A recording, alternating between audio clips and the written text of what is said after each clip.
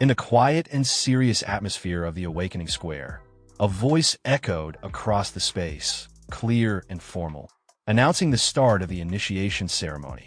Everyone was called up in turn to approach the Awakening Steel and begin the ritual to unlock their destined profession. The order was strict, and people stepped forward with the discipline of a military lineup.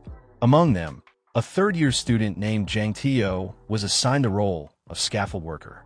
After him, a fifth-year named Lowy received the role of mason. These were not glamorous titles, but they were steady and respectable, essential support roles that kept things moving even if they didn't stand out. Standing nearby, Fun Yang watched the process with his arms crossed, clearly unimpressed. He carried himself like he was more important than everyone else there, his expression full of arrogance. As he looked around, it was obvious from the way he smirked that he considered these roles beneath him. In his mind, the awakening process only produced low-tier professions that didn't matter. His followers, eager to flatter him, quickly agreed with his thoughts. They pointed out that Fun Yang had awakened as a greatsword warrior, a rare and highly regarded combat class, and praised him as someone far above the others.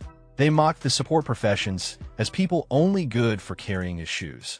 Just then, someone accidentally brushed against Fun Yang's shoulder while passing by.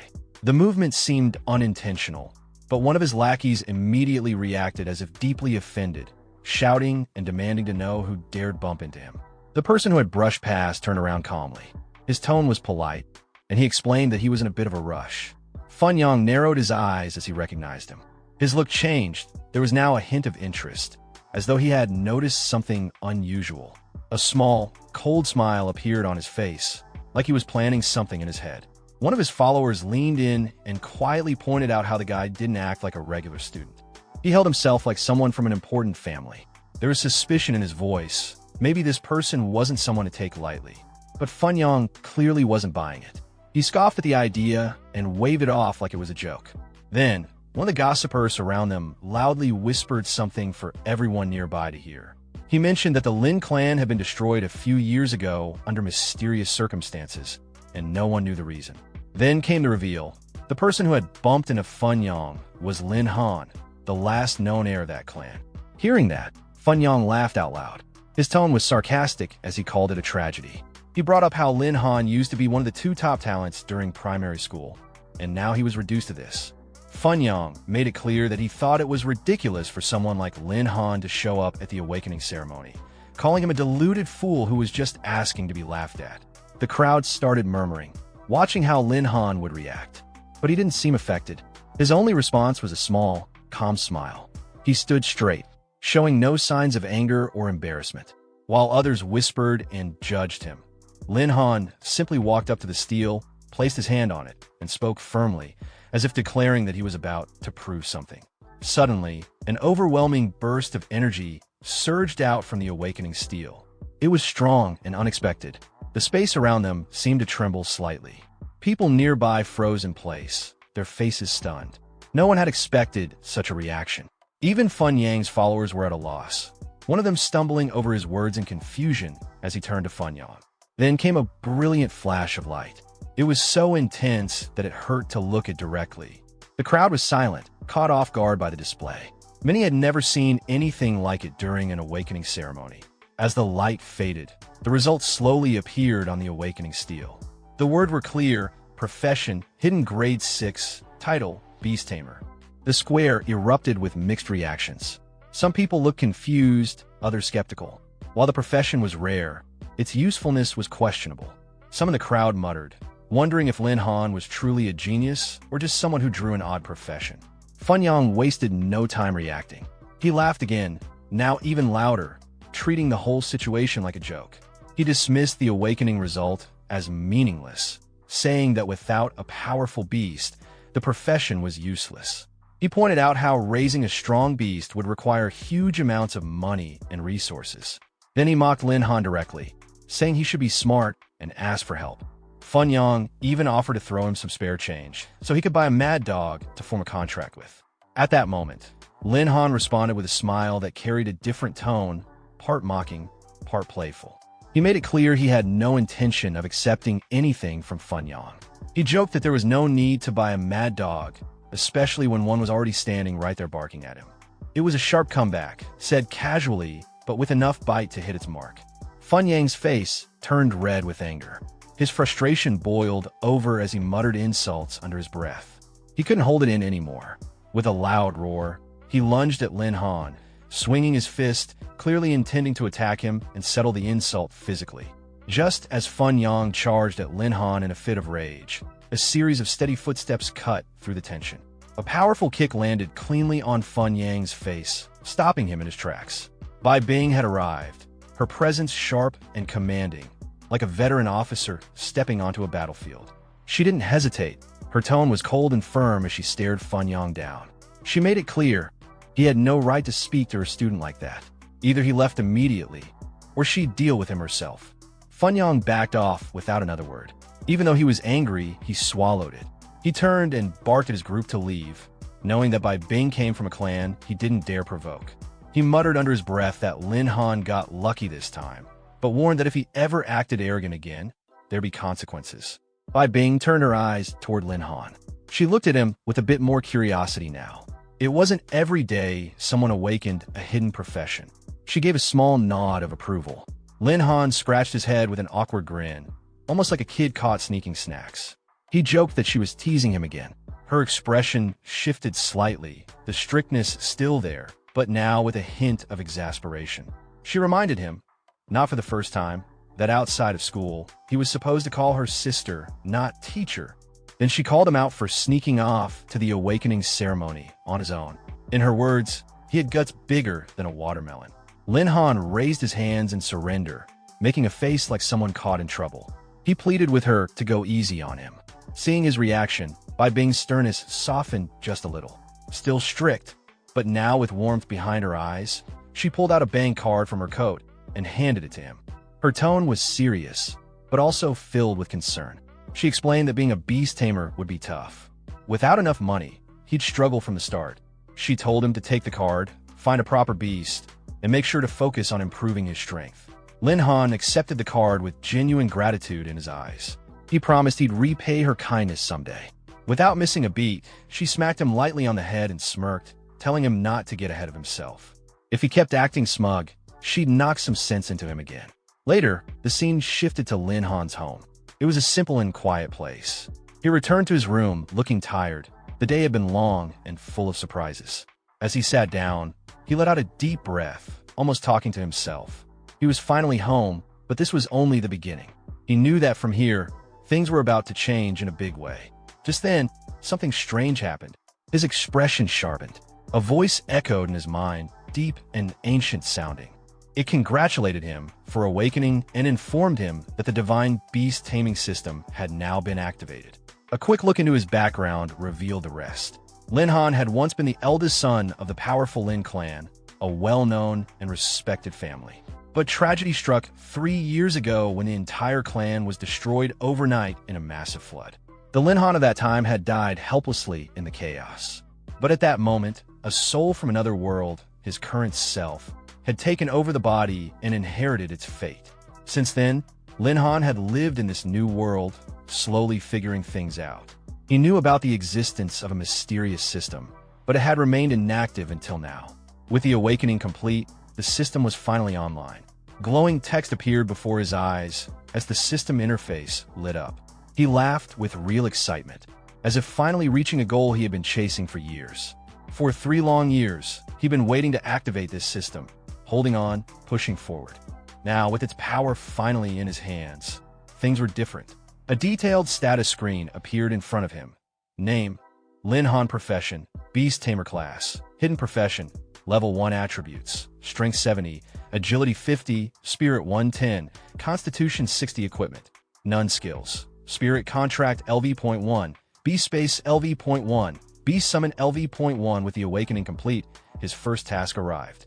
The system's voice, formal and commanding, declared that the divine Beast Taming System had officially activated and was issuing a side quest titled Mysterious Salvation. But then, the tone of the system suddenly changed. It shifted into something more playful, almost like a salesman at a market. It offered him an optional upgrade. For just 100,000 Heavenly Dragon Coins, he could unlock Extreme Mode, granting faster growth, stronger attributes, and better development. Lin Han stared at the prompt, stunned, his face twisted with disbelief. He practically pulled his hair out, yelling in frustration. He had just gotten money from Sister Bing, and now the system was already asking to spend it? With an annoyed sigh, he gave in. He figured he might as well see what the system could really offer. Suddenly, a brilliant beam of light erupted, filling the entire room with a brightness. The entire space around him had changed completely. He glanced around in confusion, not recognizing anything. For a moment, he wondered aloud where he had ended up. Before he could think further, the familiar voice of the system responded. It congratulated him for completing the side quest Mysterious Salvation and unlocking Extreme Mode, which, according to the system, would now be a permanent part of his cultivation journey. The voice continued, more energetic now, almost like it was handing out a grand prize. It cheerfully announced that Extreme Cheat Mode was activated and that he would now be granted access to an ultra-rare beast, one no one had ever touched before. But then the tone shifted to something more serious. The system informed him that since he was still at first transmission of his profession, he could only unlock a single beast. It prompted him to confirm whether he wanted to proceed. Lin Han didn't answer immediately. His eyes narrowed slightly, and he paused, weighing his options. He knew each profession advanced every 10 levels, and with each advancement, only one beast could be contracted. Choosing poorly at the beginning could ruin his entire combat progression, and with his lack of resources, he couldn't afford second chances. After a brief moment of thought, he let out a resigned sigh. He didn't have money for more options anyway, so he figured he might as well trust the system. He tapped the control panel, muttering quietly, almost like complaining to himself about how ridiculous this all felt. The instant he made his choice, a small creature appeared, its tiny head poking out, with eyes that gleamed sharply, as if ready to pierce through an opponent. Lin Han yumped in surpresa. He immediately recognized that this was his first beast. In the palm of his hand sat something barely larger than his fingertip.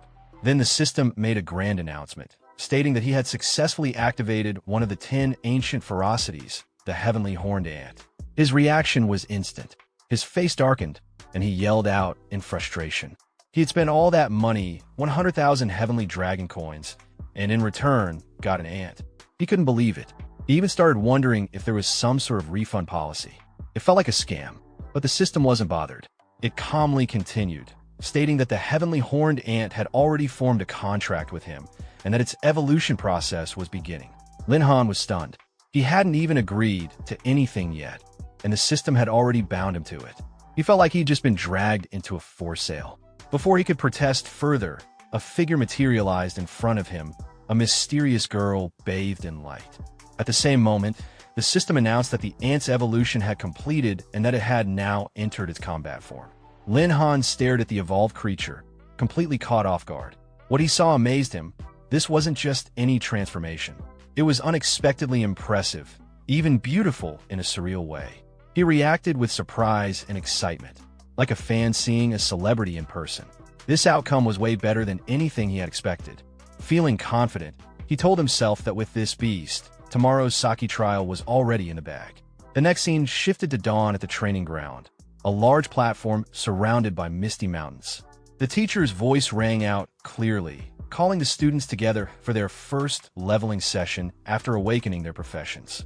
He explained that Bai Bing, who was originally supposed to lead the training, was unavailable due to urgent matters. Until she returned, command of the session had been temporarily given to him. Instructor Sa rang. As the instructor spoke, Lin Han stood nearby, distracted as he casually played with his beast. The instructor went on to explain that the students would be randomly assigned to training zones that matched their current capabilities. Though the trial wasn't meant to be dangerous, he emphasized a key rule. Safety came first, and they should avoid acting recklessly. As Lin Han moved through the crowded training ground, someone suddenly bumped hard into his shoulder, making him pause. It was Long Tinja, his sworn brother, a genuine close combat warrior known for his straightforward attitude. He grinned and asked if Lin Han had gotten himself a beast yet. If not, he suggested they team up and go hunt one together. Just then, Fun Yang seized the opportunity to throw in a jab. He mocked Lin Han with a sneer, offering to help him catch a few low-grade beasts, the kind only good enough to be used as backup. Then, twisting the sarcasm deeper, He added that if Lin Han learned to bark like a dog, maybe he'd toss him one to keep as a companion. Lin Han looked over casually, offering only a faint smile. Without raising his voice, he returned the insult with a quiet sting, asking which dog was barking now. Fun Yang lifted his chin and, with all the pride of someone issuing a royal command, declared that the barking one was Lin Han. But as the words left his mouth, it hit him what he just said. His face froze in realization. He had walked straight into the insult himself. Fury surged through him. He roared, no longer holding back, and charged at Lin Han as if he'd lost all reason. But Lin Han calmly lifted a hand, deflecting the incoming punch with smooth, practiced ease, as if he'd seen it coming from start. He didn't look angry, just amused. He even teased Fun Yang, saying that the punch was so weak it felt like he was just warming up for breakfast. Fun Yang began to sweat. Doubt crept in. How could a so-called beast tamer have such sharp reflexes and strength? He started wondering if Bai Bing had secretly given Lin Han some special enhancement the previous day. Suddenly, Instructor Sa Rang's voice boomed across the field, snapping the tension. He called out Lin Han's name and demanded to know why he was fooling around. It was his turn. He needed to head through the teleportation gate to his designated leveling area. Long Tenji's expression turned concerned. He urged Lin Han not to go alone, saying it was risky. But Lin Han simply patted his brother's shoulder and told him not to worry. He'd be fine. Off to the side, Fun Yang stood with arms folded, a sly and cruel smile spreading across his face. He muttered to himself that he had already tipped off Teacher Sa about Lin Han. This time, he was sure Lin Han wouldn't come back in one piece. Sa Rang's irritation was visible too. Watching Lin Han linger around Bai Bing had been eating at him. The truth was, he harbored feelings for her, and seeing Lin Han so close to her made him furious. In his mind, Bai Bing was his, and anyone near her was a threat that needed to be eliminated. As Lin Han stepped into the teleportation gate, Sa Rang clenched his fists tightly, his gaze full of cold intent. He had made up his mind. That boy wouldn't walk away unscathed. Meanwhile, Lin Han landed in his designated training area and immediately began scanning his surroundings. The terrain was rough, the territory of swift wind wolves, known for their incredible speed. This was a silver tier leveling zone, meant for students between levels 11 and 20. For someone in a supposedly weak profession like his, being sent here was clearly a trap. Sa Rang had done this on purpose. Then came a sharp, rhythmic sound behind him. A pack of swift wind wolves had already surrounded him without a sound, advancing quickly. Lin Han's expression tensed. His heart gave a small jolt. He cursed under his breath. Swift wind wolves, fast and deadly. But even facing them, he stayed composed. He called out confidently, joking that he was still alive and not going down that easily. Sa Rang would have to try harder if he wanted him gone. Almost on cue, his beast companion began to stir. Sensing its master's need, its spiritual energy awakened. In a flash of radiant light, the tiny form shifted, changing shape until, standing before Lin Han, was a woman of striking beauty. She looked like she had stepped straight out of a dream, her long snow-white hair falling over her shoulders, her crimson eyes calm yet fierce. She locked eyes on the incoming wolf pack. A transparent interface appeared in the air, and her clear voice followed. She reported that she was ready for battle and confirmed her activation state. Her details were displayed. Race, one of the 10 ancient ferocities level, 10 total combat stats, strength, 800 agility, 700 spirit, 600 constitution, 900 core skills included. Coalescence. Increases all base stats by 30% titanic force. Boosts absolute strength by 50%. Lin Han gave a small nod of approval, his eyes focused. This was his first time seeing her in combat, and he was curious whether the 10 ancient ferocities truly lived up to their name. At the same time, his own profile appeared. Name: Lin Han. Primary profession: Beast Tamer. Transmission: First, hidden profession. Current level: unclear. Base stats: Strength 70, 80 agility, 50, 70 spirit, 110, 60 constitution, 60, 90 equipment. None skills: Spirit Contract LV.1, Beast Space LV.1, Beast Summon LV.1. Then came the next system prompt. It informed him that his first task had been issued: eliminate 10 ferocious beasts. Completing this mission would earn him 100 beast taming points. Without waiting for a signal, Ji dashed forward, her movements so fast it blurred, and landed a punch that sent a snarling wolf flying. Any wolf that dared to charge at her was swiftly taken down, each one dealt with decisively. In no time at all, the pack, once feared for their coordinated attacks, lay scattered and defeated. None were spared. The wolves gasped on the ground, completely overpowered. Lin Han stood a few steps away, arms crossed, one hand casually tucked into his pocket. He watched the entire scene with a calm, distant gaze, as if merely observing a routine performance. When the dust settled, Ji landed lightly on her feet, not a trace of dirt on her. She reported in an even tone that the enemies had been eliminated. Her expression showed no hint of the battle she had just fought. Her eyes were cool and composed, with a quiet pride, as she awaited Lin Han's next instruction. Lin Han was thoroughly impressed. Internally, he praised her, not just for her strength, but for how effortlessly she handled the situation. Beautiful and deadly, she had taken down 7 swift wind wolves in under a minute. Lin Han thought that if she ever reached full maturity, she'd have complete control over this area. Thanks to the victory, Lin Han's system level instantly jumped from 1 to 6. His stats, strength, agility, spirit, and constitution also rose sharply, fueled by the defeat of 7 out of 10 required targets. Ji remained still, standing quietly beside him. Her eyes stayed focused on Lin Han as she softly called out to him again. He laughed gently at her tone, half amused, half sincere, and replied that anyone who tried to compare their stats clearly didn't understand. As one of the 10 ancient ferocities, she had no equals among her kind. She truly was a remarkable sight. Despite her power, Ji was delicate and charming, about half a head shorter than Lin Han. Overcome by the contrast between her appearance and her strength, he couldn't help but pat her soft hair. In that moment, she looked less like a ferocious beast and more like a pure-hearted girl untouched by the world. A strange emotion stirred in him, and for a second, he even felt an urge to kiss her. But before the thought could go any further, Ji respectfully bowed and reassured him in a quiet voice that everything was under control. That one sentence, paired with her calm and obedient demeanor, made Lin Han flush with embarrassment. He felt his face heat up, as if he wanted to dig a hole and hide. While Lin Han and Ji shared this brief exchange, 3 black-clad figures hidden in the treetops silently watched. They were part of a special task force sent by Sarang. The buzzcut leader whispered, noting that Sarang had claimed Lin Han was just a harmless student, yet here was a mysterious girl standing beside him. He asked if anyone knew who she was. One of the other men replied softly that he had no idea. But based on how she had taken down swift wind wolves with her bare hands, it was clear she wasn't someone to be taken lightly. Their eyes stayed locked on Ji. From her graceful stance to her elegant appearance, she seemed like a vision, something out of a dream. Wicked thoughts crept into their minds, and their gazes turned lecherous. One of them whispered that she was even more beautiful than Bai Bing, and that killing someone like her outright would be a waste. The other agreed, suggesting that they enjoy her first. The buzzcut leader, the only one with some sense, paused. He sensed something off. Beneath the girl's gentle look was a presence he couldn't ignore. He warned the others that she wasn't going to be easy prey. But if the 3 of them launched a surprise attack, they might succeed.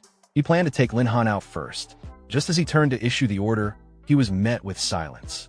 Confused, he spun around and shouted angrily at the other 2, demanding to know what they were doing. What he saw stunned him. In the blink of an eye, Ji had already taken him down. One of them lay unconscious on the ground, completely out cold. The other was suspended midair, dangling helplessly in her grip like a chicken being held by the neck. It was a swift and fitting punishment for their vile intentions. The leader froze, shocked by her speed and raw power. He stammered in disbelief, asking how she had done it. She had closed the distance instantly, without a sound. His mind reeled. She wasn't normal. But he was no amateur. Years of experience kicked in. He didn't hesitate. Turning on his heel, he ran, prioritizing survival. Based on her strength, he estimated she had to be at least level 20. He had no intention of dying today. Lin Han and Ji didn't let him off that easily.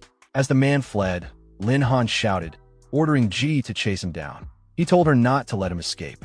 As the man ran for his life, a new wave of doubt and curiosity surged inside him. He kept asking himself, who was this kid? How could someone like him have such a powerful guardian? In his panic, he looked back to check how close they were, but failed to see what lay ahead. Without warning, a massive claw swung down in front of him, descending like a hammer from the heavens. He screamed, shouting out in desperation. B's strike crushed him on the spot, snapping his body like dry twigs. Just as the massive beast swung its enormous claw, Lin Han shouted out a warning, telling G to stop. She immediately halted and stepped in front of him. Lin Han stared at the creature, silently swearing. This wasn't some ordinary enemy. It had to be one of the 3 remaining beasts from his quest. But this one was far stronger than what you'd expect from a trial designed for early levels. Before them stood the swift-winged Wolf King, a towering gray beast radiating menace. Its level? 22. Every breath it took warped the air around it with eerie green ghost flames. It wasn't just any beast, it was the pack leader, here to avenge its fallen kin. Beneath the Wolf King's foot, the buzz-cut man who had tried to run moments earlier reached out weakly. His lips trembled as he silently begged for help, clinging to life. But the beast had no patience. With one final movement, it raised its paw and crushed him completely, ending his life in a splatter. This was it. Lin Han realized this was the boss of the trial. If he could defeat the swift-winged Wolf King, he'd finish the most dangerous part of the challenge and gain 200 beast taming points. The reward was tempting, but the risk? Immense. One mistake could mean instant death. Lin Han hesitated for a moment. As the saying goes, when all else fails, retreat. Concerned, he pulled G by the hand, suggesting they withdraw for now. But G gave a cold smile. Her usual gentle aura was gone. Her expression hardened, serious and determined. Lin Han felt both nervous and reassured. The moment he saw her gaze, he knew she wouldn't back down from this fight. So he pointed to the giant beast and gave the order confidently. Take it down. Without a second thought, G launched forward like a streak of silver light. Her small form sliced through the air, aiming straight for the monster. The Wolf King saw her coming and let out a deafening roar, its mouth wide with a full set of deadly fangs, ready to strike. But G moved faster. Like a scene straight out of film, she leapt into the air and grabbed the beast's jaws, upper and lower, locking them in place. Her arms strained with effort, veins showing as she held the monstrous bite open. Using the wolf's own momentum, she propelled herself higher, shooting skyward as moonlight cast a pale blue glow around her. Her silhouette floated briefly above the treetops, striking and surreal. But the Wolf King wasn't done. It followed her up, activating its signature skill, Swift Wind Blink. It vanished for an instant and reappeared midair, directly behind her. Before she could react, its claws slashed across her arm, leaving a deep wound. Her scream echoed through the forest, briefly halting even the rustle of leaves. The hit sent her flying down, slamming into the ground with crushing force. Lin Han stumbled backward, shocked by the sheer impact. The swift-winged Wolf King landed just behind her, not giving her a moment's rest. Its claws were already raised for another strike, eager to finish her off. G forced herself up, trying to block, but the wolf's strength and speed overwhelmed her. She struggled to defend, unable to land a solid counterattack. Lin Han could see the situation was bad. The power gap was obvious. This wasn't a fight she could win through sheer strength alone. Then, just as things reached their peak, another threat appeared. A hidden wolf lunged from the side, charging at Lin Han. He cursed under his breath. The fight was already uneven, and now the others were joining in. As he dodged the first wolf, 2 more flanked him, aiming to attack from behind. But Lin Han reacted quickly. He grabbed the tail of the wolf in front of him and twisted with all his strength. His eyes were sharp, and his voice dripped with contempt as he mocked them for being too inexperienced. He laughed, saying that since they were so eager to offer their heads, he might as well accept the gift. With a powerful spin, he hurled the wolf into the other 2, crashing them together in a clean, controlled strike. It was a precise move like something out of a textbook. That one moment alone took him closer to completing his quest, defeating 7 wolves and also unlocking 10% of G's hidden potential. Now, Lin Han was clearly in control. The fight was turning in his favor. There was no need to rely on G alone anymore. With new momentum, he rushed at another wolf. His eyes were cold, focused, and unforgiving. When he reached the beast, he copied the move G had used earlier, grabbing the lower jaw. But unlike her, Lin Han didn't just restrain it. He tore the creature apart, ripping it in half with brutal force. Blood and flesh exploded in every direction. It was a grisly scene, but his goal was clear. That was it, 10 out of 10. With the last beast down, the system chimed in to confirm that the mission was complete for both Lin Han and G. Each of them was awarded 100 beast taming points. Realizing his recent power boost, Lin Han called out to G, signaling it was time to use their strongest move. She immediately felt a powerful surge of energy awaken inside her, her eyes lighting up with a fierce glow. The Wolf King no longer fazed her. At that moment, the system's voice rang out calmly in her mind, announcing that 100 beast taming points had been consumed to activate a special skill, Furious Coast Strike, the signature ability of the Heavenly Horned Ant. According to the system, the skill would deal damage equal to 100% of her current attack power and had a 5-minute cooldown. Without wasting any time, G quietly shifted into her battle ant form and began creeping up the massive wolf's leg with total silence, like a ghost moving through shadows. The beast, clearly disturbed, glanced around nervously but couldn't spot her. It was completely unaware of what was coming. Suddenly, a force hit its abdomen with tremendous impact. Before it could process the pain, G returned to full-size mid-attack, slamming her entire strength into its core. The timing was precise. The power flared just long enough to drive the hit home, then quickly faded as her mana dropped. She began shrinking again, returning to her human appearance while staying on the offensive. The Wolf King, unable to react, became her target for one last decisive move. With the skill's energy still partially active, G gripped the beast's midsection and tore downward with everything she had. Blood and flesh scattered in every direction as the giant creature was ripped apart. Then, she landed heavily on the ground with enough force to kick up a shockwave. Lin Han instinctively stepped back, raising his arm to block the dust and force. As G steadied herself, the system chimed in, boss-level quest complete. The elimination of the Swift-Wind Wolf King had earned them 200 beast taming points and 1.5 experience points. But Lin Han barely registered the notification. His focus was locked on G, still shocked by what she just pulled off. A level 22 monster, taken down so cleanly, it was impressive and slightly unnerving. G turned and gave him a confident smile that made his skin prickle. This was her real nature, one of the 10 ancient ferocities, the beast hidden behind the pretty face. The system wasn't done. Another announcement rolled in. The Wolf King and one of the other slain beasts had dropped weapons. Lin Han's inventory updated. At the same time, G crouched down again, looking ready to pounce, though her expression was now cheerful and innocent again, as if she'd never just torn apart a monster. She ran toward Lin Han and wrapped her arms around him tightly, calling out to him like a happy child. She even bragged about how she had crushed all those wolves, asking why he was trying to dodge her hug. Lin Han stood frozen. This was the first time a girl had hugged him like that, and with her pressed against him, he wasn't sure where to look or how to react. His cheeks turned red, flustered and dazed, but his mind still echoed with the image of her tearing the Wolf King in two. Could G really be this powerful?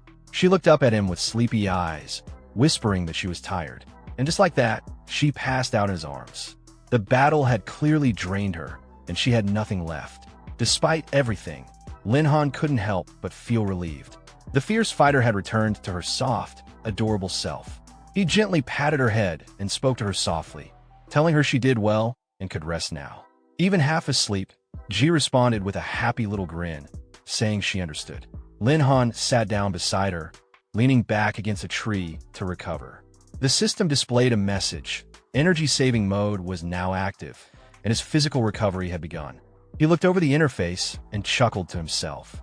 It was just like one of the online games from his past life, fighting monsters, collecting loot, and cashing in. He quickly tapped the screen, curious about the drops. When he saw the list, his eyes widened with excitement. There it was, his special weapon. He couldn't believe his luck. He held the weapon in his hands. It was the Wolf Fong's Malice, a sleek silver sword that gave off a sinister aura. It required level 22 to equip, but offered plus 50 attack and plus 80 agility. Even better, it came with the Furious Coast Strike passive. When a user was injured, all stats increased by 5%, making it ideal for prolonged battles. A magical staff, the Ice Scepter. Usable at level 10, It increased magic power by 50 and had a 30% chance to freeze enemies for 1 second on hit. In the hands of a spellcaster, it could be a serious game changer. Lin Han grinned, satisfied with the outcome. This was exactly the kind of progress he needed. Lin Han checked his stats eagerly, excited to see where all the XP gains and battle rewards had landed him. He had leveled up fast, scored some powerful new weapons, and maybe even had a shot at earning some good money. "Let's see, what level am I now?" he muttered, pulling up the interface. But instead of celebration, a warning blinked across the screen. Current level, 10. Max level reached for first transmission Beast Tamer. Requirement: advanced profession to continue leveling. He blinked, a bit surprised. Didn't expect one Wolf King kill to boost my XP this much. That boss was worth a truckload, he thought. Surveying the battlefield, still littered with defeated wolves, Lin Han realized that grinding more monsters here wasn't necessary anymore. His eyes then moved to the 2 black-clad agents G had knocked out earlier, still unconscious under a tree. A sly grin formed at the corner of his mouth. "Before I leave, I'll squeeze some answers out of those 2. Someone had to be pulling their strings." The moon above cast a quiet, frosty light across the scene. Time passed quietly, the tension now simmering beneath the surface. Hours later, at the teleportation gate, Instructor Saw Rang stood with a group of medics. His voice cut through the early morning air. "Prepare. Trainees are returning." Trying to keep up the appearance of professionalism, he barked orders. "Ready the health scanners. Prioritize treating the heavily injured." But behind that fake smile, a more sinister plan was brewing. "Let's see who makes it back," he thought smugly. Especially Lin Han. Then, a sharp voice called out, catching him off guard and wiping the grin off his face. Bai Bing had arrived. She was clearly here to check on her student. Saw Rang's expression twisted for just a second before he forced a grin back onto his face. "Oh, Teacher B," he said, keeping his tone pleasant but dismissive. "Weren't you tied up with other duties today? Why trouble yourself? Just rest. Let me handle the trainees." But Bai Bing wasn't here for small talk. Her instincts told her something was off with Lin Han's trial. Her gaze narrowed. "You owe me a clear explanation," she said firmly. Still pretending to play fair, Saw Rang responded calmly, acting like he had nothing to hide. "Teacher B, I know you're close to Lin Han," he said, "but we need to treat all students equally." Then, as if that wasn't slimy enough, he added with a self-important tone, "And if fairness is what you're after, I've got experience to share. Why not join me somewhere quieter so we can talk in detail?" A man preaching virtue while planning betrayal. He couldn't have looked more suspicious. Bai Bing didn't even bother with a reply. She struck. Her palm moved like a winter gust, sharp and controlled, straight for his face. Before he could even react, a thin blade of frost pressed against his throat. Her voice was icy. "Saw Rang, I want a convincing explanation. Now." Only then did the reality sink in for him. A shiver ran down his back, and his throat went dry. For the first time, fear showed in his eyes. He stammered, "Teacher B, I'm not sure what you mean." But Bing didn't let him play dumb. "Lin Han just awakened," she said, voice cutting like glass. "He's a rookie, a beast tamer, and you threw him into a silver tier zone? He wouldn't even have had a beast to rely on yet. How's he supposed to defend himself?" The blade stayed exactly where it was, just one push away from ending the conversation for good. "You think because he's an orphan with no background you can do whatever you want?" she continued, her voice now a low, angry hiss. "Pick on him just to flex your authority?" Saw Rang reached up slowly, carefully pushing the blade aside while trying to keep a nervous smile on his face. "You're misunderstanding me," he said quickly. "I had good reasons. Lin Han needs pressure to grow. He just awakened, right? Trials make him stronger. And I didn't leave him alone," he added hastily. "I even assigned 3 assistants to follow and protect him." Bai Bing didn't say anything for a moment. She slowly retracted the blade, her eyes never leaving his face. "You'd better pray Lin Han returns safely, because if he's hurt even a little, I'll carve the same wound onto your body." Saw Rang gave a stiff nod, rubbing his head awkwardly and putting on a forced grin. But deep inside, he was already scheming again. "Act all high and mighty now," he thought bitterly. "Let's see how smug you are when you see Lin Han broken and beaten." A sudden loud sound cut through the tense moment between Bane and Saw Rang. The overseers had announced the return of the trainees. The first to step out was Lang Ling Shuer from Class 6, a rare storm mage and one of First High's 2 top geniuses. She walked out calm and composed, like the trial had been nothing more than a formality. The crowd immediately stirred. It's Lang Ling Shuer. Knew she'd be first. Compared to her, Lin Han's not even worth mentioning. Right behind her was Fun Yang, quick to flatter. As expected, you're the school's top student, even faster than me. When she didn't respond, he kept talking. Ling Shuer, we're First High's brightest stars. We should stick closer in the future. But Lang Ling Shuer simply stepped to the side, avoiding his hand like brushing past a breeze. Her response was cool and clear. If it was the old Lin Han, I might consider you pass. Fun Yang's expression twisted slightly, struggling to maintain his smile as the sting of humiliation sank in. Another student emerged from the trial gate. Lin Jia came running, breathless, his face full of urgency. Little Lin. As he returned, Fun Yang scoffed, not holding back. Didn't expect a tub like you to survive. Quite the luck. But your dear friend Lin Han? Probably dead in the secret realm. Lin Jia clenched his fists, his teeth grinding in anger. His eyes were blazing. Say that again if you dare. Fun Yang looked him up and down with mockery. Fiends. Lin Han's dead. A beast tamer like him? How long could he possibly last? Before things could escalate further, Rang barked out, all of you shut it. Then he turned on Lin Jia, snapping, back in line. Fun Yang smirked, and Long Tin added mockingly, what? Is Lin Han your dad? Stop dreaming and work on yourself. Rang motioned with his hand. Move aside. Don't block the returning trainees. Knowing the instructors were all on the same side, Lin Jia swallowed his frustration. He took a deep breath, telling himself Lin Han would be back. He just needed a little more time. Time passed slowly. About an hour later, Fun Yang was lounging on a rock, acting like a king. His lackey was massaging his shoulders. Brother Fun, rough few days, huh? Brother Fun, is this pressure okay? But Lin Jia's eyes never left the trial gate. His chest was tight, the same thoughts circling in his head. Why is everyone back but no sign of Lin Han? One of Fun Yang's lackeys snorted. Still waiting? He's long gone. A beast tamer, torn apart by beasts, he died the way he lived.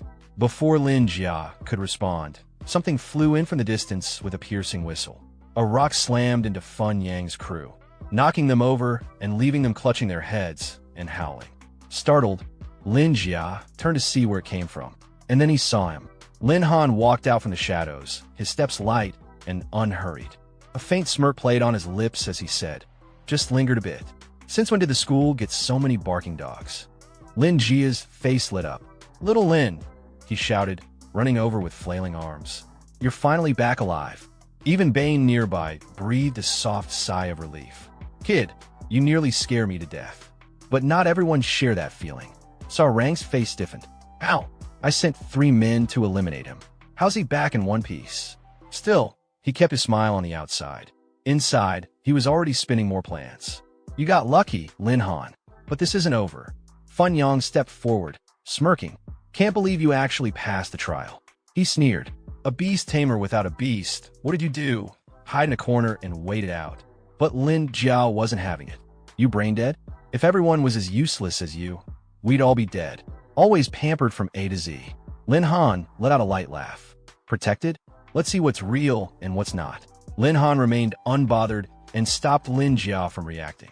Calmly, he asked Fun Yang to repeat himself. Then, in a voice loud enough to quiet the entire courtyard, he asked if Fun Yang was done barking. With a slight smirk, he added that someone with Fun Yang's skills wasn't even qualified to carry his pet sandals. Fun Yang's face turned red, though he tried to stay composed. In response, he threw out a challenge. He proposed they compare levels, and if Lin Han won, he'd pay 100,000 Heavenly Dragon coins. But if he lost, Lin Han would have to kneel and call him Grandpa. Without hesitation, Lin Han agreed. He calmly said he'd make sure Fun Yang's face hit the dirt. Lin Jiao panicked, trying to stop him and reminding him that the instructor was still present. Lin Han simply turned to teacher Rang and explained that this was a personal matter, asking him not to intervene. Rang, feigning neutrality, nodded and agreed to let the bet play out. He made a statement about honor and integrity, reminding everyone that First High valued these traits. Inwardly, though, he was pleased. He thought Lin Han had walked into a trap and expected to win without lifting a finger. Standing off to the side, Bai Bang said nothing, but her eyes showed a mix of pride and suspicion. She recognized something familiar in Lin Han's demeanor, something sharp and calculated. Ready to proceed, Sarang officially announced that the match would begin. Lin Jia stepped forward, clearly nervous. He clarified he wasn't part of the bet, but couldn't stand by as Lin Han's brother. The system displayed his class and level. Frenzy Warrior, level 2. Fun Yang scoffed at the reveal, mocking Lin Jia for acting bold at such a low level. He then revealed his own stats. Great Sword Warrior, level 3. With his chest puffed out, he claimed this was the mark of true talent. His lackeys cheered, excited to see their leader's superiority. They praised him loudly, calling him the best and admiring his rare profession. Lin Jia felt crushed, as if doused with cold water. Inwardly, he cursed. He hadn't expected Fun Yang to already reach level 3. The situation felt grim. Riding high on his confidence, Fun Yang turned to Lin Han, taunting him next. He brought up another student who hadn't passed level 2 yet, claiming Lin Han couldn't possibly be better. He even suggested they both kneel and admit defeat to save time. Lin Jia was fuming and was about to retort when Lin Han stopped him again. He told him to calm down. Someone like Fun Yang wasn't worth his time. Then, without warning, Lin Han released his aura. A powerful force swept through the courtyard like a gust of wind, shaking the very air. With confidence, he declared that even if he reset his progress and started from scratch, he'd still leave Fun Yang far behind. The system displayed his actual level, Beast Tamer, level 10. The crowd reacted instantly. Shock and disbelief filled the space. People stared, jaws dropped, unable to process what they saw. A level 10? It felt unreal. The blonde-haired boy stared at the protagonist in utter shock. He couldn't believe what he was seeing. The person he had dismissed as a worthless beast tamer had somehow grown far stronger than he could have imagined in a ridiculously short amount of time. His disbelief turned to outrage as he pointed an accusatory finger, shouting in protest.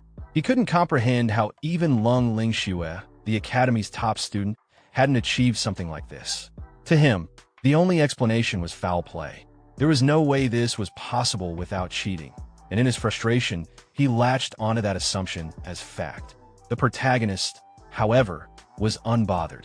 With a calm but mocking tone, he threw the boy's words right back at him. He questioned the boy's mindset. Just because someone like him couldn't accomplish something, did it mean no one else could? His remark highlighted how narrow and self-centered the boy's thinking was. Then, almost as a subtle reveal, he hinted at the true source of his strength, a hidden class. It was a quiet flex, meant to shut down all accusations without needing further explanation. Turning toward his sister Bing and instructor Chao, the protagonist regained his composure and spoke with firm confidence. He reminded the instructor of the bet they had made and emphasized that he had now won. His tone was serious. He wanted to ensure that Feng Yong would be held to his end of the deal and not be allowed to slip out of the consequences. Then, with a smirk and a trace of sarcasm, he looked again at the instructor and delivered another line, one laced with deeper meaning. He credited his rapid progress to a group of teaching assistants who, under the pretense of protecting him, had actually been sent to sabotage him. He made it sound like a genuine thank you, but it was clearly a dig meant to expose the instructor's involvement without outright confrontation. It was a clever move, calm, public, and humiliating. Instructor Chao, hearing this, immediately grew tense. The protagonist's words made it obvious that he knew the truth, that those assistants hadn't been there to help. The instructor's thoughts raced. Did Lin Han know everything? Had he captured the people sent after him? Worse, was he preparing to use that as leverage? Fear set in. Internally, the instructor's frustration boiled over. He had worked hard to climb to his current position, and now it felt like it was all on the verge of collapsing because of one student. Anger and desperation filled his mind. He couldn't let this escalate. He had to silence the protagonist permanently before things spiraled out of his control. Meanwhile, a short distance from the commotion, a blue-haired girl was watching the scene unfold. She stared at the protagonist with a mixture of surprise and disbelief. In her thoughts, she wondered if the Lin Han she was seeing, who had now reached level 10, was the same academy prodigy once hailed as their top genius. It felt surreal. Yet, even as shock flickered in her eyes, she quickly looked down at her own stats on her phone. She wasn't discouraged. Instead, she reaffirmed her resolve, confident that, eventually, she would catch up to him. Back at the center of the field, Lin Han turned toward his sister Bing. Noticing her presence, he raised a brow and asked why she was there, gently reminding her that she had mentioned having important business to attend to. His question was casual, but curious. Bing, however, grew a bit flustered. She averted her gaze, clearly embarrassed, and beads of sweat formed on her forehead as she responded. She explained that her task had already been completed and that, as a teacher, it was her responsibility to show up. She couldn't ignore the situation. After all, this was part of her job. Just then, Lin Han's friend, affectionately referred to as Fatty, chimed in from behind, directing his comment at Bing. With excitement, he emphasized how amazing Lin Han's progress had been, pointing out that he had reached level 10 in just a few hours. He boldly claimed that if given a little more time, Lin Han would become practically unstoppable. But right as the atmosphere grew lighter, Bing's expression suddenly shifted. Her eyes caught something alarming behind Lin Han. She spotted instructor Chow lunging forward from behind him, expression twisted in rage and shouting out for Lin Han to die. Lin Han, unaware of the danger, was still laughing and talking casually with his friend, completely off guard. Without a moment's hesitation, Bing dashed forward and placed herself between Lin Han and the incoming attack. She raised her voice, shouting for him to watch out, and blocked the strike with her arm. Holding her ground, she reprimanded the instructor harshly, reminding him that attacking a student violated academy rules. Instructor Chow, however, was beyond reasoning. Grinding his teeth and snarling in fury, he shouted back that he didn't care about academy rules anymore. He declared that he had to eliminate Lin Han, right here and now. Bing was momentarily pushed back by the force of his attack, but she quickly regained her footing. With fire in her eyes, she launched a retaliatory kick at him and made it clear. As long as she stood there, she would never let him succeed. Fatty, witnessing the struggle, cheered her on with concern and admiration, shouting encouragement. But Lin Han wasn't cheering. He looked on with growing worry. His eyes filled with panic as he realized Bing couldn't hold her own for long against someone as powerful as Chow Chow. If the fight dragged on, she'd be seriously hurt. As the battle escalated, the instructor managed to grab Bing with one hand. His voice turned cruel as he accused her of betrayal, of wasting all his heartfelt feelings by siding with Lin Han. He lifted her into the air by the leg, upside down, and with a twisted expression, he threatened to collect some interest from her first, implying something terrible. But before he could act, a powerful kick smashed into his face, sending him flying. The blow had come from Lin Han. 10 hours of growth and training had borne fruit. Lin Han now held Bing in his arms, checking on her with deep concern. Gently, he asked if she was okay. Despite the pain and chaos, she assured him that she was fine. Then, Lin Han turned his gaze toward the instructor, eyes blazing with anger. He mocked him for the sneak attack, asking how that level 10 flying kick had tasted. He warned that if the instructor couldn't come up with a proper explanation, he'd let him experience the full strength of a level 10 beast tamer once more. The instructor, still seething, pointed a trembling finger at Lin Han. He shouted in rage, accusing him of gaining his levels through murder. He claimed he had sent 3 level 15 teaching assistants to follow Lin Han, but none had returned. In his mind, there was only one explanation. Lin Han had killed them and used them to farm experience points. All around them, the yellow-haired boy and his group watched the escalating chaos silently, stunned by the accusations and the violence unfolding at that moment. The instructor activated his abilities.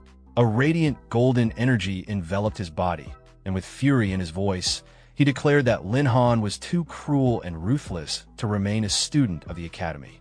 He announced his intent to execute justice on the spot. But just then, Lin Han calmly tossed something in front of him, a corpse. With a cold voice, Lin Han asked the instructor if this was the teaching assistant he'd been referring to. Instructor Chow's expression shifted. Staring at the body, he recognized the man immediately. One of the assistants, AO, was dead. His thoughts spun. If AO was truly dead, then the other 2 were likely gone as well. But rather than despair, a devilish grin began to form on his face. Internally, he thought to himself that this outcome was even better. The dead couldn't speak, and therefore couldn't testify against him. Sarang was stunned. He stared in disbelief and forced a smile from afar, but his eyes burned with resentment. Trying to drown out the crowd's growing admiration for Lin Han, he shouted out, questioning how Lin Han could even be alive. After all, his corpse was supposed to be rotting somewhere deep in the mountains. He demanded an explanation, but Lin Han remained completely unbothered. He shrugged casually, then replied in a calm, cold tone, saying he had only escorted some survivors who fell into Shadow Mountain. His words cut deeper as he stepped forward, indirectly criticizing Sarang. Unlike those who send others to their deaths and then act like they never knew them, Lin Han had faced everything directly. He slowly approached a young man's lifeless body lying silently in a courtyard corner. In a soft, almost mourning voice, Lin Han muttered to the dead, calling it a pity. Even in death, the youth was being used as a pawn in someone else's scheme. Standing tall again, Lin Han let his gaze sweep across the crowd and added a cryptic comment. If the soul was unwilling, it should return at midnight to haunt the real culprit. He warned them not to confuse him with a real villain. Those eerie words struck a nerve. Sarang's expression turned frosty, his eyes flashing with murderous intent like a brewing storm. His anger exploded, and with clenched fists, he charged toward Lin Han, yelling that he'd crush his limbs and shut him up for good. The bystanders panicked as the scene escalated. Cries erupted. "Sarang, you dare! Little Lin, watch out!" But Lin Han didn't even flinch. He stepped aside effortlessly, dodging the attack with the ease of brushing off a breeze. His mocking smirk only enraged Sarang further. Lin Han taunted him, suggesting he was panicking because he was afraid his secrets were about to be exposed. He coldly pointed out that nobody would have guessed a man who called himself a professor would harm his own student. That jab was deliberate and public, and it sent Sarang into a frenzy. His face twisted in rage as he shouted back, claiming he was only trying to avenge someone, not cover anything up. But Lin Han's expression stayed the same. His voice, quiet and sharp as a blade, questioned whether Sarang truly believed in his heart that he was avenging someone or if he was just trying to silence witnesses. Meanwhile, Fun Yang and his group cheered for Sarang, encouraging him to beat Lin Han and teach him a lesson. Their mockery fueled the tension. Sarang's fury only intensified. His eyes bloodshot and fists roaring with strength, he unleashed a flurry of attacks. But even as the punches rained down, a troubling thought echoed in his mind. How was this failure dodging every move? Not even trained level 20 fighters could keep up like this. Something was clearly off. Lin Han kept calm, narrowly avoiding every blow. But he also realized something important. Sarang's brute strength was far superior. A direct fight would only end in his defeat. Without wasting time, Lin Han summoned his weapon, a dazzling, ice-blue staff. His voice stayed soft but firm as he explained that he wasn't foolish enough to take this fight head-on without an edge. The staff wasn't just for show. Its cold, glowing aura made even the onlookers step back. This was a powerful treasure known as the Ice Scepter, usable only by those at level 10 or higher. In an instant, frost burst forth and encased one of Sarang's legs like solid stone. He screamed in panic, totally caught off guard. Seizing that perfect opening, Lin Han moved in like a flash of lightning. His body blurred with speed as he closed the gap, then launched a heavy kick straight at Sarang, snarling a cold command for him to get lost. The impact sent Sarang flying like a withered leaf in the wind. Lin Han's lips curled into a small smile. He was clearly satisfied, not just because of the physical hit, but because his increased strength and magic had allowed him to finally overpower his opponent. The staff had been crucial, giving him the control needed to turn the tide. Without it, exploiting that one moment of weakness would have been impossible. Though Sarang might still have had the advantage in stats, Lin Han now had an A-grade item that allowed him to tip the balance. He didn't need to win in brute force anymore. He could win through tactics, and that brought him a quiet confidence. The ant with the heavenly horn beside her simply sighed, acknowledging that Sarang deserved the beating he was getting. Ji's own stats were formidable. She had a level 13 class and impressive attributes. Strength at 1,700, agility at 1,600, spirit at 1,500, and constitution at 1,800. Her skills added even more power. One gave a 60% boost to all base stats, and another added 60% extra strength. As Sarang tried to recover from Lin Han's blow, he suddenly saw Ji charging toward him. He gasped in shock, but there was no time to react. After all, her master had just been attacked. She wasn't going to let that slide.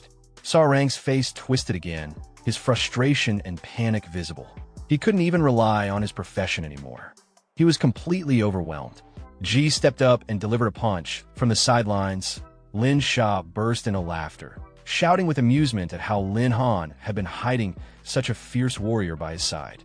But not everyone was laughing. Bing stood quietly in another corner, her gaze distant and filled with curiosity. She wondered to herself, who exactly was this girl?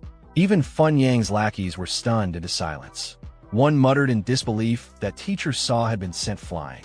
None of it made sense to them. Ji looked ready to go on a rampage, itching to keep beating Saw Rang until her fury was spent. But Lin Han saw the situation escalating too far and raised his voice sharply, telling her to fall back. The moment she heard his command, Ji calmed instantly. Her wild aura faded, and she returned to Lin Han like a gentle kitten, obedient and composed. Her true identity as an ancient beast was dangerous to reveal. If too many people found out too early, it could bring serious consequences. So retreating was the wisest choice. She moved closer to him, pouting a little and playfully asking if she had done well. Lin Han's demeanor softened, and he praised her, but also gently reminded her to return to her human form. That made her beam with joy, nodding sweetly as she responded like a child eager to please. Sarang, however, was far from done. Roaring with rage, he shouted accusations that Lin Han had killed an assistant just to gain levels, and had even joined forces with an outsider to frame him. He demanded to know where the girl was, though his fury and the veins bulging on his face betrayed his desperation more than anything else. Sarang stood trembling, his eyes blazing and teeth grinding in fury. He shouted with rage, claiming Lin Han was a corrupt and immoral student who needed to be punished severely. His chest heaved from the intensity, but just before he could make a move, a foot gently pressed against his shoulder, halting him in place. A calm, commanding voice followed, "Hold it." A man approached with his hands clasped behind his back, speaking with authority. He reminded Sarang that the situation was still unclear and warned him not to pass judgment so hastily. That man was none other than Sikong Chun, First High's Dean. Pinned to the ground and taken aback, Sarang looked up, startled. "Why are you here?" he asked. Around them, whispers erupted in disbelief. The silver-haired man standing before them was truly Sikong Chun, a level 56 master and a legendary figure known for his deep mastery of magic. Sarang, unwilling to back down, immediately accused Lin Han of killing an assistant just to level up. He demanded that Lin Han be punished legally and harshly. His face was twisted in rage, and he insisted that there were witnesses and evidence to support his claims.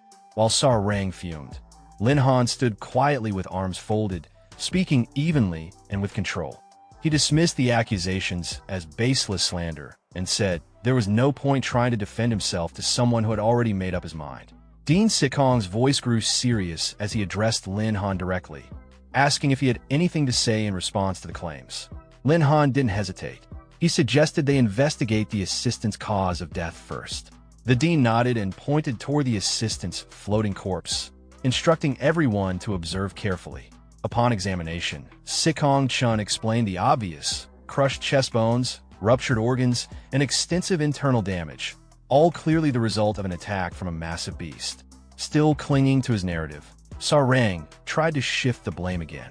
He argued that even if the beast had landed the fatal blow, Lin Han must have been involved somehow. After all, he was the one who brought the body back. But Lin Han didn't flinch. He replied with a smirk, his voice laced with sarcasm. Sarang was too quick to jump to conclusions. All he had done was retrieve the body.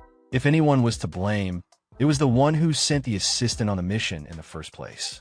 He even suggested that the assistant had been sent to assassinate him, but failed and ended up dying to a beast. Sarang immediately denied everything, claiming that he would never do something so dishonorable. At that moment, Bing stepped forward and addressed the dean respectfully. She pointed out that Sarang had irresponsibly sent Lin Han into a zone that was clearly too dangerous for someone of his level. She doubted his excuse of sending assistants for protection and implied it was a setup. Sarang began to panic. He insisted that he, as a teacher, would never endanger a student. He claimed it was all slander, one-sided accusations with no hard proof. The dean, seeing the tension rise, turned to Lin Han and asked for evidence. Accusing an instructor was no small matter.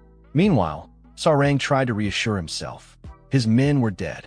No one could testify, and even if someone had survived, who would dare speak against him to defend Lin Han? But Lin Han remained composed and confident. He stated clearly that he never made empty accusations because he already had proof. The words sent a chill through the air. Bane and Lin Sha, standing nearby, looked up in shock. Lin Han began to explain. During the incident, 3 people had secretly followed him into the training zone. They had run into the Swift-Wind Wolf King. One assistant died instantly, forcing Lin Han to kill the beast. Then he posed the question, why would Teacher Saw have people secretly following him at all? To answer that, Lin Han turned toward the 2 bound individuals lying on the ground. With a swift kick, he forced them into the spotlight. Pale and trembling, the 2 captives broke down into sobs, confessing everything. They admitted that it was all on Saw Rang's orders. He had commanded them to tail Lin Han and, if necessary, fake a beast attack. They begged for mercy, unable to endure the torment any longer. Outside, swarms of war ants circled, fierce and disciplined. They had already begun gnawing at the men's legs, blood oozing and tortured screams echoing. Lin Han watched it all with a chilling smile. With an ancient ant on his side, getting confessions was easy, almost like sprinkling salt on wounds. Turning to Sarang, Lin Han asked in a calm, ice-cold voice if the teacher now had a clear explanation to offer. Sarang, completely panicked, turned pale. His eyes darted around, trying to find an escape. He cursed inwardly, blaming the 2 fools for cracking so quickly. Then he spun around and tried to flee, but it was too late. His body suddenly locked up, frozen in place as a talisman charged with lightning bound him tight. Thunder cracked through the air, and Sarang screamed in agony. Sikong Chen's voice boomed with judgment. As a teacher at the academy, how dare Sarang plot against a student? He had crossed a line that no one should, and now he would face the punishment he deserved. From the side, Bing couldn't hide her joy. She grabbed Lin Han's hand and smiled brightly. It was finally over. He had been through so much, and now he could finally rest. She invited him to ride back with her, but as they turned to leave, a figure suddenly stepped into their path, stopping them cold. Lang Ling Shuer stood there with arms crossed, her gaze sharp. She asked Lin Han if he really had killed the Swift-Wind Wolf King. Her tone was calm, but probing. She stepped closer, scrutinizing him. Her voice was sly, but her question was direct. If Lin Han wasn't a close-range fighter and didn't have a tank by his side, then how could he possibly take down a powerful beast like that? The only logical explanation, he had to be bonded to a powerful beast. Without hesitation, she challenged him to a simulated duel to test his real strength. Lin Han, clearly uncomfortable, avoided her gaze and muttered that now wasn't the time for such talk. He sighed to himself. Though she looked cold and serious, she was as curious and eager as a child. Bing stepped in quickly, placing a hand on Lang Ling Shuer's wrist. Her tone was firm but respectful. She understood Lang's passion to improve, but now wasn't the time for strength tests. Reviewing the trial's lessons was more important. The tension between the 2 girls sparked visibly. But Lang held her ground, insisting she was only curious about how a beast tamer fought. Bing, hands on her hips, fired back. Lin Han had just gone through a major ordeal and needed a rest. He wasn't going to indulge her request now. Seeing the conflict rise, Lin Han raised a hand gently, stepping between them. He tried to mediate, suggesting that since all the students had worked so hard, maybe it was best to dismiss them early. Both girls glared at him. He could only look up and comment awkwardly on the nice weather. Bing frowned, deep in thought. First, there was the mystery girl. Now Lang Ling Shuer. When did Lin Han become so popular? Then she scolded herself. What did it matter to her anyway? There was nothing between them. Crossing her arms, she turned away and left with a brief farewell. But Lang Ling Shuer wasn't finished. A dark aura settled around her as she reminded Lin Han he hadn't answered her challenge. Caught off guard, he quickly replied that he was too tired and suggested they talk another time. She backed off for now, but her voice was soft and full of meaning. She told him not to forget his promise. As she finally walked away, Lin Han let out a deep breath. But now, he noticed Bing seemed upset too. He sighed again, probably because he had gone off to train on his own. Shaking his head, he told himself there was no use overthinking it. Bigger issues lay ahead. Before him stood a massive ornate gate bearing the words Transaction Hall, Shadow Mountain. Lin Han entered casually, accepting a cup of tea from a serving girl. He calculated quietly. If the 2 items he had sold went well, he could cover his daily expenses and maybe even pay back Bing's loan. Just then, a well-dressed man with a dignified presence approached him politely. He introduced himself as Tien, the manager of the transaction hall, and asked to inspect the 2 items. Lin Han gave a small wave, and 2 weapons, a spear and a sword, floated up beside him, shining coldly. He explained that they were collected from the Silver Tier Zone within Shadow Mountain. Noticing a shift in Tien's expression, Lin Han raised an eyebrow and asked softly if something was wrong. The man bowed respectfully before replying. He asked for confirmation. Was this young man really Lin Han? When Lin Han confirmed, Tien's face lit up. He explained that he had known Lin Han's father, Old Lin, for over a decade. By seniority, Lin Han could call him Uncle Tien. He gave Lin Han a warm pat on the shoulder and praised him for entering the Silver Tier Zone at such a young age.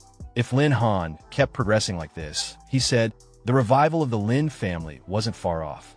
Lin Han offered a polite smile and handed over the items, requesting Uncle Tien's assistance in processing them. But behind the smile, his mind was already spinning. A friend of my father's? Perfect. Maybe I can use that to push for a better price. Unbeknownst to him, Tien was thinking along the same lines. He squinted slightly, a sly grin tugging at his lips. This kid's young and probably easy to lowball, he mused. Still smiling, he said aloud, Little Lin, these are decent pieces. For old time's sake, Uncle Tien offers 5 million Heavenly Dragon coins. He extended a hand in good faith, his voice measured and seemingly thoughtful. But Lin Han didn't flinch, calm and steady. He raised a finger and responded firmly. Business was business. Past relationships aside, fairness was key. He emphasized that the items came from the Swift Wind Wolf King, so the starting price was at least 8 million. Tien's expression shifted slightly, turning more nostalgic. He tried to appeal to sentiment again, reminding Lin Han how close he had been with his father. Then he pushed the offer up 5.5 million. Lin Han kept his composure. With a confident smile, he tossed out a dramatic counter. His father always trusted luck, so let's go with a lucky number, 17.88 million. Tien laughed out loud, raising his hands as if calling it a draw. He came back with his own lucky number, 6.66 million. Satisfied, Lin Han nodded, a slight curve of victory on his lips. Deal, 6.6 million. Only because it's you, Uncle Tien. Internally, he grinned. This went better than expected. A huge win. Tien shook Lin Han's hand with a broad smile, but a nagging feeling lingered in his chest. As the handshake ended, he realized he may have just been outplayed in record time. He gestured toward a wooden tray held by a girl nearby. Little Lin, the funds are split across these 2 cards, he said. One was a sleek black VIP card, offering up to 3 million coins in overdraft privileges. Patting Lin Han on the shoulder warmly, Tien told him to come back for any future sales or needs. Lin Han accepted the cards with a slight bow and thanked him respectfully. Then, figuring he was already there, he decided to browse some magic scrolls. As he watched Lin Han stroll toward the shelves, Tien silently reflected on how much potential the boy showed. For someone who had just awakened their power, Lin Han already had frightening strength. A sly, calculating grin formed on the old merchant's face. There'll be plenty of chances to work with him under these clear skies. Far from the elegant atmosphere of the transaction hall stood Lin Han's apartment, cramped, stacked like boxes. But what drew immediate attention was the military vehicle parked in front, an unusual and imposing sight. A sharply dressed man stood beside it, expression solemn. Lin Han approached and blinked in surprise. Uncle Lu, what are you doing here? The man, wearing polished glasses and a dignified air, bowed respectfully. Young Master Lin, it's been a long time. I'm Lu, steward of the B household. Lin Han gave a half smile, his tone light, but touched with bitterness. Ever since the Lin family had fallen, that name felt foreign. Indeed, it's been a while. So, what brings a noble guest like you to my doorstep? Steward Lu returned the courtesy with a deep bow and gestured toward a sealed item he carried. He explained that Miss Bing had personally led a team into a diamond-tier secret realm to capture a void beast for Lin Han.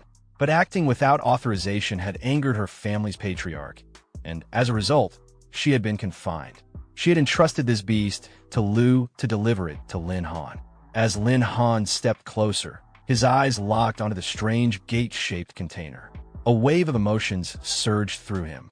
Bing had risked entering a realm even the powerful Dean Sikong Chen wouldn't dare approach, all for him. The gesture left him shaken. He reached to open it, but Lu stopped him. There was one more message from the patriarch. Lu's tone turned sharp, almost cold, as he relayed the words. The Beef family has done all it can for you. After this, all ties are severed. The message was formal, final. Lin Han was to stay away from their young miss from now on. The bluntness of the message caught Lin Han off guard. He stared at Lu, stunned. With a serious tone, he muttered, "So we're strangers now." Lu's expression didn't waver. He stated clearly that he appreciated Lin Han's gratitude, but the Lin and Beef families had never truly been tied. Back when the Lin family collapsed, Lin Han had never begged them for help, and he wouldn't start now. With that, he turned and began walking away, cutting the bond cleanly and without remorse. As he left, Lu called out one last time, instructing Lin Han to take the Void Beast with him. But Lin Han didn't look back. His voice floated out, barely louder than a whisper. "If you must give a message to your patriarch, tell him this. Whether it's a beast or aid from the Beef family, I, Lin Han, need none of it." Lu's expression twisted into a sneer. In a low, threatening tone, he warned Lin Han not to forget what the Beef family stood for. No one refused their offerings. No one walked away untouched. Suddenly, Lu lunged forward with incredible speed, his movement full of threat, as if to teach Lin Han a harsh lesson. Refuse their help only if you're truly strong enough to back it up. But Lin Han met him with an unshaken gaze. He turned slowly, the weight of his stare like a blade slicing through the air. His aura erupted, heavy and suffocating. Lu stopped mid-motion, frozen in place. His body felt nailed to the ground. His heart raced with confusion. Why did this boy, who was supposed to be a useless beast tamer, feel so overwhelmingly dangerous? Why did standing before him feel like facing a predator?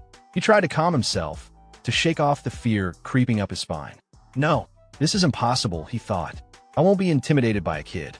Lin Han casually tossed a card toward Lu, his tone calm and emotionless. Here, take this. Lu caught it instinctively, but his eyes narrowed in confusion, unsure of the gesture's meaning.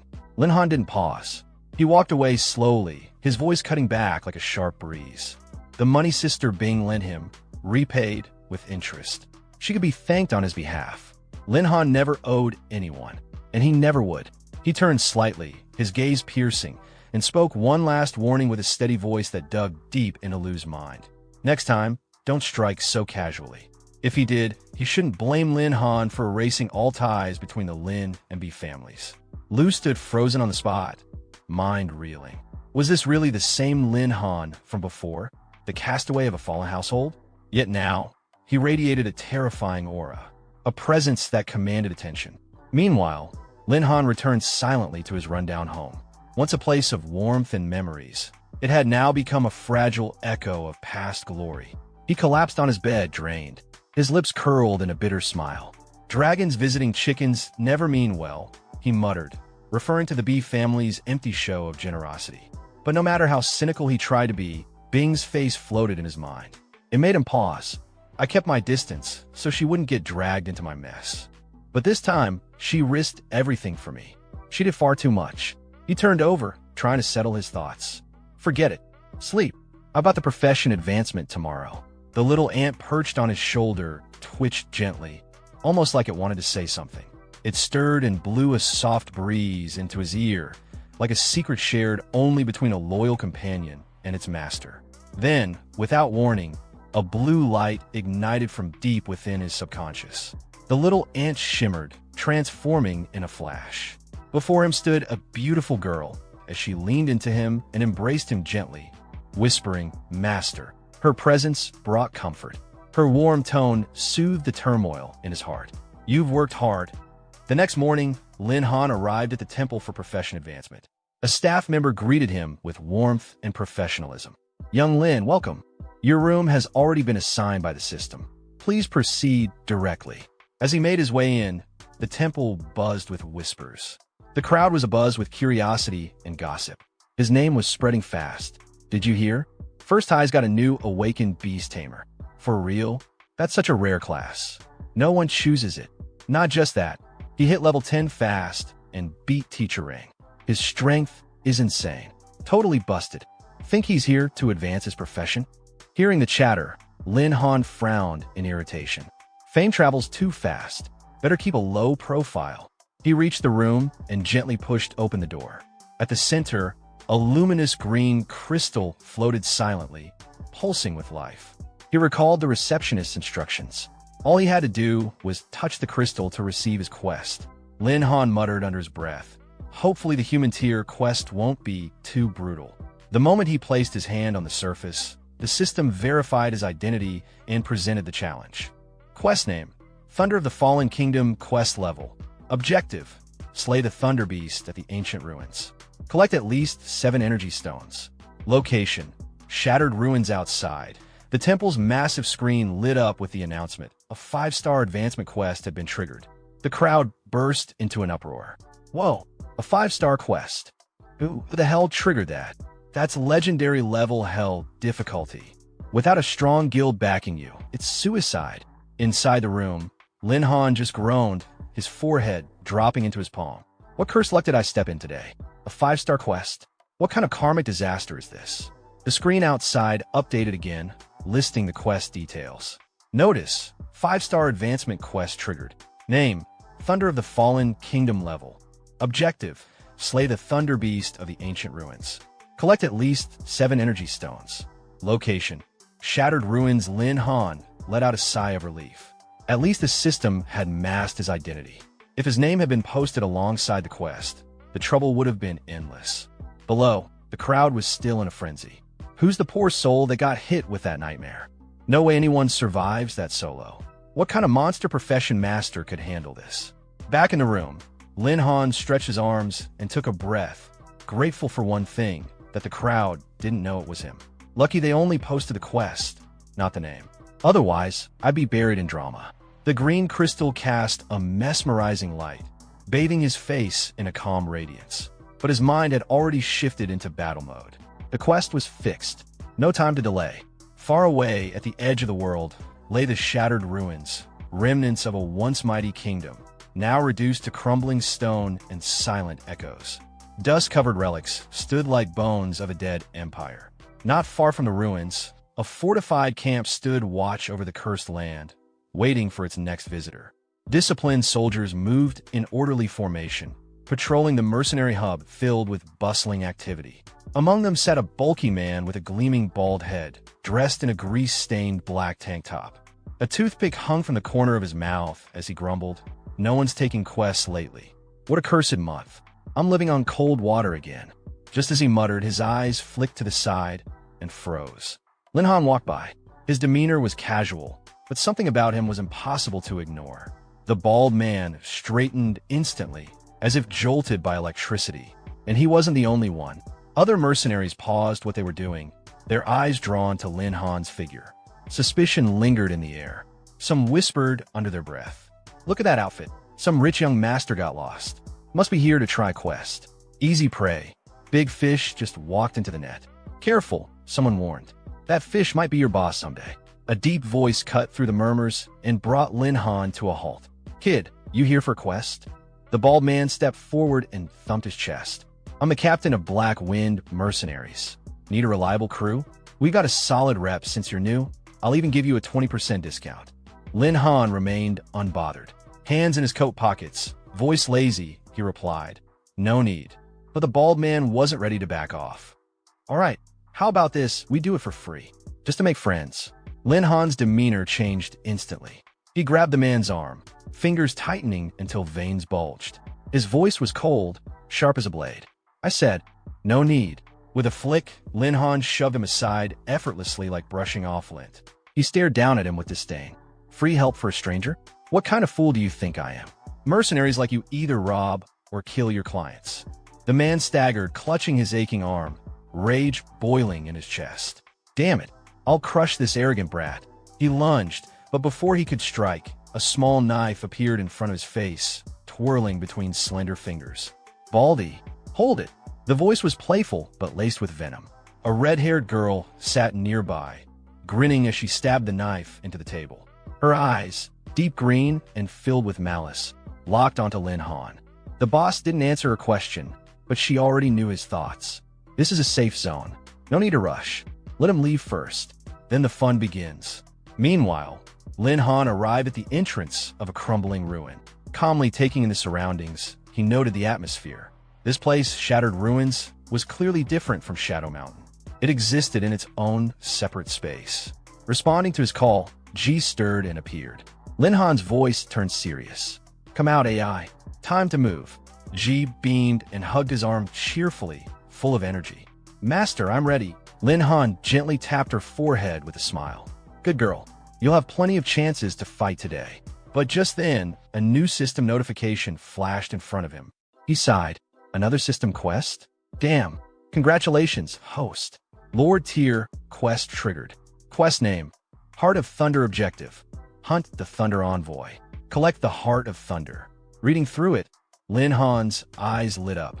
300 Beast Taming points? Nice. That's a major boost for AI. He pulled out his phone, mind racing. But no clues on where this Thunder Envoy is. I'll need to contact Uncle Tien for some intel. For now, he focused. AI, let's handle the profession advancement quest first. You'll get your beast taming points soon enough. Okay. From the distance, a wild howl pierced the air. A pack of thunder beasts appeared from the sandy hills, their movements swift and sharp like wind-carved blades. These were level 15 monsters known for their ambush tactics and pack attacks. Without hesitation, G slammed her fist into the ground. The impact was explosive. The earth shook violently, and several thunder beasts were blasted high into the air, their bodies tumbling like broken sandbags. The survivors dodged and immediately shifted their target, charging straight at Lin Han. But he didn't flinch. He stepped forward as if out for a stroll, eyes calm. Hovering above him was a fiery magic scroll. His voice was dripping with mockery. "If you can't beat AI, don't even dream of facing me." With a flick, the scroll fired a massive fireball. "Thunder beasts," he teased. "Try some roasted meat. Smells good already." The beasts barely had time to react. Their eyes widened in panic as the fireball closed in. "We're done for. Barbecue time." The scroll unleashed an endless barrage of flames, raining down like meteors. The entire pack was consumed in fire. The survivors scattered, running for their lives like panicked insects. Warning: you've reached your first transmission level cap. Complete profession advancement to unlock further experience gain. 3 more magic scrolls floated around Lin Han. Fireball technique, Heavenly Flame technique, and Flaming Missile. He frowned. "You're running already? My scrolls say otherwise." With a wave of his hand, more fireballs chased after the retreating beasts like fiery shooting stars. He turned to AI with a grin. "Wrap it up, will you?" "Got it," she replied, eyes burning with ruthless excitement. The battlefield fell silent once more. Smoke rose from scorched earth. Lin Han casually spun one of the energy stones in his hand, satisfied. "Not bad. Got enough in no time." These pricey scrolls really paid off. The system displayed updated information. Beast Companion. Heavenly Horned Ant-type. Ancient Ferocity level. 15. Lin Han glanced at the stats and shook his head. Still no advancement. Wasted all that experience. Although I didn't level up again, jumping from 13 to 15 was still decent progress. Lin Han pulled out his phone, his expression turning serious. He stared at the screen, expecting that the exchange had already sent the coordinates for the Thunder Envoy. Soon, a familiar voice came through the speaker. "Little Lin, I've located the Thunder Envoy. Sending the data now." A red blinking dot appeared on the screen. The location was clearly marked, but the voice added a warning. "Be careful. The Thunder Envoy isn't easy prey. If you're not at second transmission or above level 15, don't go alone." Lin Han didn't respond. Instead, he turned to IE, his tone firm but calm. "More beast taming points up ahead." IE gave a bright nod, eyes shining with energy. "Yes, master." Together, they walked off toward the marked coordinates, unaware that they were being watched. Behind a jagged rock, the red-haired girl crouched, her lips curled in a cunning smirk. She'd been observing everything, watching Lin Han casually toss around magic scrolls worth tens of thousands. "Quite the big spender," she muttered, eyes locked on him with greedy intent. "This time we'll hit the jackpot." Her bald companion stepped up behind her, a low grin tugging at his face. "Boss, should we strike now?" She raised her hand calmly. "No rush.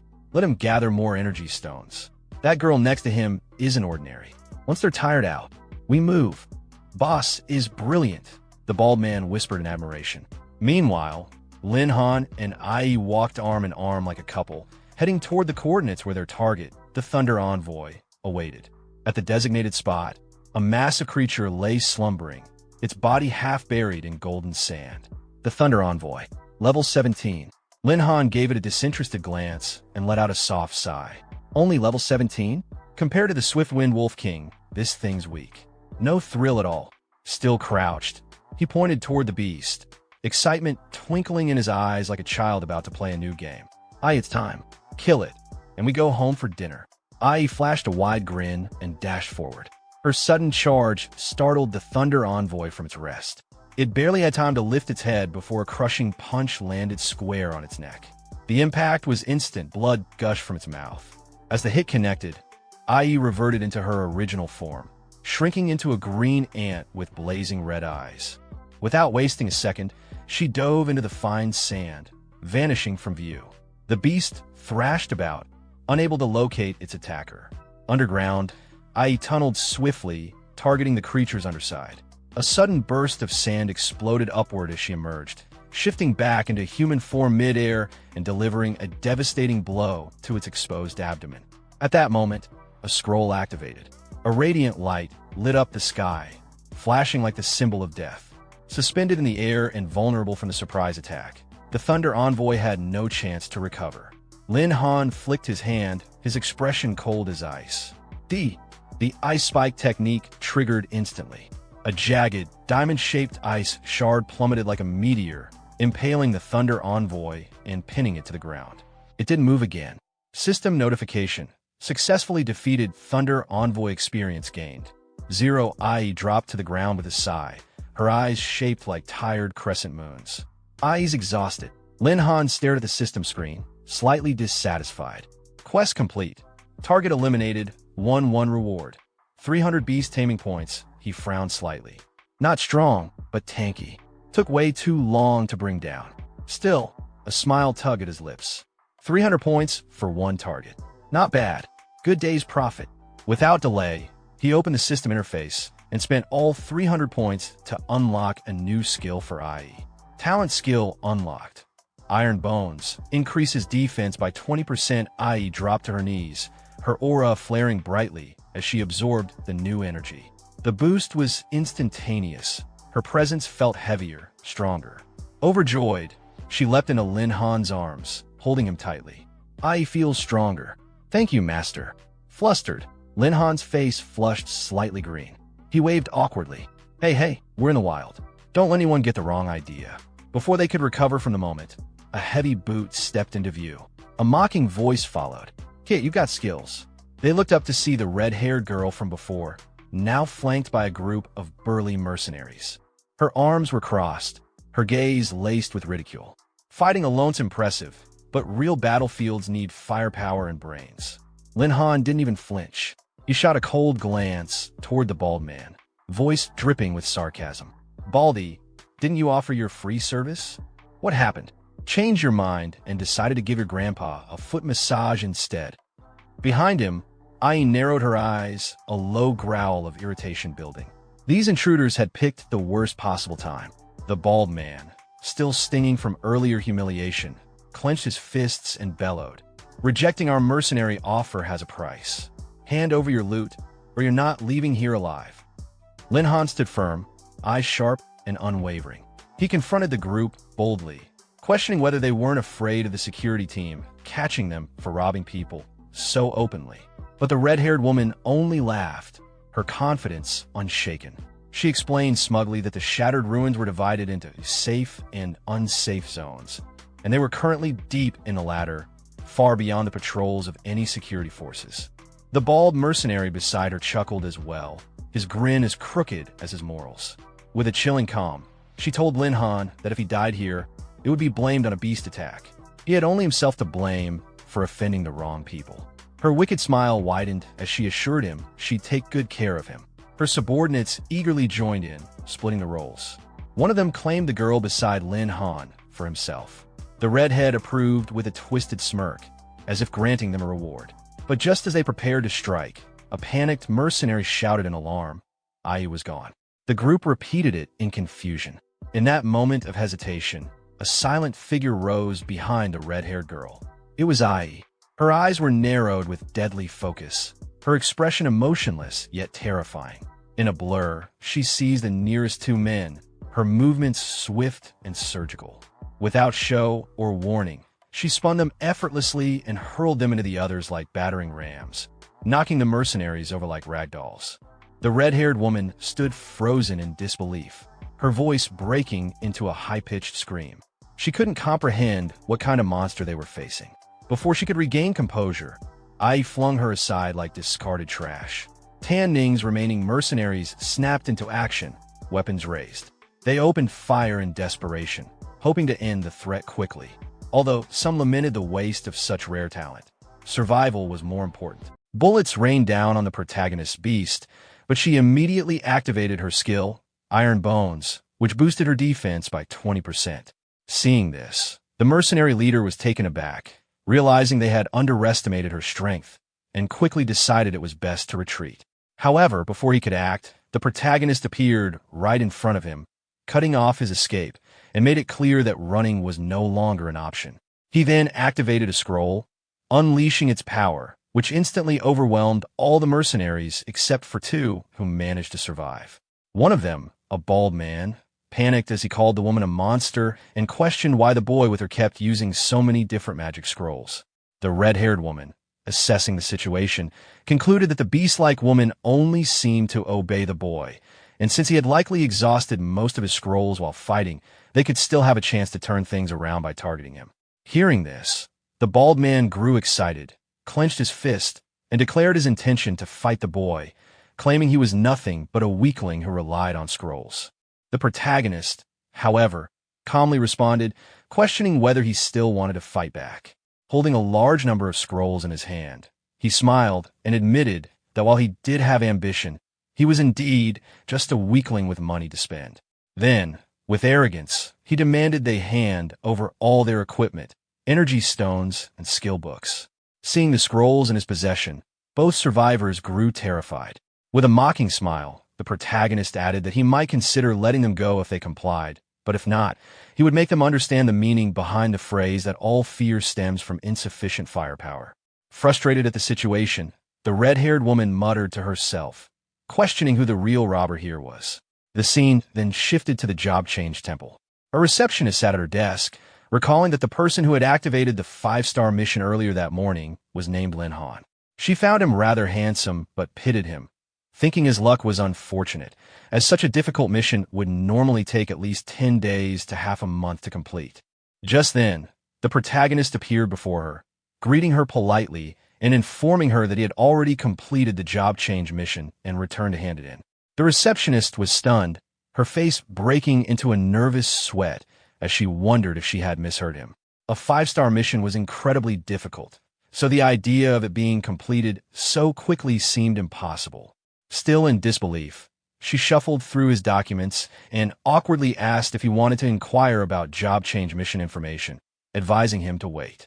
The protagonist, however, clarified firmly that he had really completed the mission and was here to change his job. Her expression froze in shock. She could barely believe her ears and asked again if he had truly completed the mission. When he confirmed casually, saying it had been easy, her disbelief only deepened. Flustered and still sweating, she hurriedly told him to wait while she prepared a room for him immediately. Room 996 had just become vacant, and the operation process would be the same as when he had accepted the mission. After finishing the formalities, the protagonist casually waved his hand, thanked the receptionist, and left. The receptionist, still watching him walk away, couldn't help but question in her mind if he had truly completed the mission in just a few hours or if he was simply boasting. Before she could sort out her thoughts, an official announcement suddenly rang out across the temple. It declared that the 5-star mission known as Thunder of the Fallen Kingdom had been completed. Hearing this, the receptionist froze in shock, realizing it was actually true. The nearby onlookers, just as surprised, began murmuring to each other, wondering when someone capable of completing such a high-level mission had appeared. At the same time, the protagonist received a system notification congratulating him on completing the job mission and successfully advancing to his second job. His new title was revealed as Beast Tamer. Excited, he realized that he had now undergone a second career change, and the feeling was exhilarating. When he examined his system panel further, detailed information appeared. His name was displayed as Lin Han, his occupation listed as a Yushan scholar at second level with a hidden class. His current level was 10, with attributes showing 1,000 in strength, 900 in agility, 800 in spirit, and 730 in physique. His skill set included Living Soul Contract at level 1, Yushan Space at level 1, and Summoning Book at level 1. Along with the successful job change, new professional talent skills were unlocked. The first was Lightning Wings, which allowed him to fly for 10 minutes with a 1-hour cooldown. The second was Skill Copy, which granted the ability to temporarily copy and use a beast's skills for 5 minutes with a 2-hour cooldown. The third was Bloodline Reversion, enabling a beast's bloodline to revert to its ancestral form. The system then announced a second transfer reward, granting him the opportunity to choose one of 3 additional abilities. The first option was Fusion, allowing him to merge with a beast and unleash combined power. The second was Telepathy, enabling direct communication with beasts, improving their favorability and increasing the chances of successfully forming a contract. The third was Malicious Fluctuation, which could repel hostile creatures, humans included, within a certain range without cooldown. Overjoyed by the unexpected options, the protagonist realized these were entirely new abilities unlocked with his job change. Testing them out, he focused on Lightning Wings. His body lifted off the ground, and he found himself actually flying. The realization hit him with excitement. Flight was normally a skill that could only be learned through advanced skill books, yet he had unlocked it so early with his hidden class. Considering skill copy, he thought about the possibility of duplicating and using the abilities of his beast companion, i.e., even though the effect would only last 5 minutes. In a critical battle, that temporary advantage could easily decide the outcome. It was a powerful edge, and he was more than satisfied with the potential it offered.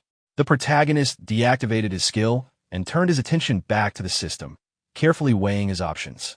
He considered the upgrade reward, thinking to himself that fusion seemed powerful, and telepathy could certainly improve combat, but there was one option that felt the most practical. At that moment, the system displayed the choices clearly before him. The first option was fusion, which allowed merging with a beast to unleash multiple times his basic power. The second was telepathy, enabling communication with beasts, improving their favorability, and raising the success rate of forming contracts.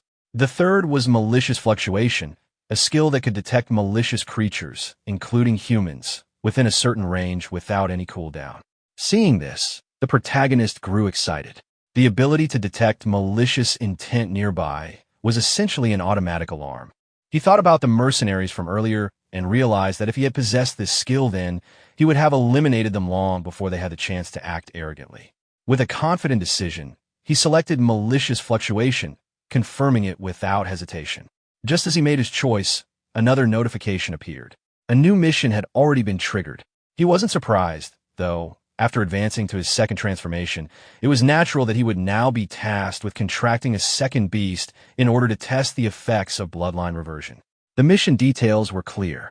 As a newly advanced second-level beast tamer, he was required to capture and bind a beast.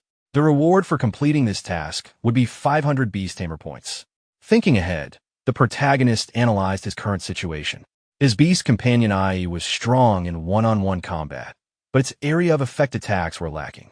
He reasoned that lightning-based attacks could cover this weakness, and if he could obtain a lightning beast, it would be the perfect balance. With that in mind, he decided it was time to pay a visit to Uncle Tion. Leaving the building, he smiled to himself, planning to both gather intelligence and sell off his loot. The scene then shifted to the VIP exchange room. An elderly man stared in shock at the enormous pile of loot before him and asked where the protagonist had managed to acquire so many treasures. Laughing lightly, the protagonist explained that he had simply run into a generous group of people who had kindly donated their belongings, and now he intended to sell everything. He asked Uncle Tion to help count the goods. Uncle Tion turned to 2 young girls assisting him and ordered them to tally up the items and calculate their prices. They quickly obeyed, setting to work. Watching them, the protagonist reflected inwardly. Although the Thunder Beast had dropped a fair amount of treasures, it was nothing compared to the wealth of the mercenary group. Fortunately for him, they had practically rushed forward to deliver their savings into his hands. Without their reckless move, he would never have earned so much so quickly. When the counting was complete, Uncle Tion returned to him and reported the results. The total value of the items came to 13 million Heaven Dragon coins, and he assured the protagonist that he would arrange for the transfer to his card immediately. After receiving the transfer, the protagonist thanked Uncle Tion and mentioned that he was also looking for a Thunder Attribute Beast. He asked if Uncle Tion had any recommendations. Taking the card from him, the old man paused to think, then suddenly recalled something. With excitement in his tone, he explained that news had spread of a high-quality Thunderbird appearing in the Thunder Forest near Yuzhou City a few days ago. He added further details, saying that the Thunderbird might carry an ancient bloodline. Many had already attempted to capture it, but all had failed. Hearing this, the protagonist grew excited and grabbed the old man by the shoulders, shaking him in eagerness. A Thunderbird with an ancient bloodline was exactly what he needed. He quickly asked if there was any more information. Uncle Tion shook his head, admitting that their intelligence network had no more details. However, he revealed that their exchange had purchased a Thunderbird feather. At his signal, a young girl brought forward a wooden box and opened it. Inside was a feather faintly glowing with electrical energy. The old man explained that this feather would react whenever it was close to the Thunderbird. The protagonist stepped closer, marveling at the item, and declared that he would take it. But before he could, Uncle Tion stopped him, reminding him that business was still business. If he truly wanted it, he would be given a friendly price, 1 million Heaven Dragon coins. The protagonist broke into a cold sweat. For that amount of money, he thought, he could have bought more than 10 powerful scrolls. He even muttered inwardly that the old man might as well just go rob people. Still, since this was the only lead he had to locating the Thunderbird, he reluctantly agreed. Awkwardly sweating, he confirmed he would pay the price. Uncle Tion thanked him for the patronage, and the deal was completed. Though it stung, the protagonist comforted himself as he held the wooden box. As long as the feather could make finding the Thunderbird more efficient, then 1 million was worth it. Sometime later, he entered the Thunder Forest.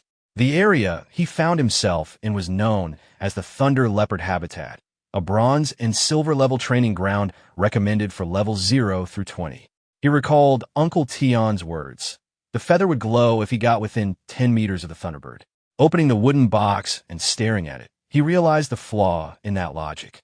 10 meters was practically point-blank range. If he got that close, he would see the Thunderbird directly without needing a feather to guide him. Frustrated, he tossed the box to the ground, cursing it as a scam.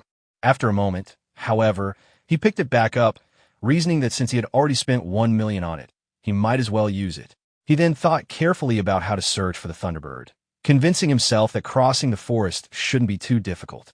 A smile formed on his face. With Ai alone, he was already strong enough to run rampant in the Silver Zone. If he managed to collect another beast, he could potentially dominate the Golden Zone as well. Just then, his aunt Beast companion emerged, clearly displeased. She expressed her frustration and scolded him, accusing him of being a bad master for not being satisfied with her and still wanting to search for another beast. Hearing his companion's complaint, the protagonist only smiled and gently reassured her not to be angry. Just then, a desperate cry for help echoed through the forest. He turned his head in the direction of the voice and spotted a pink-haired girl running frantically, pursued by a beast. A glowing notification appeared before him, identifying it as a Thunder Leopard, level 19. The girl, while still running, recognized the danger and thought to herself that she wouldn't last much longer. Her name and details appeared as well. Sun Yinwei, level 10, Tracking Master. In her panic, she tripped over a tree root and fell to the ground. As the Thunder Leopard closed in on her, she accepted her fate, convinced she was about to die. But instead of pain, there was silence followed by a heavy impact. Opening her eyes slightly in disbelief, she realized she was still alive. The sound she had heard was the beast being kicked away. The protagonist had intervened, standing between her and the danger. He quickly asked if she was all right. She managed to say she was fine, though in her thoughts she was stunned. This man had sent a Thunder Leopard flying with a single strike. Who could he be? Still shocked, she warned him that Thunder Leopards weren't so easily dealt with, urging him to run. But the protagonist only smiled with confidence dismissing the threat. He hinted that the beast wouldn't be his problem to handle, as someone else would deal with it. True to his words, his ant beast appeared and clashed with the thunder leopard. Using its iron bone skill, the creature grew larger and more ferocious, resembling a true wild beast in combat. The protagonist observed the transformation with interest, impressed by the unexpected power his companion displayed. The girl, however, mistook the arrival of the ant beast for another hostile monster, her expression turning hopeless. The protagonist extended his hand to help her up, asking if she was hurt and if she could stand. Instead of answering, she panicked and pulled him away, insisting that any creature capable of suppressing a thunder leopard had to be at least level 20. She believed escape was the only option before it noticed them. At that moment, the ant beast defeated the thunder leopard and stood triumphantly atop its corpse, glaring at the girl with hostility for trying to drag its master away. The beast chirped angrily in protest. The girl began to explain herself, but the protagonist calmly reassured his companion instead, praising her for a job well done. He patted the ant beast affectionately and promised her a reward once they returned home. Witnessing this scene, Sun Yinwei was dumbfounded. None of it made sense to her. The protagonist then asked for her introduction. The ant beast shrank back down to its smaller form and perched on his shoulder. Turning to face her, he introduced himself as Lin Han, a beast tamer, and clarified that the ant beast was his contracted companion, nothing she needed to fear. Recognizing his identity, the girl exclaimed in excitement. She recalled rumors spreading in a nearby city about the awakening of a hidden class, beast tamer. Now it was clear to her that the rumors were true. Lin Han, however, calmly denied it, saying it wasn't a legend at all. As the girl approached, she smiled and remarked with curiosity. Beast tamers were known for relying on their contracted creatures, yet this one could fight so strongly with just his fists. She also asked what kind of ant he had. It was astonishing that it had been able to bite a thunder leopard to death. Before she could say more, the ant beast smacked her across the face. Shocked, she cried out. The protagonist quickly calmed his companion, telling her not to lose her temper. Still, the ant beast chirped angrily, warning the girl not to get too close to its master. The protagonist then turned back to the girl, asking why someone who didn't seem very strong would come to such a dangerous place. She introduced herself as Sun Yinwei and explained that she was here on a second-level mission. Unfortunately, her bad luck had landed her with a 4-star task, which had put her in this predicament. Out of curiosity, she asked why he was here. He thought for a moment before replying that his goal was the Thunderbird rumored to be in this forest. Hearing this, her eyes lit up with excitement. She said it was perfect because as a tracking master, she could help him find it as thanks for saving her life. The protagonist considered this in his mind. Though the tracking masterclass lacked combat ability, it excelled at locating targets. That could be very useful that he agreed to rely on her for this mission. They shook hands, both agreeing without hesitation. Still, Sun Yinwei cautioned him with a gentle smile. Her abilities were limited, and tracking would work better if they had an item tied to the Thunderbird.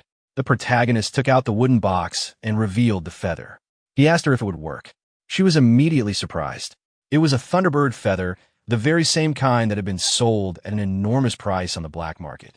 Examining it carefully, she confirmed that the feather was perfectly preserved, which meant she could indeed lock onto the Thunderbird's location. But she warned that using her skill might damage the feather, so if he planned to sell it for money, it could be a waste. He only smiled and reassured her. To him, the feather was useless unless it served its purpose. If it broke, that was his responsibility. Sun Yinwei accepted his decision and began channeling her ability. Activating her tracking skill, object tracking, she focused on the feather. A streak of lightning burst forth from it, darting ahead like a guide. With excitement, she announced that she had found the Thunderbird's trail. As long as they followed the light, it would lead them to their target. Seeing this, the protagonist's own excitement rose. Without hesitation, he agreed, urging them to get moving. As they moved side by side through the forest, the protagonist suddenly halted, sensing danger ahead. He warned that a group of ferocious beasts was blocking their path. The girl, startled, asked what she should do. Nervously, she suggested they take a detour, even pressing closer to him as she did so. This irritated IE slightly, but before the tension grew, the protagonist decided there was no need to avoid the beasts. He summoned Ai, who immediately launched herself at the monsters. In moments, the enemies were annihilated.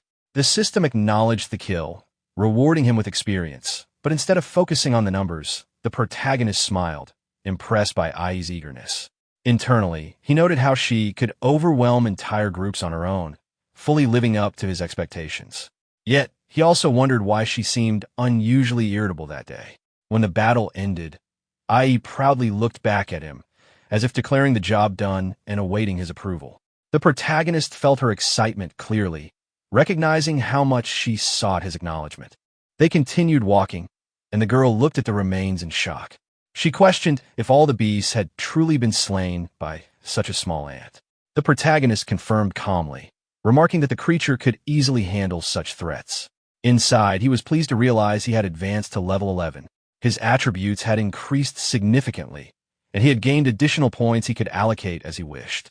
Just then, Ai shifted into her human form and abruptly pushed the girl away from her master.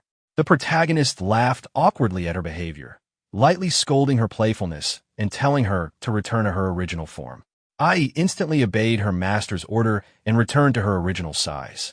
From the ground, Sun Yinwei, the pink-haired girl, wiped the sweat from her face.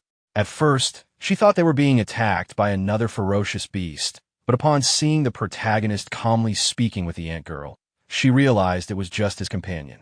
Dusting off her legs, she muttered to herself that she had been frightened for nothing. The protagonist then instructed Ai to stay in her smaller form, so she could move around more easily. Sun Yinwei, however, couldn't shake the awkward feeling that the little ant was deliberately targeting her. Meanwhile, Ai's eyes were full of hostility. In her mind, she swore that if this girl tried to seduce her master, she would rip her apart, though she promised herself not to kill her outright. Sun Yinwei, completely oblivious to the hostility, interpreted the look differently. To her, the ant seemed harmless and even adorable. Convinced it was her imagination, she grew excited and reached out to poke the small creature, eager to play with it. Inside, Ai was fuming. She found the girl unbearably annoying, but she restrained herself, knowing the other wouldn't survive a real attack. In desperation, she mentally cried out for her master to save her. The protagonist gave an awkward smile and reminded Sun Yinwei not to overdo it, warning her that Ai would lose her temper if provoked further. To redirect the situation, he pointed toward the forest, instructing Ai to clear the path ahead since more beasts were approaching. With that command, Ai rushed forward.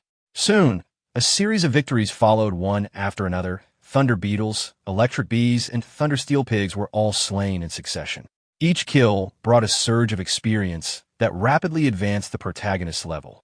In quick progression, he climbed from level 12 all the way to level 15, his overall attributes increasing dramatically with each breakthrough, along with a large pool of additional points he could freely assign. Overwhelmed with joy, the protagonist felt tears well up. The rush of growth, the strength flooding into his body, it was exhilarating. At that moment, his updated status became clear. His name, Lin Han, was displayed with his occupation listed as a beast tamer who had already undergone a second awakening into a hidden job. He had reached level 15, with greatly boosted strength, agility, spirit, and physique. Although he carried no equipment, his arsenal of skills included the living soul contract, beast taming space, summoning beast taming, malice wave, lightning wings, and skill copy, all at their first level. On top of that, he still held a vast reserve of unassigned attribute points, ready to be allocated as he saw fit. Upon seeing his rapid growth, Lin Han reflected on his progress. In such a short time, he had already reached level 15.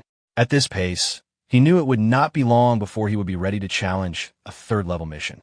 At the same time, Ai's own status became clearer. As a sky-horned ant, her race was classified as one of the ancient 10 evils. Her strength had risen to astonishing levels, far surpassing ordinary beasts. Her raw power, agility, spirit, and physique all towering around and above 2,000, with her physical resilience alone breaking 3,000. When Ai returned from her battles, Lin Han acknowledged her effort, telling her she had worked hard. Sun Yinwei, however, responded with mixed feelings. To her, it wasn't just hard work. Lin Han and Ai together had nearly destroyed the Thunder Forest in the process. Yet despite her complaints, excitement soon lit up her expression. She explained that with so many beasts already cleared, there was no longer any need to avoid danger. She could sense the Thunderbird's location directly ahead and urged them to move quickly. As Lin Han looked into the forest, his confidence faltered for a brief moment. He noticed Ai reacting uneasily, and this gave him pause. As an ancient beast herself, Ai rarely showed fear. Could it be that something even she dreaded was lurking ahead? Soon, the answer revealed itself. Perched on a branch high above was a majestic Thunderbird. Lin Han instantly recognized it, his heart racing. This creature was only level 13, yet the potential it carried was immense. If he could complete a contract with it, the game would be extraordinary. But before he could act, the Thunderbird spread its wings and took flight. Sun Yinwei grew alarmed. She pointed out the obvious disadvantage. Neither of them had the ability to fly, and once airborne, the Thunderbird would be impossible to catch. All their effort could have been for nothing. Lin Han, however, only smiled with confidence. In the next moment, he activated one of his unique skills, lightning wings. Brilliant arcs of electricity spread from his back, forming radiant wings of pure thunder. Sun Yinwei froze in disbelief, her eyes wide. Flight was supposed to be impossible for their kind, yet right before her, Lin Han had taken to the air. Soaring through the skies, Lin Han closed the distance to the Thunderbird.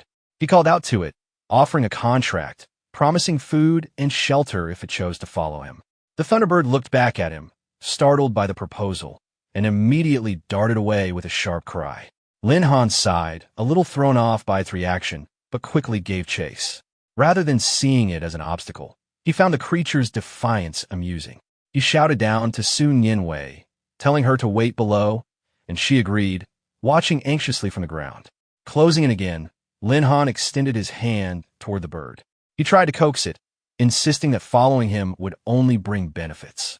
Yet the Thunderbird, unwilling to submit so easily, accelerated once more, slipping from his grasp. Annoyed, Lin Han pushed harder, but then the Thunderbird suddenly released its power, surrounding itself with a surge of violent thunder. Rather than being discouraged, Lin Han's excitement grew. He recognized its resolve. Unable to flee, it had chosen to face him head-on. That courage, he thought, was admirable. In response, Lin Han unleashed his own strength, colliding with the Thunderbird in a fierce clash of speed and lightning. With precision and force, he overpowered it and finally caught it by the neck, suppressing its resistance. The contract was sealed.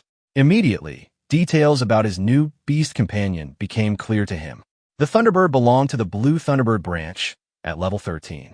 Its attributes were impressive for its rank, over 500 in strength, more than 700 in agility, and balanced spiritual and physical power as well. Lin Han couldn't help but smile. The capture had been difficult, but the reward was more than worth it. As Lin Han studied the Thunderbird's attributes, he quickly realized that despite its rarity, its level 13 stats were far inferior to those of the Skyhorned Ant. Just as he was about to dismiss the thought, the system presented him with a choice, whether to revert the Thunderbird to its ancestral form. A wave of realization struck him. He had almost forgotten the system's unique feature. With it, evolution wasn't a dream. Strength could be attained at will. Without hesitation, he chose to revert the Thunderbird 10 generations back. The transformation was immediate. The majestic bird shimmered with radiant lightning, reshaping itself into a humanoid form. At the same time, Lin Han became aware of its new state. It had successfully evolved into the Thunder Emperor, one of the ancient 10 evils, now at level 18. Its attributes had skyrocketed, agility alone surpassing 3,000. It had even gained devastating new skills, one that could call down unpredictable lightning strikes within a kilometer, and another that greatly enhanced its speed. Lin Han's lips curled into a confident smile. As expected of a true Thunder Beast, it had leapt 5 levels in one transformation. The Thunderstorm skill, in particular, was nothing short of a weapon of mass destruction. The Thunderbird, now in her humanoid form, approached him respectfully, addressing him as her master. But Lin Han's eyes were caught on something else. Her new form was striking, more developed even than Ai's, which left him momentarily shocked. This comparison instantly stirred tension. Ai stepped forward, glaring at the newcomer, and demanded to know who she thought she was to stand so close to her master. The Thunderbird retorted with disdain, boasting that she could swallow an ant like Ai in a single bite. Before the hostility could erupt, Lin Han intervened, positioning himself between them. He reminded Ai that she was the first to gain human form, which made her the elder sister. As such, she should show tolerance instead of hostility. Though clearly dissatisfied, Ai could only snort and fall silent. The Thunderbird, however, stepped closer to Lin Han, her eyes filled with anticipation. She asked him for a name. Lin Han thought carefully. She was a thunder-based bird, powerful and ancient. A fragment of an old poem came to mind, describing the formation of thunder at the dawn of creation, likened to the great drum of heaven and earth. Inspired, he bestowed upon her the name Tiangu. The bird girl lit up with joy at the sound of it, repeating her new name with delight and gratitude. Lin Han, observing her gentle and graceful demeanor, couldn't help but contrast it with the raw, destructive power of her thunderstorm skill. A part of him itched to see her abilities in action. Meanwhile, Sun Yinwei sat some distance away, muttering to herself. She had been waiting for Lin Han to return and was beginning to grow restless. Soon after, the group regrouped and shifted their focus to a new location, the barbarian camp. Standing at the edge of the encampment, Sun Yinwei expressed her doubts. Her mission required slaying the barbarian leader, but the challenge seemed insurmountable. She suggested they abandon the idea. Lin Han, however, smiled in response. She had helped him locate the Thunderbird, so naturally, he would help her complete her mission. Besides, it was the perfect opportunity to test Tiangu's strength. With that, he raised his hand toward the camp and commanded Tiangu to act. The bird girl rose into the sky, her presence radiating power as she hovered above the barbarian camp. Spreading her arms wide, she summoned her newfound strength. The skies darkened instantly as lightning gathered overhead. Tiangu unleashed her might, thunderstorm downpour.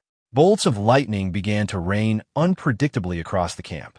The barbarians below looked up in panic, realizing too late the destruction descending upon them. As Lin Han observed the barbarian camp beneath the storm, he realized just how weak the enemies were. With Tiangu's power, even holding back would be difficult. If she unleashed her storm at full force, he would probably need to beg the barbarians not to die too quickly. Still, he issued a clear order. She could fight as she pleased, but the leader was not to be killed. Sun Yinwei, staring into the crackling sky, couldn't even locate where the Thunderbird was among the lightning bolts.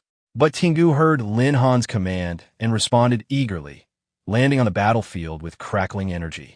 The barbarians shouted and scrambled to fight back, raising their bows in unison. Before they could release a single arrow, Tiangu blurred forward, seized one by the throat, and electrocuted him into submission. The pink-haired girl glanced at Lin Han in shock, realizing the Thunderbird had truly taken action. She began to suggest that they join in to help. After all, there were many enemies, but the words died on her lips. In a blink, Tiangu reappeared before them, dragging none other than the barbarian leader by the neck. With effortless strength, she hurled him to the ground at Lin Han's feet. Sun Yinwei could hardly believe it. The leader, her mission target, had been subdued almost instantly. Lin Han praised Tiangu for her efficiency, then calmly handed Sun Yinwei a dagger. He told her that if she struck the final blow, her mission would be complete. Nodding, she took the weapon, finished the task, and watched as the confirmation of her success appeared before her. Relieved, she turned and bowed respectfully to Lin Han, thanking him sincerely. Without his help, completing such a mission would have been impossible. She explained that her home was nearby, so her work was done, and asked if he would like to stroll around Yuzhou City with her. Lin Han only smiled and declined, reminding her that she had helped him find the Thunderbird, so her thanks was unnecessary. They would certainly meet again one day. Hearing this, Sun Yinwei's heart lifted. She silently hoped their paths would cross again in the future. Some time later, Lin Han continued his journey through the forest, his two beasts at his side.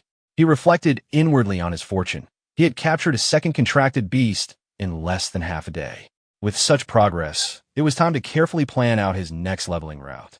Just then, his phone rang. The caller ID displayed a familiar name. Fatty Long. Lin Han raised a brow. For his friend to call at this moment, it had to be something important. He answered, half joking that if Long wanted to treat him to a meal, he'd rush over immediately. On the other end, Fatty Long dismissed the joke and said it was serious business. He asked Lin Han if he had ever heard of the Illusion Realm, a virtual dimension constructed by the Imperial military. Unlike reality, it didn't grant experience points, but it simulated battlefields and generated ferocious beasts for awakened ones to fight. It was, Fatty explained, a place for training techniques and honing skills without real-world risk. The scene shifted to a private room where Lin Han sat with Fatty Long. His friend leaned forward with pride, explaining how many had struggled for a chance to enter the Illusion Realm. Through his father's connections, however, he had managed to secure a spot for Lin Han. Hearing this, Lin Han thought to himself that although Tiangu and IE excelled in individual combat, their coordination as a team was far from ideal. This realm would be the perfect opportunity to train them in synergy. For a brief, embarrassing moment, he imagined both transformed into human form, clinging to him affectionately, vowing to serve their master well. The thought was so overwhelming he almost gave himself a nosebleed. If their cooperation truly improved, well, the possibilities were endless. Breaking his thoughts, Fatty Long reminded him that he had already sent the address to his phone, so Lin Han could enter the Illusion Realm whenever he was ready.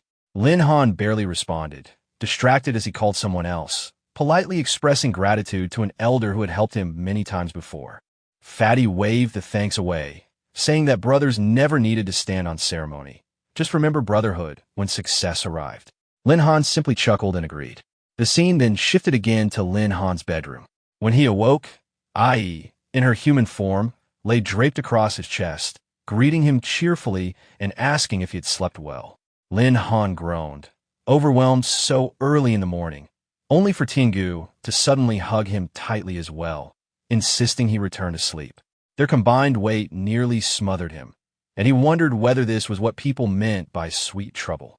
The moment soured as Ai protested angrily that the master couldn't breathe under Tiangu's embrace. Tiangu retorted with teasing cruelty, suggesting that the master could breathe just fine with Ai since she was so small. Offended, Ai snapped back that Lin Han himself had acknowledged her as the elder sister. Tiangu only laughed, mocking her intelligence instead. Lin Han watched with disappointment. Despite their mature appearances, they were as childish as squabbling sisters. He realized he would have to prioritize training their cooperation sooner rather than later. Later, the scene moved to the Illusion Realm Experience Center. A staff member led Lin Han through the facility, confirming his identity and explaining the process. He was directed toward a sleek hibernation capsule where he would access the virtual world. The staff further explained that inside, he could select challenges of varying difficulty based on his personal level, and records set within the simulations would yield corresponding rewards. Lin Han considered the explanation he'd just received. Since this entire setup was backed by the military, he reasoned the rewards wouldn't be anything ordinary. Stepping into one of the sleek capsules, he lay down as the attendant wished him a pleasant experience. Inside, his consciousness was scanned. A sequence of checks confirmed his identity, name, occupation, and current level, before suggesting a dungeon suited for someone of his ability. The system recommended the silver difficulty level. Without hesitation, Lin Han mentally chose it, calling out to Ai and Tiangu. Both of his contracted beasts responded eagerly in their own ways, brimming with anticipation. The virtual interface displayed a loading sequence, percentages ticking upward until finally reaching completion. In the next instant, Lin Han found himself standing in the illusionary realms arena. 3 wolves materialized before him. With a wry smile, he recognized them as familiar low-level opponents he had faced before. Before he could act, Ai leapt forward, determined to prove herself. Declaring her intent to outshine Tiangu, she crushed all 3 wolves in an instant. After the easy victory, she turned toward the Thunderbird with a smug expression, clearly taunting her. But more enemies appeared behind Tiangu, an entire pack of wolves of the same level. Without even looking back, the bird girl dismissed Ai's arrogance as childish and unleashed her thunderous power. Lightning exploded outward, annihilating the wolves in one devastating strike. She then coldly remarked that this was what true strength looked like. Lin Han sighed and tried to calm them, reminding both that they were one family and should support each other. But Ai pouted and said she couldn't get along with that stinky bird, while Tiangu retorted that they were too different to get along anyway. As they bickered, more wolves spawned, some even appearing above Lin Han himself. Irritated, he smashed one aside with his bare fist, muttering in frustration that even the dungeon monsters seemed to be picking on him. His sudden act shocked both companions. They rushed to his side, panicked, asking if he was hurt. Ai blamed herself for not protecting him better, while Tiangu admitted fault as well, guilt washing over both for letting jealousy distract them from their duty. Silently, they vowed to take the battle seriously from this point onward. Before they could regain their composure, a new warning spread across the arena. The third wave of beasts was on its way, this time composed of monsters edging toward level 20. The system emphasized that while no real harm would come to his physical body, the simulation transmitted pain directly, urging him to abandon the trial if it became unbearable. Lin Han, however, only smiled with confidence. He thought to himself that even many rare frontline professions would struggle at this level of difficulty, but for him, it was the perfect challenge. One of the wolves lunged straight at Lin Han. In that instant, he reminded himself of a core truth. The greatest weakness of a beast tamer was his limited personal combat strength. That, after all, was one of the reasons he had come to the illusionary realm, to sharpen this very shortcoming. He met the charging wolf head-on, his fists slamming into it and dropping the beast instantly. Frustration laced his thoughts as he declared that he would make up for this weakness himself. His companions, watching him fight with his own strength, couldn't hide their excitement. Lin Han, enjoying that moment of raw power, admitted inwardly that putting all his free attribute points in his strength had been worth it. More wolves began to gather, howling toward the sky as though to summon reinforcements. Lin Han narrowed his eyes, knowing the true battle was only just beginning. Without hesitation, he commanded his beasts. Ai was ordered to unleash her berserk state, while Tiangu was told to activate her swift movement ability. Though reluctant, Ai accepted the order, muttering that she would set aside her dislike for the Thunderbird for the sake of her master. Tiangu, in turn, assured Lin Han that she too would not be a burden. Lin Han's confidence grew as he watched them prepare. He smirked, curious to see whether the so-called Wind Wolf Kings could withstand Ai's strength or Tiangu's speed. The outcome, he believed, was inevitable. The enemy would be crushed. Outside the Illusionary Realm Experience Center, the scene shifted. Feng, Lin Han's longtime rival, exited with his entourage. His companions praised his performance, marveling at how his giant sword had crushed entire groups of beasts in one sweep. One of them regretted that Su Ting hadn't been there to witness it. Another eagerly suggested teaming up with her in the future. Su Ting, the aloof black-haired girl among them, coldly declined the offer, insisting she preferred to fight alone. Feng, watching her, sneered inwardly. To him, she was like a flower set apart from others, untouchable and aloof, but he was determined to pluck her one day. Nearby, a group of onlookers had gathered in front of the public notice board. Their shocked exclamations drew attention as they pointed to the latest progress update. The display showed a participant named Lin Han advancing through the silver-level dungeon at record-breaking speed, already reaching the final stage in just under 9 minutes. Speculation rippled through the crowd. Some wondered if this Lin Han was being secretly trained by a powerful family. A girl, her eyes widening with interest, guessed aloud that it might be the very same beast tamer from their school. Feng scoffed at the idea, dismissing Lin Han as a poor boy unworthy of such a place, insisting it must simply be someone with the same name. But before long, the notice board updated again. The record had been officially refreshed, completion time, 9 minutes and 8 seconds. The name of the new record holder, Lin Han. The girl who had defended him earlier looked at the board in awe. So, it really was him, she whispered to herself, half shocked and half thrilled, realizing just how strong Lin Han had become. Inside the simulation, Lin Han stood drenched in sweat, breathing hard. At last, it was over. The final notification confirmed his successful clearance and announced him as the new record holder. His reward was granted, a skill called Vine Thorn. The explanation detailed how it could summon thorny vines across a wide radius to bind enemies, with the added effect of paralysis. The ability would last 5 minutes with a cooldown of 20. As his consciousness began to withdraw from the illusionary realm, Lin Han examined the glowing skill book in his hand. Satisfaction washed over him. The rewards here were no disappointment. With a faint smile, he resolved that next time he would challenge himself further and step into the gold-level dungeon. Everyone was amazed that the record had been broken, and even the previous one was cut in half. Whispers spread through the crowd about the newcomer, Lin Han, and how unbelievable his achievement was. As Lin Han arrived, he wondered why they were announcing names publicly now, feeling a bit annoyed by the sudden attention. A girl spotted him and pointed him out excitedly, while in the back, Fong Yong grew irritated, frustrated that Lin Han was once again stealing his spotlight. In the Military Illusionary Realm Control Center, the staff noticed something off in the data. A second-level beast tamer had shattered the silver-level record, clearing waves of ferocious beasts at a speed that even higher-level professionals couldn't match.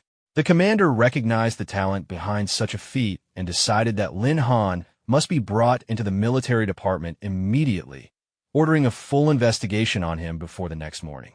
The following day in class, students buzzed about Lin Han's accomplishment, describing how even the Wind Wolf King had been terrified before him. Admiration filled the room as everyone talked about how incredible he was. Suddenly, Fong Yong kicked the door open, demanding Lin Han come out, while a chubby classmate mocked him, reminding him how badly Lin Han had beaten him before. Fong Yong ordered everyone to stop talking nonsense and demanded that Lin Han be called over. In his mind, he thought that Lin Han must have broken the record yesterday, just by luck. His family had provided him with plenty of resources to help with his second promotion, and now, with Lin Han stealing his limelight, he was determined to beat him to death. The chubby guy waved him off, saying that his Xiao Linzi had gone to the Shadow Mountains to level up and prepare for the third level, and he didn't have time to compete with him. Their classmates were shocked, saying that Lin Han's leveling speed was terrifying, though some still believed it was just luck that helped him break the record. Fong Yong cut them off angrily, calling them brainless for believing such things. The chubby guy taunted him, saying that people like Fong Yong, who could only reach the second level thanks to their family's help, couldn't understand real geniuses. He added that he'd rather wait for Xiao Linzi to return so he could hug his thigh and shout 666. Furious, Fong Yong shouted that when Lin Han came back, he'd take care of both of them.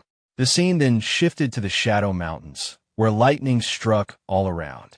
With a bright expression, Lin Han remarked that with the speed of his two experienced harvesters, reaching the third level would be easy.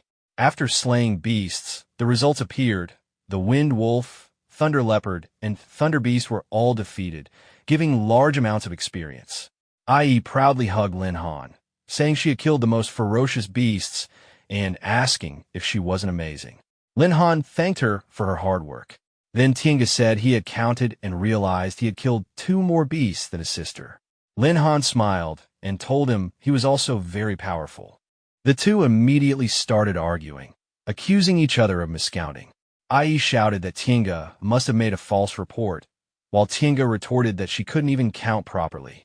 Watching them, Lin Han thought about how much stronger their abilities were becoming. The beasts in the Silver Zone were no longer enough for them to even warm up, let alone grow stronger. Deciding it was time to move forward, he suggested going to the gold level area to play. Both IE and Tinga reacted with surprise, but soon the scene shifted again. They arrived in the gold level area, hiding behind bushes. Lin Han observed the surroundings carefully, thinking that he hadn't expected to encounter a group of poisonous lizards so soon, realizing it would be a tough challenge ahead. The system displayed the poisonous lizards level, 21. Lin Han analyzed it calmly, realizing it would be perfect to hone his strength. He instructed IE to draw the enemy's attention from the front while the Thunder Emperor attacked from above. As IE charged forward, determined to outdo Tinga this time, a lizard suddenly sprayed venom in her face.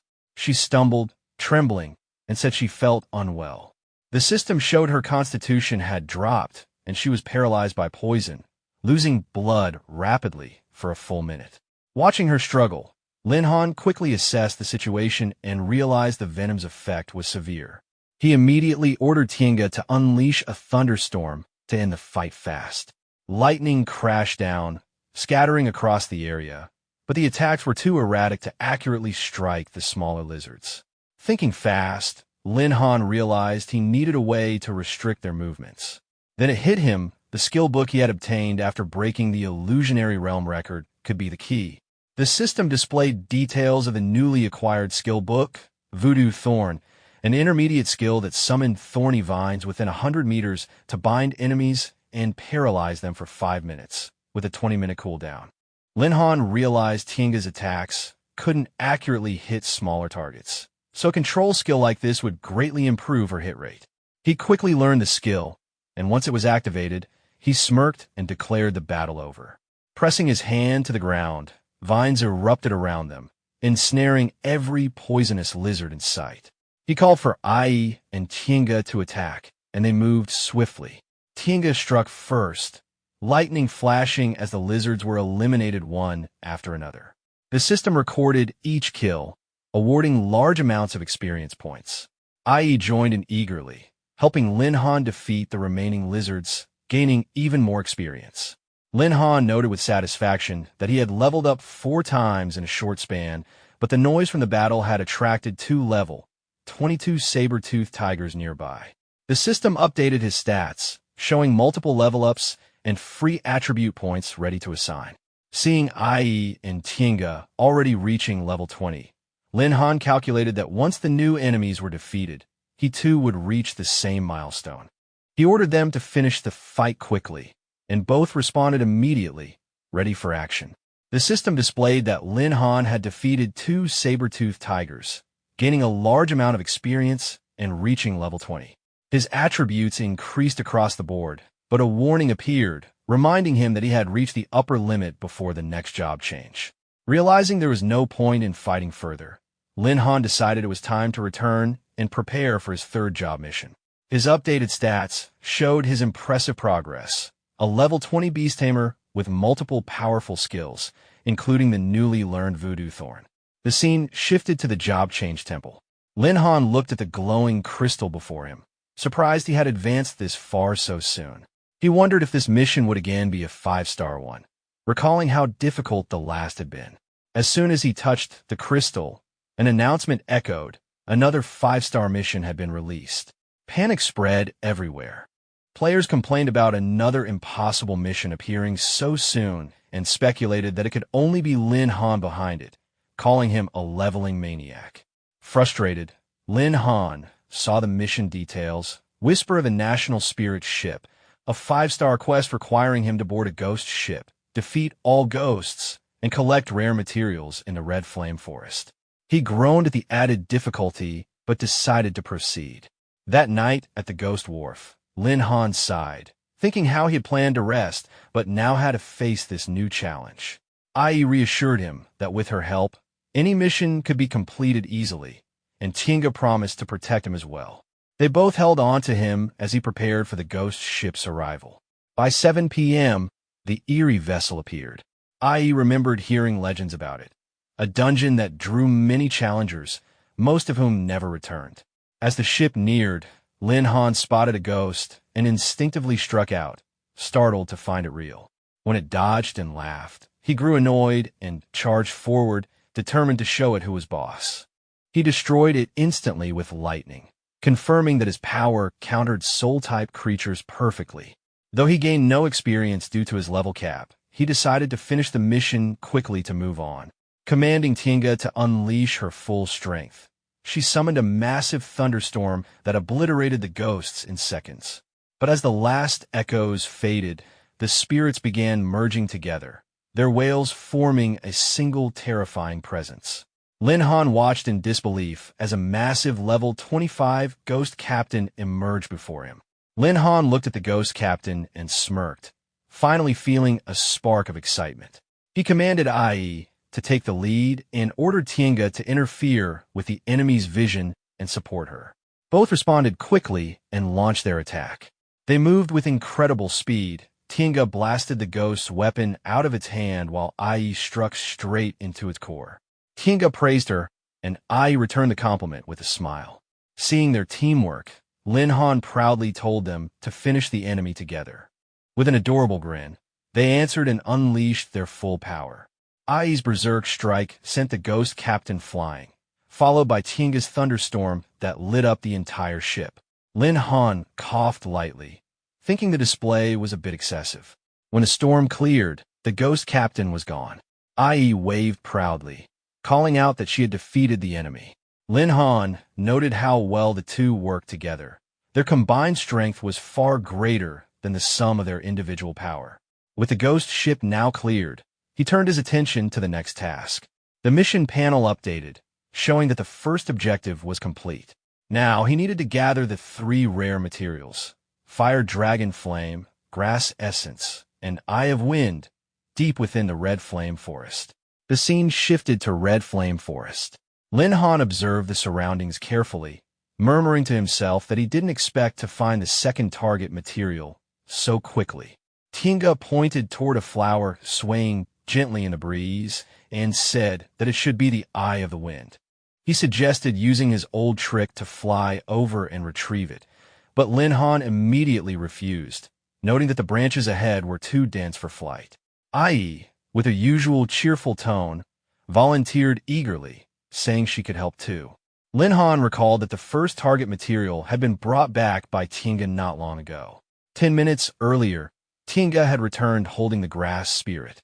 Lin Han had praised him for the successful retrieval, while IE pouted slightly, saying she also wanted to go and be praised by her master. Lin Han allowed her, and she enthusiastically agreed before beginning to dig. Tinga tried to warn her, but Lin Han calmly explained that IE's true form was an ant, and for her, digging was not a skill but an instinct. As IE searched underground, Tinga commented lightheartedly that the little ant seemed quite capable and that the Eye of the Wind would soon be theirs. However, Lin Han reminded them not to be too optimistic and to remain cautious until the mission was complete.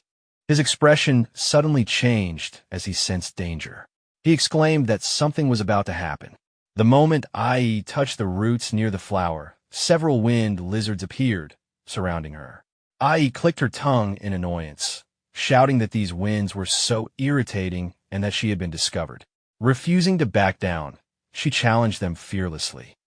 Lin Han realized these creatures weren't ordinary, feeling the intense wind pressure spreading across the area.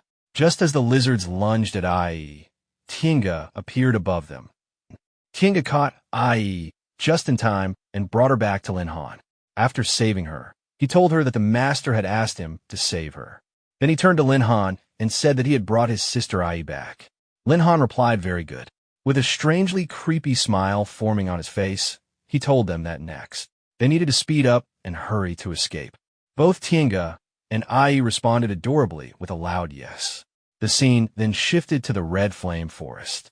All 3 of them were sprinting through the trees, chased by a wave of lizards. Lin Han shouted in frustration, saying, "Damn, he had just taken a flower from them. Was it really necessary for the lizards to chase them for this long?" The system displayed Lin Han's status. Naming, Lin Han pulled up the system chart. He muttered that at their current speed, it was still a bit difficult to shake off these crawlers. Deciding quickly, he allocated all of his free attribute points into IE, still panting, asked if the master had become faster. While running, Lin Han answered and told both IE and Tinga to keep going.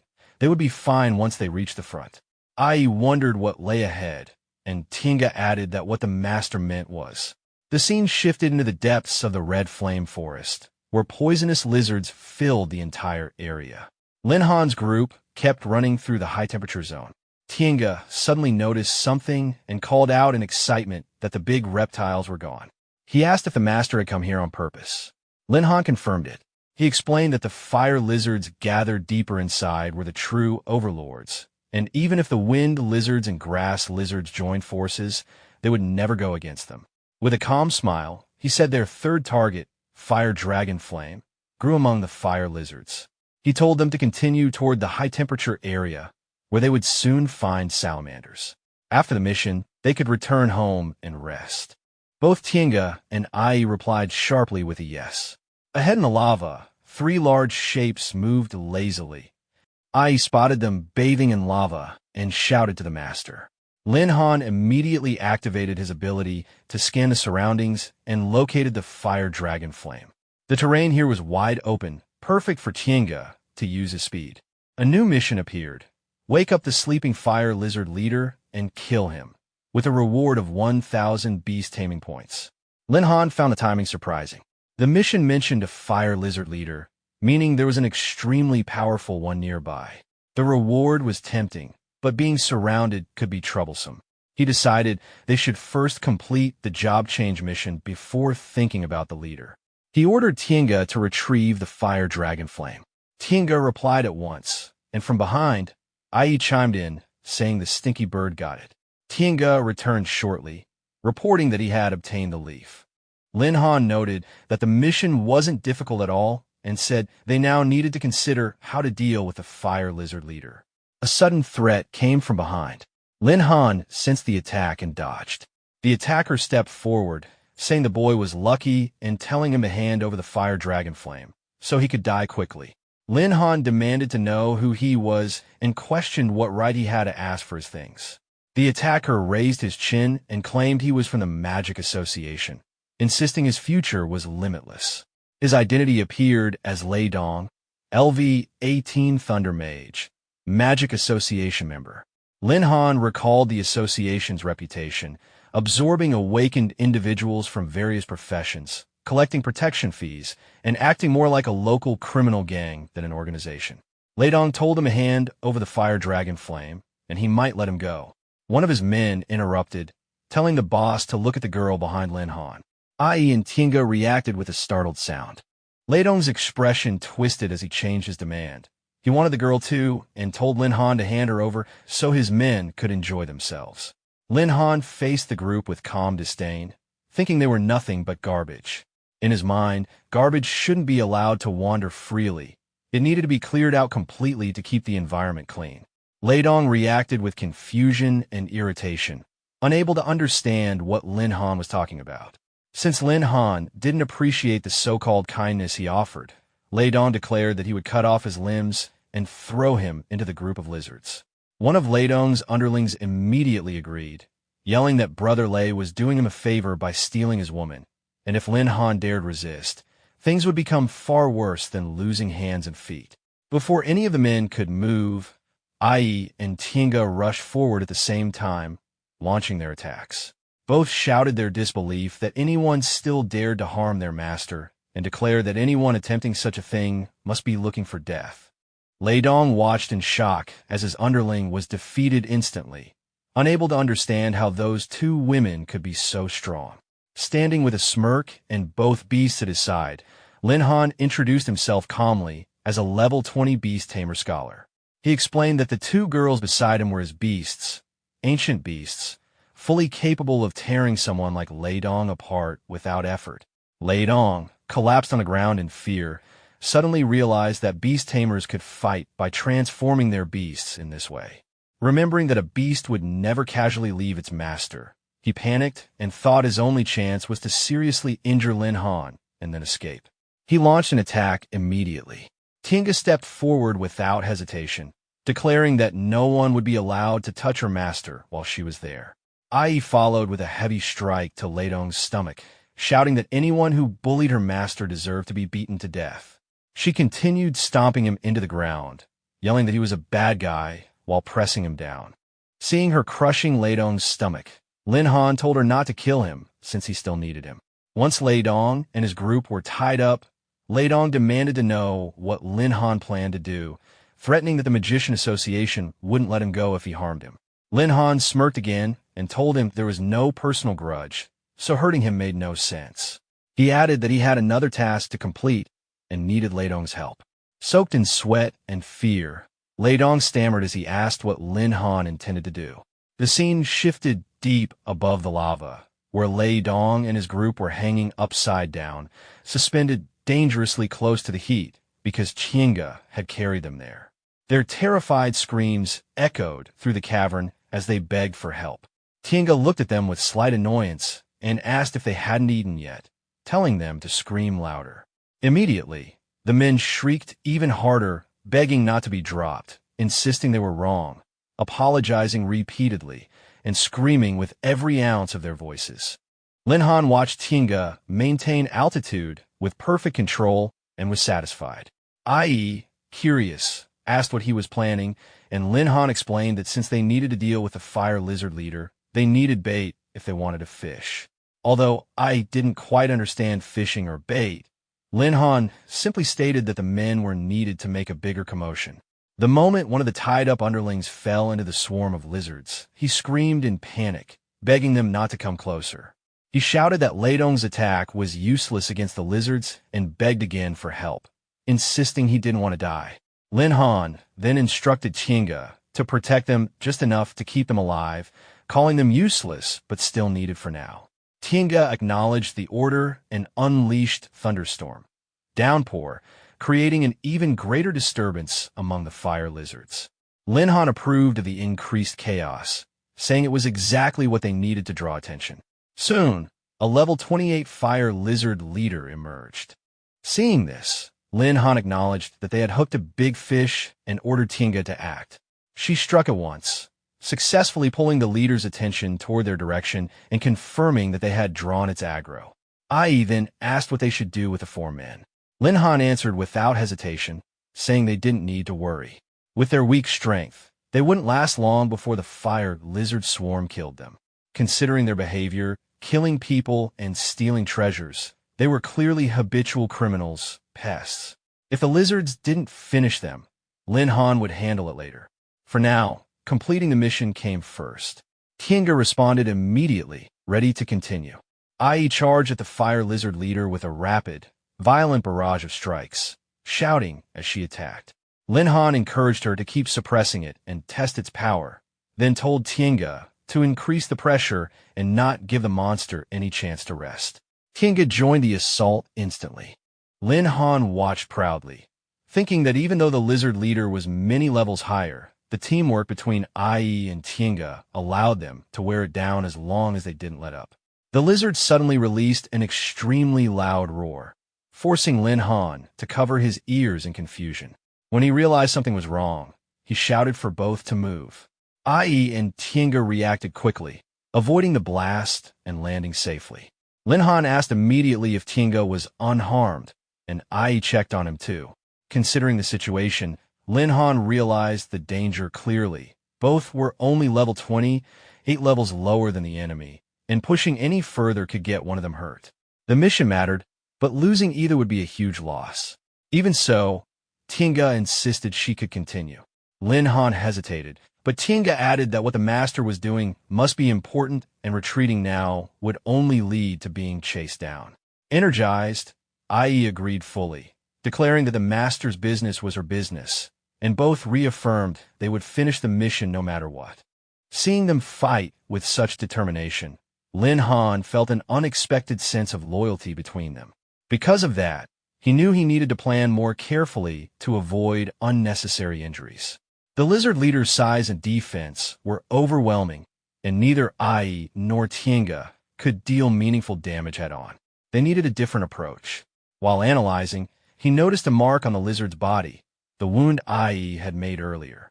Ai launched herself at the lizard with violent force, shouting, "A violent attack," as she struck repeatedly. Lin Han encouraged her loudly. "Very good, Ai. Keep suppressing it, and try its power first. Tianju, take it up. Don't give it any time to rest." Tiange responded with, "Yes, master," and immediately joined in. As they continued, Lin Han thought proudly that even though the fire lizard leader was stronger, their coordination gave them a chance. But the lizard once again let out a deafening roar, making Lin Han grab his ears and shout, though the lizard continued to roar with little visible effect. Lin Han finally activated his full power, knowing their individual attacks caused only minor harm, but could become effective when combined and amplified. Lightning wings flared to life as he copied Thunder Emperor's lightning speed, the sky-horned ant's berserk, titanic strength, violent attack, thunderstorm, and iron bone, using himself as bait to draw the lightning. With everything stacked together, he launched himself forward, unleashing a 1 billion-volt strike meant to reduce the fire lizard leader to charcoal. The system displayed a notification announcing the mission's completion, stating that the task to wake up and kill the sleeping fire lizard leader earned a reward of 1,000 taming points. Tiange and Ai celebrated excitedly, grateful to Lin Han and noting that their levels had risen, feeling that things were getting more and more thrilling. Another notification confirmed their level up. After defeating the giant lizard, Lin Han simply remarked that it was finally resolved. Both IE and Tinga immediately grabbed him in concern, but he explained that he was only tired from overusing his skills. He also noted that the scumbags from the Magic Association were likely dead already, and it wouldn't be long before waves of salamanders arrived. So they left quickly, resting overnight before heading to the job change temple. The following morning, the system declared the job change mission complete and announced that he had successfully reached the third job change, becoming a Beast Tamer Elite. Lin Han reflected that reaching the third level hadn't been easy, but awakening 2 new skills made the mission worthwhile. The system confirmed the success of the third job change and unlocked his talent skills: Eagle Eye, which increased field of vision and motion capture, and Listening, which enhanced hearing. In another region, an announcement reported that the 5-star mission Whisper of the Ghost Ship had been completed. People expressed disbelief that such a task released only 2 days prior could be completed so quickly, questioning whether this was truly something humans could accomplish. A woman replied that they simply hadn't seen enough of the world, explaining that ever since witnessing young Master Lin's abnormal leveling speed, nothing surprised her anymore. The scene returned to Lin Han, who asked IE and Tinga how much stronger they had become. IE enthusiastically said she felt far more powerful and energetic. The system revealed her updated stats as Sky-Horned Ant, Race Ancient 10 Evils, level 21, with Strength 3640. Tinga noted that the upgrade felt pretty good and had unlocked new combat forms. His stats showed Thunder Emperor, Race Ancient 10 Evils, level 21, with Strength 2800. Seeing their stats, Lin Han dramatically lamented that they must be cheating, since despite being only 1 level apart, their values far surpassed his. But he quickly accepted it, reminding himself that the stronger they became, the better it was for him.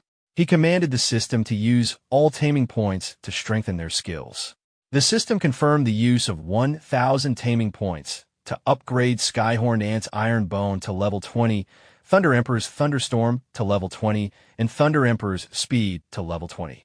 The remaining taming points dropped to 0. While reviewing his chart, Lin Han noted the third-level rewards he hadn't examined earlier. Each skill looked useful, leaving him to decide which one to choose. After triggering his third turn, Lin Han focused on a new set of rewards that included Fusion, Telepathy, and Perception Shielding. Fusion immediately drew attention, since combining the strength of the Skyhorn Ant with the agility of the Thunder Emperor Beast would give him far more practical power than copying skills alone. He realized choosing Fusion would prevent future embarrassment in battles like the one he had against the Fire Lizard leader. Deciding to keep things straightforward, he selected Fusion, with plans to test it soon. A new mission appeared requiring him to contract a third beast, offering 1,500 beast points upon completion. Lin Han saw it as guaranteed profit and considered it part of his progression rather than something to stress over. His current priority remained leveling up, especially with upcoming events he needed to prepare for. Several days later, Wuzhou No. 1 Middle School held its entrance exam. Colleges arrived to recruit, and Lin Han was relieved he remembered the exam despite focusing on leveling. Missing it would have caused serious trouble for him. IE and Tinga stayed hidden inside the Beast Tamer space since the event was formal and bringing them out would be inappropriate, though the cramped space was uncomfortable for them. At the ceremony, major universities from the Tianlong Empire attended, including directors from Baitian College and Qingshan College, schools that rarely recruited from smaller regions. The presence of the military academy drew even more attention due to its higher status among the institutions. During the entrance exam gathering, a student approached Lin Han, curious about his progress and expecting him to have reached level 15 with enough strength to hunt enemies. Lin Han acknowledged the student's improvements as well, noting how much stronger he had become recently. The student reminded him that he had mentioned advancing to the third shift earlier. Feng Yong suddenly cut into their conversation, dismissing Lin Han's claims as empty boasting and mocking the student for believing him. He insisted that Lin Han should admit his weakness rather than bluff. The student pushed back, annoyed by Feng Yong constantly appearing to provoke them. But Lin Han calmly diffused the tension and brought up the unresolved bet of 100,000 Heaven Dragon coins, suggesting they settle the debt immediately. Feng Yong brushed it off with confidence, insisting that Lin Han wouldn't be his match. As the confrontation stalled, the entrance exam officially began. The event consisted of two main sections, a level test followed by a practical combat assessment. The level test helps students evaluate their own abilities and choose teammates, while the combat stage focused on teamwork, battlefield adaptability, and overall performance. The top 3 teams would earn special resource packages and priority selection. Cheating through outside assistance was strictly prohibited, ensuring teams relied only on their own members. Admissions would be based on individual results and comprehensive scoring. Students lined up by class as the test crystal ball began detecting levels between 10 and 20. Early results included Tian Kuan at level 10 as a chicken farmer and Kai Duo at level 11 as a blacksmith. Bing watched the proceedings while wondering how prepared Lin Han was for the Beast Tamer assessment, knowing how much the results would shape his future. Despite her earlier efforts capturing a void beast for him, she reminded herself not to worry. Feng Yong confronted her about her concern for Lin Han, questioning why she bothered with someone he considered a failure. She warned him not to insult her students again, making it clear she would not tolerate further disrespect. Feng Yong mocked Bing with confidence, insisting he was far stronger than Lin Han. As he stepped forward and placed his hand on the testing globe, he claimed he would prove what true talent looked like. The results appeared. Class 4's Feng Yong, Great Sword Elite, level 16. The surrounding students whispered among themselves, impressed that his opening score was the highest so far and predicting that college representatives would compete to recruit him. Proud of his result, Feng Yong declared himself the strongest in number 1 middle school and told Lin Han to observe the gap between them. Lin Han replied calmly that being the strongest in the school was not guaranteed, especially since Feng Yong's score had already been surpassed. Confused, Feng Yong hesitated as new results appeared. Class 5's Lung Lingxue, Storm Grandmaster, level 17. Students murmured again, noting her status as one of China's 2 standout prodigies. The principal praised Lung Lingxue's academic and combat talent, while representatives from Baitian and Qingxin colleges openly discussed recruiting her. Tai Ching joined the conversation and asked if Lin Han, the beast tamer known as one of the twin heroes alongside Lung, was present.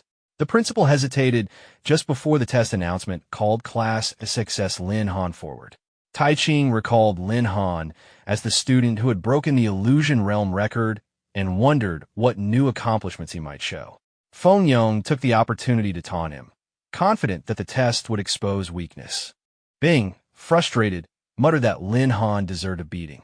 Lin Han stated that the only way to respond to a clown was to embarrass him completely and expressed his eagerness to begin, prompting Bing to give him approval. As Lin Han walked toward the crystal globe, he wondered how the device would react since it could only measure levels below 20 and he had already reached his 3rd advancement. He placed his hand on the surface, feeling an unusual surge of energy. Both he and Bing noticed the abnormal vibrations before the crystal suddenly shattered, shocking everyone nearby. Bing checked whether he was hurt, but he remained unharmed, although confused about why the tester malfunctioned despite being properly inspected before the exam. The thought crossed his mind that the issue might have come from his level being too high.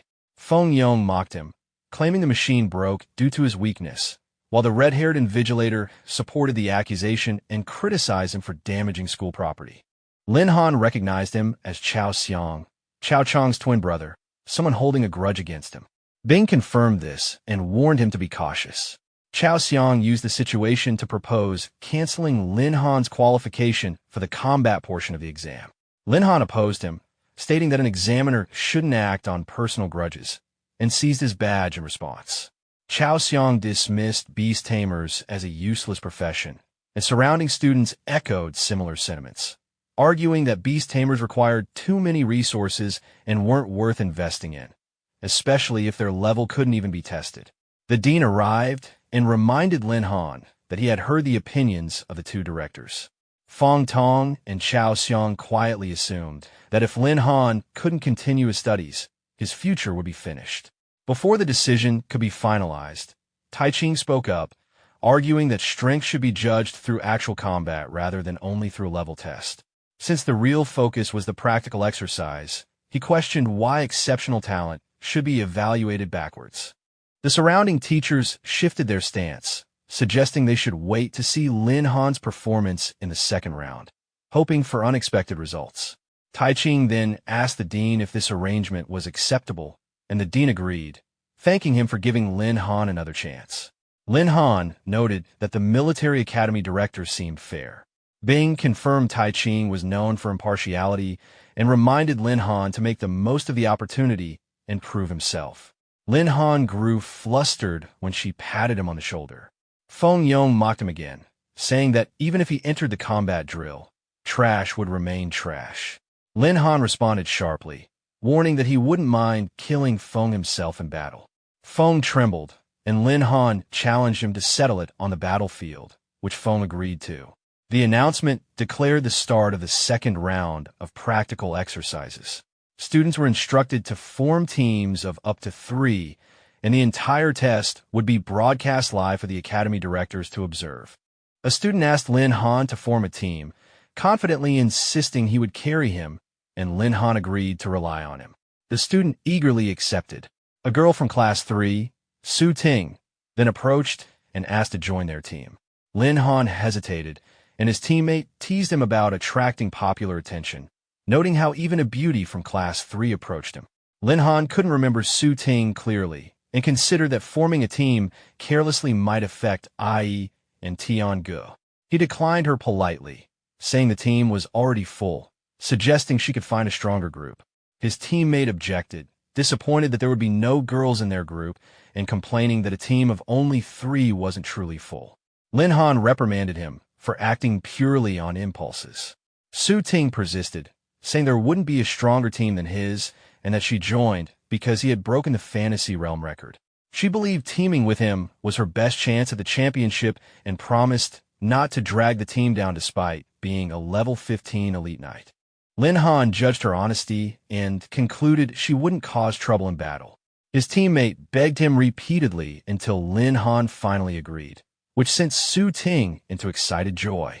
Lin Han then submitted the team registration form to Bing, who noticed Su Ting's name. He explained that her profession fit their team well, so they allowed her to join. Bing mentioned she originally intended to pair him with Lung Lingxue to increase his chances of winning, but Feng Yong recruited her first, and no one knew his intention. Lin Han reassured Bing that their current team was fully determined to win the championship. Bing immediately denied being worried about him, claiming she only cared about Class 6 not being embarrassed. Lin Han agreed that they couldn't tarnish Teacher Bai's reputation. Bing pulled him into a hug, telling him to contact her immediately if anything serious happened and not be stubborn. Lin Han nodded. Fatty Long called out that it was time to leave, and Lin Han rushed after them, thinking about Sister Bing, Fatty Long, and Su Ting. With so many people supporting him, he realized he couldn't keep holding back his strength. The scene shifted to the Forbidden Wasteland, where the practical exercise began.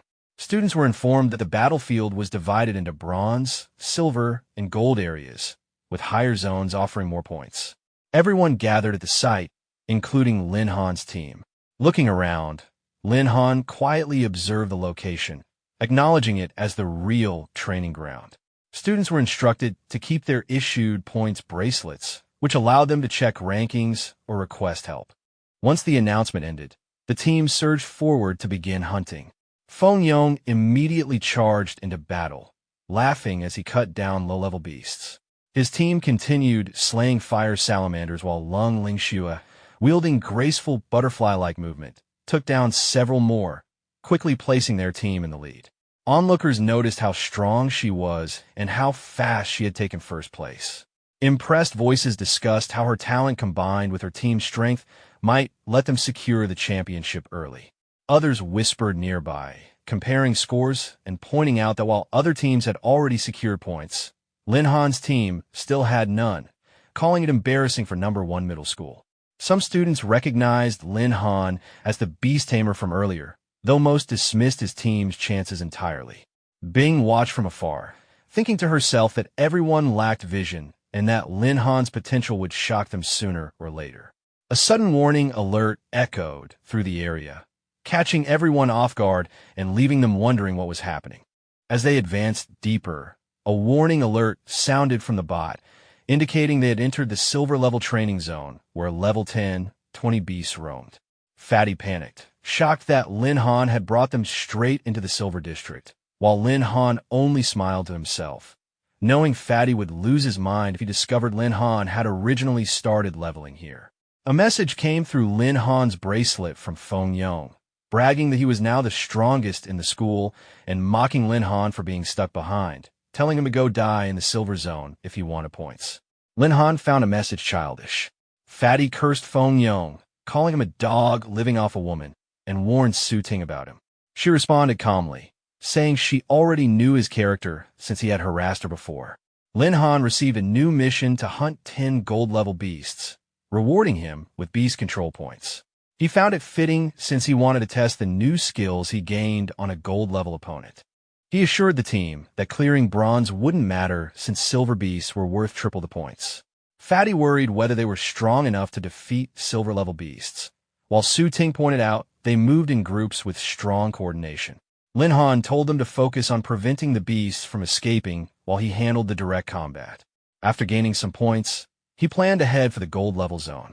Both Fatty and Su Ting were stunned, questioning if he seriously intended to go there. Lin Han calmly confirmed, saying Gold Zone beasts had the highest scores and they needed that mindset to win the championship. A level 18 corrosion hyena appeared and charged from behind as Fatty spoke. Lin Han quickly struck, but more hyenas emerged and surrounded them. Fatty shouted for Lin Han to be careful, only to watch him wipe them out effortlessly. Their team now had the points equivalent of killing 5 level 18 corruption hyenas. Fatty was stunned speechless that Lin Han killed a level 18 beast so easily. Su Ting realized just how strong he was, wondering if she was clinging onto the right thigh. Lin Han then asked whether they were ready to follow him into the gold zone. The kills also boosted his experience by a large amount. They agreed without hesitation, determined to move forward. Outside the battlefield, announcements echoed, informing everyone that Lin Han, Long Tianjiao, and Su Ting's team had entered the silver-level training zone. Teachers monitoring the feed reacted immediately. One confronted teacher by accusing Lin Han of recklessness for bringing Su Ting into such danger and insisting he wouldn't forgive him if anything happened. Bai remained calm, saying Lin Han wouldn't act without certainty. Another examiner mocked the situation, suggesting Lin Han had already given up on winning and was dragging his teammates to die. Bai rebuked her, questioning her professionalism for repeatedly belittling students. The examiner insisted she only feared inexperienced students would damage the school's reputation and claimed the Silver Zone was too dangerous for rookies. Others agreed, pitying Lin Han's teammates who were dragged along despite their higher potential. Suddenly, the observers noticed Lin Han's team points rise sharply after defeating 5 level 18 corruption hyenas, placing them on the ranking board. Taiching noticed the updated points first, surprised that Lin Han's team had scored. Their points continued rising rapidly, shocking Teacher Li by immediately requested surveillance footage of Lin Han's team. When the footage appeared, viewers were struck by the beasts fighting alongside him. Teacher Li was amazed by their strength, wondering if they were Lin Han's contracted beasts. Another teacher noted that the beasts seemed extraordinary and could be Lin Han's hidden trump card. The examiner remained dismissive, arguing that even rare beasts wouldn't be enough against the massive numbers of silver-level monsters. However, Lin Han continued clearing groups of beasts, thunder beasts, swift wolves, thunder leopards, while his 2 beasts swept the silver zone like point-collecting machines. The examiner began sweating, realizing that at this pace, it wasn't impossible for Lin Han's team to take first place. Bai questioned whether the critics still believed Lin Han was putting Su Ting in danger. Teacher Li quickly changed tone, claiming he had only been joking. Bai internally realized this must be why Lin Han rejected the Void Beast. He had even stronger beasts already. As more points updated, the crowd shouted as the team climbed from 10th place to 7th. Lin Han struck down another beast with a sharp exhale. His team's points rose again, pushing them into the top 5. The fat guy celebrated the ranking, only for the girl to correct him. It had already climbed to 3rd. Lin Han told them the area was cleared and they needed to move on. The fat guy hesitated, questioning if Lin Han truly awakened at the same time as them, saying his growth made Lung Lingxue look normal. The girl agreed, saying no one at their age could match his power at the 2nd level. Lin Han casually hinted he was not 2nd level. Both of them were shocked, jumping to the conclusion that he might already be 3rd level, accusing him of leveling impossibly fast. He brushed it off and said they were heading to the gold zone next, taking the lead. As they traveled, the fat guy followed without hesitation, joking about clinging to his golden thighs. Teachers monitoring the feed reacted quickly when they noticed the team heading toward the gold zone. Bai grew worried but stayed composed, wondering if Lin Han could really handle it. The examiner mocked him again, claiming he was overconfident just because he beat a few beasts. Bai countered sharply, pointing out that Lin Han's beasts were strong enough to overpower even typical gold-level creatures, and that trusting students was part of being a teacher. Humiliated, the examiner stewed in silence, blaming Lin Han for his brother's imprisonment, deciding to team up with Feng Yong.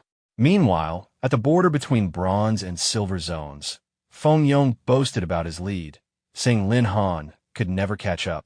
Then a notification arrived, informing him that Lin Han's points had risen to 2nd place, and that he may enter the gold zone to speed up his progress, urging Feng Yong to move into the silver zone if needed. The butterfly girl warned Feng Yong not to go deeper, saying they should kill monsters from safe range so they wouldn't provoke a group of silver-level beasts. When she turned back, Feng Yong was gone. She looked around in confusion, wondering if a beast had appeared. A long-armed ape demon emerged, roaring. It was level 20. Feng Yong ran, calling for Lung Lingxue to help so they could kill it together. He thought how lucky he was that Examiner Chow had given him the beast location, certain that killing it would guarantee his victory.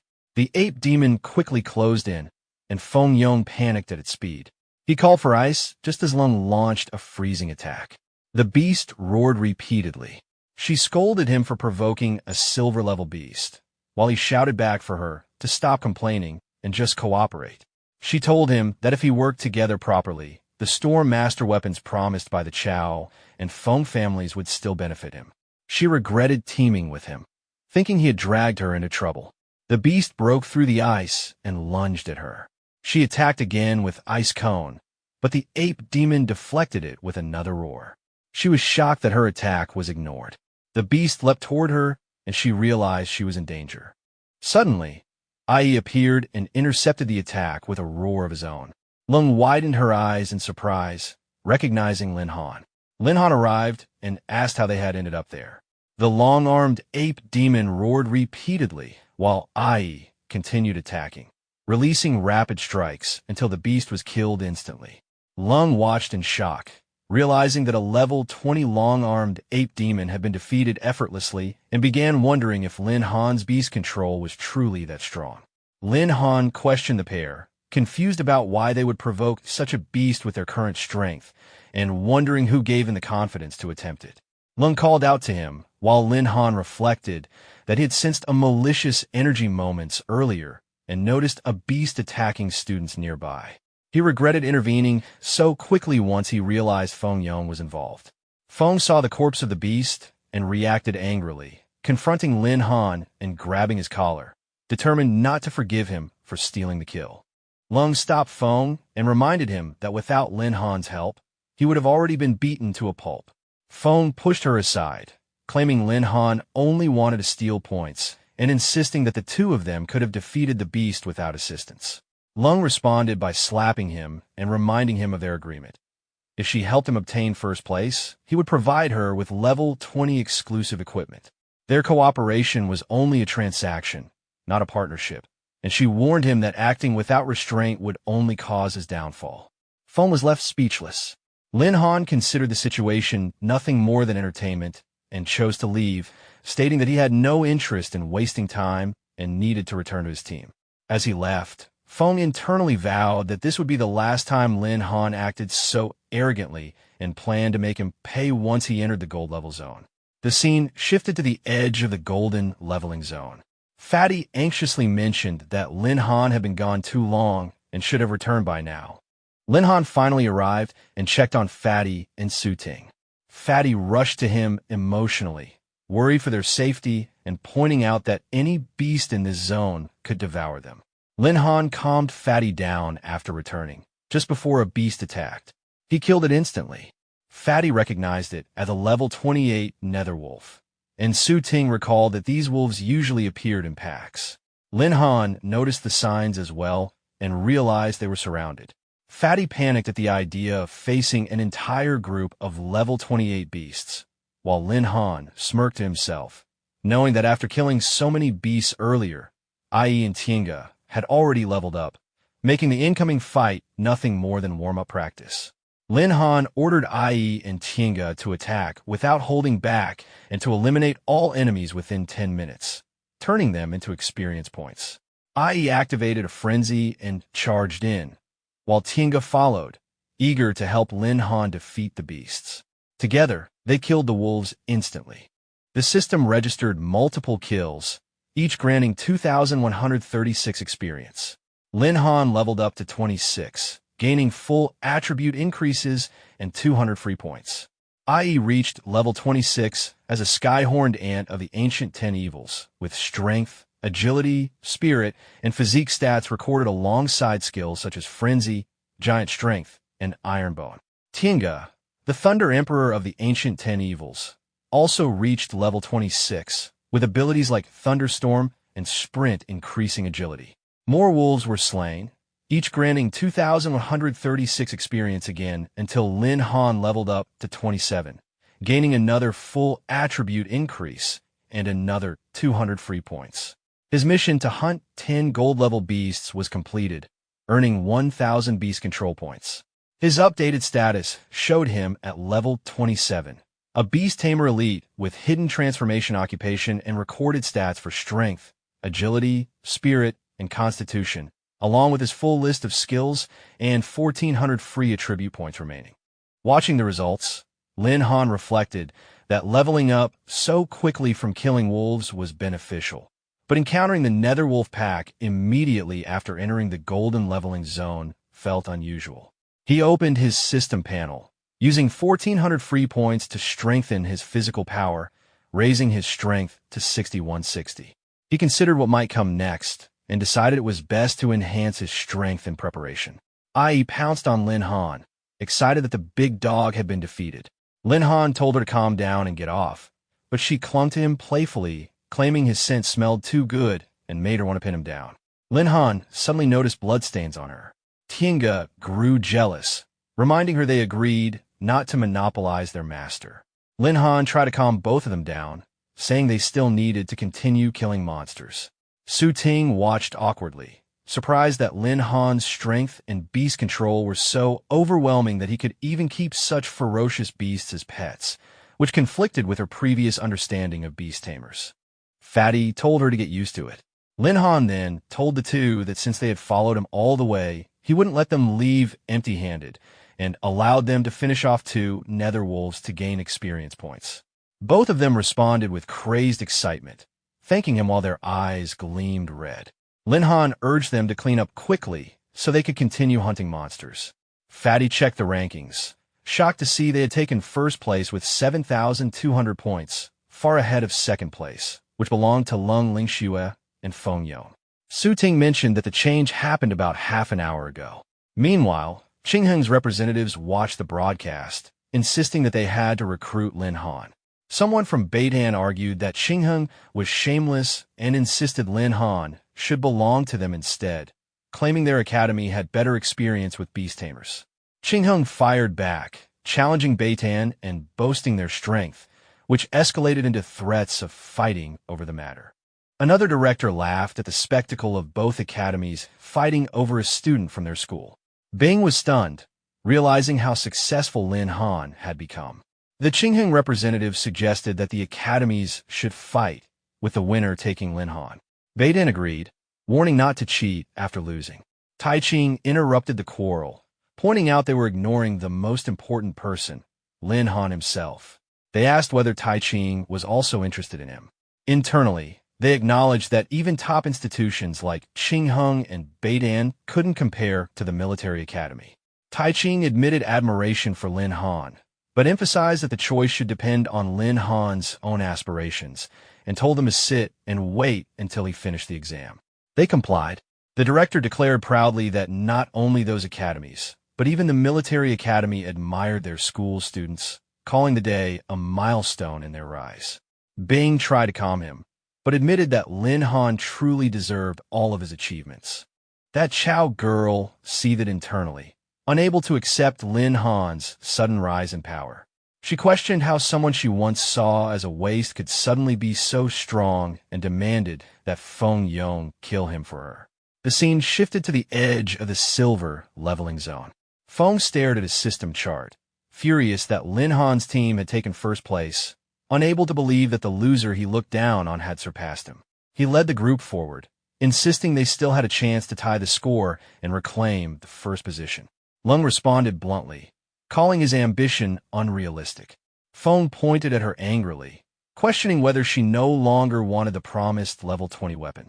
She replied that she was exhausted and had no strength left to fight, telling him to earn the point himself if he had the ability. Frustrated, Feng cursed, deciding that Lin Han would eventually face danger anyway and could enjoy his temporary success for now. Soon after, the trial concluded. The director welcomed everyone back safely as the system displayed the ranking of Feng Yong and Lung Lingshue's team in second place. He praised their cooperation, highlighting Lung Lingshue's skillful movement and ability to seize opportunities to kill powerful enemies. He acknowledged Feng Yong's performance as remarkable, but criticized his impatience, noting his reckless provocation of the long-armed ape demon nearly caused trouble. Both were still recognized as outstanding talents cultivated by the school.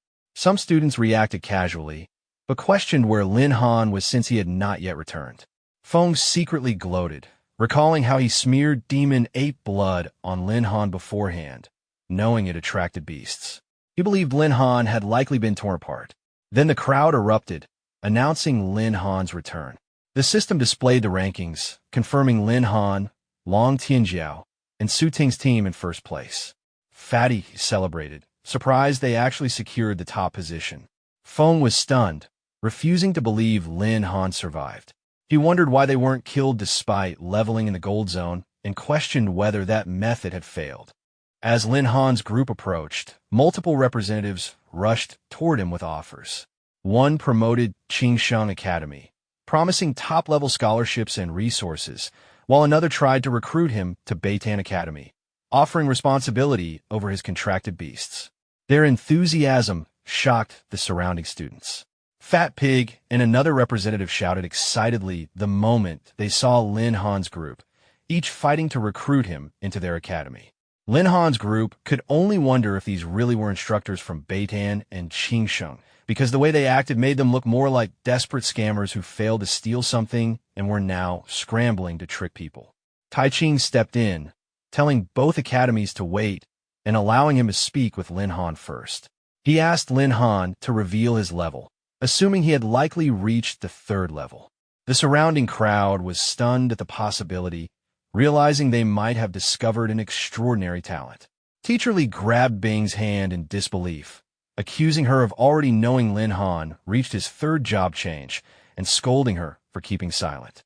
Bing only laughed, claiming she didn't know anything, though internally she was furious that Lin Han had kept it from her and swore to punish him later. Feng Yong clenched his teeth, refusing to believe Lin Han could be third level, insisting that he should be the top genius of number 1 middle school. Unable to hold back, he publicly accused Lin Han of cheating, saying it was impossible for someone who awakened only days ago to reach such strength. Both Tai Ching and Lin Han glanced at him with obvious disdain, almost as if they had forgotten he existed. Lin Han noted internally that Manager Yi had likely noticed Feng Yong's attempt to sabotage him earlier and was giving him the chance to reveal it publicly, so he could not waste the moment. He confronted Feng Yong, telling him to look clearly at his level. He displayed his system stats, revealing himself as a level 27 Beast Tamer elite.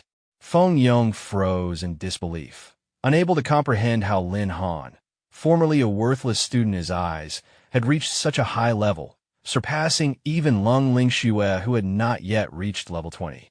Lin Han calmly questioned whether Feng Yong had been so confident in his death because of the demon ape blood deliberately smeared onto him.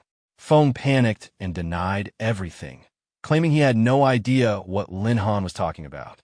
Bing then stepped forward, placing her hand firmly on Lin Han's shoulder, stating that there was no point in denying anything since the entire drill had been recorded by surveillance cameras and the truth would be revealed once the footage was reviewed. Lin Han noticed something off about Feng Yong's behavior and grew suspicious. Feng Yong asked Examiner Chow to display his monitoring footage, claiming it would prove his innocence. Lin Han realized too late that Feng Yong had already handed the surveillance device to Chow Xiang, which immediately raised concern.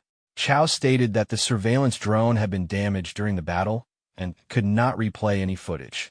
Bing seized the drone to inspect it herself, while Chow internally mocked them, confident that all evidence had already been erased before Feng Yong exited the battlefield. With the camera destroyed, no direct proof remained despite their intentions being clear. Tai Ching then revealed that the military had placed additional surveillance cameras across the exam area to ensure accurate performance evaluations and presented the footage from these hidden devices. The recording clearly showed Feng Yong deliberately applying demon ape blood onto Lin Han, confirming that he had intentionally drawn a high-level beast to attack Lin Han's group. Tai Ching explained that demon ape blood, despite coming from a silver-level beast, had hypnotic effects on higher-level creatures, proving Feng Yong's intent to lure a gold-level beast and have Lin Han killed. He warned that if Feng Yong had been under his command, the consequences would have been far worse.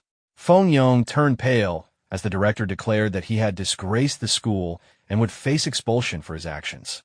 Lin Han pointed out that Feng Yong was only acting as someone else's pawn. He questioned how a mere student could know the effects of demon ape blood and why the surveillance conveniently malfunctioned in Chow's hands. He highlighted that Chow Chong had previously targeted him multiple times, implying Examiner Chow was the true orchestrator behind the setup. Chow denied involvement, insisting that as an examiner he would never do such a thing and claiming he was ashamed to be associated with someone like Feng Yong. Feng Yong panicked and moved toward him, begging for help, admitting he initially only wanted the demon ape points and that Chow had messaged him, explaining how the demon ape blood worked and instructing him to smear it on Lin Han. Chow responded by kicking him to silence him. Feng Yong fell to the ground in pain. Bing then checked her phone and confirmed there really was a message from Chow Xiang. Chow lunged at her, demanding the phone back and calling it a false accusation. The director intervened, condemning Chow for being just as despicable as his brother and forcing him to the ground. Tai Ching stated that Chow should be handed over to the military for abusing his authority and framing students, assuring that the punishment would be severe. Those around them criticized both Chow Xiang and Feng Yong, refusing to admit Feng Yong into their academies and declaring his future ruined. Feng Yong, sitting on the ground, realized everything was over. Lin Han reflected that without IE being affected by demon ape blood, he might not have discovered Feng Yong's actions so quickly. He was surprised Manager Yi noticed it so easily and thought it would be good to enter the military academy. Tai Ching approached Lin Han, praising his performance and saying the academy welcomed him anytime, although the training would be strict and the benefits limited, leaving the decision to him. He reached out to shake hands, telling Lin Han to consider it carefully. Before a decision could be made, the other two academy representatives rushed in and urged Lin Han not to decide yet, insisting their academy had the strongest faculty. Lin Han replied that he would think about it. The director observed the situation, noting it was the first time in years that multiple major academies and even a military school competed so fiercely over one student, and felt obliged to support Lin Han as a student of No. 1 middle school. The director announced the end of the exams and the start of the award ceremony. Third place was awarded to Du Haonan and Tian Kun Yuanbo, second place to Feng Yong and Lung Ningxue, and first place to Lin Han, Long Tianjiao, and Su Ting. Based on Lin Han's performance, he received his rewards: a villa in the city center, an advanced skill book titled Heavenly Fist, and a gold-level amplification necklace that boosted overall attributes by 20% for 3 minutes, though it could only be used 3 times. As Lin Han stepped up to receive the award, he expressed gratitude to the dean for his guidance, the school for nurturing him, and Wuzhou City. Internally, he was thrilled, especially about receiving a villa, thinking about hugging Ai and Tiangu and sleeping with them every day. The director told him not to express gratitude yet, and to save it for when he succeeded and returned to his old school. For now, Bai Bing would show him the villa. Later, riding in the car together, Bing asked if he had decided which academy to choose. Lin Han said he wasn't sure and asked her opinion. Bing explained that Qingbei was the best choice for a stable future, while the military academy was ideal for those seeking greater goals and intense training. Lin Han thought that without the system, Qingbei and its resources would be the ideal option, but now, having the system and the ability to regress, he needed beast taming points more than resources, meaning he had to sharpen himself through battles. He told Bing there was no need to think further and that he would choose the military academy. Bing said he was full of surprises and told him to seek her out if he needed help after joining. Lin Han thought that even for the Bai family, entering the military academy wasn't easy, and she likely said that to ease his pressure. He didn't feel much pressure himself. Left hand Ai, right hand Tiangu, but admitted that there was still pressure. The driver suddenly turned the car, causing Lin Han's head to fall onto Bing's lap. Bing asked him if he was short of a beast and whether he had a target, offering to help him catch one.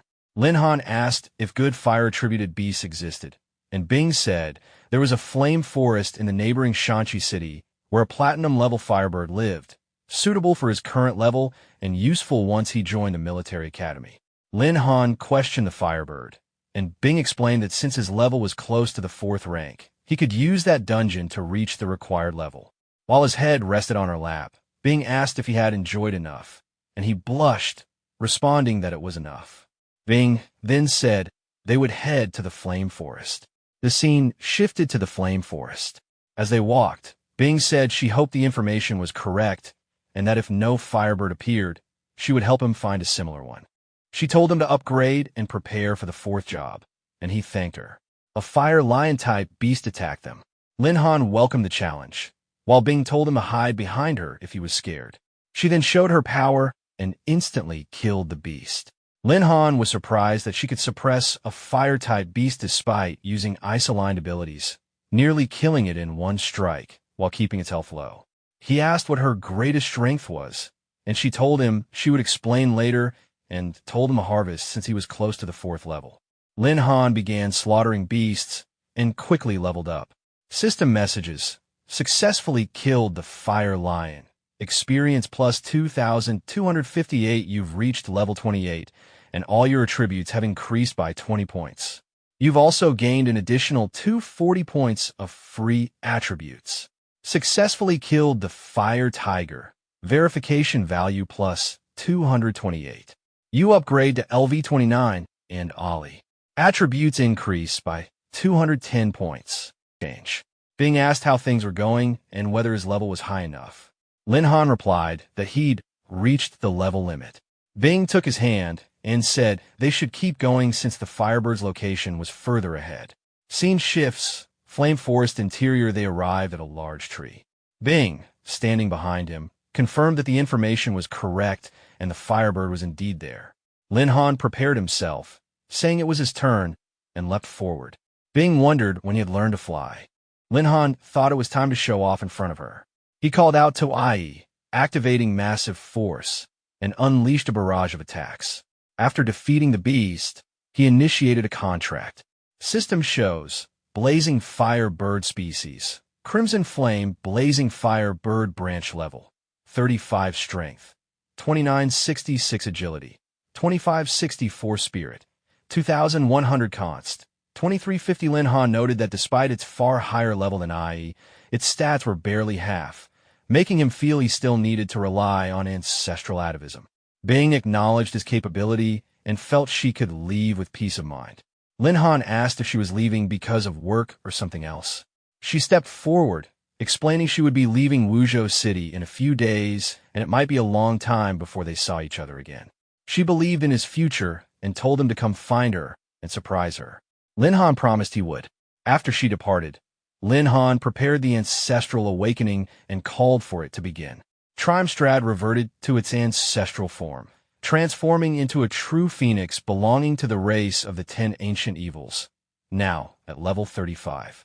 Its stats included high strength, agility, spirit, and constitution, along with powerful flame-based abilities capable of unleashing sky-descending fire and underground surging flames. She hugged him affectionately, calling for a master hug. Lin Han celebrated gaining another member of the ancient 10 evils and set off to start the job transfer quest. At the Job Change Temple, he received a 5-star mission requiring the extermination of 50 lizard turtles in Bitterwater Swamp to improve local ecology.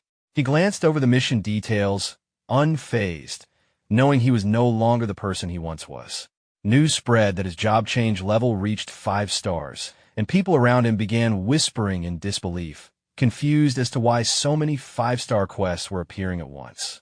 Some wondered if a single person was responsible for all of them. Lin Han and his team prepared themselves, and he announced that it was time to tackle the 4th job mission, heading straight for Bitterwater Swamp. When they arrived, he observed the murky landscape, noting that it didn't seem very dangerous. A beast slithered out from the swamp waters, and Lin Han told Xiaojin to handle the snakes. She confidently promised to satisfy him and unleashed a burst of flames, burning them to ashes while shouting for the creatures to get out of this world. Lin Han wondered why only snakes were appearing and why there were no lizard turtles. Xiaojin spotted one ahead, earning a thumbs up from Lin Han as he urged the group to move forward without delay. Soon, they reached a cluster of turtles filling the water. Lin Han cringed, saying there were too many and it triggered his trypophobia. Still, he was glad they wouldn't have to search for them one by one. He sent Ai and Tiangu ahead to handle the creatures, and they reassured him enthusiastically as they charged forward. Xiaojin then asked what her role was, and Lin Han told her to stay by his side and let the others level up. Ai and Tiangu annihilated the turtle beasts instantly, leaving Xiaojin enjoying the feeling of completing a mission just by lying around. After dozens of kills, progress rapidly increased as more lizard turtles fell. Suddenly, an enormous lizard turtle king emerged from the swamp, far larger than the rest. Lin Han stared up at the towering beast and exclaimed how big it was. The narrator added, "That's what she said." Lin Han thought to himself that anyone else would have run away after seeing a level 49 lizard turtle king, but he had his system to rely on. The mission objective was to defeat the Lizard Turtle King and earn 1,500 Beast Taming points. He commanded all 3 of his beasts to attack together, i.e. unleashing massive force, Tiangu striking with Thunderstorm, and Xiaojin delivering the final blow. Even after taking their combined, full-power attacks, the Lizard Turtle King survived. Lin Han acknowledged that its strength was worthy of its level, but he was ready to claim his reward. Just as he was thinking about it, the beast stole the points by devouring the remains, infuriating him. His reward disappeared, and the mission failed, but a new opportunity appeared. Defeating the Black Water Python King would grant 2,000 beast taming points. Angered, Lin Han shouted that if the creature dared to steal his prey, he would make it pay back with interest. This was the perfect chance to test the system's new ability. He activated Fusion, calling Ai, Tiangu, and Xiaojin to follow his command, then donned ferocious beast armor. His combined stats skyrocketed to absurd levels, leaving him stunned by how exaggerated the numbers were. As he powered up, a new threat appeared, a level 39 Blackwater Python. Ai warned Lin Han to be careful, but wearing his full armor, he assured her confidently. He unleashed Phoenix Flame, burning through enemies with ease. After clearing the smaller beast, he announced that it was time for the main target and followed up with Massive Force, Frenzy, and Phoenix Flame, finishing the creature gracefully. His companions admired his strength, calling him handsome. Just when he believed the fight was over, he noticed the creature still alive. The beast revealed its true form, a transformed Bitterwater Black Tortoise, level 49. An urgent warning spread through the area, announcing the suspected appearance of the rare ferocious beast known as the Black Tortoise. Lin Han was shocked by the sudden evolution, wondering why such a creature had appeared out of nowhere. Xiaojun explained that it wasn't a true black tortoise, but a mimic fused from similar beasts. Lin Han questioned how it could mutate into something so large, though Xiaojun didn't know the full reason and urged him to stay cautious. A sudden attack struck, catching Lin Han off guard. Lin Han said he originally intended to spare the creature so he could study it, but after the sudden ambush he declared that, with the system's help, he could bind even the 10 fierce beasts regardless of its identity. Xiaojun unleashed Phoenix Flame and Thunderstorm, resulting in a massive blast. After the creature fell, Lin Han noted that the mission was finally complete and the reward was worthwhile. He decided it was time to head to the Job Change Temple, though a sudden weakness washed over him, forcing him to acknowledge that fusion still carried severe drawbacks and should only be used as a trump card moving forward. The scene shifted to the Job Change Temple. Lin Han successfully completed his 4th job change and unlocked new talent skills, including temporary invisibility and short-range teleportation. He reflected that such abilities defied logic, especially invisibility, which could easily save his life in critical moments. His attention shifted again as he received a choice of new skills. He thought stealth alone couldn't conceal his aura, and perception shield could complement stealth perfectly. He made his choice decisively. The skill integrated into him, and Lin Han checked his newly updated status, now equipped with a black tortoise shield and amplification necklace alongside his expanded list of abilities and stats. Lin Han told himself it was time to report to the military academy. When the scene shifted, everyone had gathered.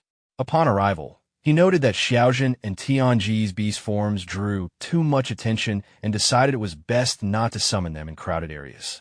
Fatty and Su Ting arrived from behind, calling out to him. They reminded him they had agreed long ago to attend the same academy, and Su Ting said she planned to follow him from now on. Lin Han explained he was planning to surprise them after arriving at the academy, and she replied that their meeting here was purely coincidental. They agreed to stick together moving forward. The scene shifted to a hotel. Lin Han struggled to sleep, bothered by Fatty's loud snoring, and worried about needing to pass through the fallen forest in the morning.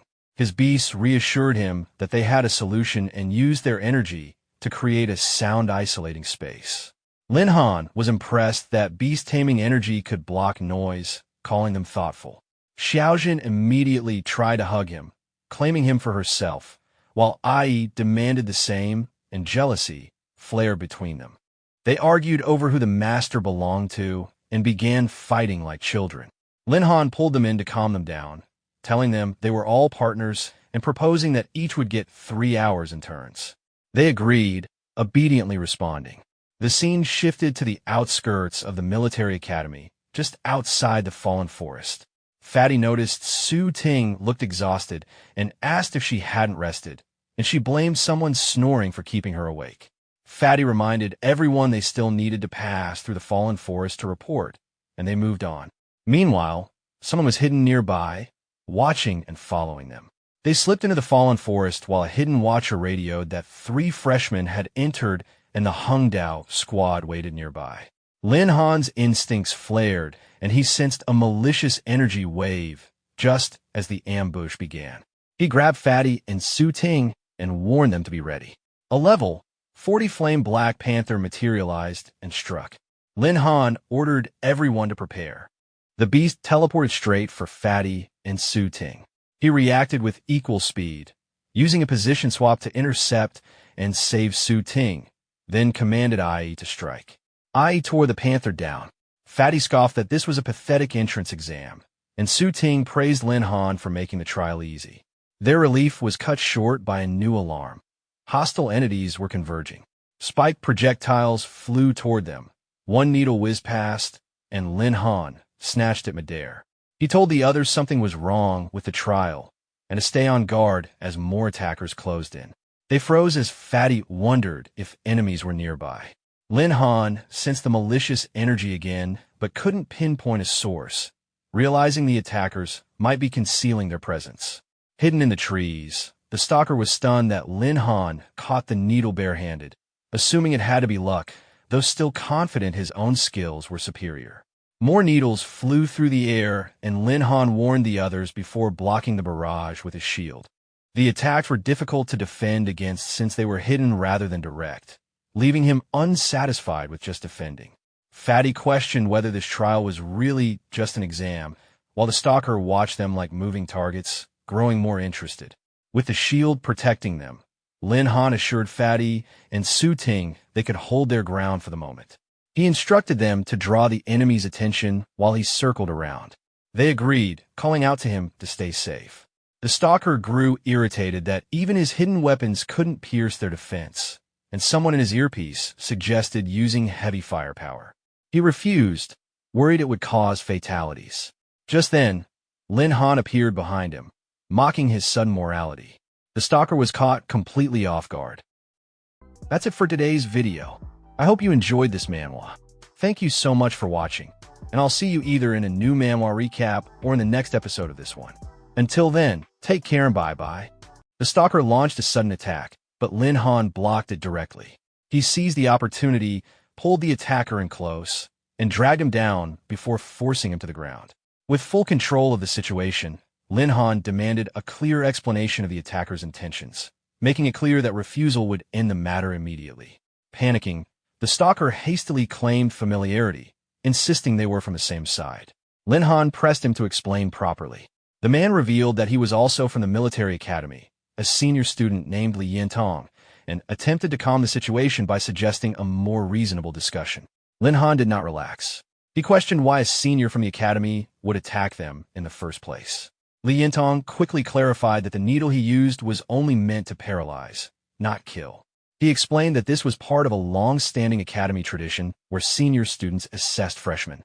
New students entered with an initial point balance, which seniors could seize if they successfully captured them. As Lin Han listened, he realized the importance of these points. Li Yintong explained that points functioned as the academy's internal currency and could be exchanged at a fixed rate. Freshmen who avoided being caught during registration were rewarded, while those captured too close to the forest entrance faced expulsion. When Fatty questioned whether only seniors could benefit from this system, Li Yintong admitted that capable freshmen could also hunt seniors and gain an even larger reward by taking their identity cards. This explanation clarified the source of the earlier malicious fluctuations Lin Han had sensed. Seeing an opportunity, Lin Han decided to turn the situation around. Instead of being prey, he chose to hunt seniors instead and demanded Li Yintong's cooperation.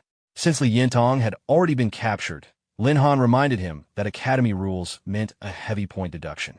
Li Yintong hesitated, calculating the loss and worrying about his future standing in the academy.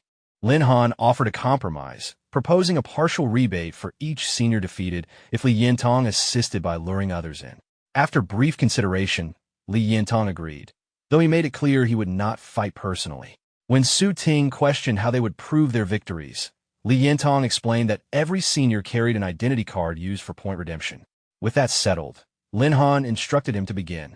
Li Yintong contacted another senior, inwardly apologizing as he did so. Elsewhere, a man followed the coordinates Li Yintong had provided, believing he had located unsuspecting freshmen resting without defenses. Confident of an easy gain, he rushed forward to strike. Before he could act, the situation reversed instantly. Lin Han appeared, having already subdued the threat in a single move. Li Yintong watched in disbelief, openly acknowledging Lin Han's efficiency. The defeated senior, Wang Lichong, erupted in fury. Recognizing Li Yintong's involvement, he accused him of betrayal and vented his long-standing resentment, blaming him for repeated losses and personal grievances tied to scholarship benefits. The conflict continued without pause. Lin Han noticed that the anesthetic had not taken effect immediately. Li Yintong explained that the opponent possessed body-strengthening abilities, causing the anesthetic to act slowly. He decided to increase the dosage for the next targets. With no delay, they moved on. Li Yintong continued luring senior students under the pretense of sharing easy targets. One by one, seniors were drawn deeper into the jungle and subdued. Each success reinforced the efficiency of their cooperation, and Li Yintong even contacted more people, expanding the scope of the trap. As this continued, reports began reaching the senior command. Several teams had lost contact with their members, and in some cases, entire squads had disappeared without explanation. The abnormal situation raised alarm, leading to the conclusion that an unusually dangerous freshman was operating in the area. Unaware of the full picture, Li Yintong contacted another senior, promising information in exchange for future benefits. After identifying Lin Han's group as the target, the senior confidently approached, believing he could resolve the situation with ease. However, the Academy Command soon issued a special alert. A red target protocol was activated in the southeast, signaling that multiple senior teams had failed in the same area. This meant coordinated interception was now permitted. Hearing this, the approaching senior hesitated, realizing the situation was no longer simple. Li Yintong panicked, unable to believe that a freshman could force such a response. Before the senior could withdraw, Lin Han appeared and stopped him decisively. Sensing the shift in circumstances, Lin Han confirmed that they had not yet been fully exposed. He instructed Li Yintong and the others to hide while he scouted the surrounding area, leaving Li Yintong responsible for disabling the restrained senior if necessary. Lin Han moved out alone. Elsewhere, a pink-haired girl questioned why what was supposed to be a symbolic interception had escalated into a large-scale operation. Before she could disengage, multiple people attempted to surround her, intending to capture her before she could report in. She attempted to resist, but a senior used specialized ammunition to blind and incapacitate her. Despite her struggle, another attack restrained her further, activating body-hardening techniques to force her into submission. At that moment, an explosion disrupted the ambush. Lin Han arrived and eliminated the immediate threat, pulling her out of danger. The girl suffered only minor injuries, though she soon lost consciousness due to lingering anesthetic effects. The surrounding seniors were shocked that a freshman could withstand their coordinated attack. Recognizing that concealment was no longer possible, Lin Han released his full presence and chose to act decisively, taking the initiative before the situation could escalate further. Lin Han clarified that the girl he had just rescued was someone he knew from before and that she was also a freshman reporting to the military academy. Fatty reacted casually, while the girl confirmed Lin Han's identity and realized he was the one who had saved her. She recalled their last meeting, remembering that Lin Han had been far weaker at the time, and questioned how he could have handled multiple senior students so easily. Lin Han explained that his strength had already reached a new stage. The realization left her stunned, while Fatty openly approved and Li Yintong silently acknowledged the gap between ordinary talent and true genius. Lin Han then proposed a change in approach. Instead of hiding, they would actively hunt senior students, seize their identity cards, and exchange them for points. He asked if she was willing to join. After briefly reflecting on how she had survived so far by avoiding direct confrontation, she decided to take part without hesitation, openly expressing her eagerness. Lin Han introduced his teammates and quickly outlined their coordination. With her abilities, senior positions could be locked down directly, allowing her to act as bait while Lin Han handled the decisive strikes from behind. She would also assist by gathering intelligence, with profits shared under the same arrangement as before. Li Yintong agreed without objection. Elsewhere, Senior Command detected signals from missing team members. Scouts were dispatched, and one senior was recovered unharmed but missing his identity token. After regaining consciousness, he reported that seniors and freshmen had cooperated in ambushes and identified Li Yintong as the betrayer. The captain ordered him to withdraw and rest, choosing to personally handle the situation. Rather than broadcasting the betrayal, the captain decided to use it as leverage. He ordered all nearby senior teams to converge, intending to turn the situation around and deal with the freshmen directly. At the academy, the abnormal situation was reported to Yi Tai-ching. Initially calm, he learned that the seniors were no longer hunting freshmen, but were instead being hunted themselves. As reports escalated, it became clear that dozens of seniors had already been taken down, with entire teams wiped out.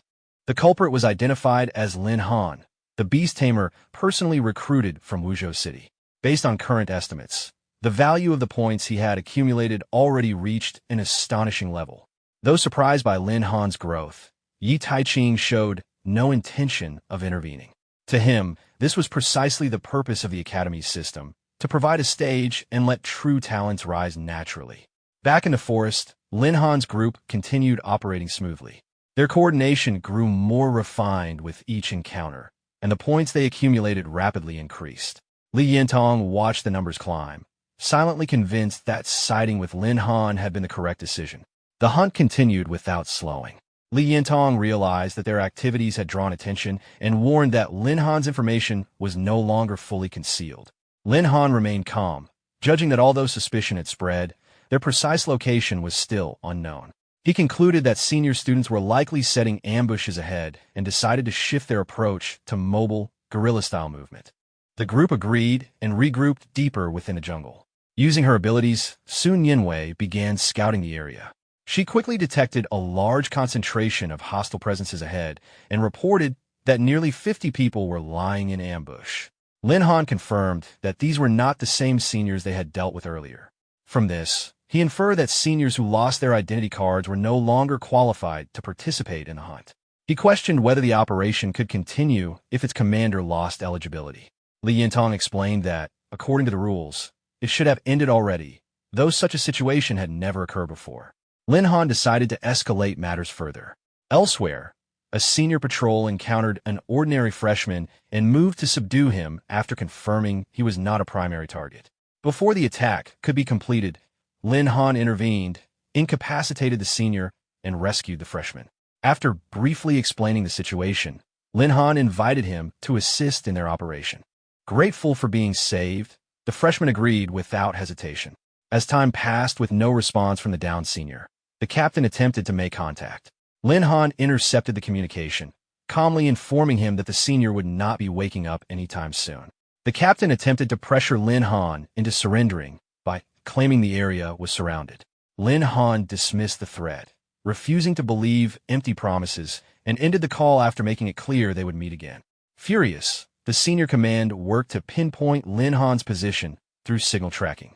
Though aware that Lin Han had deliberately exposed himself, they chose to publicize his location, confident that overwhelming force would be enough to crush any resistance.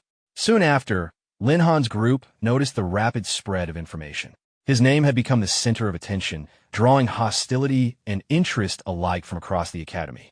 Even Li Yintong was stunned by how quickly Lin Han had become widely known. Rather than retreat, Lin Han welcomed the attention. With the situation fully exposed, he resolved to confront the seniors directly and seize every remaining identity card. The scene shifted to the academy director's office. The director sat calmly in his chair, scrolling through his phone as he reviewed the situation. Lin Han had chosen to act first despite being outnumbered by more than 10 opponents, and the director noted the boldness of the younger generation. Beside him, the large display showed the battlefield layout. The green indicators representing new students were completely surrounded by red markers belonging to old students. An additional orange signal had appeared nearby, indicating that the old student captain, Chi Tian, was now close to Lin Han. The director observed this development with interest, curious to see how much strength Lin Han truly possessed. The scene then shifted into the forest. Xiaojin sensed a large number of old students moving toward their location, the pressure in the area steadily increasing. At the same time, intense hostile fluctuations spread across the surroundings, confirming that strong malicious intent was converging on the protagonist's position. The protagonist quietly observed the situation through the display, understanding that the enemy had taken the bait. The success of the plan now depended on Su Ting and the others holding their positions long enough. Xiaojin expressed concern about whether the trap would succeed if the senior student managed to escape, but the protagonist remained confident. As long as the enemy was delayed, he would be able to confront the third-year commander and bring the pursuit to an end. The protagonist activated stealth and carefully watched from the tree branch as movement appeared below. Someone was approaching. The group of seniors advanced toward Fatty, clearly confident in their numbers. As they drew closer, the protagonist observed them carefully and reflected on the disguise. Senior Li's tool for altering appearances had worked well, and the responsibility of impersonating Lin Han weighed heavily on him. With everyone depending on his performance, failure was not an option. Among the approaching seniors, one identified the disguised figure based on Wang Lichang's description, while another prepared to discipline him for his attitude. From a distance, Stalker quietly pointed out that the two leading figures were the commander and the communications officer of the operation. The protagonist acknowledged this information and decided to wait a little longer. At that moment, the protagonist leapt down from the tree and slammed into the ground with immense force, unleashing his giant force skill. The impact sent shockwaves through the area, violently knocking down the seniors who were charging toward his companions and shattering their formation. Ahai appeared beside Tienga, calmly entrusting the remainder of the plan to her and reminding her of their master's instructions. Tienga acknowledged this without hesitation. She then activated her power, calling forth a thunderstorm. Shortly after, the sister joined in, releasing a weakened version of the same ability to support the attack. Tienga launched her attack, releasing the thunderstorm power toward the seniors. Lightning crashed down across the area, striking the group directly and leaving them collapsed on the ground, overwhelmed by the impact. Tienga observed the fallen opponents in silence. Ahai calmly collected the seniors' ID cards, clearly satisfied with the outcome. From above, the protagonist watched the entire scene unfold. At the same time, the captain and his companion, who had been observing from a distance, realized that the situation had turned against them. The trap had already been sprung. Seeing the opening, the protagonist moved immediately. He leapt down from above, aiming to finish the confrontation in a single decisive strike before the two could respond. At the last moment, the captain detected the incoming attack. Reacting instantly, he activated his diamond ice fist and countered with a powerful punch. The protagonist managed to block the strike, but the force behind it was overwhelming, sending him sliding backward across the ground. As he regained his footing, the protagonist realized that his approach had been detected through movement rather than presence. Even without sensing his breath, the captain's companion had tracked the disturbance in the air itself, making stealth ineffective at close range. The captain assessed the situation calmly. Despite acknowledging the protagonist's strength and courage, he made it clear that the difference in cultivation level remained decisive. The protagonist responded without backing down, maintaining his resolve. The captain then directed his attention elsewhere. The protagonist followed his gaze and saw his teammates immobilized, encased in ice. Fatty, Su Ting, Lu Si in Lin Han's disguise, Nianwei, and the others had all been caught, their earlier success completely overturned. Now alone, the protagonist stood facing the captain. The situation left no room for retreat without sacrifice. The choice was clear.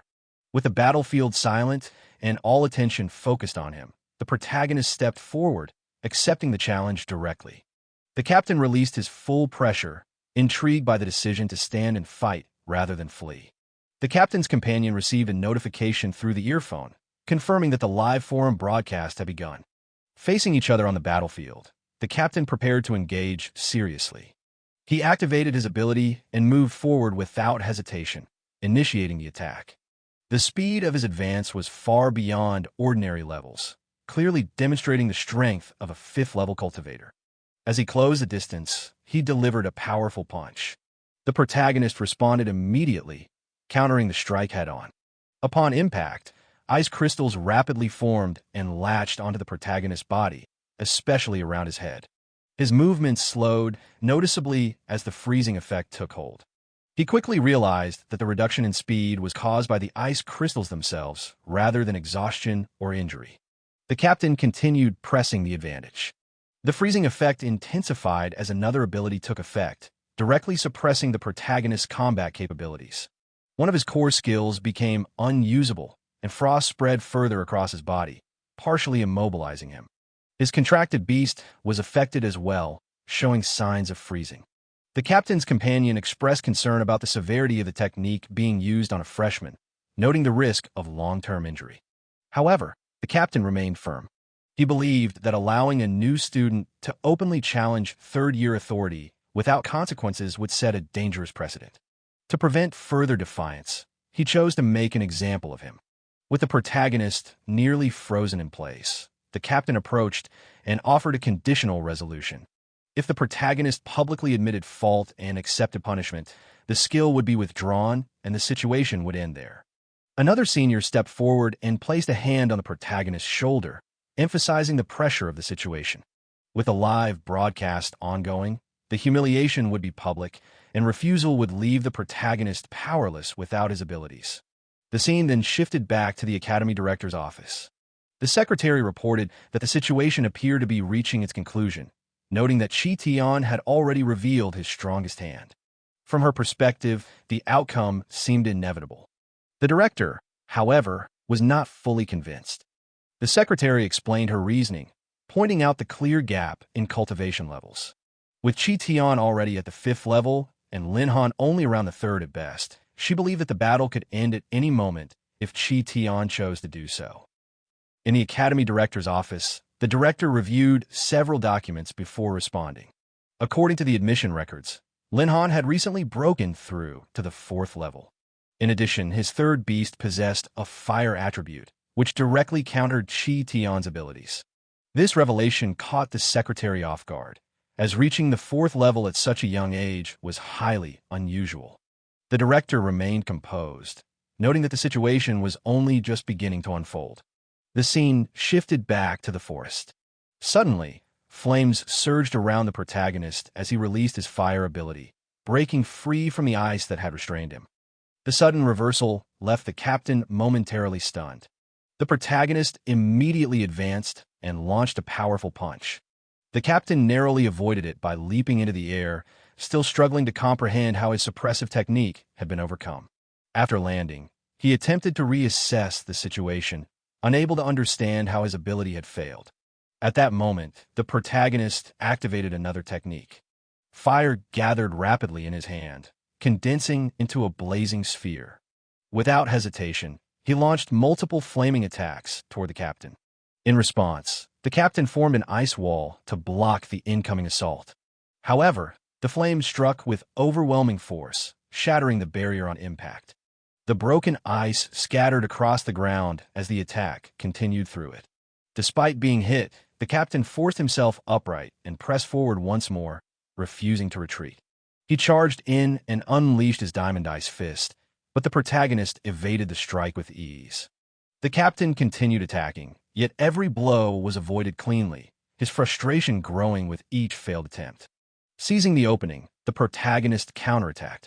He gathered flames into his fist and delivered a decisive strike infused with fire. The punch landed directly, sending the captain flying backward before crashing heavily to the ground. The protagonist stepped forward and placed his foot against the captain's chest, flames still radiating from his body. With the outcome decided, the battlefield fell silent, the result unmistakable. The companions of the captain stood frozen in shock as they took in the scene before them. The result of the confrontation was clear, leaving no room for further resistance. After a brief exchange, the seniors acknowledged the outcome of the hunting competition. They handed over their ID cards and requested that their captain be released. The protagonist accepted the cards, lifted the captain, and tossed him back toward his companions. Without lingering, the group gathered their fallen leader and withdrew from the area.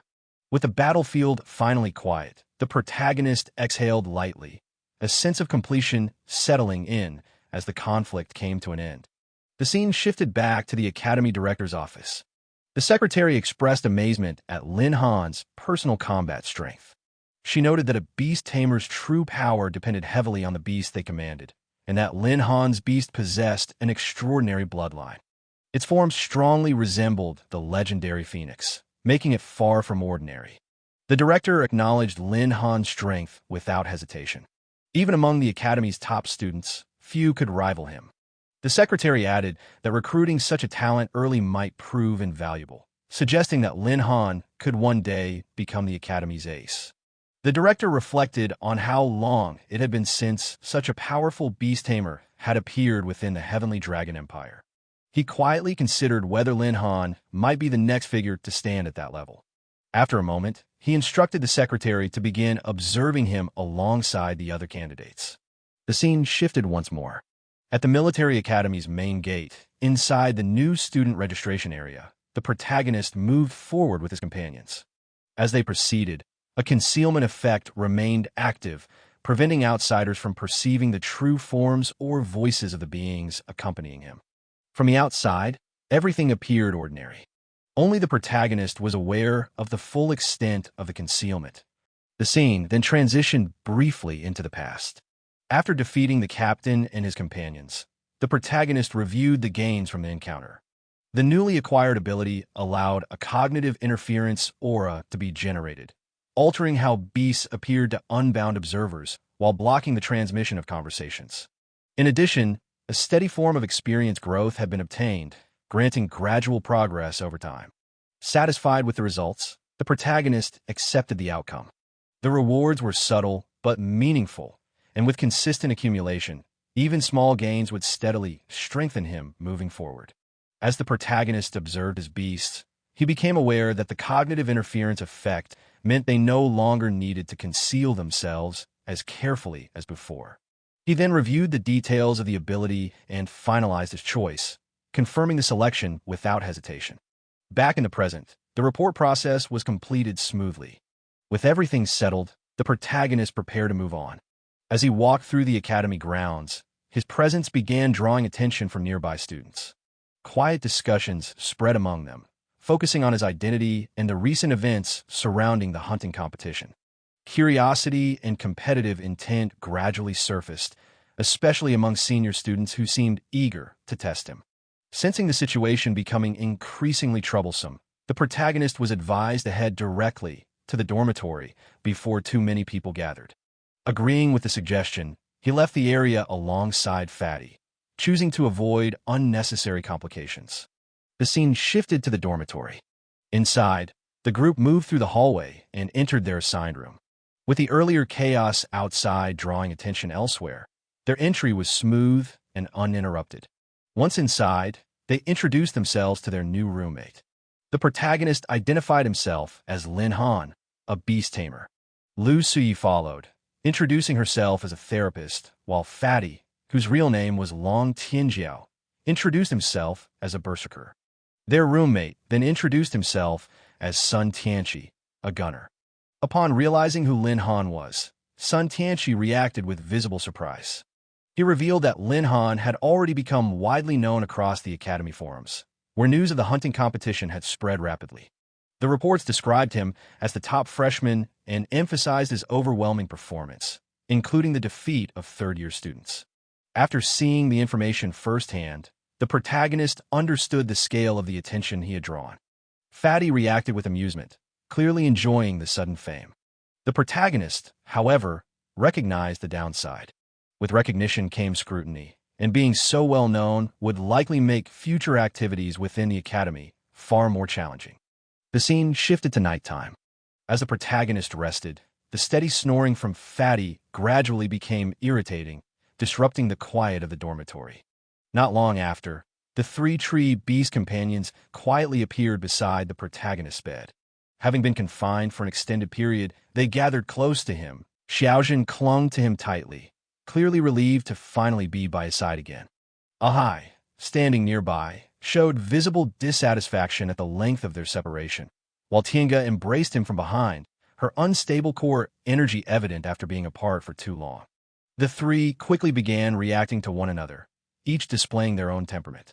The protagonist gently calmed them, reassuring them all equally and restoring a sense of balance among the group. Glancing toward Fatty, who continued sleeping soundly, the protagonist showed clear relief at the presence of his companions. Soon after, Xiaojin and Tiange worked together, combining their abilities to form a closed barrier around the bed. The space became isolated from outside disturbances, finally cutting off the noise from the dormitory. With the interference effect active, the room returned to quiet, allowing the night to pass peacefully. The scene then shifted. At the Military Academy Freshman Square, the protagonist walked alongside Stalker. As they moved through the open area, Stalker checked on how well the protagonist was adapting to life at the academy. The protagonist showed no major difficulties, aside from adjusting to the warmer climate compared to Wuzhou City. Stalker then explained the academy's structure in detail. Unlike civilian institutions, the military academy was governed directly by the armed forces rather than the Ministry of Education. Its teaching system revolved around four-person teams. Competitions, activities, classes, final exams, and even combat assessments were all conducted in team-based formats. Because of this, choosing reliable teammates was crucial. Once a team was formed, members were typically assigned to the same class, and rewards were usually distributed through the team leader. Stalker noted that the protagonist group already consisted of 4 members, making additional selection unnecessary. Nearby, Nien appeared visibly uneasy. A sense of worry lingered as she considered her own combat ability, concerned that she might become a burden to the team rather than a contributor. The protagonist reassured Nien, emphasizing the importance of her abilities and making it clear that the team would not be complete without her. Encouraged by the group support, Nien stepped forward and accepted the invitation, her confidence visibly restored. Watching from a distance, Stalker explained the next steps. After forming the team, they would need to complete registration and decide on a team name. Once classes were assigned, a freshman meeting would be held. Only first-year students would participate, with each of the 4 classes sending one team to compete. 2 teams would be eliminated in the first round, and the final winning team would receive rewards. After hearing this, the protagonist turned to his companions and proposed aiming for the championship. He suggested a team name, expressing the idea of standing watch and protecting others. The group reached a unanimous agreement. With roles naturally falling into place, the team prepared to proceed with registration. The scene shifted.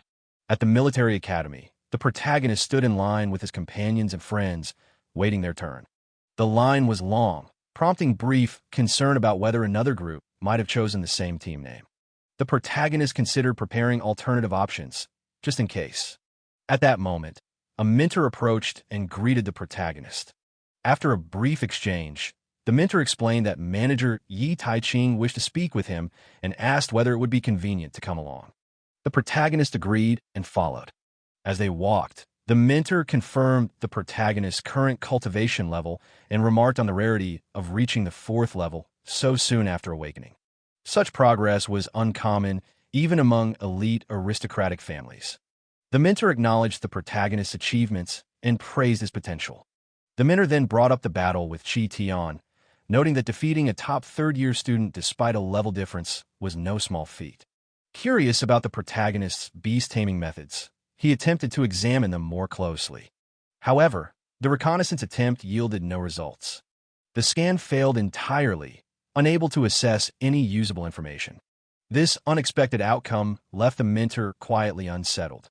It was the first time such a failure had occurred for him, reinforcing the sense that the protagonist was concealing something beyond ordinary understanding. The mentor chose not to press further, but the curiosity lingered as they continued forward. After reaching the office area, the mentor attempted to further examine the protagonist, suspecting that his beast-taming abilities might have undergone an unusual mutation. The continued attention made the situation increasingly inconvenient, despite the concealment measures already in place. At that moment, the academy director opened the office door and called the protagonist inside, interrupting the exchange. The mentor followed as they entered. Inside the office, the director addressed the matter directly. He acknowledged the exceptional strength of the protagonist's beasts and made it clear that as long as their power did not threaten the interests of the Empire, the Academy would not interfere excessively. The conversation then shifted to the hunting competition. The director confirmed the number of senior students defeated and brought up the matter of point exchanges tied to the ID cards collected. It became clear that the discussion was focused on compensation. The director explained that distributing such a large number of points at once posed practical limitations for the Academy. Although points served as the Academy's internal currency, large-scale disbursements required careful handling. To address this, the director offered an apology on behalf of the Academy and proposed an alternative form of compensation. Instead of issuing all points immediately, the Academy would attempt to meet the protagonist's needs directly by providing items or resources, deducting their value from the owed points. The protagonist accepted the Academy's arrangement without objection. Considering the protagonist's current level, the director noted that he was likely still missing a contracted beast. He offered access to a ferocious beast of an appropriate level within the Academy's means. In addition, the director announced that all expenses during the protagonist's time at the Academy would be waived, including the cost of feeding his beasts. Further reassurance followed. The director stated that the Academy would continue seeking ways to compensate for the remaining points and suggested that additional training materials could be obtained through the mentor to prepare for upcoming examinations. With the discussion concluded, the director urged the protagonist to return and complete his team registration without delay. The protagonist departed shortly after. Once alone, the director reflected on the situation. The academy bore responsibility for the imbalance caused by the competition, and further compensation would be necessary. Allowing rival academies to use this incident as a point of ridicule was not an option. Soon after, someone arrived outside the office, requesting a discussion with the director. He acknowledged the request and invited them inside, preparing to address the next matter at hand. After entering the office, the mentor formally submitted a request to take on the role of Lin Han's homeroom teacher. The director found the request unexpected, noting that the mentor had not taught new students in several years. The mentor explained his reasoning clearly, emphasizing Lin Han's exceptional talent and expressing confidence that proper guidance could further refine his potential. After a brief consideration, the director agreed and assigned the mentor as the homeroom teacher for Lin Han's class. The mentor expressed his appreciation and then left the office. Once outside, the mentor's attention remained firmly fixed on Lin Han, his interest deepening rather than fading. The scene shifted. Fatty hurried over to the protagonist, proudly holding the newly issued squad badge. The Night Watch team had officially been registered under Class 4. Shortly after, Fatty showed that he had already joined the class communication group, where activity was rapidly increasing. Nian reminded the protagonist that all students were required to introduce themselves in the group channel. The protagonist completed the introduction without delay. Almost immediately, the class group became active. Discussions spread quickly as students realized they were in the same class as Lin Han. Attention gathered around his name, and friend requests began to pour in. Fatty reacted with visible frustration as he noticed the imbalance in attention. Amid the growing noise, Ahai displayed clear irritation at the sudden attention directed toward the protagonist, while Tienga intervened to keep the situation under control, reminding her of the setting. Soon after, an official message appeared in the group. The newly assigned homeroom teacher introduced himself and instructed all students to gather at Merit Square within a short time frame to begin the class monitor competition, emphasizing strict discipline and punctuality. The revelation of the homeroom teacher's identity caught the protagonist off guard. The scene shifted again. At the military academy's Merit Square, the students assembled in formation alongside their teammates.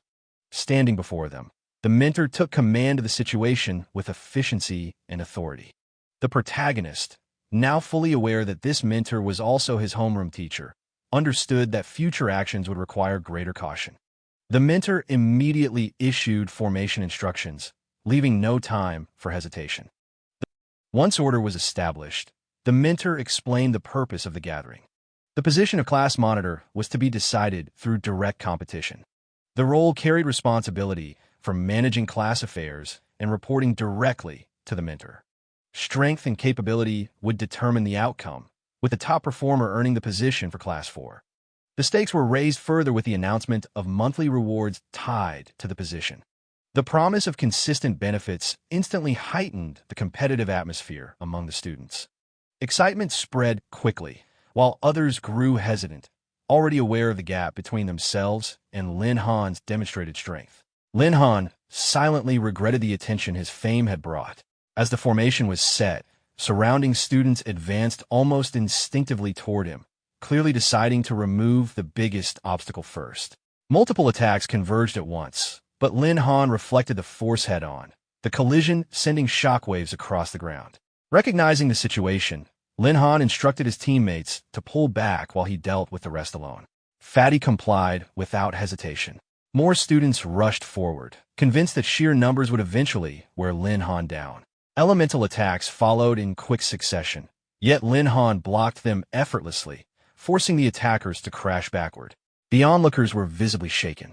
Lin Han then shifted from defense to offense, releasing a single overwhelming strike that lifted the remaining challengers off the ground at once. Panic spread immediately. Some students surrendered on the spot, realizing the gap between them was insurmountable. From a distance, Qinghai observed in silence.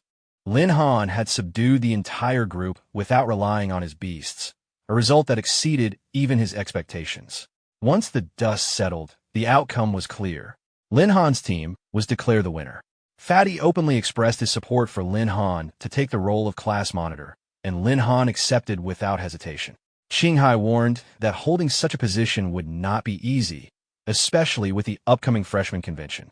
Lin Han calmly accepted the responsibility and assured that the task would be handled. Qinghai also reminded them of the damage caused during the match, noting that repairs would still need to be paid for. Lin Han showed no concern, prepared to settle it through his accumulated resources. As they left, Qinghai reflected that true battles were never won alone and looked forward to seeing whether Lin Han could lead an entire class effectively. The scene shifted to the academy playground. Lin Han walked alongside his companions as the crowd thickened. Fatty joked about the number of people present, while Su Ting teased Lin Han about attending the freshman convention alone. Lin Han allowed his companions to appear openly, relying on concealment to avoid drawing attention. Xiaojin eagerly expressed her desire to fight as well, and Lin Han reassured her that her turn would come later. Soon, a strong sense of hostility approached from ahead. Lin Han quickly realized it was coming from another freshman group. Fatty commented on their presence, while Lin Han questioned how someone of the same year could harbor such hostility toward him. One of the approaching students stepped forward, openly provoking Lin Han and boasting of his background. Lin Han responded calmly, dismissing the arrogance without giving ground. Internally, he had no intention of tolerating pointless provocation. The student declared that his class would take first place in the upcoming competition and openly challenged Lin Han, revealing himself as a tamer. Lin Han recognized the profession and briefly assessed the situation, concluding that the confidence was misplaced. The provocation escalated into open taunts. Lin Han remained unmoved.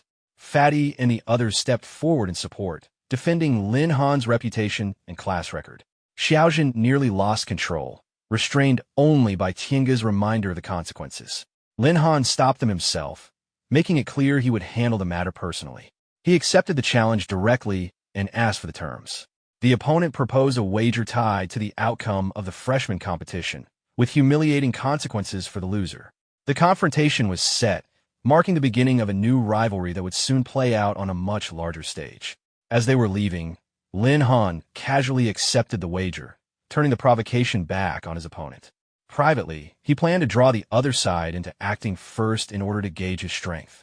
The boy reacted exactly as expected, losing his composure and charging forward in anger.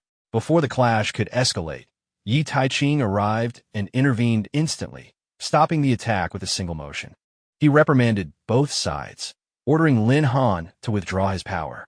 Lin Han complied immediately, though inwardly he regretted losing the chance to test his opponent further. Yi Taiqing then instructed the teachers to maintain order and prevent further disturbances, while Qinghai sent the students of Class 4 back into formation. As they dispersed, Zhao Feng silently resolved to settle the matter during the upcoming competition, convinced that Lin Han would eventually be crushed. Lin Han, meanwhile, sensed the lingering hostility and recognized that Zhao Feng's resentment would not fade easily. Qinghai observed the scene with lingering caution, aware that if the intervention had come even a moment later, the outcome might have been far more severe. Lin Han's restraint only reinforced the impression that his strength was being deliberately concealed. Not long after, preparations for the freshman meeting were announced. Qinghai gathered the students and explained that this year's event would differ from previous ones. Instead of fixed teams, participants would be reorganized for a practical simulation designed to test adaptability, trust building, communication, and coordination under unfamiliar conditions. Lin Han found the approach fitting for a military academy. Soon after, the detailed rules were laid out. Each class would field multiple randomly formed teams, with opponents determined by lot. Matches would follow a rotating ring format, limiting how long any one person could continue fighting. Victory would depend on coordination, deployment order, and overall strategy rather than individual strength alone. An overall standout participant would later be selected based on performance and granted a special reward. Qinghai pointed out that the primary threat came from Class 3, led by Zhao Feng, and urged everyone to prepare seriously before dismissing them to form groups. Group assignments were released shortly after. Lin Han reviewed his team and found the composition acceptable. Two classmates approached to greet him, revealing their respective roles as a defensive knight and a healer. When the freshman meeting officially began, the class matchups were announced. Class 4 was paired against Class 1, while Class 2 faced Class 3. Reactions rippled through the students, with surprise and anticipation spreading quickly. Zhao Feng, though unable to confront Lin Han immediately, remained confident that their paths would cross before the event concluded. With the opening declaration made, the scene shifted to the indoor arena. The first match was announced, calling representatives from Class 1 and Class 4 to the ring. A seasoned opponent stepped forward confidently, introducing himself as an elite warrior. Lin Han prepared to step in first, intent on securing an early advantage, but Fatty stopped him and volunteered to test the opponent instead. Trusting his teammate, Lin Han stepped back and allowed Fatty to take the opening match. Inside the ring, Fatty stood facing his opponent with confidence, sword in hand. The opposing warrior showed no urgency, reacting with little more than amusement as the match began. The warrior launched the first heavy strike, but Fatty avoided it cleanly, choosing mobility over force. Lin Han observed closely, noting that while both were warriors, the opponent clearly held the advantage in raw strength. Fatty needed to avoid a direct clash. Fatty pressed forward and attempted a direct exchange, only for his blade to be blocked effortlessly by the opponent's hammer. The strength gap became obvious. Realizing brute force would not work, Fatty immediately changed tactics, switching to range pressure by throwing his blades. The warrior evaded with ease, remaining composed. Lin Han sensed the danger. Fatty could win by dragging the fight out, but the opponent clearly had not revealed his full hand yet. That moment came quickly. Chains shot out and wrapped around Fatty, yanking him off balance and slamming him into the ground. The sudden reversal shocked the onlookers. In close combat, the elite savage warrior held a clear advantage. Before Fatty could recover, another heavy blow struck his chest, sending him flying. The impact left him struggling to stand, blood spilling as he forced himself upright. Concern spread among his teammates, and the situation grew tense. Despite the damage, Fatty refused to yield. Lin Han recognized something different in his eyes. This was not recklessness, it was intention. Fatty had endured the beating on purpose. As the opponent closed in again, confident the fight was already decided, Fatty finally moved. His posture shifted, his presence changing completely. He surged forward with explosive speed and power, landing a devastating punch that sent the warrior crashing across the ring. Shock spread instantly. The warriors struggled to rise, unable to understand the sudden reversal. Fatty pressed the advantage, each strike heavier than the last, overwhelming his opponent completely. Sword in hand, once more, Fatty advanced, now fully in control. The warrior panicked, realizing too late that the situation had turned against him. One final charge ended the fight decisively. At the last moment, Fatty stopped short. He lowered his weapon, standing over his fallen opponent. The outcome was already clear. The match was over.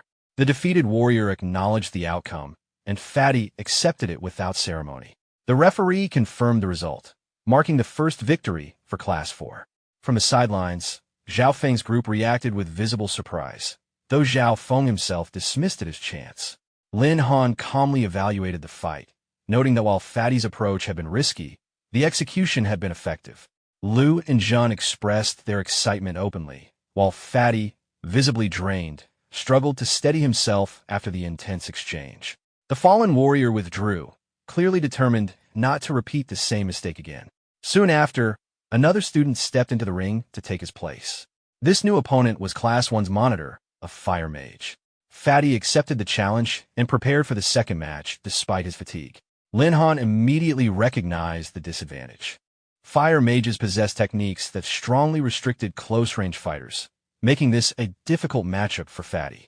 As the match began, Fatty pushed forward aggressively, aware that his remaining strength would not allow for a prolonged battle. The fire mage responded calmly, using a defensive technique that neutralized Fatty's charge and reflected the force back at him. The collision sent Fatty flying, crashing hard onto the arena floor. Lin Han's concern deepened. With limited stamina and most of his throwing weapons already spent, Fatty was now struggling to close the distance.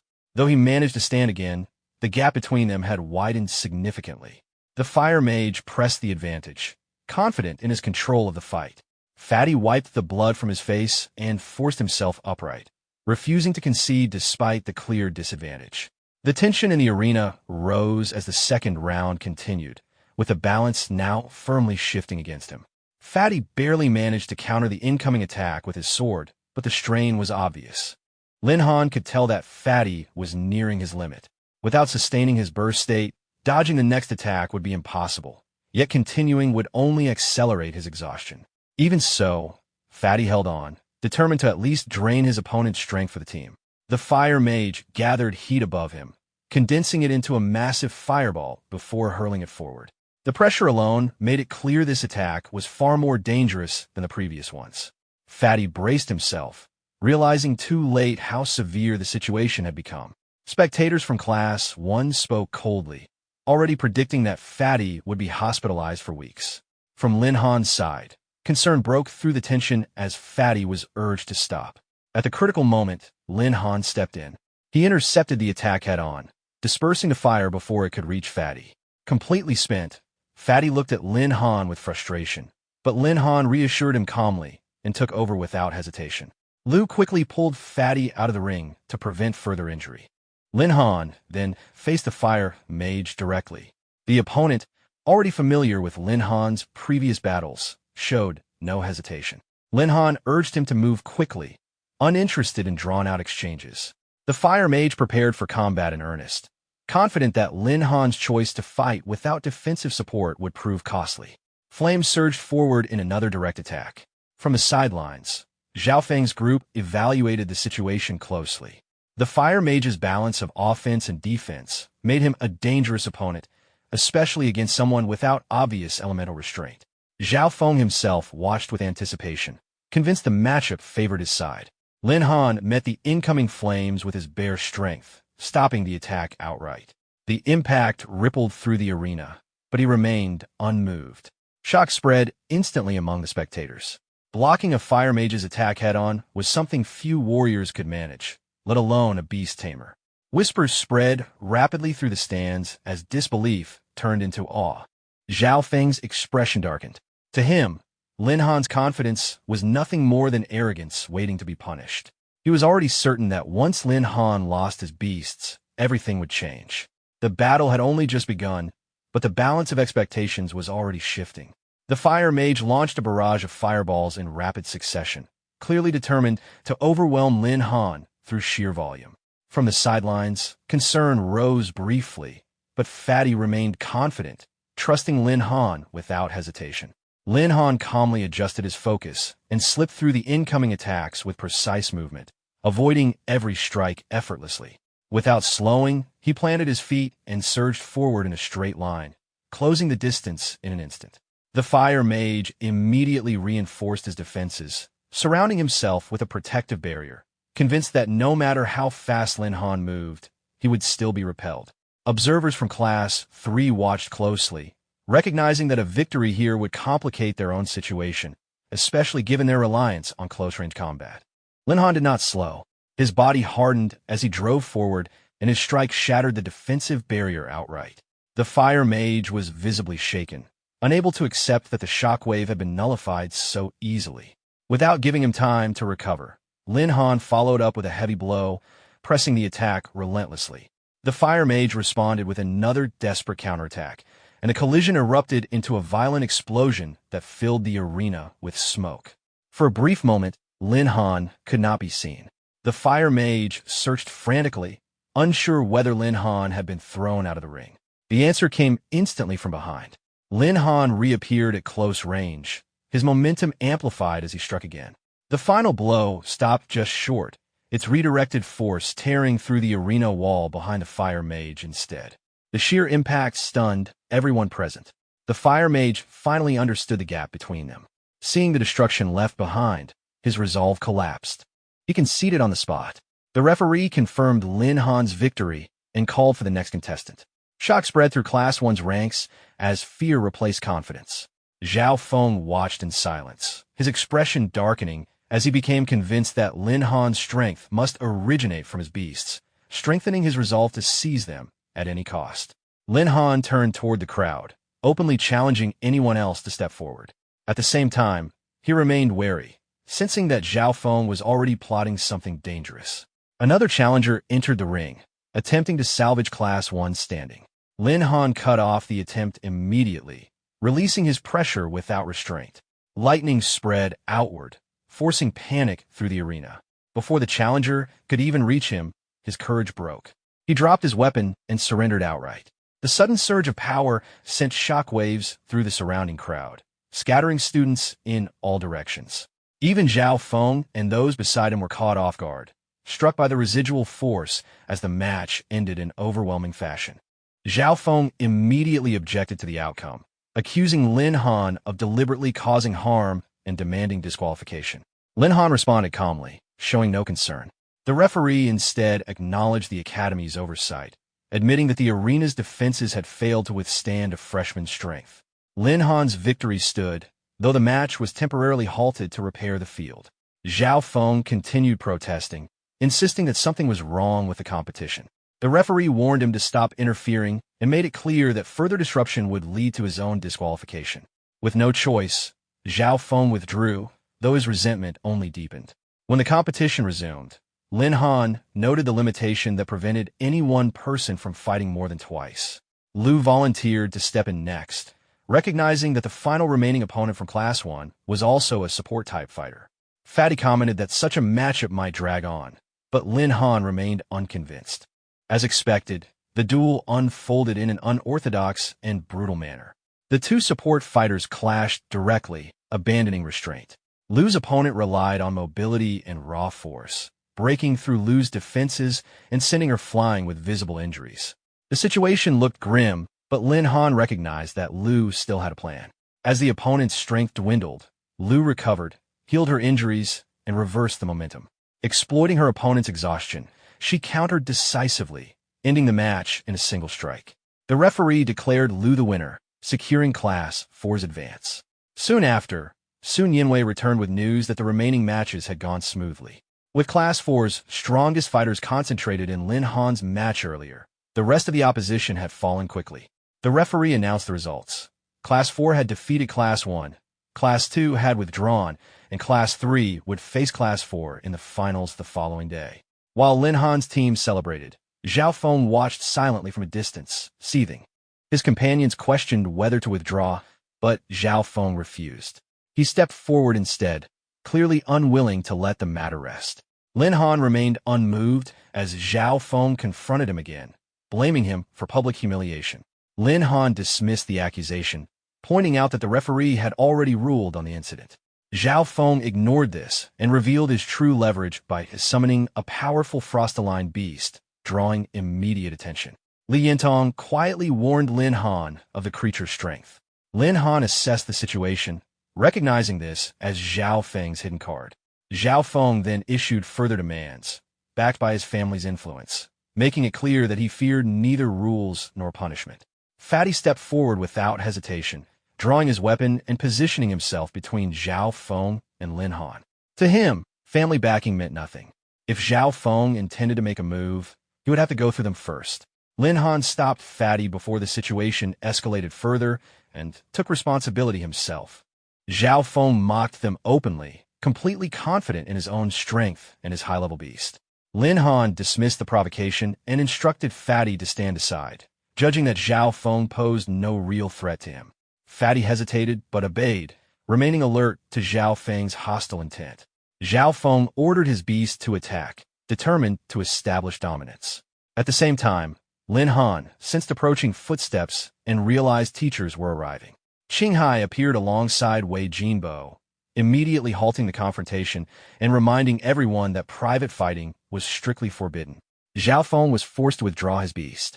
Seizing the opportunity, Zhao Feng twisted the situation, accusing Lin Han of deliberate harm during the competition and claiming he had been surrounded afterward. Lin Han was left momentarily speechless by the shamelessness of the accusation, especially knowing that surveillance damage had not yet been addressed. Zhao Feng continued pressing his claims, invoking family influence and external pressure. Wei Jinbo sided openly with Zhao Feng, praising his background and character while demanding punishment for Lin Han. Qinghai firmly opposed this, pointing out Lin Han's achievements and rejecting any attempt to expel him based on one-sided accusations. The dispute escalated as Zhao Feng demanded a so-called fair fight, insisting that the finals be moved to Grey Wind Plateau. Lin Han immediately sent something off. Grey Wind Plateau was home to dangerous beasts, and Zhao Feng's insistence on changing the venue was clearly calculated. Zhao Feng, confident in his familiarity with wolf-type beasts, quietly planned to exploit the terrain and chaos to seize Lin Han's beast. Before the argument could spiral further, Yi Taiqing arrived. Wei Jinbo once again accused Lin Han of attempted murder, with Zhao Feng echoing the claim. Fatty spoke up in Lin Han's defense, insisting that Zhao Feng had initiated the conflict and that the entire class could testify. After hearing Qinghai's explanation, Yi Taiqing concluded that the conflict stemmed from youthful impulsiveness. He approved moving the finals to Grey Wind Plateau and announced changes to the rules. The finals would now consist of 2 rounds. In the first, each class monitor would lead their team to the venue independently, with any team failing to arrive within half a day being eliminated. The second round would follow standard competitive rules to determine the winner. Zhao Feng immediately saw this as an opportunity to ambush Lin Han during the first round. Lin Han, observing Zhao Feng's reaction, became even more cautious, certain that another scheme was already in motion. Yi Taiqing declared that the competition would resume the following day. The scene shifted to the Class 4 training ground. Lin Han gathered his teammates and made his intentions clear. Losing to Class 3 was unacceptable. Everyone agreed. Lin Han decided that training was the only option. He pointed out the team's biggest weakness: poor coordination under pressure, especially when facing high-level beasts. To address this, he proposed stress-resistance training. Lin Han released his ant beast, which rapidly expanded into a massive form, and made it clear that the goal was to endure sustained pressure. Despite their doubts, Lin Han insisted that facing this challenge together would force them to improve. Encouraged by his confidence, the team equipped themselves and prepared to cooperate seriously for the first time, ready to face the trial head-on. Lin Han took his position and began the training without hesitation. Activating his strength and defense, he launched a direct punch. The impact smashed into Li Yintong's shield with overwhelming force, sending him flying backward. The others immediately advanced together, attempting to pressure Lin Han at once. Lin Han leapt into the air to evade their combined assault, calmly noting that while the timing was decent, their coordination still lacked precision. Before they could recover, he counterattacked, the shockwave tossing everyone away at once. Only then did Fatty truly understand what Lin Han's opponents had been facing all along. Lu quickly stabilized Li Yintong, restoring him enough to rejoin the fight. Sun Tianqi moved into position with heavy firepower, requesting cover. Li Yintong responded instantly, forming a protective barrier and holding the line. Even so, the ant beast's restrained counter still sent him flying, far beyond what he had expected. Sun Tianqi struggled to maintain range as the ant beast closed in. At a critical moment, Lu used spatial displacement to reposition him directly into firing range. The sudden coordination allowed Sun Tianqi to unleash a concentrated strike that detonated at close distance. The explosion shook the area. For a moment, it seemed as though Lin Han had taken the hit directly. When the smoke cleared, he stood unharmed behind his shield, genuinely surprised. He quickly realized that Lu, despite being a healer, had used a spatial tool to synchronize perfectly with Sun Tianqi, turning him into a mobile artillery unit. The team stared in disbelief. The ant beast immediately attempted to retaliate, furious at the attack on Lin Han, but Lin Han recalled her at once. He then ended the session, acknowledging that their cooperation had improved enough to pressure him seriously. Lin Han singled out Lu as the standout performer, questioning how he had managed spatial displacement. It was revealed that Lu had used a rare teleportation tool, expensive but extremely effective in critical moments. Lin Han acknowledged its value, understanding how it had enabled the successful coordination. With the training concluded, Fatty and Sun Yinwei both felt clear improvement in their control and strength. Observers nearby quietly noted that, even restrained, Lin Han's ant beast possessed terrifying power. The scene shifted to the following day. As the finalists gathered, whispers spread through the crowd about the unprecedented freshman competition, the feud between Lin Han and Zhao Feng, and the danger of the Grey Wind Plateau, home to savage beasts and hostile terrain. Zhao Feng approached Lin Han once more, attempting to provoke him before departure. Lin Han dismissed the threat without concern. Tension rose briefly before the director stepped in and formally announced the start of the finals. The rules were restated clearly. Each class monitor would independently lead their teams to the competition site. Any team that failed to arrive within half a day would be eliminated and barred from the second round. With the signal given, excitement surged. Lin Han led his team forward without hesitation. Their destination was set: the Grey Wind Plateau. The scene shifted to the Grey Wind Plateau as both teams entered the valley through separate routes. The surroundings appeared calm, with no immediate signs of danger, which gave the illusion of safety. Lin Han quickly halted the team's advance, reminding them that the Academy would not choose this location without reason. The group adjusted their pace and moved forward cautiously. Before long, a pack of plateau wolves emerged. Observing from afar, the instructors chose not to intervene, deciding this was an appropriate trial for the freshmen. Lin Han's team reacted immediately, equipping themselves and engaging the wolves in coordinated formation. Their movements were steady and controlled, a clear result of the earlier special training. At the same time, Class 3 fell into disarray as the wolves advanced toward them. Zhao Feng revealed prepared tools, using a lure item to temporarily confuse the wolves and suppress their hostility. Confident in his preparations, he withdrew, intending to wait for Lin Han to be overwhelmed so he could act afterward. Lin Han's team steadily pushed back the wolves, maintaining formation and composure. The fight ended quickly and cleanly, reinforcing the effectiveness of their coordination. In contrast, Class 3 struggled to stabilize, with several members scattered and panicking. At that moment, a Class 3 archer stepped in, suppressing the wolves with precise long-range attacks and helping her teammates recover. Her strength stood out clearly, drawing Lin Han's attention. As the skirmish continued, the wolves Zhao Feng had pacified suddenly grew agitated. The atmosphere shifted when the Plateau Wolf King appeared. Lin Han immediately ordered his team to withdraw. Zhao Feng's control items failed under the Wolf King's pressure, forcing him into retreat as the beast rampaged forward. The archer attempted to hold her ground, but was quickly overwhelmed.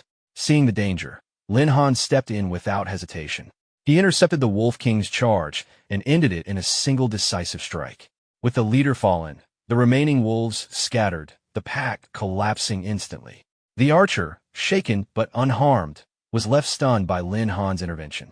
Lin Han treated the situation calmly, making it clear that personal rivalries had no place in life-and-death situations. With the threat gone, the battlefield settled. From a distance, Zhao Feng watched in silence, his resentment deepening as his plan unraveled. One of the observing instructors noted Lin Han's actions coldly, choosing to interpret the rescue with suspicion rather than gratitude. The Grey Wind Plateau fell quiet once more as the teams regrouped and continued forward. As Lin Han walked back toward his team, he noticed a strange object on the ground. From its condition and location, he quickly realized it was the same item Zhao Feng had relied on earlier. The purpose of Zhao Feng's insistence on choosing Grey Wind Plateau became clear. Lin Han picked it up calmly, his expression darkening as he connected the dots. Rejoining his teammates, Lin Han confirmed that the danger zone had been cleared and urged everyone to continue moving forward. Outwardly calm, he was inwardly angered by Zhao Feng's willingness to endanger others for personal gain. At that moment, Lin Han resolved to stop holding back. Deeper within Grey Wind Plateau, both Class 3 and Class 4 successfully reached the next checkpoint. Lin Han's team was visibly relieved, while Zhao Feng struggled to contain his frustration. The director then announced the rules for the second round. The format remained unchanged. 4-person teams, individual ring battles, each participant allowed to defend twice at most. Each class would send 3 teams, and the class that secured 2 overall victories would win. Excitement surged through Lin Han's team. Fatty volunteered to go first, confident and eager. Lin Han agreed, reminding him to fight steadily and without forcing the outcome.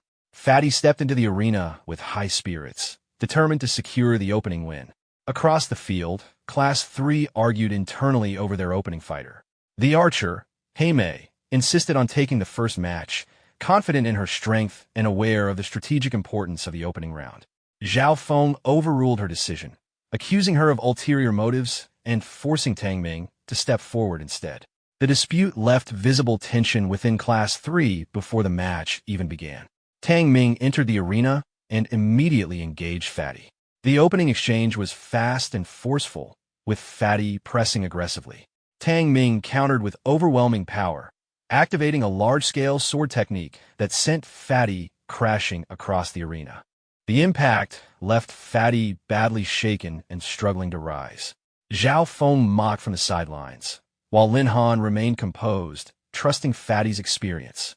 As Tang Ming advanced confidently, believing the match was decided, Fatty steadied himself. Drawing on timing rather than brute force, he suddenly launched a concealed counterattack, releasing multiple throwing blades at once. The unexpected strike broke through Tang Ming's defense. Several blades landed cleanly, knocking him down and ending the fight. The result was declared immediately, confirming Fatty's victory. Fatty celebrated loudly, exhausted but triumphant. Lin Han acknowledged his performance with quiet approval. Zhao Feng, however, grew increasingly agitated. He knew that to secure victory, Tame would have to fight. Yet he also feared she would not go all out against Lin Han. Attempting to reassert control, Zhao Feng ordered Tame to take the next match. She refused, openly condemning his earlier accusations and manipulation. When persuasion failed, Zhao Feng resorted to threats, leveraging his family's influence and dragging her younger brother into the situation. Forced into a corner, Tame's anger flared, but she ultimately agreed to fight, not out of loyalty to Zhao Feng, but to protect her family. The tension between the two classes deepened as the next match approached. Tame stepped into the arena opposite Fatty and identified herself calmly. Fatty tried to lighten the mood, but Tame did not respond and maintained a steady, focused posture. From the side, Lin Han observed carefully and concluded that Tame's overall strength was higher than Fatty's. The outcome depended on whether Fatty could successfully close the distance and disrupt a rhythm. The match began with Tame taking the initiative. She released a tracking arrow that forced Fatty into an evasive move. Although he avoided a direct hit, the attack immediately put him under pressure. Fatty attempted to regain momentum through movement and positioning, but his concentration wavered as he tried to provoke a reaction. A warning came too late. Another arrow curved mid-flight, forcing Fatty to block at the last moment. The impact was heavy, sending vibrations through his arms and knocking his sword out of his grip. His hands shook from the force, and his reaction speed dropped noticeably. Before Fatty could recover his balance, Tame fired again. The arrow struck him cleanly, causing visible damage and further restricting his movement. From the sidelines, Zhao Feng intervened verbally, expressing dissatisfaction with how quickly the fight was progressing and demanding that it be prolonged. Fatty struggled to stand, clearly injured and having difficulty maintaining control of his body. At this point, Tame hesitated, recognizing that Fatty no longer had the ability to respond effectively. However, under Zhao Feng's continued pressure, she prepared another shot, her actions now driven more by coercion than by combat necessity. Fatty suddenly forced himself upright and retrieved his sword, activating his berserker skill despite his injuries. His body surged with strength as he pushed forward, abandoning any thought of restraint. He closed the distance in a burst of speed and launched a direct attack toward Tame. From the sidelines, Liu reacted with brief optimism, but Lin Han immediately judged the situation more clearly.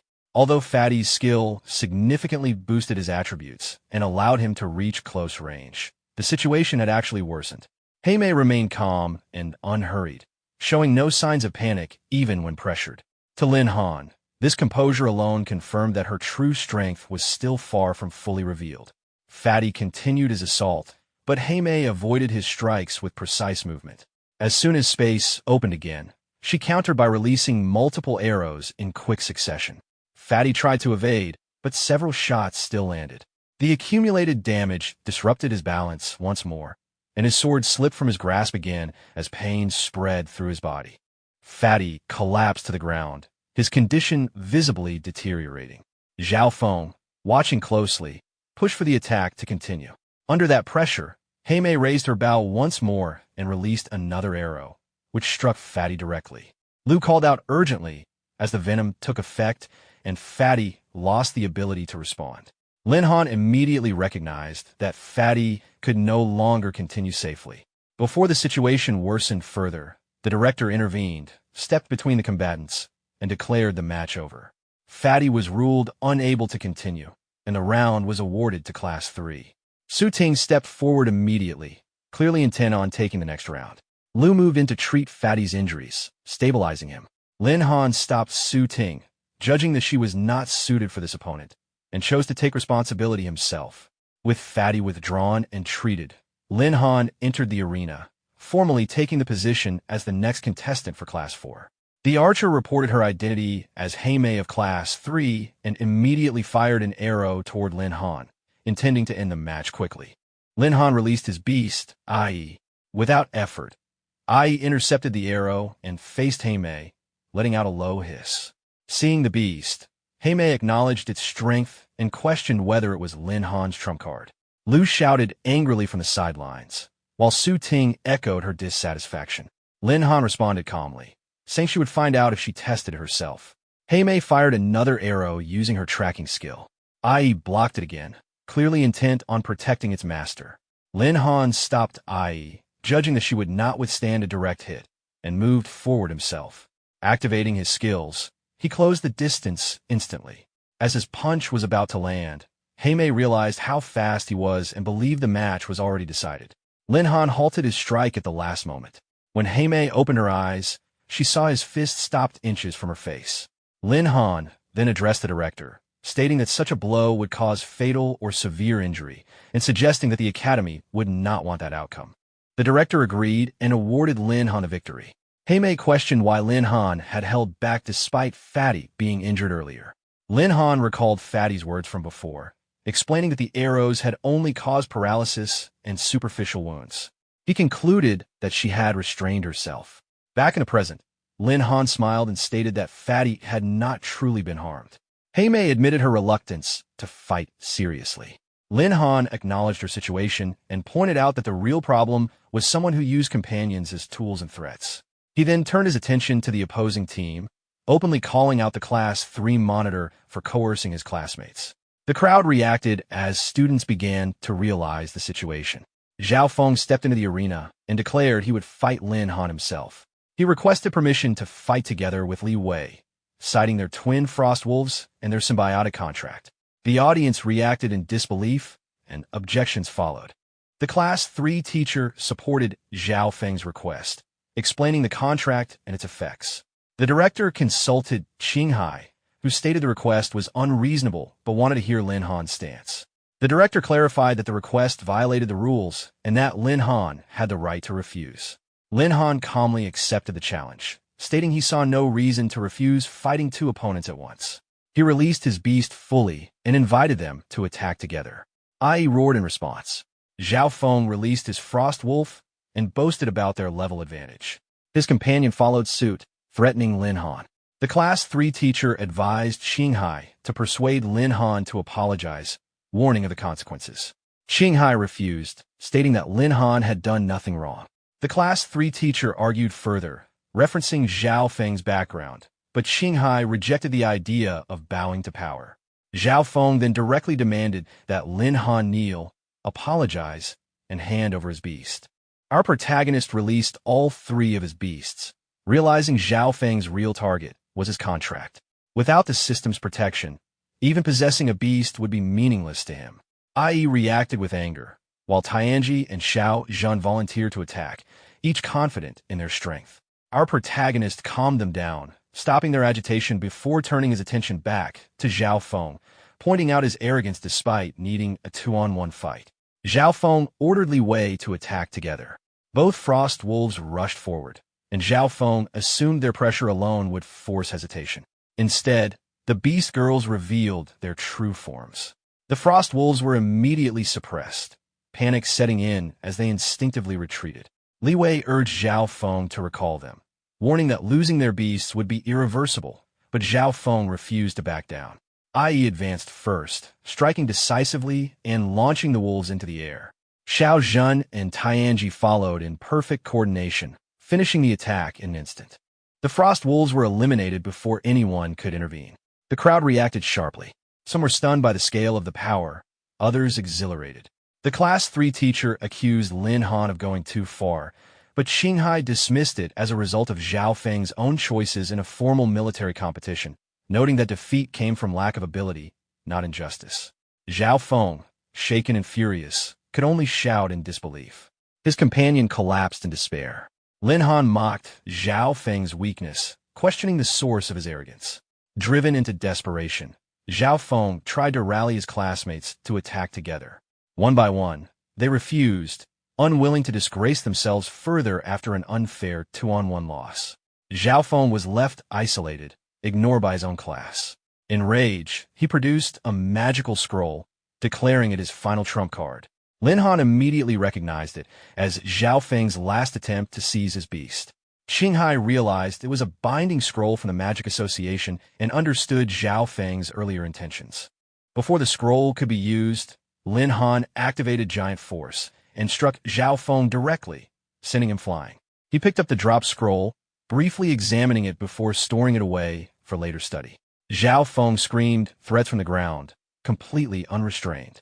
At that moment, the director stepped in, cutting him off and declaring that Zhao Feng had gone too far after instigating the conflict himself. Lin Han watched calmly as the situation was finally brought under control. Dark shapes suddenly filled the sky as large numbers of demonic bats surged forward. The danger was immediately recognized, and everyone became alert. The director quickly identified the situation as a migration of wind blade bats and ordered all students to prepare for battle. Class 3 was instructed to pull Zhao Feng aside first, ensuring he was removed from immediate danger. At the same time, the mentor noticed an abnormal presence among the swarm and drew the director's attention toward the sky. Amid the bats, a powerful, demonic beast figure appeared. The director realized the possibility of the Queen of the Night, a rare, king-level existence born from countless wind blade bats. Even he acknowledged that facing such a being directly would be dangerous. Still, abandoning the students was not an option. A rescue signal was sent immediately, and the decision was made to rely on the Academy's 3-element defense formation to hold the line. As the formation was activated, a large defensive barrier enveloped the students. Lin Han was instructed to guard against any bats that slipped through while the teachers maintained the formation itself. He acknowledged the order and released his beasts. Fatty took the black tortoise shield and positioned himself to protect the others. Lin Han moved to the front and organized the group, keeping everyone close. Despite some frustration over how the situation had escalated, the team quickly entered a coordinated defensive stance. Su Ting, Fatty, Stalker, and Tianchi moved seamlessly into position. Attacks and cover were executed in rhythm, with each person holding their assigned role. The group's coordination was noticeably improved, a clear result of their earlier training. Lin Han observed calmly, realizing they could handle the ordinary bats without his direct intervention. That changed when an elite wind blade bat appeared. A powerful burst of wind disrupted the formation, forcing everyone to brace themselves. Lin Han immediately recognized the increased threat level. He directed Xiao Zhen and Tinga to act. The two responded instantly, unleashing their respective powers. Phoenix Flame and Thunderstorm tore through the air, erasing multiple elite bats almost instantly. Their attacks were precise and overwhelming, leaving no room for resistance. As the bodies of the defeated bats fell to the ground, the battlefield briefly stabilized. Heimei stared in disbelief at the aftermath, while Lu openly admired Lin Han's strength. From behind a formation, the mentor observed silently. The abilities displayed were unmistakable, powers associated only with true ancient beings. A troubling thought crossed his mind as he watched Lin Han standing calmly amid the chaos. As the battle settled, the Queen of the Night vanished from the sky. The mentor noticed it first and voiced his surprise, while the director concluded that the Queen likely never paid attention to them at all. As long as the students were safe, that was enough. Lin Han pointed out that the situation outside was still unclear and suggested leaving as soon as the Academy's rescue arrived. While approaching the director, the mentor quietly mentioned the beast control skills Lin Han had displayed, hinting that something about them felt familiar. The director reacted sharply and immediately called Lin Han over, ordering the others to stay where they were. When Lin Han arrived, the director questioned the origin of his beasts. Lin Han hesitated internally, knowing the truth about the 10 ancient evils could not be revealed yet. He chose to answer vaguely, claiming they were obtained in the wild. The director did not accept this explanation. Having seen countless ferocious beasts, he stated plainly that Lin Han's beasts carried ancient bloodlines, directly naming the 10 ancient evils. Lin Han was shaken, realizing the director had seen through him. Before he could decide how to respond, strange smoke began spreading through the area. The director immediately sensed something was wrong and warned everyone to gather together. Confusion spread among the students as the atmosphere thickened and panic began to surface. Zhao Feng, already exhausted, complained of having no strength left, while others cried out in fear. Lin Han's beast girls appeared beside him, warning him to be careful. Moments later, Lin Han felt his consciousness fading and collapsed. His beasts called out urgently as darkness overtook him. When he regained consciousness, Lin Han found himself in an unfamiliar place. His beast girls quickly checked on him, relieved that he was unharmed. Around them, complaints erupted among Class 3 students, blaming Zhao Feng for dragging everyone into danger. Zhao Feng lay silently, exhausted and bitter, realizing he had lost his frost wolf and now found himself trapped in an unknown location. Fatty asked the director where they were and whether they could still return. The director ordered everyone to remain calm and suggested they might have entered an ancient ruin. Some students questioned whether such a place truly existed, as it was only mentioned in textbooks. Lin Han recalled the legends of ancient times, when humans were weak and relied on relics that appeared between spatial rifts. Those who passed the relic trials gained power and resources, allowing humanity to survive against ferocious beasts. The director confirmed their situation, stating that they had indeed entered a ruin. Even the mentors admitted they had only ever heard rumors of such places. A bat-like creature then appeared and announced the rules of the ruins. The challenge was limited by age, allowed only one participant, and carried absolute consequences. Failure would trap everyone inside forever. The director immediately realized this was the rule spirit of the ruins. Though he was disqualified by age, he hoped one of the students could rise to the challenge. He explained the stakes clearly and urged the strongest among them to step forward. Turning to Lin Han, the director asked whether he was willing to participate.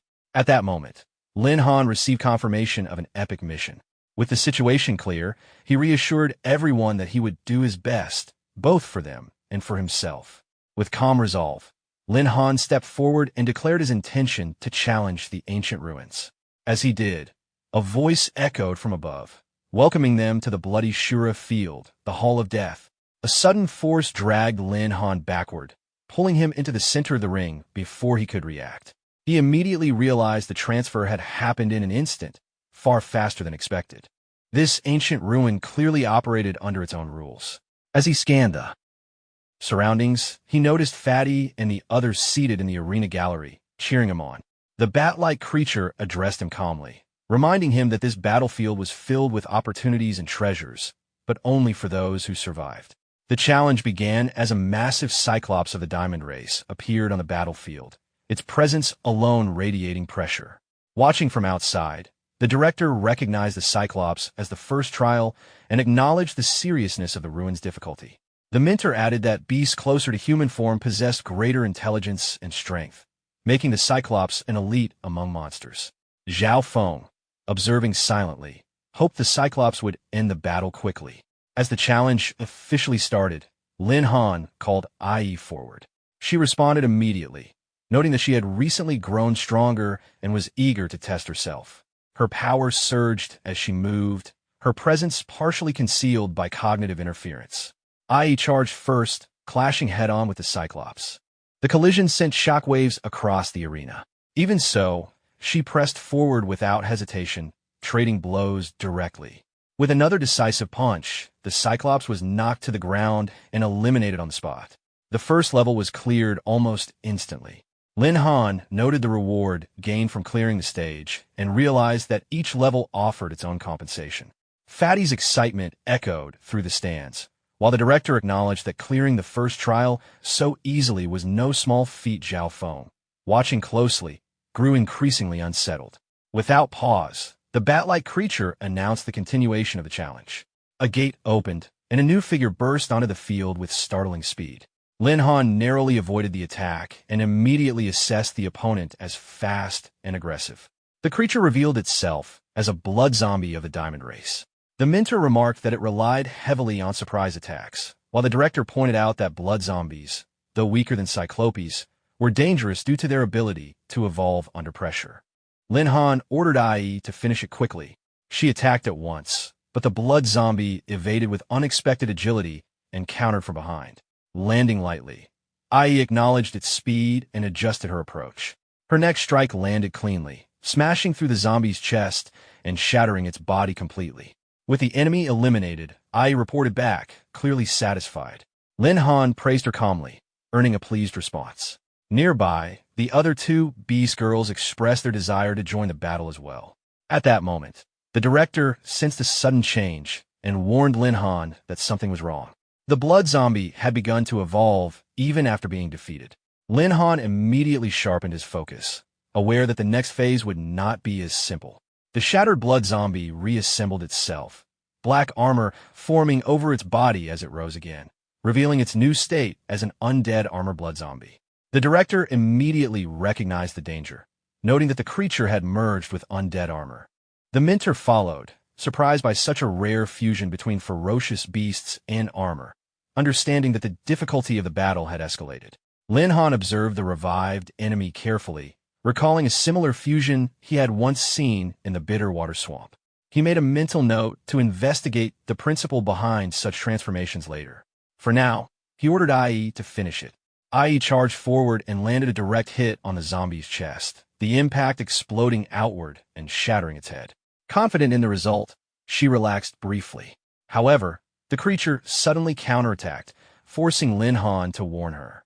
Ai narrowly avoided the strike and realized the enemy had not been defeated. She struck again, only to watch the zombie restore itself once more. Frustration grew as repeated physical blows failed to end the fight. Seeing that brute force alone was ineffective, Lin Han called Xiao Zhan to assist. She responded eagerly and unleashed a powerful phoenix flame, engulfing the zombie in fire. The flames burned fiercely, and for a moment, the battlefield fell quiet. Lin Han believed the threat had finally been eliminated. Ai reported their victory, and Xiao Zhan confidently claimed credit, prompting Lin Han to calm both of them and acknowledge their efforts together. Suddenly, a piercing sound echoed through the arena. Lin Han and the Beast girls instinctively covered their ears as the noise intensified. Confusion spread among the onlookers. From within the flames, the enemy stirred again. The creature fully regenerated, its form shifting into something entirely different. The director immediately recognized it as a Willow. Wisp King, a ghost-type ferocious beast thought to have vanished long ago. The mentor confirmed its rarity, astonished that such a being existed within the ruins. The director warned Lin Han that the Willow, Wisp King, was immune to physical attacks and specialized in spiritual interference, advising him to reinforce his spiritual defenses. Lin Han ordered Ai and Xiao Zhan to test its limits first. They attacked together, but the creature dispersed into a gaseous form, effortlessly evading their combined assault. Unable to land a hit, Ai grew visibly irritated. Lin Han quickly realized that conventional attacks were ineffective. The Willow, Wisp King then released its power, activating spiritual disturbance. Sensing the danger, the director reacted instantly, realizing that Lin Han lacked a dedicated spiritual barrier and would be directly exposed to the attack. The incoming attack strikes the protagonist directly. In an instant, the space around him fractures, and his consciousness is pulled into a void-like realm. Inside this empty space, he realizes he has lost control over his body, trapped by a powerful spiritual force. As he drifts in the darkness, memories of his companions surface in his mind. He senses that they are struggling to endure the same mental suppression and understands that they cannot hold on much longer. If nothing changes, they will eventually collapse under the pressure. Seeking a solution, he turns inward and makes a decisive choice, pouring all of his remaining strength into Tienga in a final attempt to break through the restraint. The surge of energy triggers a breakthrough, strengthening her enough to challenge the mental domination that binds them. Outside, his mentor anxiously urges the director to intervene, fearing for his safety. However, the director explains that the laws governing the ruins prevent external interference. At this point, only the protagonist himself can overcome the trial. Watching from a distance, Zhao Feng observes the fallen figure with dark anticipation, already calculating the benefits he might gain if the situation ends in tragedy. Meanwhile, Xiao Zhan and Ai continue resisting the surrounding enemies, but their attacks fail to produce meaningful results. Exhaustion sets in as they struggle to hold their ground. At that critical moment, Tinga breaks free from the mental suppression and appears, lifting the protagonist and shielding him from further harm. Her breakthrough allows her to sever the lingering spiritual interference affecting him. As his consciousness gradually returns, the tide begins to shift. Regaining clarity, he immediately reorganizes their strategy, placing Tinga at the forefront while Xiao Zhan and Ai provide full support. Empowered by her newly awakened strength, Tinga unleashes a decisive, thunderous assault toward the source of the mental control, striking directly at its core and disrupting its dominance. As the battle continues, Tinga's newly awakened power fully manifests. A surge of thunder-based mental force spreads outward, dispersing the lingering darkness and suppressing the hostile presence that had dominated the battlefield.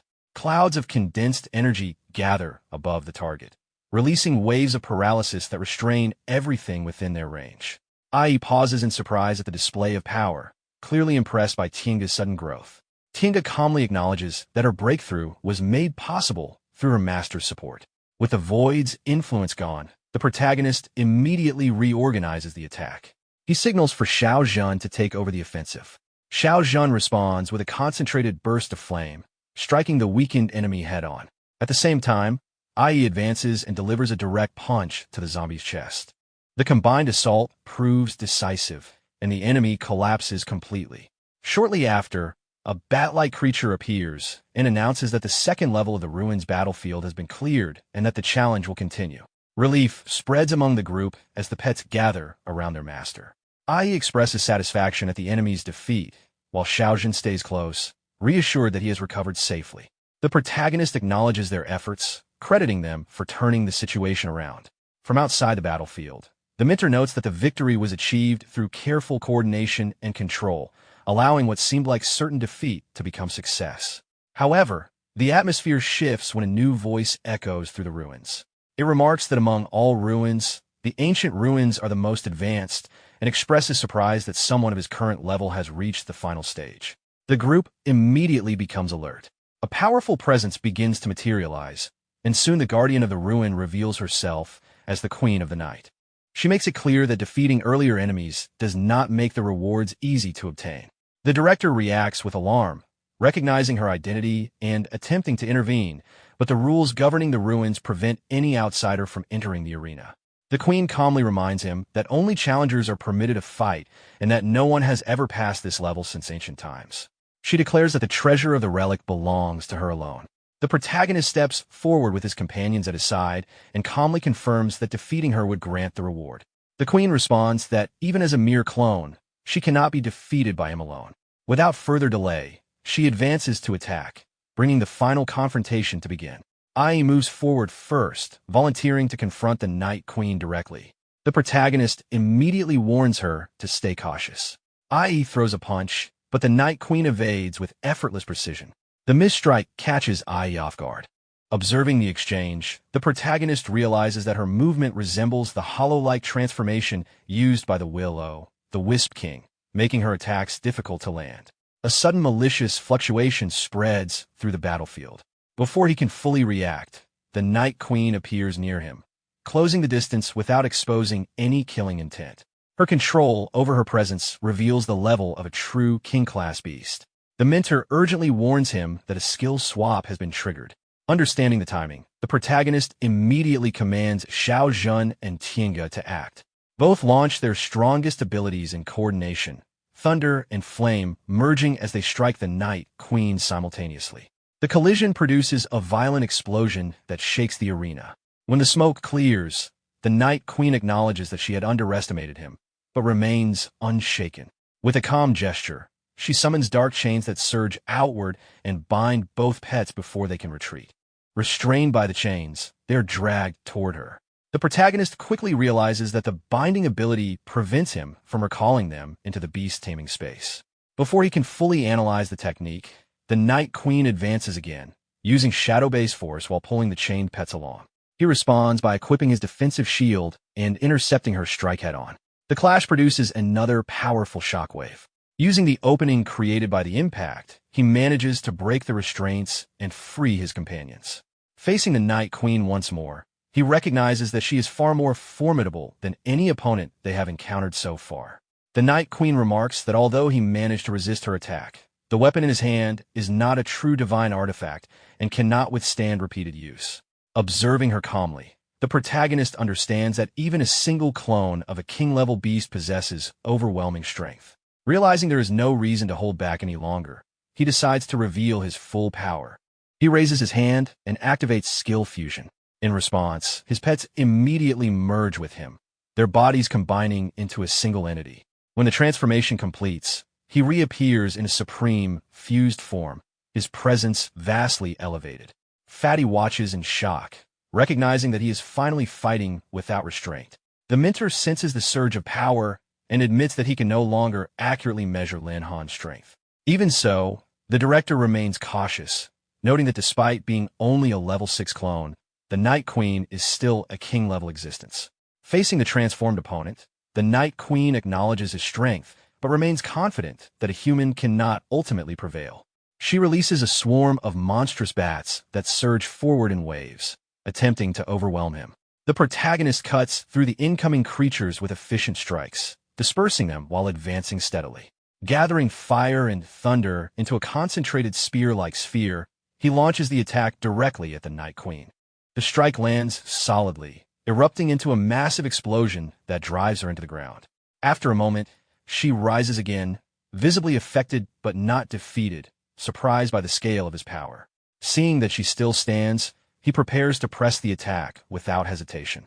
Angered by being pushed this far, the Night Queen gathers her energy once more and charges forward, intent on ending the battle decisively. The protagonist gathers Thunderstorm and Phoenix Flame together once more, compressing the two forces into several condensed spear-like projectiles. He states that he will use the Night Queen to test the limits of his combined abilities, then releases the fused attacks forward. The fire and thunder spheres strike the Night Queen directly. The impact triggers a violent explosion that engulfs the battlefield. Shockwaves spread outward, sending wind and dust across the arena, and forcing the spectators to shield themselves in surprise at the scale of the blast. When the aftermath settles, the clone of the Night Queen has been completely destroyed.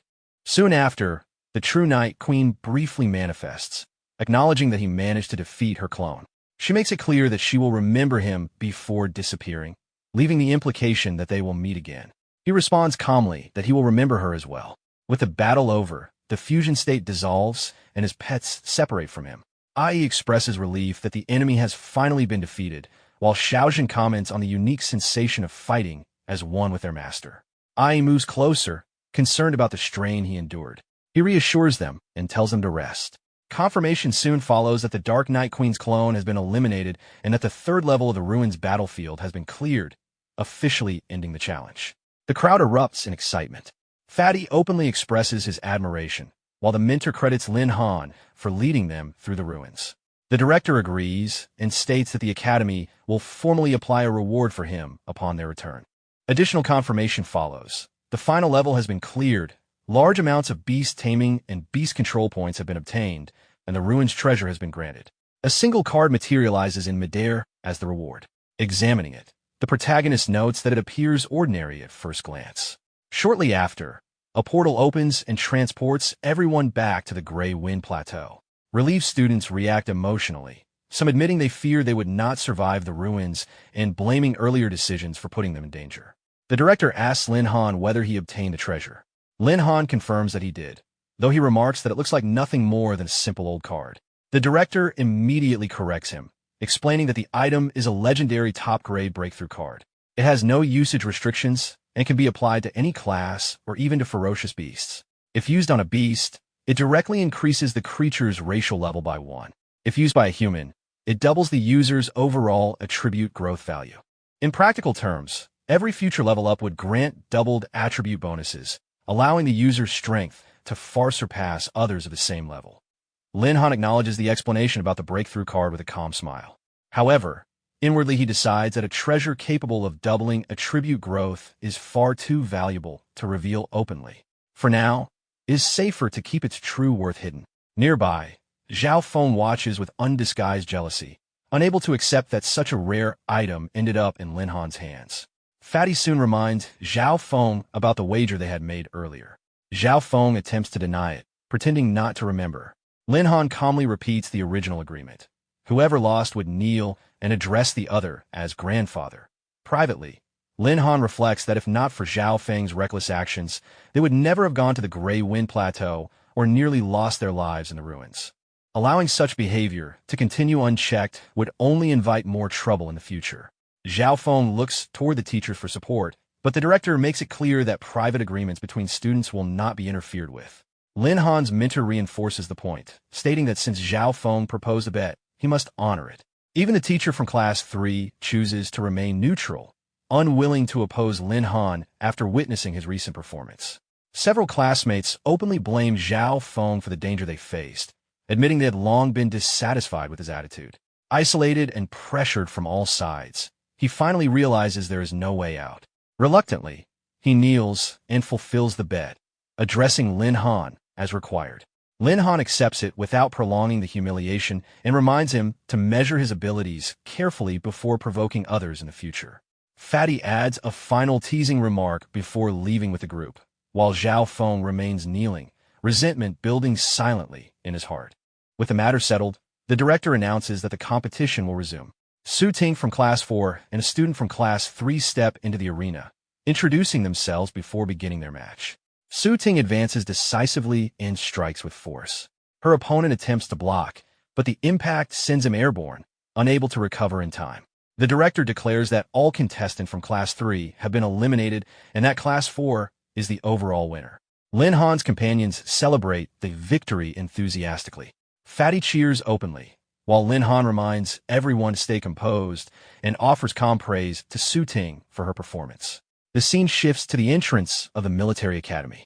Standing before the gathered students, the director announces that Class 4 is the final winner of the trial. Each member of the class will receive 500 points, while Lin Han, due to his outstanding performance in the ruins battlefield, will receive an additional 1,000 points. The rewards will be distributed the following day, and everyone is instructed to return and rest. As his companions begin celebrating, the director calls Lin Han's name. Noticing the director's serious expression, Lin Han wonders whether his actions during the ruins battle, especially the parts he did not conceal, have drawn attention, and whether questions about his ferocious beast will follow. Before the director can continue, a familiar voice calls out to him. Lin Han turns and immediately recognizes it. Sister Bing approaches and grabs his ear, clearly displeased. She reprimands him for going to the dangerous Grey Wind Plateau and explains that she only learned about his rapid progress and recent actions through Dean Sikong-chun. Lin Han winces in pain and tries to explain himself. Su Ting and Su Nianwei watch in surprise, confused by how someone can treat him so familiarly. Fatty, amused, remarks that this is the only person who can truly keep Lin Han in check. Sister Bing silences Fatty before continuing to scold Lin Han, dragging him away by the ear despite his attempts to save face. The director watches them leave and reflects that there is always someone stronger. Deciding not to interrupt, he postpones his private conversation with Lin Han until the next day when the rewards are distributed.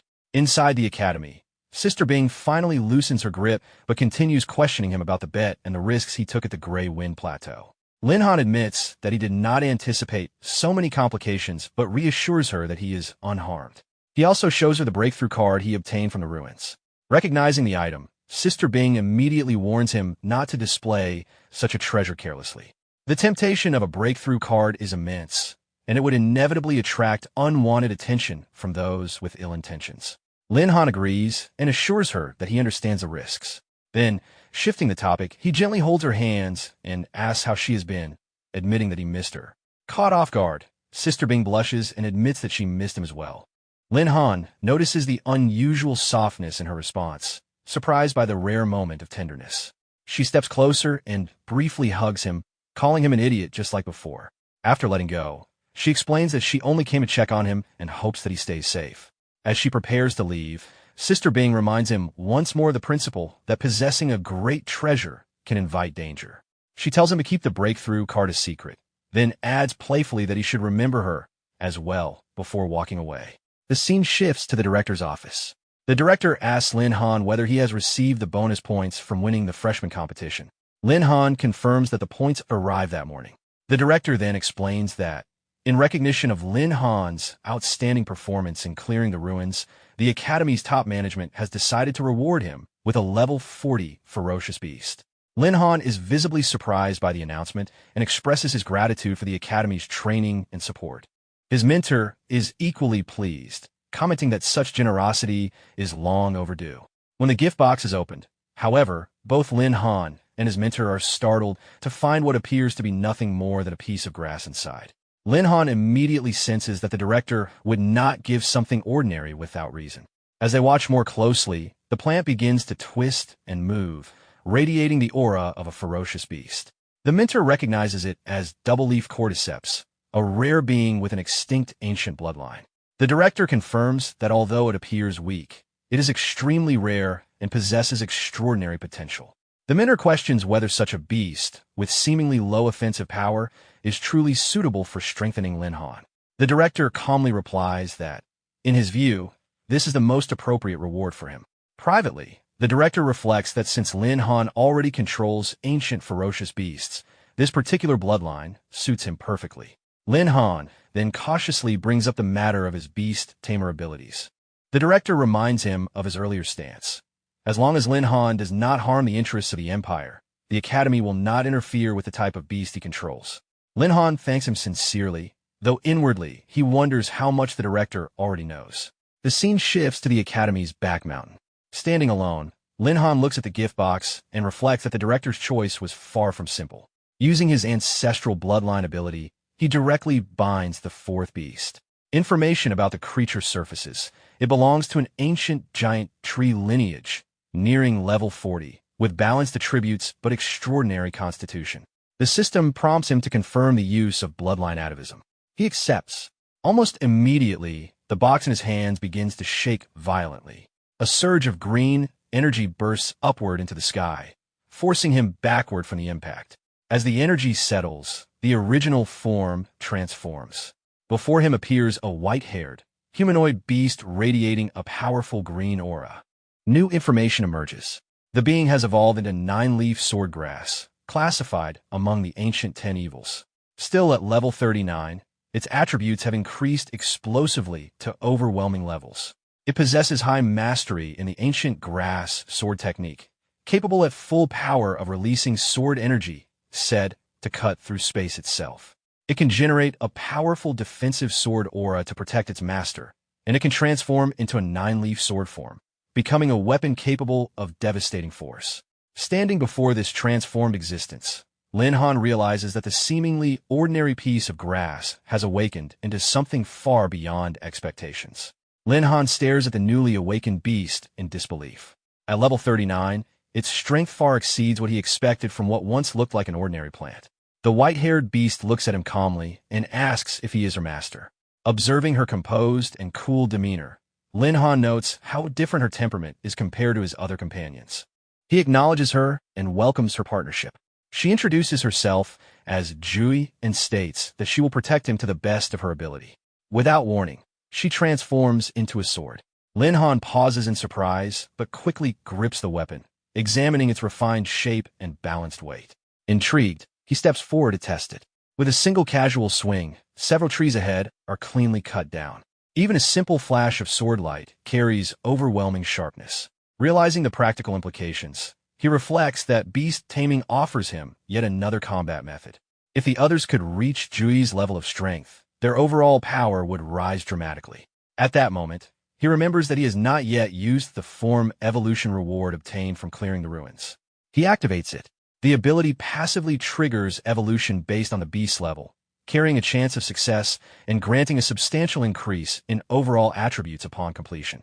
Soon after activation, confirmation arrives that the evolution has succeeded. Jui reappears, stating that her strength has increased further. Her attributes rise significantly across all categories.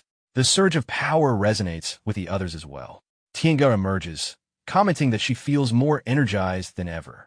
Her status reflects her identity as the Thunder Emperor, one of the ancient 10 evils, with greatly enhanced attributes. Xiaojin follows, sensing the true fire within her burning even more intensely. As a true phoenix of the ancient 10 evils, her overall strength, agility, spirit, and constitution all show dramatic growth. Ai also steps forward excitedly, announcing her own evolution. As the sky-horned ant of the ancient 10 evils, her attributes likewise increase substantially. Seeing all four of them strengthened at once, Lin Han embraces them with clear satisfaction. Their collective growth marks a decisive leap forward, solidifying his foundation for the challenges that lie ahead. While looking at his four companions, Lin Han calmly evaluates their growth. The ancient 10 evils already possessed extraordinary base attributes, and with an additional 30% increase, their overall combat strength has risen to another level. The improvement is not just numerical, it is a qualitative leap. His thoughts are interrupted by a call. After answering, he learns that Zhao Feng has brought in a 5th-rank magician and is searching the academy for him. Ai reacts first, anger rising at the idea of someone targeting her master. Kinga's expression also turns cold. Lin Han remains composed, telling them there is no need to be agitated. Inwardly, he sees this as a suitable opportunity to test their newly enhanced strength in real combat. At the Class 4 training ground, students are practicing as usual when Zhao Feng arrives with his older sister, Zhao Yuan. They openly call for Lin Han to show himself. Fatty steps forward with open disdain, mocking Zhao Feng for returning after his previous defeat. The atmosphere tightens immediately. Without further warning, Zhao Yuan makes a move. A surge of ice element energy spreads across the ground, instantly freezing Fatty's legs in thick crystal. Confusion flashes across his face as the cold climbs upward. Sun Yunwei steps in, warning Zhao Yuan about attacking someone inside the military academy. Zhao Yuan dismisses her and sends another strike forward. Before the attack can land, a counterforce collides with it midair. The impact disperses the ice energy in a burst of wind and frost. Lin Han has arrived. He states plainly that using superior strength to oppress others is excessive. Sun Yunwei relaxes at his appearance. Lin Han releases the ice binding Fatty, assuring him that the situation is under control. Facing the siblings, Lin Han questions whether the younger one's failure has forced the elder to intervene. He makes it clear that provoking him will not end well. Ai manifests beside him, ready to engage. Zhao Yuan finally states her true purpose. Beyond her brother's humiliation, she is interested in the breakthrough card Lin Han obtained at the Grey Wind Plateau. She demands that he hand it over in exchange for being spared further trouble. Lin Han immediately sees through her intention. He remarks that if she came only for the treasure, there is nothing to discuss. Even if the head of the Zhao family appeared personally, his answer would remain the same. Angered, Zhao Yuan releases her power. Ice element energy gathers densely around her as she launches multiple sharp ice arrows toward Lin Han. Ai steps forward and intercepts them with ease, shattering the projectiles before they reach their target. Zhao Yuan is visibly surprised and questions the strength of Lin Han's beast, glancing at her brother for confirmation. Zhao Feng insists that Lin Han's level is not high and urges her to act decisively. Realizing the fight may not be as simple as expected, Zhao Yuan prepares to end it quickly. She equips her staff and channels a more advanced spell. Waves of freezing energy surge outward, forming a sweeping field of crystallized frost. Ai attempts to resist, but the dense ice power binds around her body, immobilizing her in place. The freezing force locks her movements completely. Zhao Yuan observes the result with confidence. Without a free spirit beast to assist him, she believes a beast tamer alone holds little direct combat power. Lin Han draws the beast sword into his hand and faces Zhao Yuan calmly. He states that a beast tamer is not limited to relying solely on spirit beasts. Without hesitation, he steps forward and closes the distance. Zhao Yuan is caught off guard by the sudden advance. She raises her magical staff to block. The sword and staff collide, releasing a sharp shockwave. The force of the impact travels straight through the staff, cracking it apart. Unable to withstand the pressure, she is thrown backward and falls heavily to the ground. Seeing his sister at a disadvantage, Zhao Feng rushes forward in panic, intending to intervene. Before he can reach them, Ai intercepts him and knocks him back with a direct strike, stopping him in place. Lin Han steadies his blade and points it toward Zhao Yuan. Lying on the ground, she warns him that harming her would mean facing the retaliation of both the Zhao family and the Magic Association. She reminds him that as a student, he would not be able to withstand the consequences of opposing such forces. Lin Han remains composed. He questions whether those forces would truly choose to make an enemy of a rising beast tamer over a personal dispute. His tone is measured, but the pressure from the sword in his hand does not lessen. He lifts the blade and swings downward to conclude the confrontation. At that moment, a commanding voice stops the strike.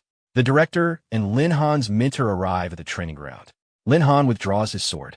Inwardly, he notes that their arrival prevents the situation from escalating beyond control.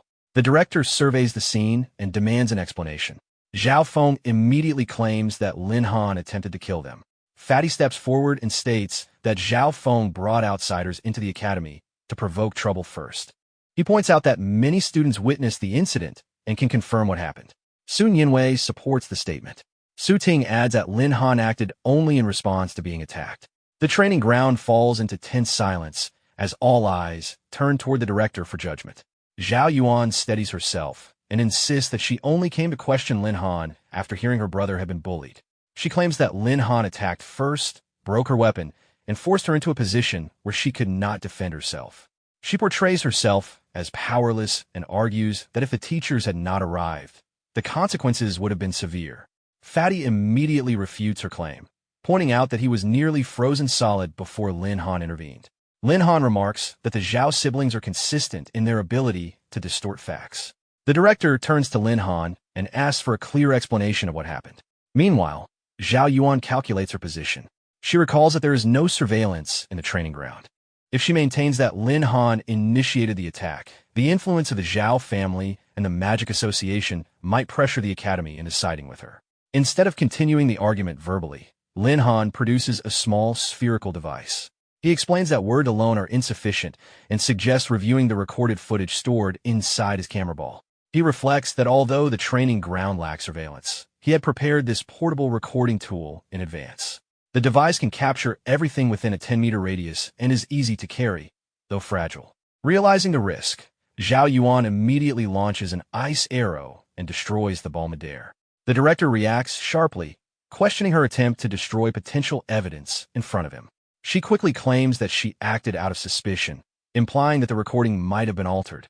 Without changing expression, Lin Han produces a second identical device, stating that he prepared more than one. The director silently approves of the foresight. Angered, but unable to stop him in time, Zhao Yuan watches as Lin Han activates the second camera ball.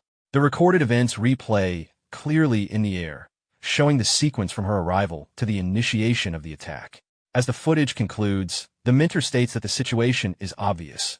Zhao Yuan and her brother came to cause trouble and then attempted to reverse the narrative. Zhao Yuan refuses to concede. She argues that regardless of the details, Lin Han's attitude provoked the conflict. She shifts the focus to her broken diamond-grade weapon and demands compensation. Escalating further, she urges the director to expel Lin Han, threatening that the Zhao family and the Magic Association will not overlook the matter otherwise. The director's expression hardens. He states firmly that the military academy does not answer to the Zhao family. Even the head of their household would not presume to dictate decisions within academy grounds. The director states firmly that Lin Han did nothing wrong. He adds that if a student does not know how to resist when being bullied, then they're not fit to remain at the military academy. Lin Han notes inwardly that Manager Yi is far more protective of his students than he expected. Zhao Yuan tries once more, reminding the director that she is a member of the Magic Association and questioning whether he intends to disregard its standing as well. The director smiles faintly and replies that the president of the Magic Association is an old acquaintance of his. His tone then turns serious. He points out that she is misusing the association's name to intimidate others and tarnish its reputation. He states clearly that he will contact the association's president to report her conduct. Zhao Yuan is visibly shaken. She realizes that the association strictly forbids causing trouble outside its jurisdiction, and such behavior could lead to expulsion. The director then turns to Zhao Feng, reprimanding him for bringing outsiders onto academy grounds to create conflict. He announces that Zhao Feng's position as class monitor is revoked immediately and that he will be placed on probation. Zhao Feng protests, but the decision stands. Both siblings slump to the ground, their confidence gone. The director makes it clear that anyone who causes trouble at the military academy will face consequences, regardless of background.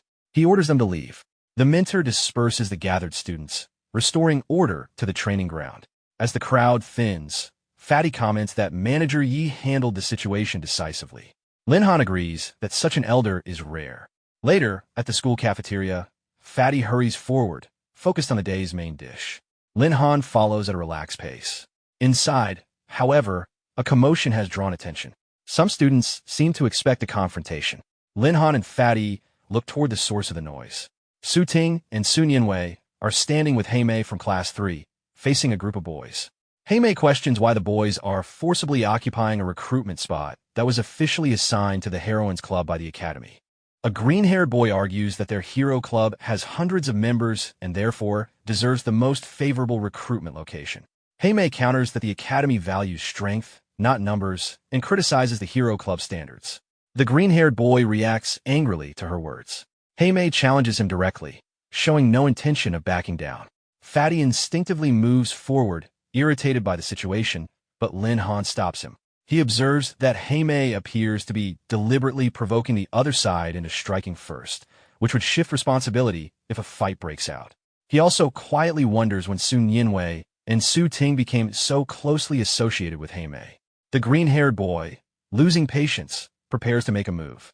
His bald companion quickly attempts to restrain him, warning him not to act impulsively. The bald boy proposes a team battle. The losing club will surrender half of the points allocated by the college, and if the Heroines Club loses, they must also give up their recruitment location. Lin Han observes quietly. The proposal is calculated rather than impulsive. The Hero Club is clearly trying to use pressure to secure resources. He assumes Heimei would avoid such a risky wager. Instead, she accepts without hesitation. Lin Han is momentarily surprised. The Hero Club sets the time for 6 in the evening at the arena before leaving with confidence. Su Ting immediately questions the decision, pointing out the disparity in numbers. Sun Yinwei adds that losing half their points would cripple the club's development. Heimei thanks them for supporting her in establishing the Heroines Club after the freshman competition. She remains composed, asking how they can assume defeat before the battle even begins. She admits that their current strength is limited and that they need powerful support. Then she calls out to Lin Han. He senses the direction of the situation immediately. Stepping away seems tempting, but Fatty notices and calls him out. Soon, Su Ting and Sun Yinwei approach him directly, explaining the situation and expressing their frustration with the Hero Club. Lin Han points out that this is internal club business and that he is technically an outsider. He also mentions that they never informed him about joining. Sun Yinwei explains that Heimei had once been associated with Zhao Feng's team, but left after the competition and apologized sincerely. Su Ting adds that the Heroines Club was founded to create a supportive environment for female students, which is why they joined. They ask for his help. Lin Han hesitates, concerned about academy rules and formalities. Heimei steps forward and admits that she acted impulsively earlier. She explains that the Heroines Club has only just begun. If they retreat now, the Hero Club will continue to suppress them and seize resources. She asks for his assistance directly, stating that if he helps them secure victory, she will owe him a personal favor. Fatty supports the idea, arguing that they should not stand by while others attempt to intimidate them. Lin Han responds lightly to Fatty's sudden enthusiasm, then turns serious. Since Sun Yinwei and Su Ting are members, he cannot ignore the situation. If he does nothing, they will bear the pressure alone.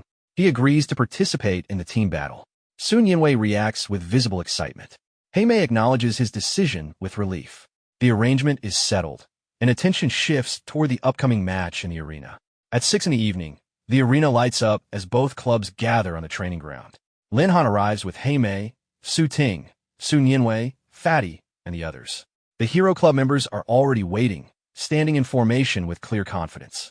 The director also appears at the scene. He remarks that competitions seem to follow Lin Han wherever he goes, noting that things have been unusually lively lately. Lin Han thanks him briefly for maintaining order earlier.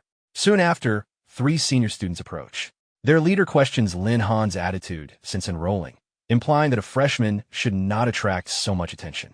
He also criticizes the Heroines Club for daring to challenge the Hero Club with such limited numbers. Lin Han keeps his response simple. The outcome will be decided in the ring, not through words. Turning to Heimei, he asks about the final team member. She explains that the last participant is Kai Yin, a sophomore fire magician. Although strong, Kai Yin tends to be timid, and her performance can fluctuate under pressure. Moments later, Kai Yin arrives, slightly out of breath from rushing. Heimei introduces her formally as the 5th member of their team. Kai Yin confirms that she will participate in the battle. Lin Han assesses her quietly. Fire magic offers strong offensive potential if used steadily and without hesitation. Stability will be the key factor. Once both teams are assembled, the director steps forward to announce the rules. The match will be a single-round team battle. If all 5 members of one side fall off the stage or lose their fighting ability, that side loses. The remaining team wins. He asks if there are any objections. The Hero Club leader expresses confidence, stating that the result will demonstrate their strength. Lin Han responds evenly, reminding them that victory and defeat are not decided in advance. Excessive confidence can easily backfire. Beside him, Kaiyan grows visibly tense as the atmosphere tightens. The stage is set, and the team battle is about to begin. Lin Han notices Kaiyan's tension and asks what is troubling her. She admits that her strength is only average compared to the others and worries that she might become the weak link in the team. Lin Han responds calmly. He asks whether she believes Tame is weak. Kaiyan immediately denies it, saying Tame is one of the most capable people she knows. Lin Han smiles slightly and tells her that if Tame believes in her strength, then so does he. There is no need to doubt herself. She only needs to perform to her normal standard. Encouraged, Kaiyan steadies her breathing and confirms that she will do her best. The director signals the start of the match. Lin Han quickly assigns roles. Su Ting will engage in close combat to restrain the enemy's offensive pressure. Sun Yinwei will move along the flank to support and harass. Tame and Kaiyan will focus on ranged attacks. He will handle the remaining threats directly. Everyone acknowledges the plan. On the opposite side, the Hero Club leader gives his own orders. His teammates are to suppress the Heroines Club members while he personally deals with Lin Han. The battle begins immediately. One of the Hero Club members charges toward Tame, attempting to prevent her from gaining distance for archery. She remains composed and prepares to counter at close range. Another opponent confronts Su Ting. Elemental energy erupts as fire and ice techniques collide midfield, producing a shockwave that spreads across the arena. Near the flank, a green-haired member advances aggressively, only to be intercepted and stalled by defensive positioning and coordinated support. Lin Han observes briefly that, despite this being their first coordinated effort as a team, the Heroines Club members are performing steadily. At that moment, the Hero Club leader closes in on him and declares that Lin Han is his opponent. Lin Han summons the 9-leaf sword into his grasp and strikes decisively. The hero leader blocks with his own weapon, surprised that Lin Han has not summoned a separate beast. He questions whether Lin Han is underestimating him. Lin Han replies evenly, implying that the match has only just begun. Their blades clash again, the force lifting both of them slightly off the ground as energy disperses outward. Midair, the hero leader states that refusing to summon his strongest beast will be a mistake. Lin Han answers that provoking him may prove to be the greater mistake. Both land almost simultaneously, tension rising as their duel intensifies at the center of the arena. The Hero Club leader charges again, launching a direct and forceful strike. Lin Han meets the attack head-on, their blades colliding with a sharp metallic shock. Within the resonance of the 9-leaf sword, Jui's presence guides him. She analyzes the opponent's technique calmly, pointing out that his sword control lacks precision and that several openings appear during his transitions. Lin Han adjusts his rhythm accordingly. At the right moment, he shifts his stance and drives his blade forward with a clean counter. The impact forces the hero leader several steps back, his grip tightening to stabilize his diamond-grade steel sword. A flicker of doubt crosses the leader's mind.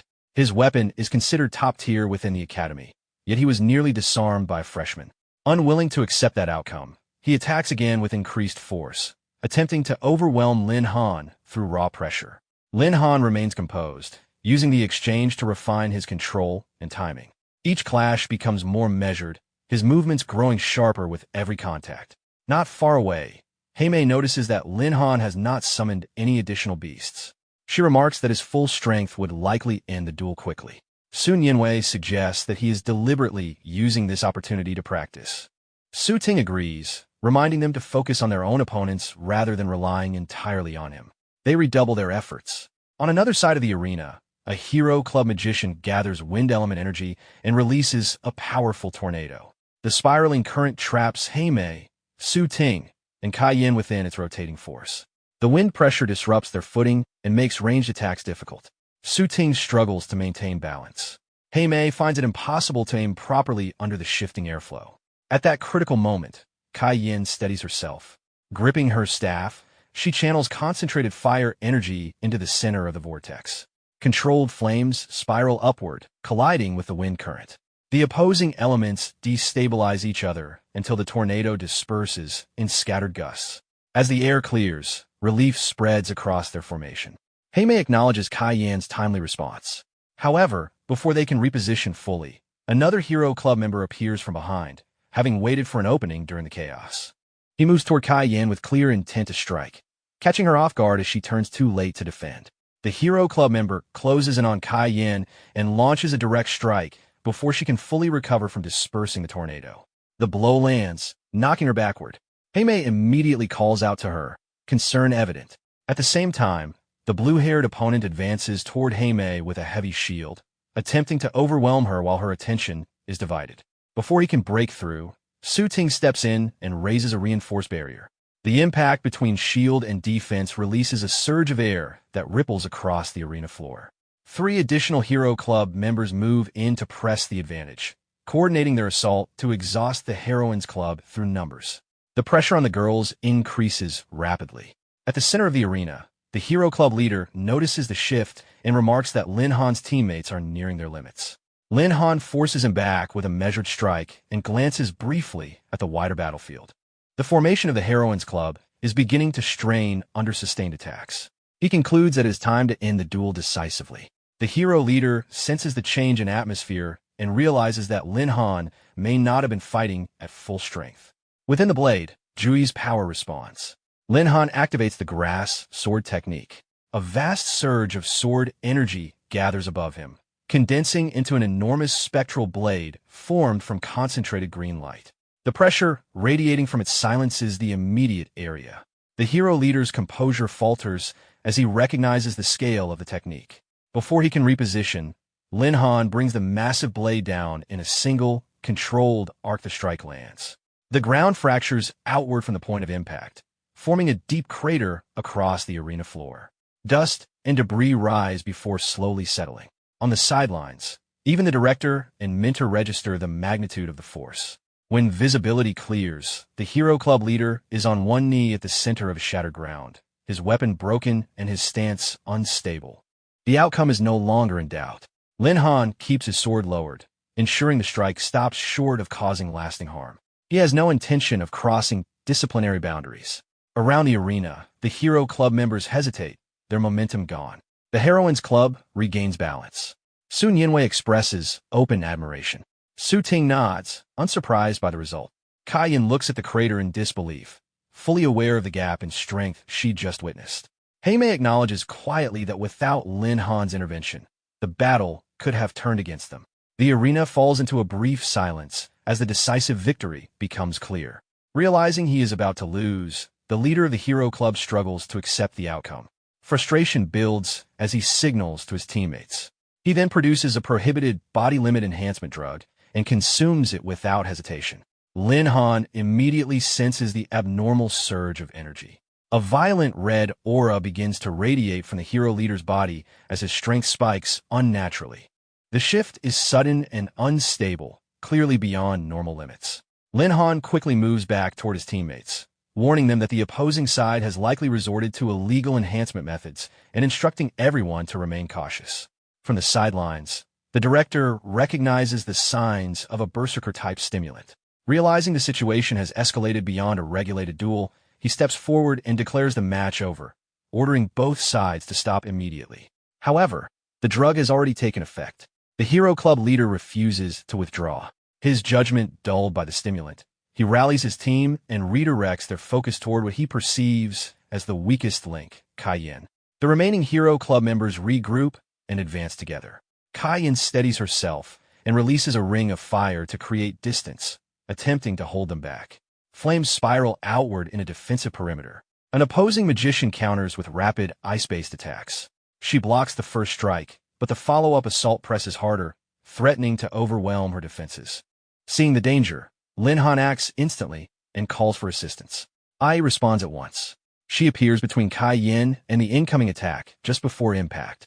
With precise timing, she intercepts the strike and disperses it with a single decisive blow, neutralizing the threat before it can land. The immediate danger is resolved, though the instability caused by the illegal enhancement still lingers across the battlefield. Ai moves again before the remaining opponents can reorganize. She closes the distance to one of them and ends the exchange with a single clean strike, sending him out of the fight. Kai steadies her breathing. The earlier attack had nearly broken through her defense, but the immediate threat has passed. She acknowledges Lin Han's timely support. He treats it as routine and shifts his attention back to the field. Recognizing that the opposing side has already violated the rules, Lin Han instructs his team to stop holding back and resolve the situation quickly. Tame adjusts her aim and releases a reinforced arrow. The projectile tears through the shield raised in defense and sends 3 opponents off balance, disrupting their formation entirely. Su Ting and Sun Yinwei seize the opening without hesitation. They move in from different angles, cutting off any escape route. The remaining Hero Club members attempt to retreat, but the coordination is precise. Each is struck once and rendered unable to continue. Within moments, the battlefield quiets. Only the enhanced leader remains standing. Seeing his teammates defeated, he becomes increasingly unstable. Frustration overrides restraint, and he directs all of his aggression toward Lin Han, blaming him for the collapse of the Hero Club's position. Lin Han does not respond emotionally. He steps forward and closes the gap. The exchange is brief. With a single controlled strike, he sends a Hero Club leader into the air. The impact forces him down hard onto the training ground. The residual force travels outward, cracking part of the arena wall and leaving visible damage in its wake. The surrounding students react to the scale of the power displayed. Murmurs quickly rise into open astonishment. As the dust settles, the outcome is undeniable. The director steps forward and formally announces the result. The Heroines Club wins the duel. In accordance with the prior agreement, half of the Hero Club's points and designated training venues for the year will transfer to the Heroines Club. The spectators respond with renewed energy, acknowledging the strength demonstrated by the winning team.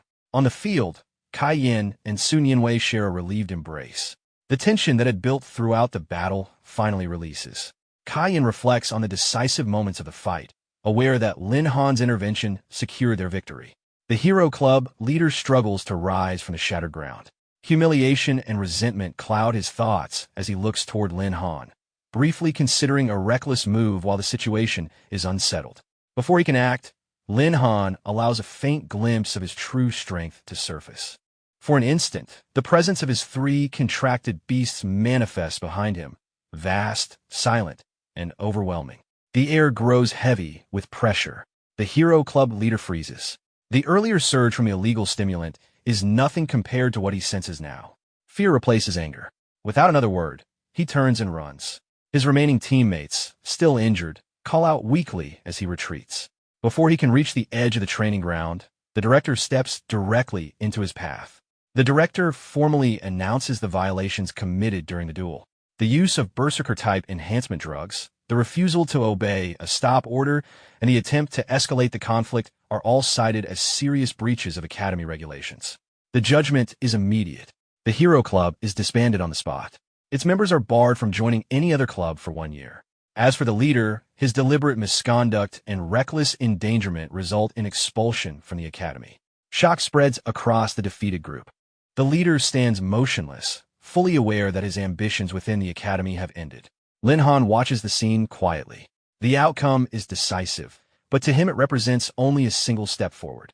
With this victory, the Heroines Club gains recognition and standing within the Academy.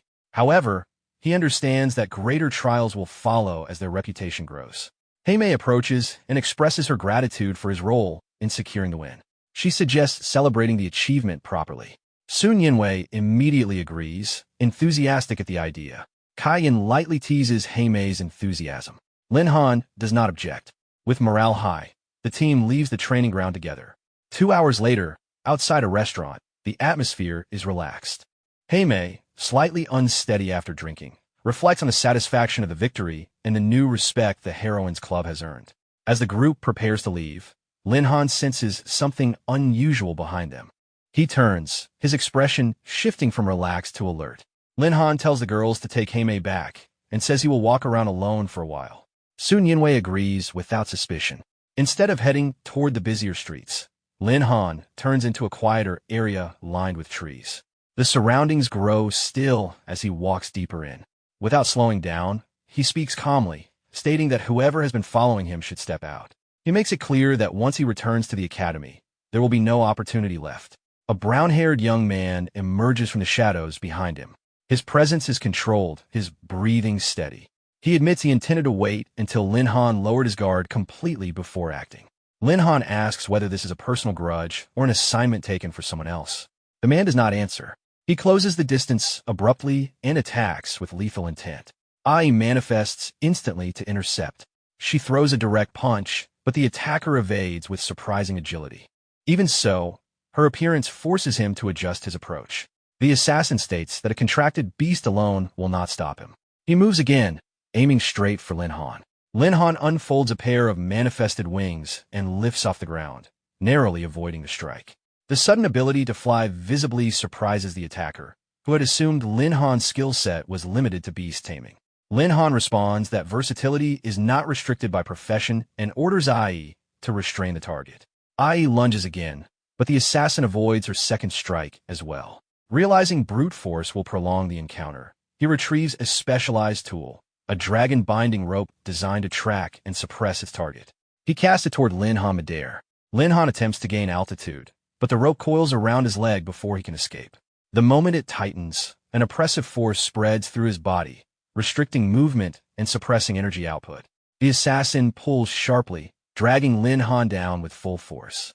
He hits the ground hard, dust rising around him.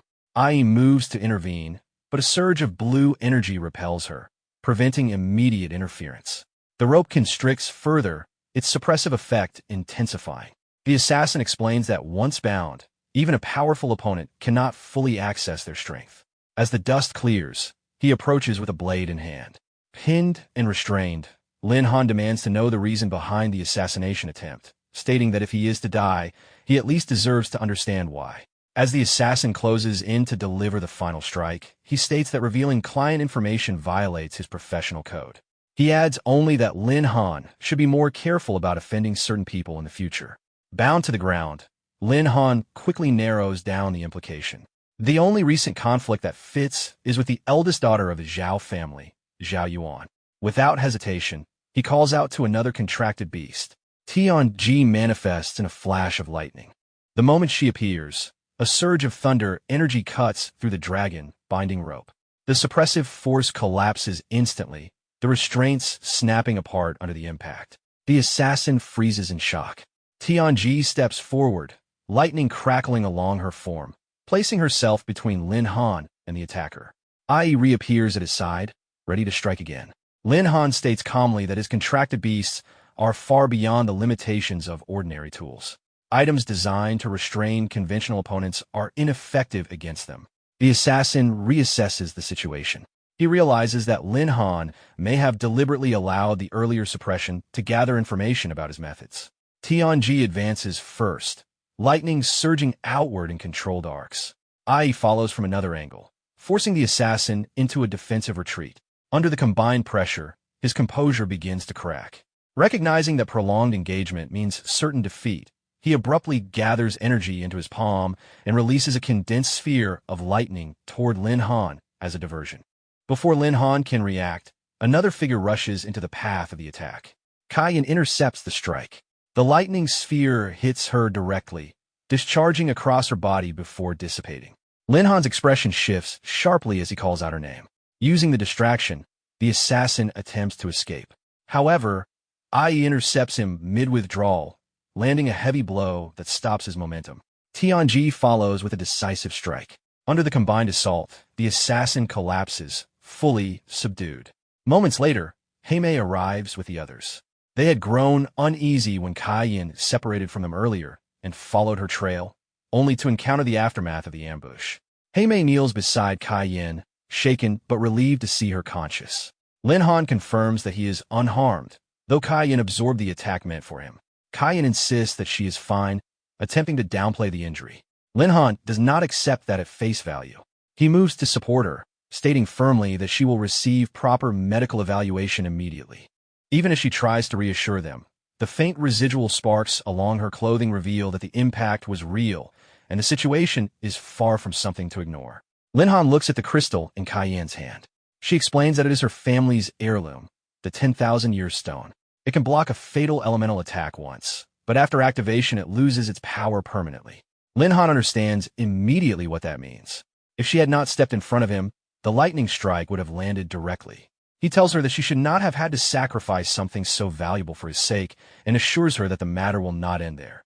The scene shifts to the Zhao family residence. News arrives abruptly. Military personnel have come with orders concerning the young lady of the house. Zhao An, head of the Zhao family, meets Director Yi in the main hall. He questions the reason for such direct action against his household. Director Yi states plainly that Zhao Yuan is suspected of hiring an assassin to murder Academy student Lin Han, and that she will be transferred to military court for investigation. Zhao Yuan immediately denies the accusation. Zhao An supports her, arguing that the Zhao family would not resort to such methods, and that there is no substantial proof. Lin Han steps forward, no longer willing to remain silent. He states that influence and reputation do not place anyone above accountability. Zhao An dismisses him and orders the guards to remove him from the hall. Before they can act, Director Yi intervenes, reminding Zhao An that obstructing military enforcement carries serious consequences. Zhao An replies that the Zhao family will not accept an arrest without clear evidence and is prepared to defend its position legally if necessary. Lin Han raises his hand and opens a spatial portal. A figure drops out onto the floor of the hall, the captured brown-haired assassin. Panic spreads across his face as he finds himself surrounded. Lin Han offers him a choice: tell the truth and retain a chance at survival, or face indefinite consequences under the supervision of his contracted beasts. Under pressure, the assassin breaks. He points directly at Zhao Yuan and states that she was the one who contacted his organization and paid for the assassination. Silence falls over the hall. Director Yi declares that the testimony, combined with the apprehension of the hired killer, is sufficient to proceed. Zhao Yuan will receive formal summons from the military court. Zhao An raises his voice to halt the escalation. Zhao Yuan retreats behind him, frightened, pleading for protection.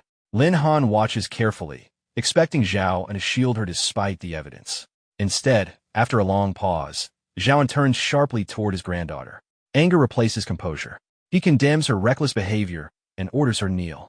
Zhao Yuan tries to speak, but he cuts her off and demands that she apologize directly to Lin Han. Zhao Yuan kneels and admits her mistake, asking for leniency. Zhao An steps in smoothly, shifting the tone. He tells Director Yi that since Zhao Yuan has acknowledged her wrongdoing, it would be better to settle the matter privately. He implies that sending her to a military court would damage the Zhao family's reputation and create unnecessary hostility. His words are polite, but the pressure behind them is clear.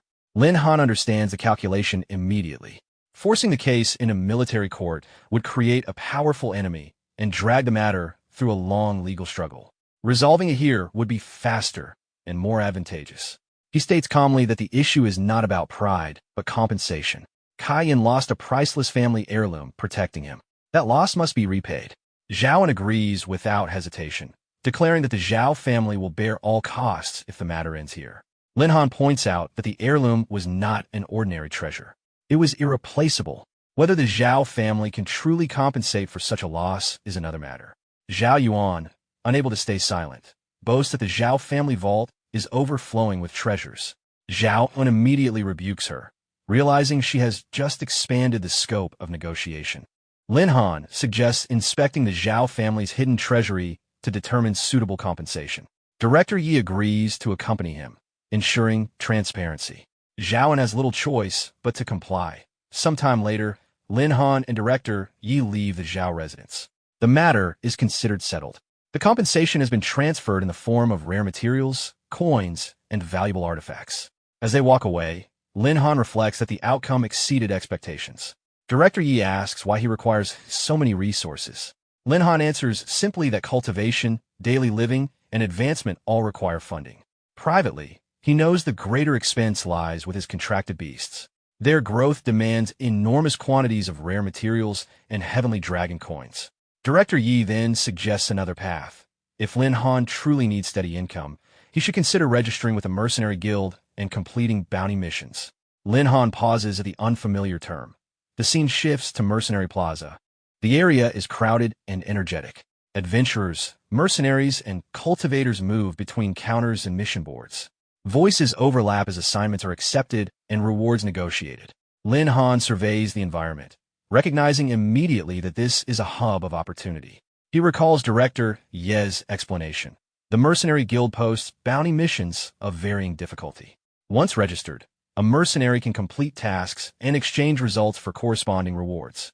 Standing in the center of the bustling plaza, Lin Han begins considering his next move. Lin Han studies the introduction letter in his hand.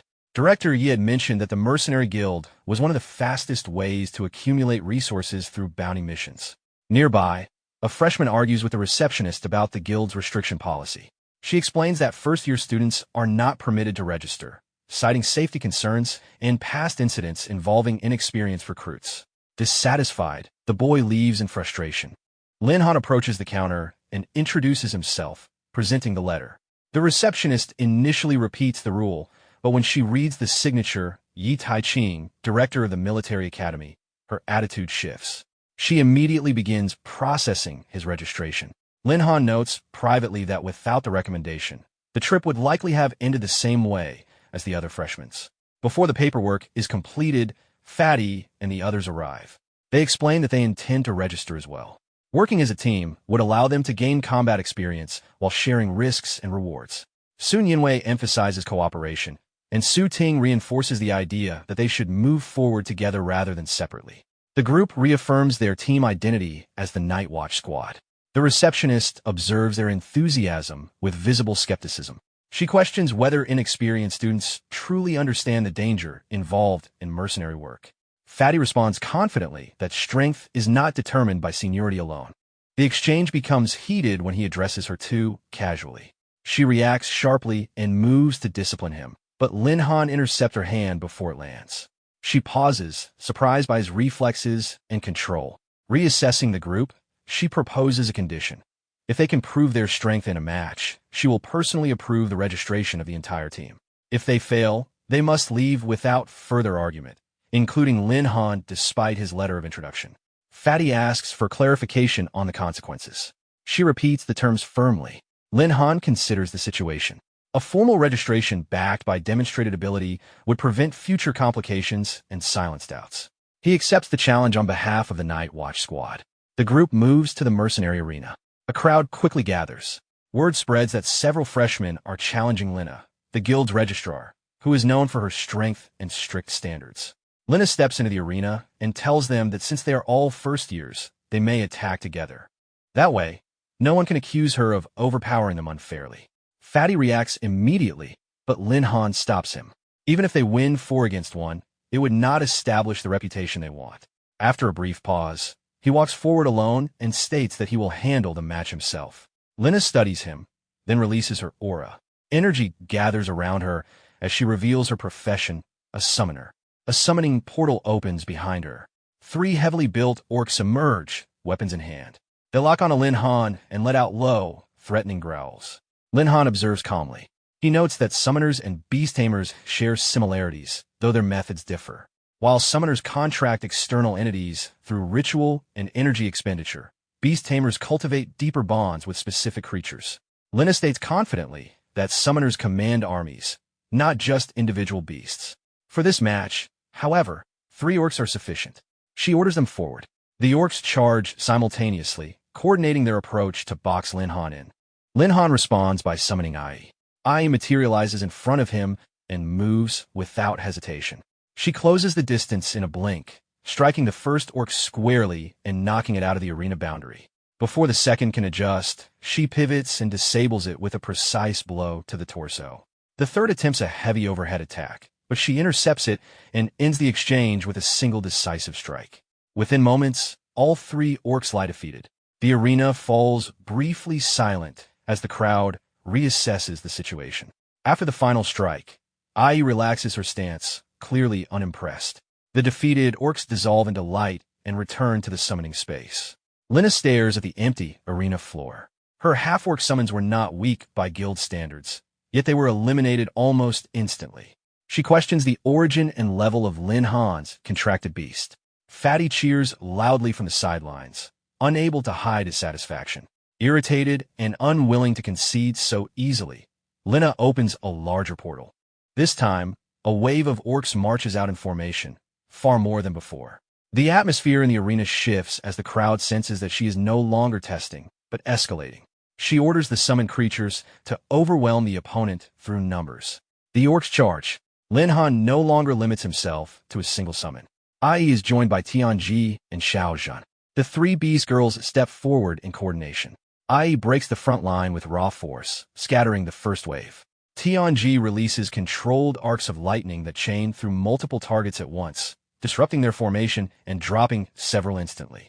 Xiaozhan follows with sweeping bursts of flame, clearing the remaining cluster and forcing the rest into retreat before they can reorganize. Within moments, the arena floor is cleared again. The summoned army collapses and vanishes, unable to sustain itself under that level of suppression. Lina's expression tightens. The difference in strength is undeniable. Lin Han steps forward and manifests his beast sword, stopping just short of her throat. The gesture is controlled, not reckless, enough to demonstrate superiority without crossing a line. Faced with the outcome, Lina lowers her head and acknowledges defeat. The Night Watch squad gathers around Lin Han, visibly energized by the decisive victory. Lin Han withdraws his weapon and calmly asks whether the registration can now proceed. Lina regains her composure and agrees. However, she adds that standard mercenary guild missions are relatively low-level and offer modest rewards. With their demonstrated strength, she suggests that a different branch, one handling higher-tier commissions, would be more appropriate for them. The scene shifts to the interior of the mercenary tavern. The atmosphere is loud and unsettled. Drinks are being served across crowded tables. One mercenary complains impatiently about his order, threatening to overturn the table if it does not arrive soon. At another table, a man recounts a recent mission to the Death Swamp. His entire team was wiped out, and he survived alone. His companion questions why he accepted such a dangerous commission in the first place. Another mercenary remarks that high risk is simply part of their profession. Lin Han enters the tavern with the Night Watch squad and asks whether high-level mercenary missions can be accepted there. The noise softens slightly as the surrounding mercenaries turn to look at them. Their youth stands out in the rough environment. Fatty quietly questions whether this is truly the place Lina mentioned, noting the chaotic atmosphere and wondering if they were misled. A red-haired woman approaches them. She introduces herself as Mary, the owner of the mercenary tavern. Observing that they are still students, she questions their purpose in such a place. Lin Han explains that they have officially registered with the guild and came seeking higher-tier bounty missions. Mary acknowledges their initiative, but cautions them. The missions handled here are complex and dangerous. Newcomers are usually advised to build experience through simpler assignments first. Before the conversation can continue, a man named Li Ti intervenes. He is an armed mercenary affiliated with the guild, carrying a pistol at his side. He dismisses the students as inexperienced and warns that any mission posted here could cost them their lives. Li Ti then shifts his attention to Mary, placing an arm around her shoulder in a familiar manner and suggesting she spend time drinking with him instead. Mary immediately rebukes him and tells him to leave if he cannot behave appropriately. Li Ti persists, leaning closer and speaking in a way that makes his intentions clear. Mary's patience runs out, and she orders him to leave the tavern. Seeing the situation escalate, Lin Han steps forward. He intercepts Li Ti's movement and forces him back with a controlled twist of the arm, creating distance between him and Mary. Li Ti pulls free, angered at the interference, and calls on his companions to back him up. Before violence breaks out, Mary raises her voice and stops everyone. She reminds Li Ti that all missions distributed in the tavern are under her authority. If he continues causing trouble, he will no longer be allowed to accept assignments there. The tension in the tavern hangs in the air as everyone waits to see whether he will comply. Li Ti clicks his tongue in frustration and leaves the tavern with his companions. Before stepping out, he throws a cold glance at Lin Han and issues a quiet warning to be careful in the future. Mary apologizes for dragging them into unnecessary trouble. Lin Han brushes it off and asks her to explain the available assignments. Mary regains her professional composure and begins outlining the details of a high-risk mission located in the Death Swamp. As Li Ti exits, he continues staring back at Lin Han with clear hostility. Fatty notices the look and grows wary. He suspects Li Ti may not let the matter go so easily and makes a mental note to stay alert. The scene shifts to the Death Swamp. The environment is damp and heavy, with mist hanging low over stagnant water. The ground is unstable, and visibility is limited. Sun Yinwei remarks that the place feels unsettling. Fatty mentions that when they accepted the mission, Li Te appeared to overhear the details. He wonders whether Li Te might attempt interference. Lin Han remains calm. He considers Li Te a minor concern compared to the dangers native to the swamp. According to the mission briefing, the true threat lies in the creatures that inhabit the area. Suddenly, the swamp water ahead begins to bubble. A large humanoid monster emerges, gripping a heavy hammer. Several similar creatures rise behind it. The leading one is identified as a level 39 entity known as Hatred. The creatures mutter in distorted voices, driven by instinct rather than reason. Lin Han signals for caution. Fatty draws his sword and moves forward, commenting on the grotesque appearance of the creatures. Lin Han recalls the mission notes. The poison sacs carried by these abominations are highly contagious. Prolonged combat increases risk of exposure. They must be eliminated quickly. Fatty clashes with one of the monsters and notes their durability. Their hide resists ordinary strikes. Su Ting advances with her spear, targeting joints and weaker structural points to pierce through their defenses. Sun Yinwei casts a support spell that enhances the team's movement and attack speed. Lin Han summons Ai. She appears immediately and charges into the center of the formation. With overwhelming physical force, she breaks through their defenses and tears apart the remaining monsters before they can regroup. The creatures collapse into the swamp, their bodies dissolving into dark residue.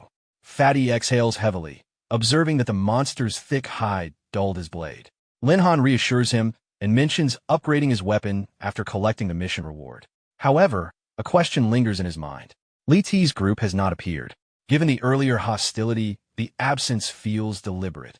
At a distance, partially concealed by mist and dead trees, Li Te and his companions observe the aftermath. Li Te steadies his pistol, aiming toward Lin Han from afar. Resentment hardens his expression as he prepares to act. Before Li Te can pull the trigger, the ground trembles. A massive tree-like creature rises from the swamp behind him. Thick vines lash outward, seizing two of his companions before they can react. The men struggle and shout for help as they are lifted into the air. Li Te freezes in shock, unable to understand where the creature came from. With a violent motion, the tree monster hurls the captured mercenaries away. They slam into distant trunks and collapse onto the muddy ground, unconscious. The creature then turns its focus to Li Te. Panic overrides his anger. He retreats quickly through the swamp, trying to put distance between himself and the monster.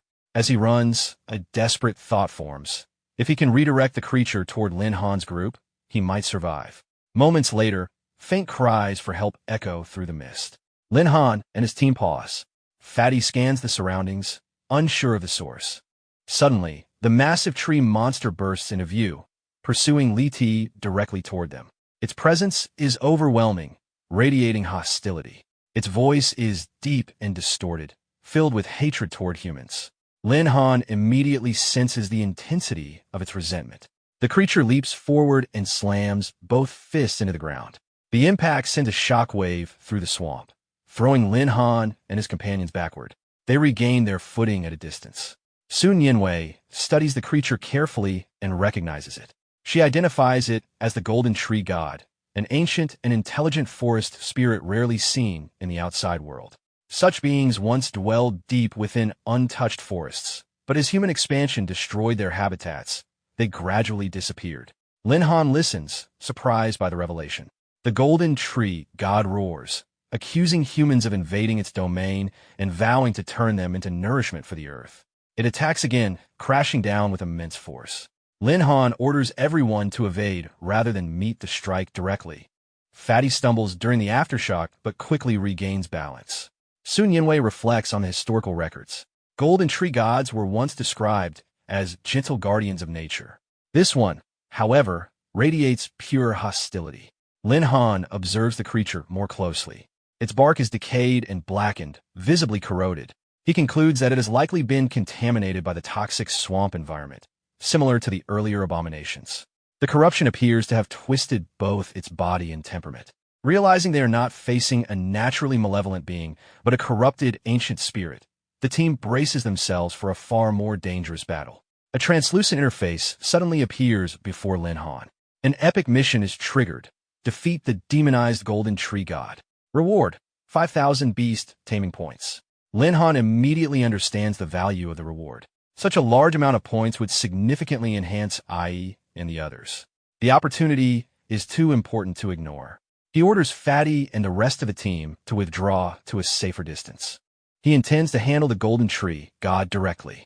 Fatty hesitates, but ultimately agrees, preparing to retreat while staying ready to assist if necessary. Lin Han summons IE again. She steps forward confidently and engages the tree monster head-on. Thick vines lash toward her from multiple directions. IE moves quickly, avoiding the initial entanglement attempts. However, the density of the vines makes it difficult to close the distance. Every time she tries to advance, new tendrils block her path. Lin Han observes carefully. IE specializes in direct combat, but this opponent controls the battlefield with range and area denial. Continuing like this will only stall the fight. In the distance, Su Nianwei grows concerned about the prolonged clash. Fatty prepares himself mentally, determined to intervene if Lin Han falters. Su Ting signals her readiness as well. Without warning, additional vines erupt from beneath the swamp floor. They coil around Fatty, Su Ting, and Su Nianwei before they can react. The constricting force drains their strength and pins their weapons in place. Lin Han turns immediately at the sound of their struggle. The Golden Tree God's voice echoes with hostility as it tightens its grip, intending to crush them and absorb their life force. Lin Han draws his beast sword.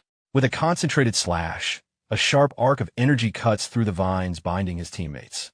The restraints split apart instantly, and the severed tendrils recoil. The tree monster emits a pained roar as several of its branches are cleaved.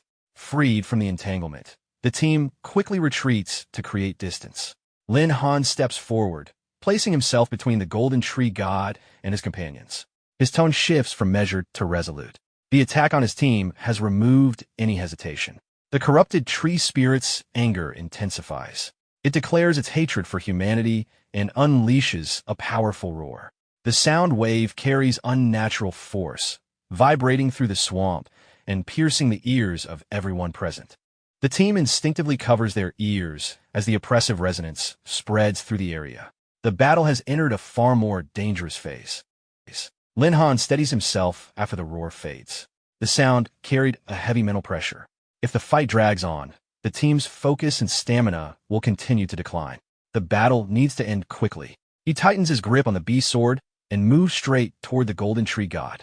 Channeling his energy into the blade, he merges his combat skill with the sword's power and unleashes a concentrated series of strikes. Arcs of light cut through the air, severing layers of vines and forcing the massive tree spirit backward. The team watches closely, ready to intervene if necessary. Fatty warns him not to take a direct hit. The creature's raw strength is still overwhelming. Lin Han continues advancing, cutting through the remaining entangling branches. As more corrupted bark splits apart, the dark energy surrounding the Golden Tree God begins to weaken. With a final decisive slash, the last cluster of demonic vines is severed. The Golden Tree God lets out a heavy roar and collapses to one knee. The violent aura dissipates, replaced by a calmer presence. After a long pause, the tree spirit speaks in a lower, clearer tone. Its mind feels as though it has just awakened from a centuries-long nightmare. Lin Han realizes the corruption has been broken. He explains that the poisonous gas of the death swamp had eroded both its body and consciousness, driving it into madness. The Golden Tree God slowly recalls its past. Centuries ago, it retreated into the swamp to avoid human encroachment. Instead, prolonged exposure to the toxic environment corrupted it, trapping it in a distorted state. Now that the demonic influence has been cut away, its awareness has returned, but so has the damage. Its life force is nearly exhausted. The massive figure places a heavy wooden hand on Lin Han's shoulder. It expresses no regret, only acceptance. As gratitude for being freed from corruption, it offers the heartwood it will leave behind. Golden light begins to radiate from its body. The enormous trunk gradually disintegrates into particles of warm energy that scatter into the swamp. When the light fades, a single sword remains embedded in the ground. The system interface appears, identifying it as the Goldenwood Sword, a star-level weapon with what attributes and growth potential. Lin Han retrieves the sword and examines it briefly. Fatty immediately recognizes it as a rare reward. After a short consideration, Lin Han decides to give the weapon to Fatty. His own primary sword already suits his path, while Fatty's blade was damaged earlier in the fight. The Golden Wood Sword's growth attribute makes it especially suitable for long-term development. Fatty initially hesitates, but ultimately accepts it. As the team regroups, Lin Han scans the swamp. Li Te and his companions are nowhere to be seen. Given the earlier chaos, they likely retreated when the situation escalated beyond their control. With daylight fading, Lin Han suggests returning to the mercenary tavern to report completion of the mission. The team prepares to leave the death swamp. Far away, hidden behind dense foliage, Li Te watches them depart. His expression darkens. The outcome is not what he anticipated. Not only did they survive, they gained a valuable weapon. A new thought forms in his mind. If news of that sword spreads, it may attract attention far more dangerous than he originally intended. The scene shifts to the mercenary tavern. After entering the tavern, our protagonist approaches Mary and says, "Mary, we're back. We've also completed the mission to hunt down 20 abominations in the death swamp. I took the unique hooks and locks from their bodies and stored them in the space as proof." She smiles and replies, "You guys actually completed this incredibly difficult mission. That's unbelievable." Fatty proudly steps forward and says that's nothing. "We even defeated the Golden Wood Tree God, which was contaminated by poison gas, and obtained this divine weapon, the Golden Wood Sword. Boy Lin is amazing. He led us to dominate the battlefield." Our protagonist immediately signals Fatty to lower his voice and says it's better to keep a low profile. There are too many people and too much gossip in this kind of place. Be careful not to attract unwanted attention. Suddenly, a voice interrupts from nearby and says you only managed to complete 1 or 2 missions by sheer luck, and that's something to brag about? You're such an ignorant bumpkin. Our protagonist and Fatty turn toward the voice and react with surprise, huh? A mercenary squad walks into the tavern. Someone inside whispers that they are the armored demon hunter squad. Their leader, Wang Kai, walks toward the group and says a fledgling team, having managed to complete a minor gold-level mission by sheer luck, lost all sense of direction. Mary steps closer to our protagonist and quietly says ignore them. They are the armored demon hunter team, one of the top mercenary squads here, and they are used to being arrogant and domineering. Our protagonist observes Wang Kai and thinks that the man began provoking them immediately, as if he had deliberately targeted them. Wang Kai recalls a previous conversation with Li Te, who told him that Lin Han did not have the ability to complete a gold-level mission. Li Te claimed that he witnessed a tree monster appear and eliminate the abominations, and that the tree monster, nearing the end of its life, left behind a star-level Golden Wood Sword. Returning to the present, Wang Kai evaluates the group and concludes that, based on Li Te's description, they are not very capable, making the situation easier for him. Wang Kai then speaks loudly and says, "How can such a treasure as the Golden Wooden Sword be left to languish in your hands? My armored demon hunter corps issues a gladiator challenge to your duels. Do you dare to accept?" Our protagonist looks confused and says, "Gladiator challenge?" Mary explains the rules and says gladiator challenges are an unwritten rule among mercenaries. If a dispute arises between the two sides, a gladiator challenge can be initiated. The initiating party must pay an entry fee of 100,000 heavenly dragon coins, while the losing party must pay 5 times that amount in compensation and unconditionally fulfill one of the other party's requests. Our protagonist looks toward Wang Kai and says a 100,000 heavenly dragon coin entry fee? This guy didn't even blink. Looks like you're really rich. Wang Kai replies confidently, of course. But even if your amateur team never earns that much money in their entire lives, you probably won't. Wang Kai places a pouch filled with coins onto the table and says if you're afraid of losing, then obediently hand over the golden wooden sword. Mary quickly turns toward our protagonist and says, "Lin Han, don't be impulsive." Although Wang Kai is arrogant, he does have some ability. Not to mention the 4 female guards around him. His impenetrable armor has never been breached. Our protagonist nods and says, "Thank you for reminding me. Mary, I understand now." Mary relaxes slightly and says it's good that you're willing to listen to my advice. Our protagonist then looks back at Wang Kai and says, "I accept your gladiator challenge." The scene shifts to the arena. It has been a long time since a gladiator challenge was issued, and the gathering draws considerable attention. Many spectators recognize Wang Kai of the armored demon hunter squad. His armor has a strong reputation, and few have ever managed to break through it. In contrast, Lin Han's team appears unfamiliar to most of the crowd. Both teams enter the arena and take their positions opposite one another. Without delay, Wang Kai orders his 4 subordinates to handle the opposing team while he remains at the rear. The 4 members advance in coordination. Fatty steps forward and draws the Goldenwood sword, choosing to engage first. He intends to test the weapon's capabilities in actual combat. Lin Han allows him to take the lead while observing calmly. Su Ting and Sun Yinwei also move to intercept their respective opponents. 2 of Wang Kai's members target Fatty together, attempting to overwhelm him with combined force. Fatty meets their assault head-on. When their weapons collide, the Goldenwood sword withstands the impact without damage, while cracks spread across the opponent's blades. Before they can regain their footing, Fatty presses forward. He disrupts their formation with another strike and follows with a forceful kick that sends both of them to the ground. On the other side of the arena, Su Ting closes distance with precise footwork and lands a clean strike that forces her opponent backward. Sun Yinwei times her counterattack carefully, exploiting a lapse in focus and delivering a decisive blow that incapacitates her target. Within a short span of time, all 4 members of the Armored Demon Hunter squad are down. Wang Kai watches the outcome with visible dissatisfaction. He orders his team to stand, but they are unable to continue due to their injuries. Fatty then turns his attention toward Wang Kai and advances steadily. The initial exchange has already shifted the atmosphere in the arena. What began as a display of dominance by a top mercenary squad now places their leader directly in confrontation with Lin Han's team. Wang Kai remains composed even after his subordinates fall. Fatty steps forward and delivers a direct strike to Wang Kai's armor with a Goldenwood sword. The blade connects solidly, yet the armor shows no visible damage. The rebound force surprises Fatty. Wang Kai explains that his armor is a family heirloom, far from ordinary equipment.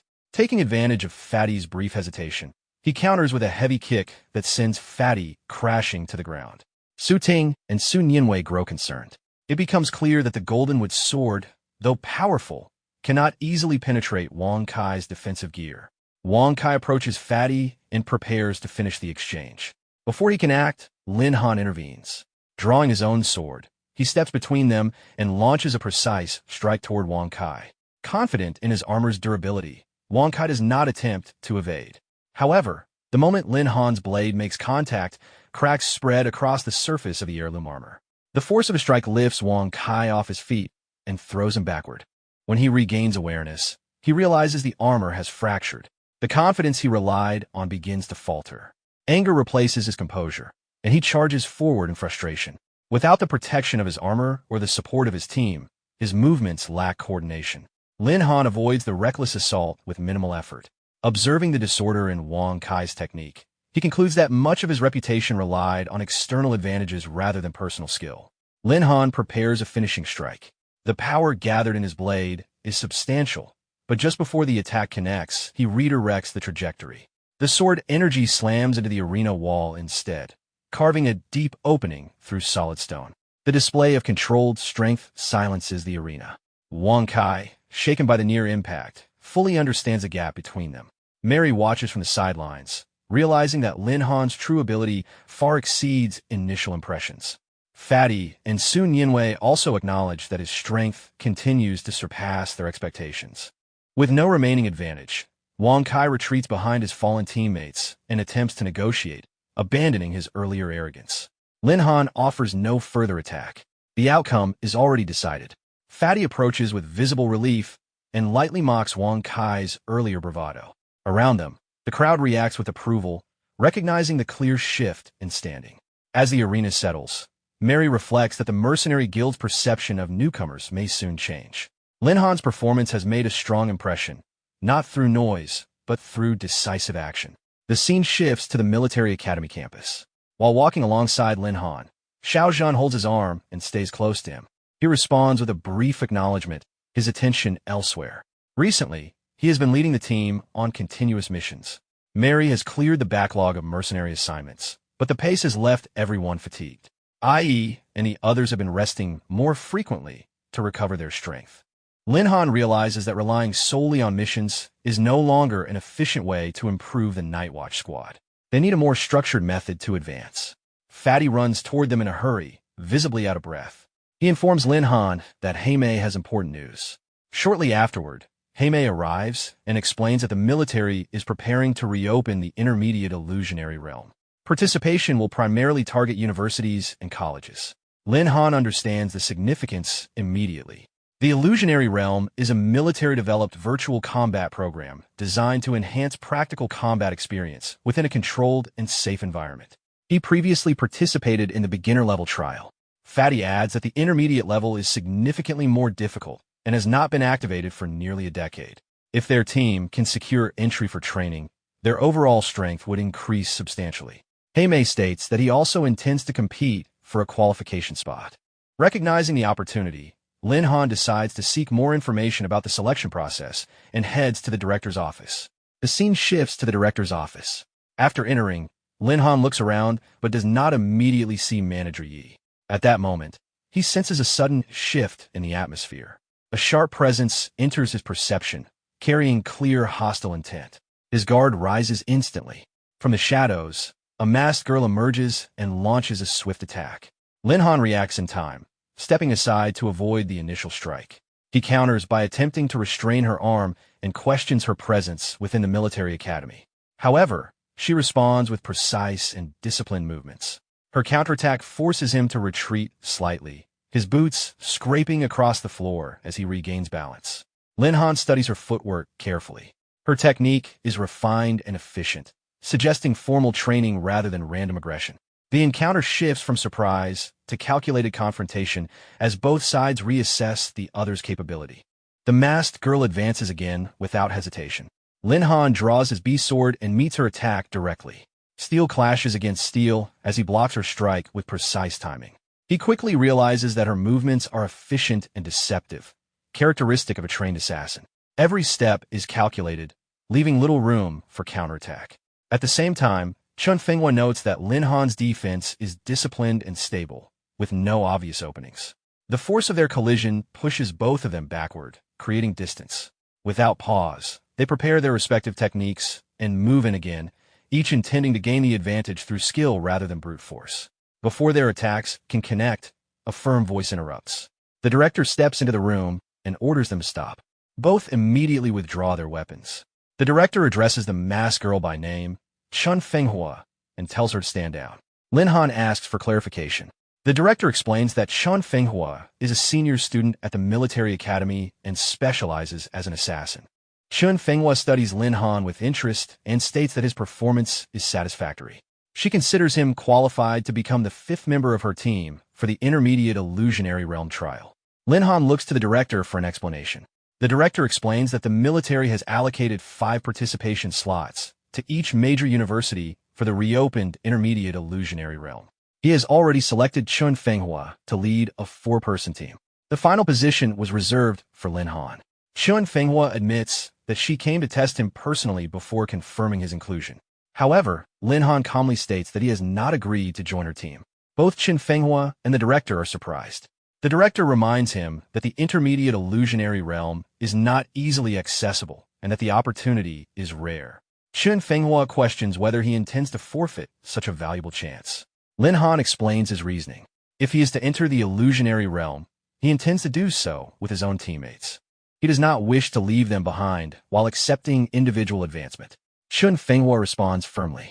She also refuses to abandon her team for the sake of convenience. For her, growth must be shared. Understanding that their goals conflict, she proposes resolving the matter through direct competition. Lin Han accepts the proposal without hesitation. Both draw their weapons once more. Chun Fenghua moves first, determined to secure the opportunity for her team through her own strength. Lin Han glances around the office and realizes the space is too confined for a full exchange. He leaps onto the window ledge and suggests continuing outside where movement will not be restricted. Without hesitation, he jumps down to the open ground below. Chun Fenghua follows immediately, landing lightly. The director also steps outside to observe. Standing at a distance, Lin Han reminds her that he will not hold back. He activates the Phoenix Flame ability. Waves of fire surge forward in rapid succession, spreading across the open space in controlled arcs. Chun Fenghua moves with exceptional agility, evading each strike with precise footwork. Her positioning avoids direct confrontation, minimizing unnecessary energy loss. The director watches closely, noting that Lin Han shows no hesitation in using high-output techniques. Realizing that straightforward attacks will not corner her, Lin Han shifts tactics. Lightning gathers along his blade, and a thunder-based strike cuts through the air, expanding his attack range. Chun Fenghua is momentarily surprised. Although Lin Han is known primarily as a beast tamer, his command of elemental techniques is refined. She responds by forming multiple afterimages that solidify into indistinguishable clones. The duplicates spread outward, surrounding Lin Han from different angles. Each clone advances simultaneously, compressing his maneuvering space. Lin Han steadies himself. He acknowledges her skill and adjusts his approach. He releases a thunderstorm-like surge, eliminating several clones at once, but many remain intact. Immediately after, he overlays the field with phoenix flames, triggering bursts of controlled explosions that further reduce their numbers. Even so, distinguishing the original body remains difficult. As the remaining figures converge, Lin Han switches to a grass character sword technique. The strike expands outward in a sweeping counterattack, dispersing the final wave of clones in a concentrated blast. For a brief moment, the field appears clear. As the smoke thins, Chun Fenghua emerges from within it, advancing with precise timing. She had concealed her true position during the exchange. Lin Han meets her blade with his own, steel locking at close range. Through sustained pressure, he has finally forced her to engage directly rather than relying on evasion and misdirection. Chun Fenghua acknowledges his reaction speed and immediately follows with another technique. The dagger concealed within her tied hair whips forward in a sudden, unconventional angle, aimed to catch him off guard. Just as the blade closes in, Lin Han vanishes from her line of sight. For a brief instant, only a fading afterimage remains. Chun Fenghua is momentarily startled, realizing it is not a clone, but a displacement technique. Lin Han reappears at a different angle and explains that he used shift, leaving behind a residual image rather than creating a duplicate. She regains composure and prepares to continue. Before she can re-establish momentum, Lin Han steps in decisively. His blade strikes the dagger in her hand with precise timing, knocking it upward and out of control. In the same motion, he closes distance and brings the tip of his sword to rest lightly at her neck. The exchange ends. Chun Fenghua concedes without hesitation. Lin Han withdraws his weapon and explains that their speed was nearly equal. The longer reach of his sword simply gave him a structural advantage over her dagger in the final exchange. She acknowledges the outcome directly. From her perspective, he had not even relied on his beast taming abilities, meaning he still held back additional strength. Lin Han reflects silently that some of his contracted beasts, such as 9 leaves, are not easily identifiable at a glance. The director observes the situation and considers the allocation of trial spots. With Chun Fenghua's 4-person team and Lin Han's Night Watch squad, the arrangement becomes complicated. He suggests that Chun Fenghua could take the remaining open slot, but she declines. She chooses to stand with her original teammates. The director then notes that even if the entire Night Watch squad enters the intermediate illusionary realm, one additional place still remains unassigned. Lin Han responds that he has someone in mind for the final position. The scene shifts to the intermediate illusionary realm base. After a long drive, the group arrives at a desert training facility where the realm entrance is established. The environment is harsh and open, designed to simulate extreme combat conditions. Students from various institutions gather under military supervision. Soldiers organize them into orderly lines before entry. While waiting, Fatty Ass will occupy the 5th slot allocated to Lin Han's team. At that moment, Tame approaches quickly and calls out to Lin Han. Lin Han turns toward him and confirms that the final participant has arrived. Sun Yinwei stepped forward and hugged Tame, clearly happy to see her. Tame thanked Lin Han for giving her such a valuable spot in the illusionary realm trial. Su Ting mentioned that he had already guessed the 5th member would be her, and Fatty nodded in approval. Lin Han explained that the information about the illusionary realm had originally come from Tame, and that her combat strength was more than enough to justify the recommendation. Before they could continue chatting, a commander from a military unit nearby called out and instructed the students to stop talking and enter the base in an orderly manner. They followed the flow of students into a laboratory-like facility filled with advanced equipment. Fatty looked around with curiosity, recognizing it as the military technology department where the illusionary realm had been developed. A scientist welcomed the participants and outlined the structure of the intermediate level trial. The first round would be a solo dungeon challenge conducted in a virtual combat space. Those who passed would advance to the second round, where they would be randomly matched for one-on-one duels. Victors would continue competing until only 3 remained. The final round would determine the overall winner among those 3. After the explanation, the students were instructed to select individual rooms, where they would be teleported into separate virtual battle spaces to begin the first round. Lin Han reminded his team to do their best and represent the military academy well. The others expressed their determination in their own ways before heading toward their assigned rooms. Lin Han entered his room and was teleported into a vast virtual arena. A system prompt informed him that he had been matched with a gold-tier dungeon. Unimpressed, he chose to raise the difficulty to the diamond level, aware that the illusionary realm's monsters were significantly stronger than those in ordinary open-world quests. Having secured a rare opportunity, he decided to challenge himself. The system confirmed his selection and opened the diamond-level dungeon. Ice Flame Demon Lion. The environment shifted again. When the teleportation ended, Lin Han found himself standing in a barren, frost-scorched landscape. In front of him, multiple level 51 Ice Flame Demon Lions materialized, their bodies wreathed in alternating currents of frost and fire as they fixed their gaze on him.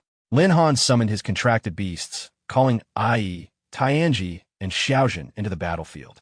The 3 appeared at once, responding to his command without hesitation.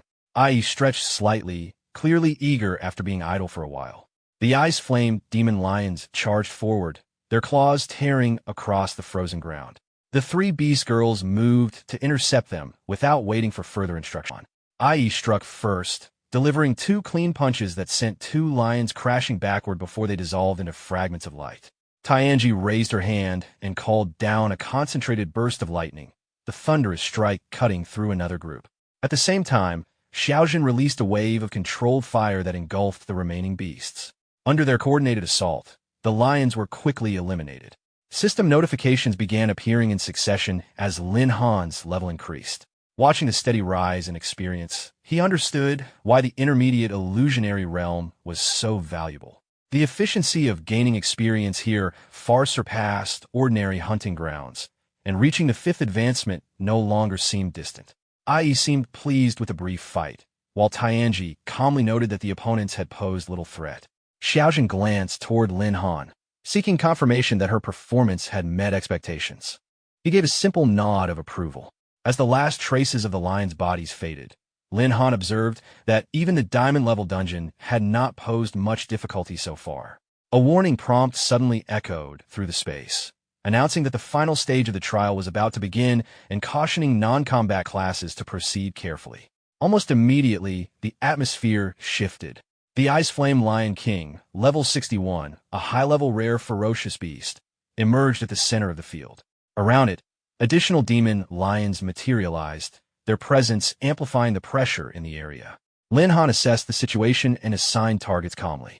He would handle the Lion King himself, leaving the remaining beasts to Ai, Tianji, and Xiaojin.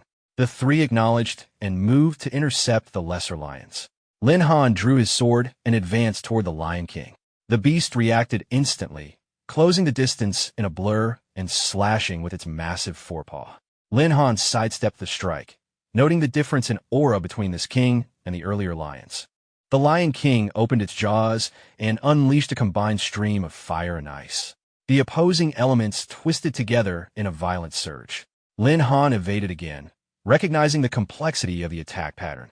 Behind him, the 3 beast girls methodically eliminated the remaining lions. Once the battlefield was cleared, they paused, watching the ongoing duel. None of them appeared overly concerned. Lin Han tightened his grip on his sword and stepped forward decisively. Gathering his strength, he launched a direct strike toward the Ice Flame Lion King, aiming to end the fight with a single, concentrated blow. As Lin Han descended with his sword raised, the Ice Flame Lion King reacted instantly. It gathered violent currents of fire and ice within its jaws, compressing them into a dense sphere before launching the attack upward. Midair, Lin Han adjusted his stance and brought down the 9-leaf sword in a direct counter. The blade met the incoming sphere head-on. The clash of opposing forces triggered a powerful explosion that swept across the battlefield. When the flames and frost dispersed, Lin Han remained standing. In the same motion, he completed a clean, precise strike that split the Lion King in 2. The massive body dissolved into fragments of light. A system notification followed, confirming the successful completion of the diamond level trial. It also recorded a new completion record, 10 minutes and 20 seconds, and awarded spiritual armor as a reward. His consciousness would be withdrawn shortly. In the surveillance room, a red-haired officer reported the results to He-chun, chief of the general staff. 10 participants had cleared the first round. 9 had completed gold-level dungeons. 1 student, Lin Han, had cleared the diamond-level dungeon and recorded the best combat performance overall. He-chun watched the replay of the duel with the Lion King. A beast tamer clearing a hidden diamond-level dungeon was unusual. He ordered Lin Han's information to be compiled and instructed that all qualified participants be teleported to the illusionary realm arena to prepare for the second round. Back inside the dungeon space, the environment began to shift again. Ai noticed the change immediately. Lin Han concluded that the first round had ended and instructed his beasts to return to the beast taming space. They withdrew without resistance. Moments later, Lin Han was teleported to the preparation area for the next stage. Around him, other participants reappeared one after another. Some discussed how overwhelming the gold-level dungeons had been, noting that in real conditions they might not have survived. It became clear that the first round had eliminated the vast majority of students. Fatty soon arrived with Tame and Su Ting. They were relieved to see Lin Han standing unharmed. When Lin Han asked about Su Nianwei, Su Ting explained that she had been eliminated. As a support class participant facing a gold-level dungeon alone, her disadvantage had been significant. Lin Han accepted the outcome calmly, believing the experience itself was valuable. Before the conversation continued, a ranking announcement appeared across the arena. First place, Military Academy, Lin Han, Diamond Level Dungeon, completion time 10 minutes 20 seconds. Second place, Baitian Academy, Luo Xiong, Gold Level Dungeon, 10 minutes 25 seconds. Third place, Qingshang Academy, Baitiani, Gold Level Dungeon, 10 minutes 30 seconds. The crowd reacted immediately. Many were surprised that the top-ranked participant had challenged a diamond-level dungeon, rumored to be far more difficult than gold-level instances. Su Ting expressed open admiration, while Heimei quietly acknowledged the gap between them. Fatty stepped closer, half-jokingly questioning whether Lin Han intended to keep advancing alone. Lin Han replied that those who followed him would continue improving. Ahead of them stood 2 notable competitors, Baitiani and Luo Xiong. Both had secured top rankings in the first round and were already observing the other qualifiers as they awaited the start of the second trial.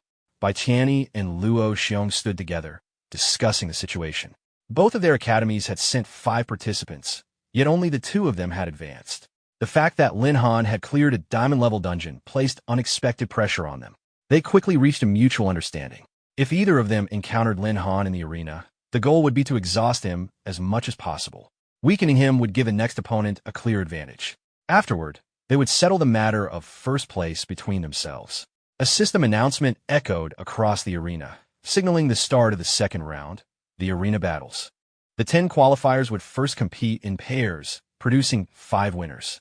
In the semifinals, 1 contestant would be randomly selected to advance directly, while the remaining 4 would battle again for the final spots. Fatty briefly entertained the idea of drawing the direct advancement slot, but Su Ting reminded him that the preliminary match had to be won first. Heimei quietly wondered who her first opponent would be. Lin Han remained calm. The dungeon round had already filtered out weaker participants. From this point forward, every match would demand focus. The system generated the matchups. Lin Han versus Sa Jiaozhou, Long Tianjiad versus Luo Xiong Blackberry versus Wugong, Su Ting versus Wang, Shou Zhongguan versus Baitiani. Participants moved to locate their assigned arenas. Heimei noted that their first-round opponents were all from other academies. Fatty encouraged Lin Han to demonstrate the military academy's strength. Lin Han entered the arena soon after. His opponent, Sa Jiaozhou from Yunmei Academy, stepped forward calmly. She spoke politely and admitted that she had only narrowly passed the first round. Her tone was modest, almost gentle. Lin Han responded in kind, but inwardly he remained cautious. Something about her demeanor felt deliberate. The match began. Sa Jiaozhou equipped a whip and launched the first attack. The strike cracked against the stone floor, shattering it on impact. Lin Han immediately recognized the destructive force behind the weapon. A direct hit would cause serious damage. She continued her assault, her whip cutting through the air in wide arcs. Lin Han advanced carefully, slipping past the strikes and closing the distance. In close combat, his sword offered a clear advantage in reach and precision. Sa Jiao reacted quickly, altering her technique.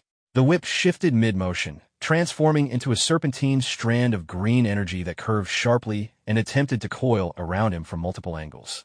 Lin Han assessed the trajectory instantly. The technique was creative, but its speed was slightly lacking. Before the energy construct could fully tighten around him, his figure blurred and vanished from sight. Sa Jiao froze for a split second, unable to track his movement. As Lin Han vanished from sight, Sa Jiao's redirected momentum caused her whip to snap back toward her. The recoil disrupted her balance, and she stumbled, falling to the ground. Lin Han reappeared a short distance away and calmly advised her to concede. He pointed out that deceptive tactics might create openings against less cautious opponents, but they would not be effective against him. Continuing the match would only risk unnecessary injury. Sa Jiao lowered her head and spoke in a subdued tone, claiming she had known from the beginning that she could not win. Her expression shifted, and she appeared on the verge of tears. Lin Han watched carefully, unsure whether her reaction was genuine.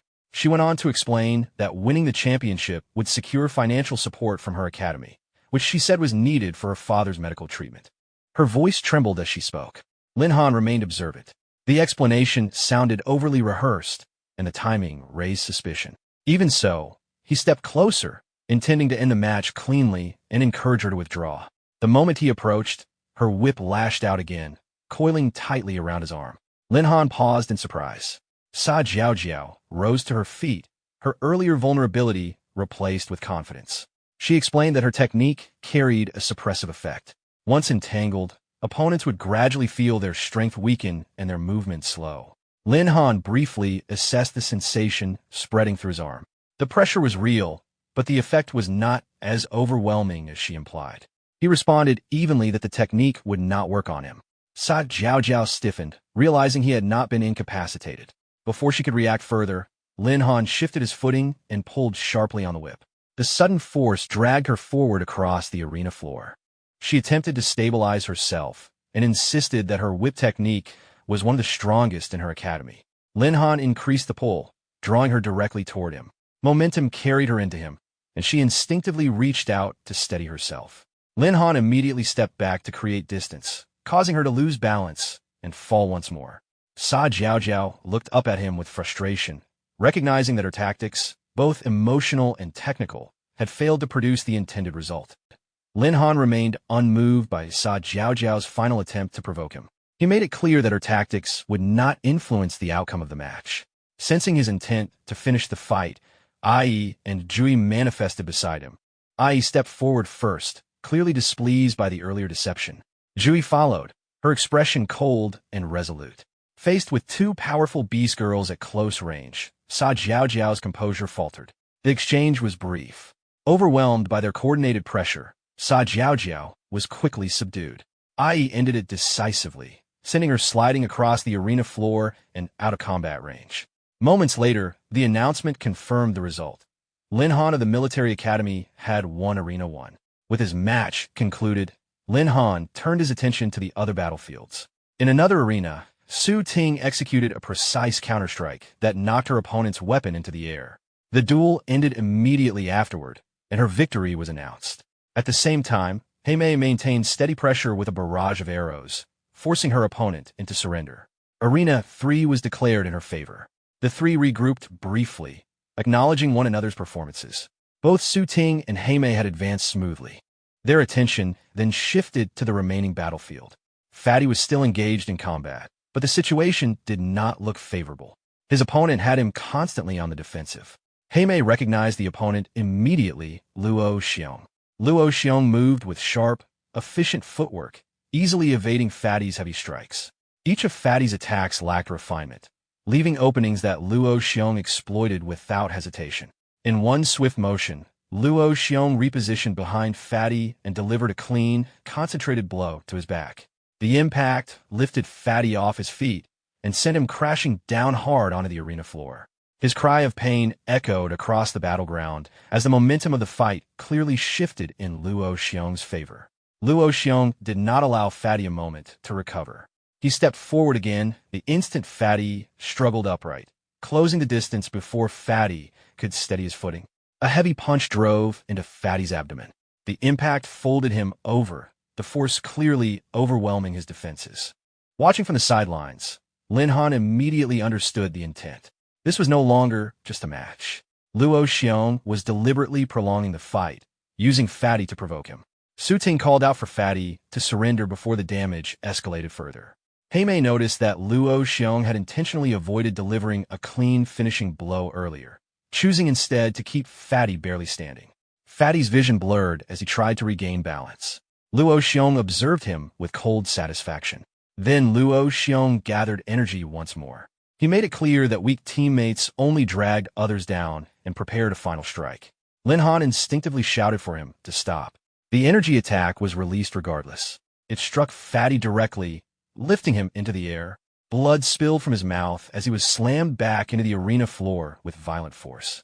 The system immediately registered the defeat. Su Ting and Heimei rushed forward as Fatty's body began to fade, signaling imminent teleportation. Although the illusionary realm prevented permanent physical harm, the pain experienced within it remained real. Gasping, Fatty managed to look toward Lin Han before disappearing from the arena. His request was simple. Lin Han's expression hardened. He gave a quiet assurance that the matter would not end there. The announcement for the preliminary results followed shortly after. The 5 advancing participants were listed: Military Academy, Lin Han, Su Ting, Heimei; Baidian Academy, Luo Xiong; Qingsheng Academy, Bai Tianyi. The system then randomly selected one contestant to advance directly to the finals without competing in the semifinals. The result appeared almost immediately. Lin Han had been chosen. For a brief moment, the arena fell quiet. Lin Han had no opportunity to confront Luo Xiong in the semifinals. The next match would instead be Su Ting versus Luo Xiong, while Heimei would face Bai Tianyi. Lin Han exhaled slowly.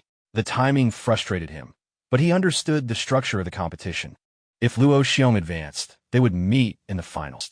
The announcer declared the first semifinal match: Su Ting of the Military Academy versus Luo Xiong of Baitian Academy. The two stepped into the arena and faced each other.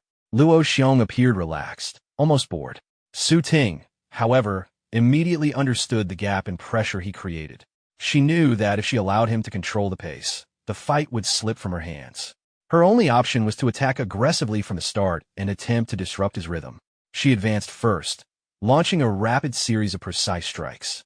Her attacks were sharp and well-structured, but Luo Xiong moved with efficient footwork, evading each one with minimal effort. From the sidelines, Heimei grew tense as Su Ting's offense failed to connect. Lin Han observed quietly.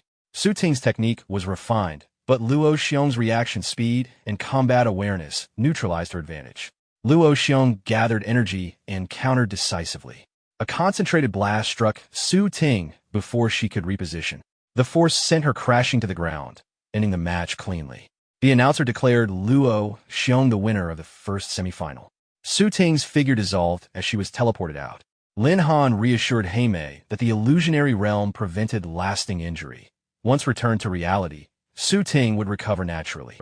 The second semifinal match was then announced: Heimei of the Military Academy versus Bai Tianyi of Qingsheng Academy. As Heimei stepped into the arena, Lin Han reminded her that Bai Tianyi's strength was comparable to Luo Xiong's. She intended to rely on her advantage as a long-range combatant and maintain distance throughout the fight. Once the match began, Heimei fired multiple arrows toward Bai Tianyi. He disappeared using magic and evaded the attacks with ease. He reappeared and dismissed the strikes as ineffective. Heimei adjusted her pace and continued her ranged assault, attempting to limit his movement. In response, Bai Tianyi constructed magical barriers to neutralize her arrows. He then raised his staff and generated a powerful tornado that swept across the arena. The vortex engulfed Heimei and lifted her into the air before throwing her aside. The force of the spell left her unable to continue. As she fell, Lin Han moved quickly and caught her before she hit the ground. She briefly regained consciousness, but was soon transported out of the illusionary realm and returned to reality. With both Su Ting and Heimei eliminated, only 3 contestants remained: Lin Han, Luo Xiong, and Bai Tianyi. The two opponents mocked the Military Academy's performance and suggested that Lin Han now faced overwhelming pressure. Lin Han remained composed. He proposed that instead of following the standard structure, the 3 of them engage in a free-for-all, allowing the final winner to be determined directly among the remaining contestants. Luo Xiong questioned whether a student had the authority to alter the illusionary realm's rules. Bai Tianyi dismissed the suggestion as unrealistic. Lin Han explained that the illusionary realm was designed to help participants challenge their limits and refine their combat skills. He referenced the earlier dungeon rounds, noting that although the default difficulty had been set to gold level, he had successfully cleared a diamond-level dungeon, demonstrating that the system did not strictly confine participants to preset boundaries. As long as all three contestants agreed, there would be no reason to reject the proposal. In the surveillance room, the chief army general observed the discussion. He remarked that Lin Han was the only participant who had understood the original intent behind the illusionary realm's design. He instructed that the proposal be approved, provided the other contestants raised no objections. The announcer then stated that the illusionary realm would respect the contestants' opinions. If there were no objections, Lin Han's proposal would take effect immediately. Luo Xiong agreed without hesitation. Bai Tianyi also accepted, eager to proceed. With unanimous consent, the rules were adjusted, and the final stage was set for a three-way battle. The announcer stated that the rules for the final match were simple. The three remaining contestants would engage in a free-for-all without restrictions. The showdown began immediately. Luo Xiong suggested that he and Bai Tianyi follow their earlier understanding and eliminate Lin Han first before competing for first place. Bai Tianyi agreed without hesitation, eager to confront Lin Han. Luo Xiong gathered his energy and advanced toward Lin Han at high speed, preparing a direct assault. Lin Han remained calm and chose not to intervene personally. Instead, he summoned his beast, Ai. Ai appeared instantly between them, blocking Luo Xiong's path. Luo Xiong was visibly surprised by the sudden presence of the ferocious beast. He proceeded with his high water punch, driving forward with concentrated force. Ai met the attack head-on with a powerful counterpunch. The collision produced a strong shockwave that rippled across the arena. Luo Xiong was thrown backward and struck the ground. After regaining his footing, Luo Xiong was unsettled. He had not expected a summoned beast to withstand his Qigong fist so directly. Bai Tianyi attempted to regain control of the situation. He argued that a beast tamer without a powerful beast would pose little threat. Raising his staff, he released multiple wind blades toward Ai. The wind blade struck, but Ai countered with a single decisive blow, dispersing the attack effortlessly. The force of Ai's follow-up punch sent Bai Tianyi crashing to the ground. Observing the exchange, Luo Xiong realized that if Ai's attention was occupied, he might still have an opportunity to target Lin Han directly. Believing Lin Han to be vulnerable without his beast protection, he launched another charge. Lin Han activated his giant force ability and stepped forward to meet him. The two closed the distance rapidly. Lin Han struck with a clean, concentrated blow. The impact lifted Luo Xiong off the ground and sent him airborne. Suspended midair, he was stunned by the overwhelming strength behind the strike, unable to comprehend how the attack had surpassed his expectations so completely. The force of Lin Han's punch drove Luo Xiong backward across the ground before he finally stabilized himself. After regaining his composure, Luo Xiong questioned how a beast tamer could possess such overwhelming physical strength. He could not understand why his own power had failed to move Lin Han even slightly. Meanwhile, Bai Tianyi attempted to reposition, but Ai intercepted him and blocked his path.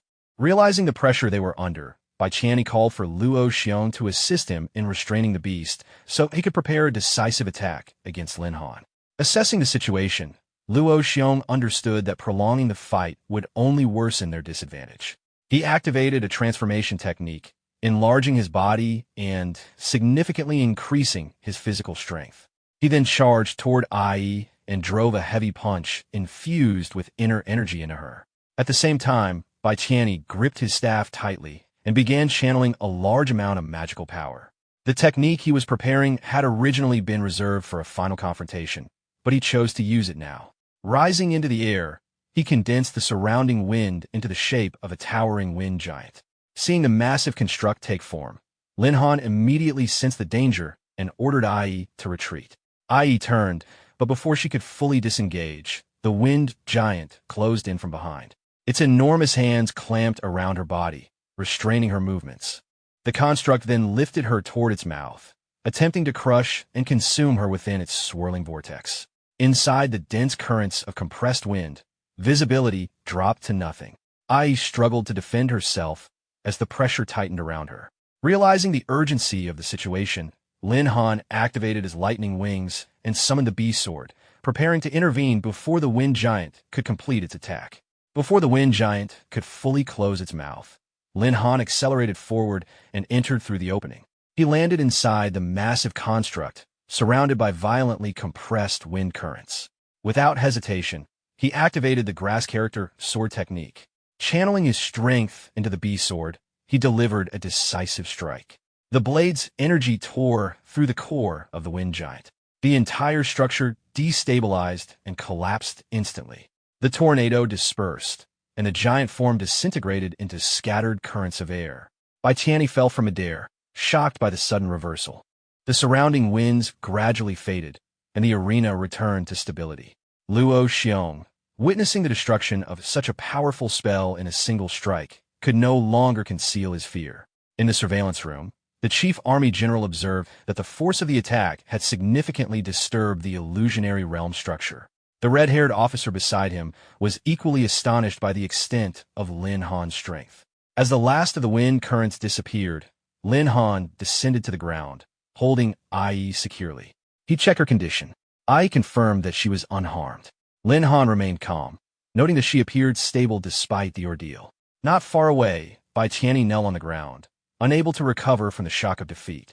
The announcer officially declared that the winner of the Intermediate Illusionary Realm Trial was Lin Han of the Military Academy.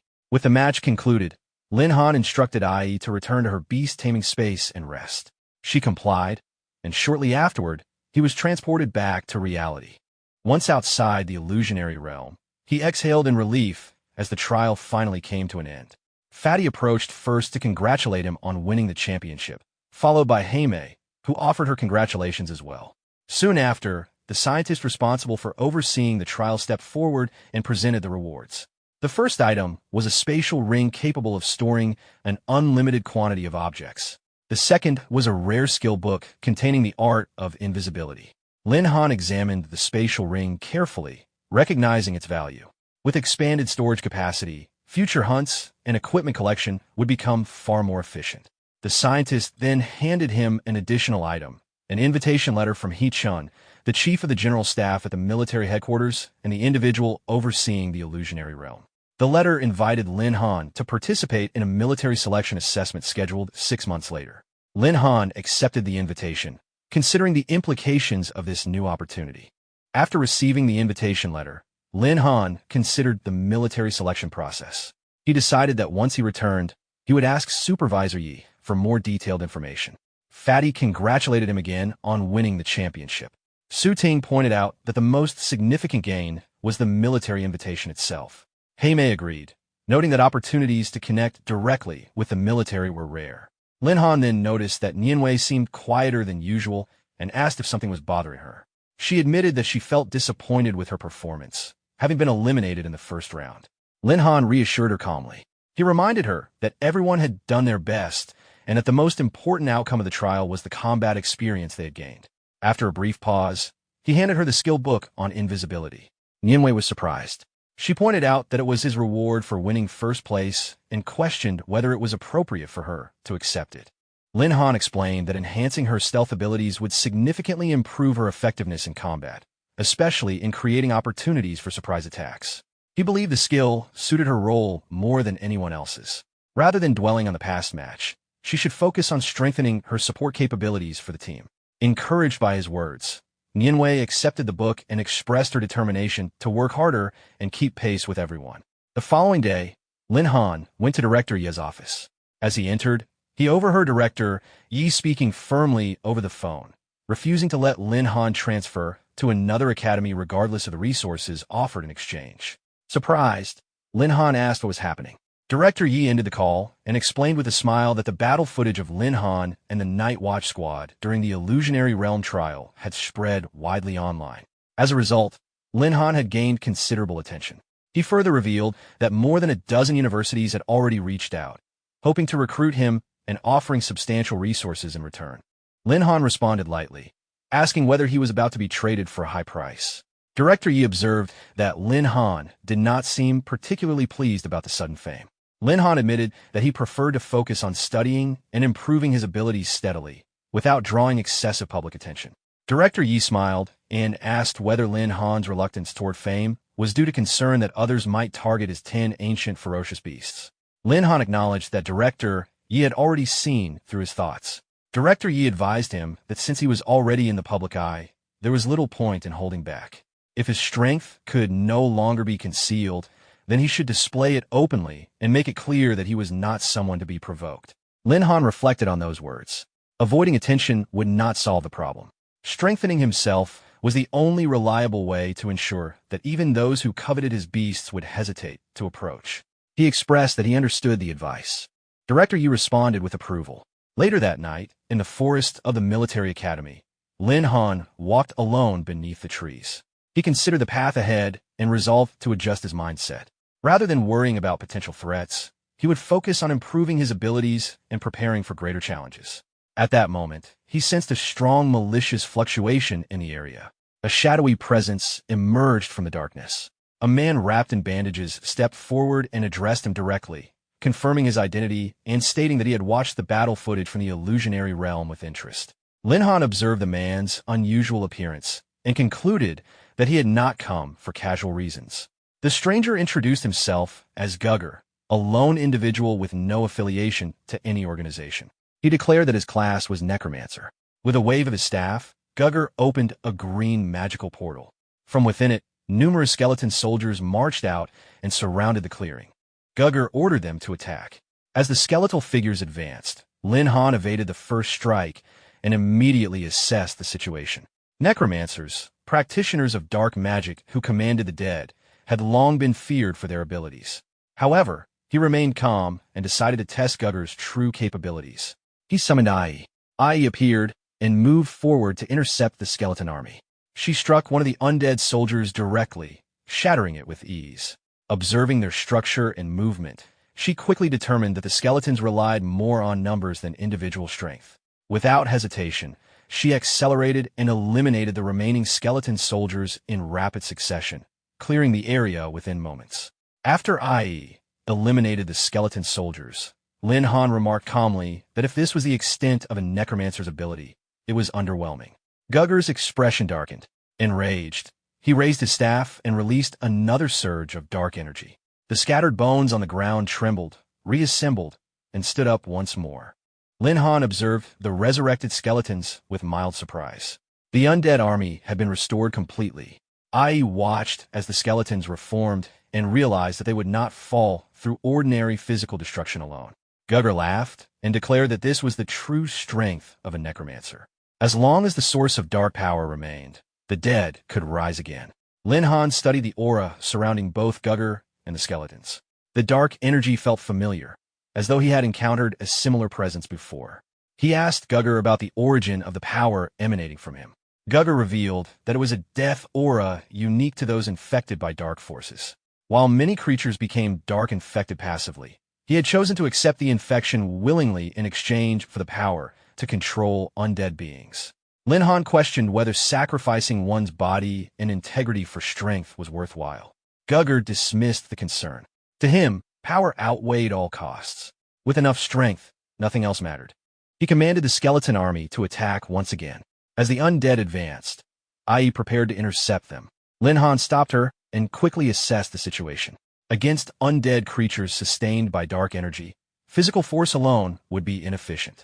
Fire would be far more effective in purifying and preventing their resurrection. He summoned Xiaojin.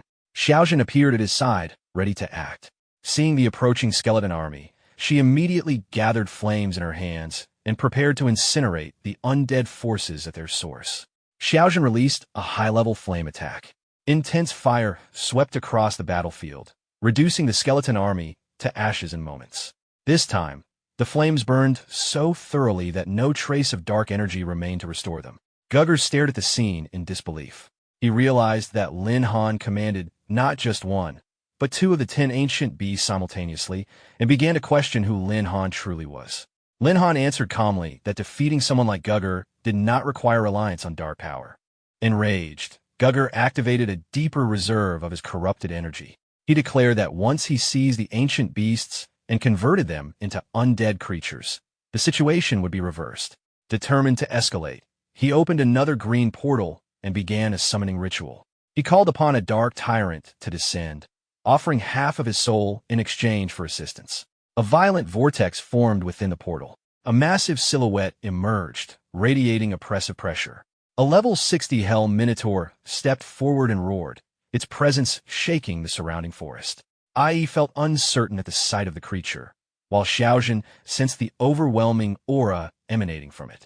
Recognizing the danger, Lin Han ordered Xiaojun to engage first. She activated her Phoenix Flame ability and launched a concentrated attack at the Hell Minotaur. However, the flames failed to inflict meaningful damage. The creature countered with a single swing of its weapon, dispersing the attack effortlessly. The Hell Minotaur then hurled a chain upward, binding Xiaojun midair. With a forceful pull, it dragged her downward. Lin Han immediately ordered Ai to assist. Ai charged forward and attempted to strike the monster, demanding that it release Xiaojun. The Hell Minotaur responded with another heavy swing, striking Ai directly and knocking her to the ground. The impact forced her back, and she struggled to regain her footing. Seeing both of his beasts repelled, Lin Han's expression hardened. Without hesitation, he summoned another of his beast companions. Tiangu appeared instantly. She advanced and unleashed a powerful thunderstorm attack, sending concentrated lightning crashing down onto the Hell Minotaur. The strike connected, and the monster let out a deep roar of pain as the lightning coursed across its body. Lin Han drew his sword and moved with precision. With a clean strike, he severed the chains binding Xiaojun and ordered her to withdraw from the immediate danger zone. She retreated without hesitation. Without pausing, Lin Han advanced toward the Hell Minotaur. Activating the grass character sword technique, he delivered a focused slash that struck the monster directly. The force of the blow lifted the massive creature off the ground and sent it crashing backward. Gugger watched in disbelief. Before he could react, the airborne Hell Minotaur fell heavily and landed on top of him. Gugger cried out as he was pinned beneath the impact. The Hell Minotaur rose slowly. Gugger, struggling beneath it, suggested retreating. However, the creature refused. It declared that as an envoy of Hell, it would not accept defeat at the hands of a human. Without warning, the Hell Minotaur seized Gugger by the throat. Gugger demanded to know what it intended to do. The monster responded that the initial offering had been insufficient. If Gugger wished to survive, he would have to surrender the remainder of his soul. Before Gugger could resist, the Hell Minotaur began absorbing his life force. Gugger's pleas quickly faded. Once the transfer was complete, the monster discarded his lifeless body onto the ground. Dark energy surged violently from the Hell Minotaur's body. The surrounding forest trembled under the pressure of the expanding aura. Lin Han sensed the sudden increase in power and understood that the creature had grown significantly stronger after absorbing Gugger's soul. Ai asked how they should proceed. Recognizing that a prolonged battle would only worsen their situation, Lin Han made a decisive choice. He ordered all of his beast companions to combine their strength. They responded immediately, preparing to synchronize their powers for the confrontation ahead. Upon receiving the command, the beast companions merged their elang into a single unified form with Lin Han. When the fusion was complete, he stood in an enhanced state, their combined abilities amplifying his overall combat capacity. He quickly evaluated the situation. Although the fusion granted balanced and powerful attributes, the Hell Minotaur's strength had risen significantly after absorbing Gugger's soul. A direct and prolonged clash would be risky. Lin Han moved first, closing the distance while deliberately provoking the creature to disrupt its focus. The Hell Minotaur responded with a heavy frontal strike, attempting to cleave him in two. Lin Han evaded smoothly, avoiding the blow by a narrow margin. He countered immediately, delivering a sharp attack to the monster's back. The creature turned with a roar and swung again, but Lin Han maintained mobility, retreating into the air and repositioning rapidly. Enraged, the Hell Minotaur's eyes glowed red. Without warning, twin beams of compressed, dark energy shot outward. The sudden ranged assault forced Lin Han to react instantly. He dodged repeatedly as multiple beams carved through the surrounding terrain. Just as he adjusted to the rhythm of the attacks, the Hell Minotaur vanished and reappeared directly in front of him. The abrupt shift in position caught him off guard. Recognizing the escalating threat, Lin Han assessed the broader risk. If the battle dragged on, the surrounding military academy grounds could suffer catastrophic damage. He decided to end the fight decisively. He drew his sword and concentrated every strand of combined energy into a single strike. The fused power of the ancient beasts flowed into the blade, stabilizing into a dense and focused force. With no further hesitation, he advanced. At the same time, the Helm Minotaur charged forward with its full strength. The two attacks collided head-on. A massive explosion erupted from the point of impact, shockwaves spreading outward in every direction. The shockwave forced the Helm Minotaur down on one knee. Lin Han did not hesitate. He stepped forward and delivered another heavy strike, pressing the advantage while the monster struggled to stabilize itself. The Helm Minotaur barely managed to block with its weapon. Immediately afterward, it released another surge of dark energy. A dense black aura erupted from its body and forced Lin Han backward through the air. Midair, Lin Han sensed the change. The aura was thicker and more violent than before. The creature was attempting one final escalation. He steadied himself and advanced again. Allowing the monster to complete its surge would only prolong the battle. As the Helm Minotaur raised its weapon to intercept, Lin Han activated the grass character sword technique once more. This time, instead of striking from the outside, he drove the blade directly into the monster's open mouth. The sword energy discharged internally.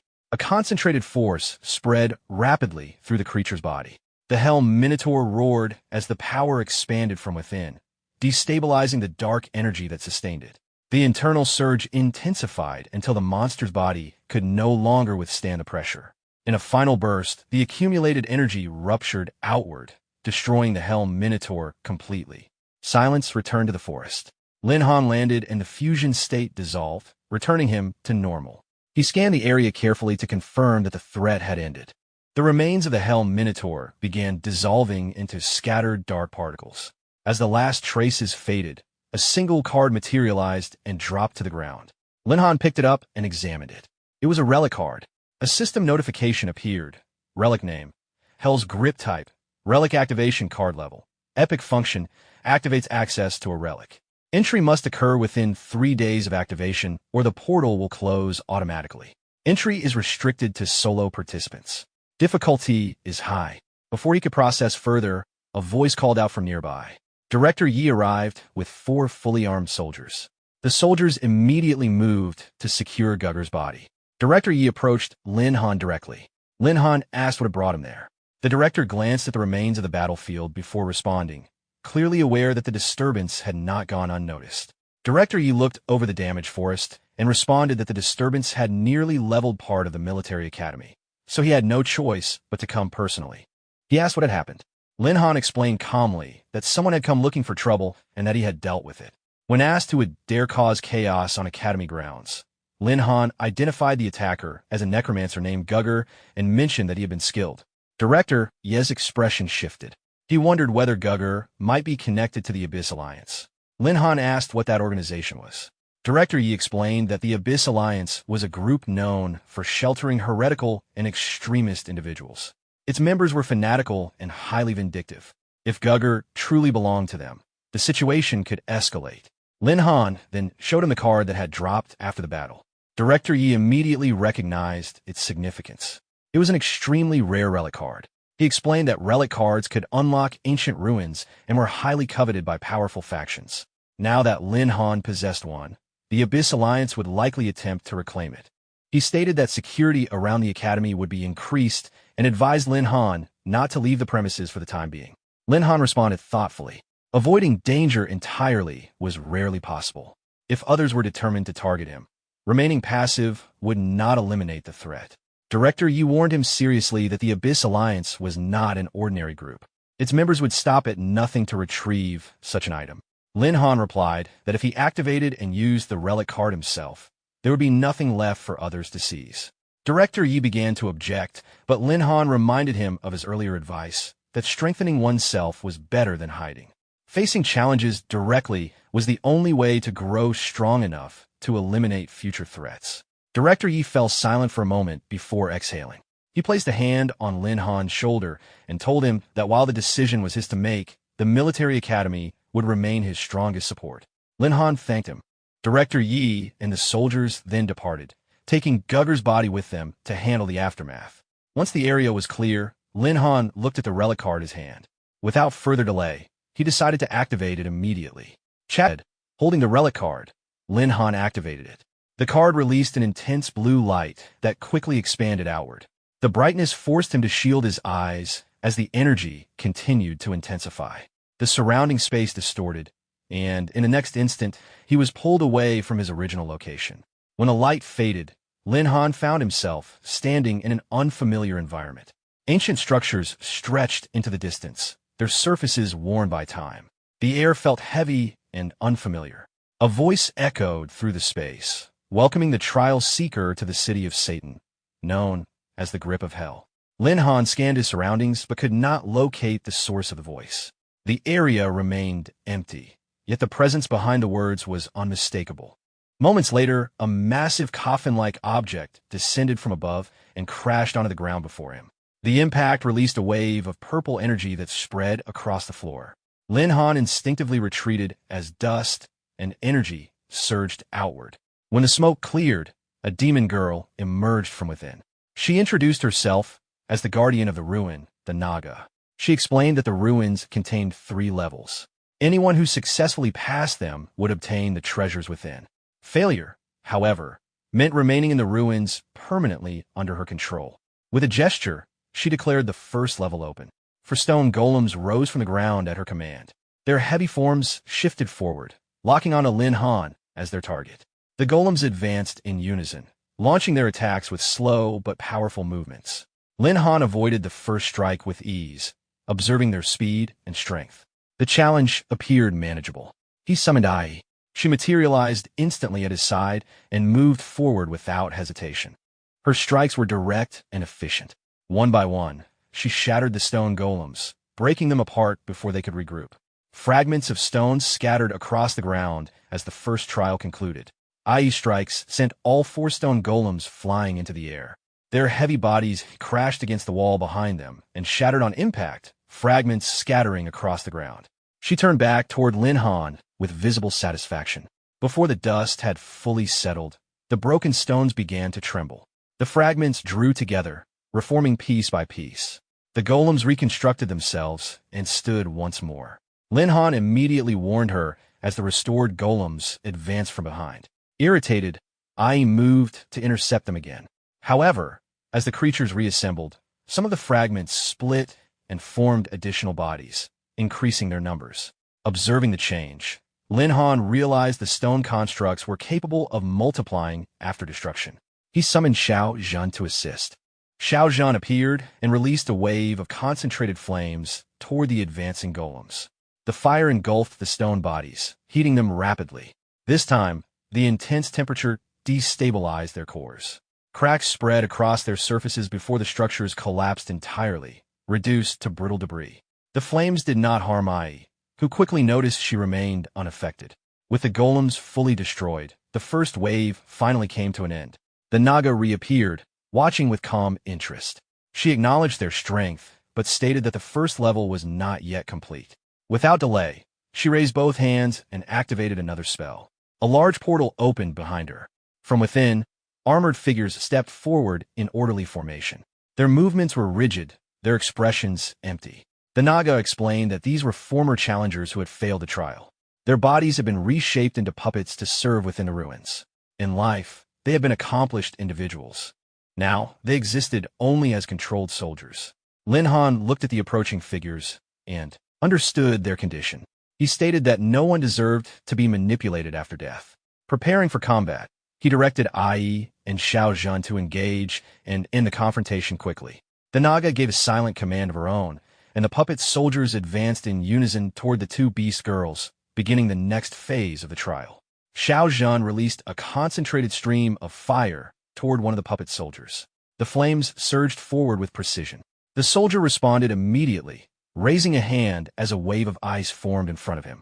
The cold energy neutralized the flames on contact, dispersing the attack before it could reach him. Xiao Zhan paused, surprised that her fire had been countered so cleanly. At the same time, Ai rushed another soldier and delivered a direct punch aimed at crushing him. The soldier intercepted her strike with his sword. The collision produced a sharp metallic impact. The blade held firm, preventing her from breaking through. Lin Han stepped forward to engage a different opponent. As he launched his attack, the soldier avoided it with swift and efficient movement. The reaction speed exceeded that of the stone golems by a wide margin. He adjusted his stance and activated the grass sword technique, sending a stronger strike toward the target. The soldier raised his weapon again, blocking with precise timing. The clash forced both of them to slide backward across the ground from the force of the impact. Lin Han assessed the situation quickly. The opponent showed no signs of fatigue, no hesitation, and no wasted motion. Continuous direct confrontation would gradually shift the disadvantage toward him. The puppet soldier advanced again, blade cutting forward in a clean arc. Before the attack could connect, Lin Han teleported out of range and reappeared behind the soldier. He moved immediately to capitalize on the opening, directing a decisive strike toward the soldier's back. Just as the blade was about to land, a translucent barrier materialized around the puppet. The protective shield absorbed the impact, preventing the strike from penetrating. The soldier remained standing within the barrier, ready to continue the engagement. Lin Han was momentarily surprised that his strike had been completely blocked. The puppet soldier displayed precise control over both attack and defense. In the next instant, the soldier drew a second sword. With dual blades, he launched a rapid and forceful assault. Lin Han reacted immediately, summoning his heavenly wings and rising into the air just as the blades cut through the space where he had stood. Even so, the shockwave from a strike brushed past him before he stabilized. Recognizing that prolonged exchanges would only increase the risk, he activated the full power of his beast sword. A protective sword aura formed around him, condensing into a steady layer of energy. He descended toward the soldier and executed the grass character sword technique once more, this time with greater focus and force. As expected, the puppet generated its shield barrier again. However, the reinforced sword aura collided with it at full strength. The barrier cracked under the pressure, then shattered completely. The remaining force of the strike passed through and destroyed the puppet soldier. Lin Han landed steadily, the immediate threat resolved. The puppet's body collapsed and fell still. He quickly shifted his attention to Ai and Xiao Zhan. Ai was engaged in close combat with another soldier. She avoided a blade strike and stepped inside the soldier's guard, delivering a concentrated punch directly to its head. The impact crushed the puppet's defenses and sent it collapsing to the ground. On the other side, Xiao Zhan maneuvered through successive attacks from an opponent wielding ice abilities. After creating enough distance, she released a massive fireball infused with her full power. The opposing soldier responded with multiple ice projectiles.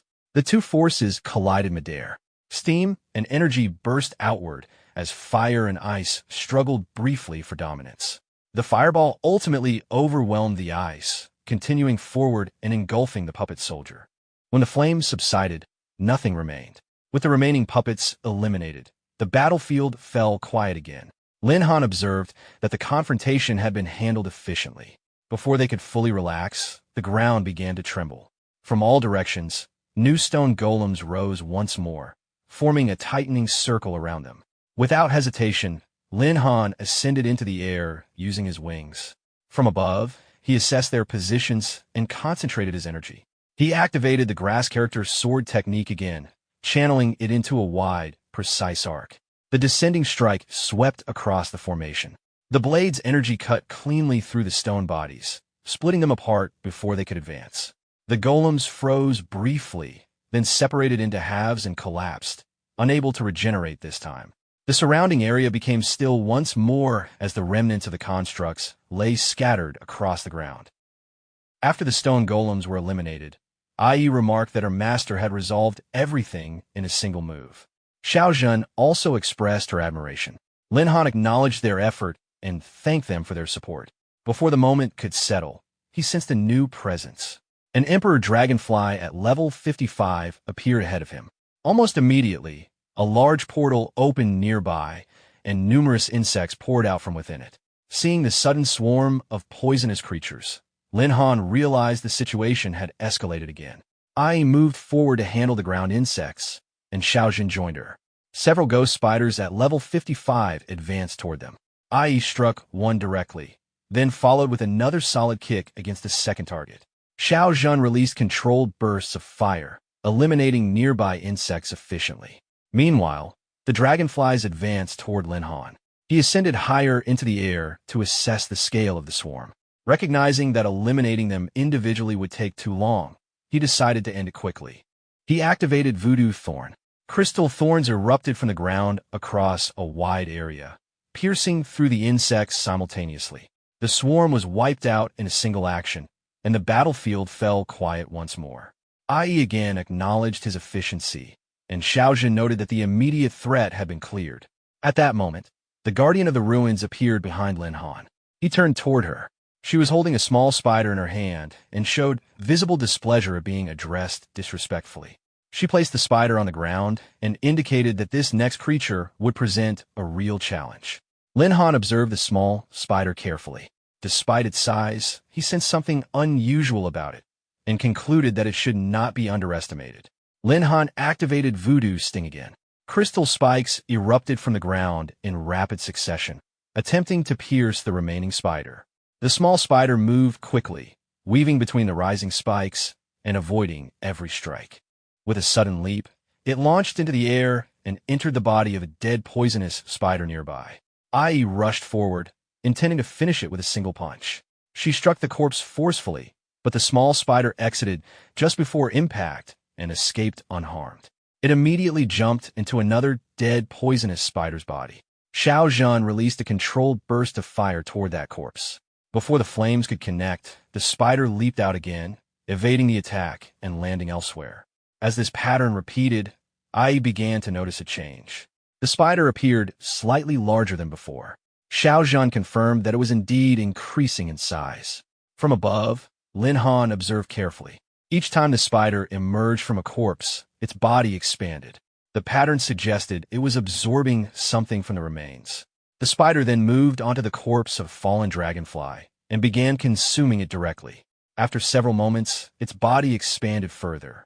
A surge of energy followed, accompanied by a violent burst.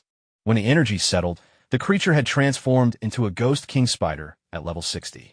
Its massive body towered over the battlefield, far larger than before. Ai noted the drastic transformation, while Xiaojun reacted with visible discomfort. Without hesitation, the Ghost King spider launched itself toward Lin Han. Ai and Xiaojun immediately moved to intercept it. As they advanced, the spider abruptly turned toward them and expelled a concentrated stream of venom. The toxic liquid struck both beast girls midair before they could avoid it. They fell to the ground. Xiaojun warned Lin Han about the venom's potency, and Ai stated that her strength had suddenly weakened. Seeing them incapacitated, Lin Han quickly moved toward them, deeply concerned about their condition. Acting without hesitation, Lin Han used the remaining beast taming points to remove the poison from Ai and Xiaojun. The system responded immediately. The toxin was neutralized at once, and 300 beast taming points were consumed in the process. Ai recovered her strength and stated that she felt much better. Xiaojun also confirmed she was ready to continue fighting. Lin Han raised his hand and opened a portal to the beast taming space. He observed that both of them had been fighting continuously and that their physical and spiritual energy had reached their limits. He instructed them to return and rest. They complied, reminding him to be cautious before disappearing into the portal. At that moment, the Ghost King spider lunged toward him again. Lin Han summoned another beast girl, Tinga, and called her forward. He indicated that it was her turn to engage. Tinga stepped into position and prepared for combat. She raised her hand and gathered power into the clouds above. Thunder energy condensed overhead, forming a dense storm layer. The Ghost King spider leaped into the air in an attempt to strike her. Tinga released multiple thunderbolts from the cloud layer. The lightning struck the Ghost King spider directly, forcing it back down to the ground. The creature showed clear signs of damage. Lin Han moved in to follow up. He readied his sword and prepared to deliver a decisive blow. Before he could close the distance, the Ghost King spider expelled several streams of venom toward him. Lin Han advanced, while evading each stream with precise movements. One stream narrowly missed him. The spider continued releasing poison in rapid succession. Lin Han increased his speed and began circling the creature at high velocity, avoiding the attacks while searching for an opening. He quickly repositioned himself behind the spider and recognized the opportunity. With his sword in hand, he launched a direct strike into the back of the Ghost King spider. The blade pierced through its body. He immediately released his accumulated power through the sword into the creature's interior. The energy spread throughout the Ghost King spider's body and detonated from within, ending the battle. Lin Han landed steadily on the ground and confirmed that the situation had been resolved. He then received confirmation that the first level of Hell's Grip had been cleared. As a reward, he obtained 5,000 Beast Taming points. He considered the amount satisfactory. Soon after, a small portal opened nearby, and a book emerged from it. Lin Han turned his attention toward the object. He received information identifying it as a skill book, Basic Toxin Resistance. Seeing the reward, he was surprised that a skill book had appeared. Holding it in his hand, he examined it carefully. It was a rare passive resistance skill. With it, he would no longer need to worry as much about poison-type enemies. At that moment, the Guardian of the Ruins appeared again. She acknowledged his performance and stated that very few challengers had passed the first level. She added that she was beginning to find him interesting and expressed hope that he would survive the second trial. After hearing her words, Lin Han reflected that if the first level had already been this demanding, the later stages would likely be even more difficult. However, he preferred this kind of unknown challenge, since greater difficulty usually meant greater rewards. He called to Tienga and signaled that they would continue forward. She acknowledged and followed him. They proceeded deeper into the ruins and entered a cave-like structure after climbing a long staircase. As they advanced, Tienga noticed something ahead and drew his attention to it. Lying on the ground before them was a massive creature. Upon closer observation, they identified it as a magic black dragon, level 60. The dragon reacted to their presence and released a powerful roar.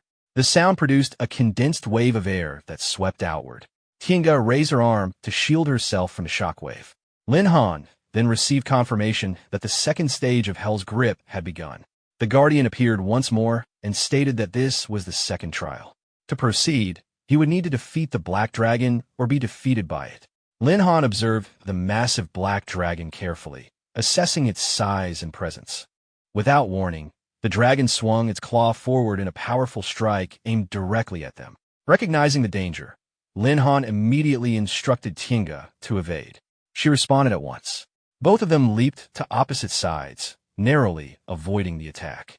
Lin Han equipped his beast sword. Before he could fully stabilize, the dragon released a swirling blast of compressed air toward him. He attempted to block it with his sword. Although the blade absorbed part of the force, the impact pushed him backward through the air. To regain control, he summoned his wings of heaven and steadied himself midair. He acknowledged the dragon's strength after stabilizing. The black dragon's body then began to glow with a red light. Numerous crystal-like scales formed across the upper layer of its skin. With another roar, the dragon flicked its wings and launched the hardened scales toward Lin Han like projectiles. He focused on defending, blocking, and deflecting the incoming scales one after another. The continuous barrage forced him into a defensive posture. Tienga responded by releasing multiple streams of lightning and thunder toward the incoming scales.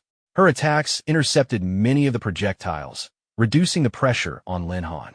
While airborne and under sustained attack, Lin Han understood that being directly hit by those crystal scales would cause serious damage. Tienga's support significantly reduced the risk.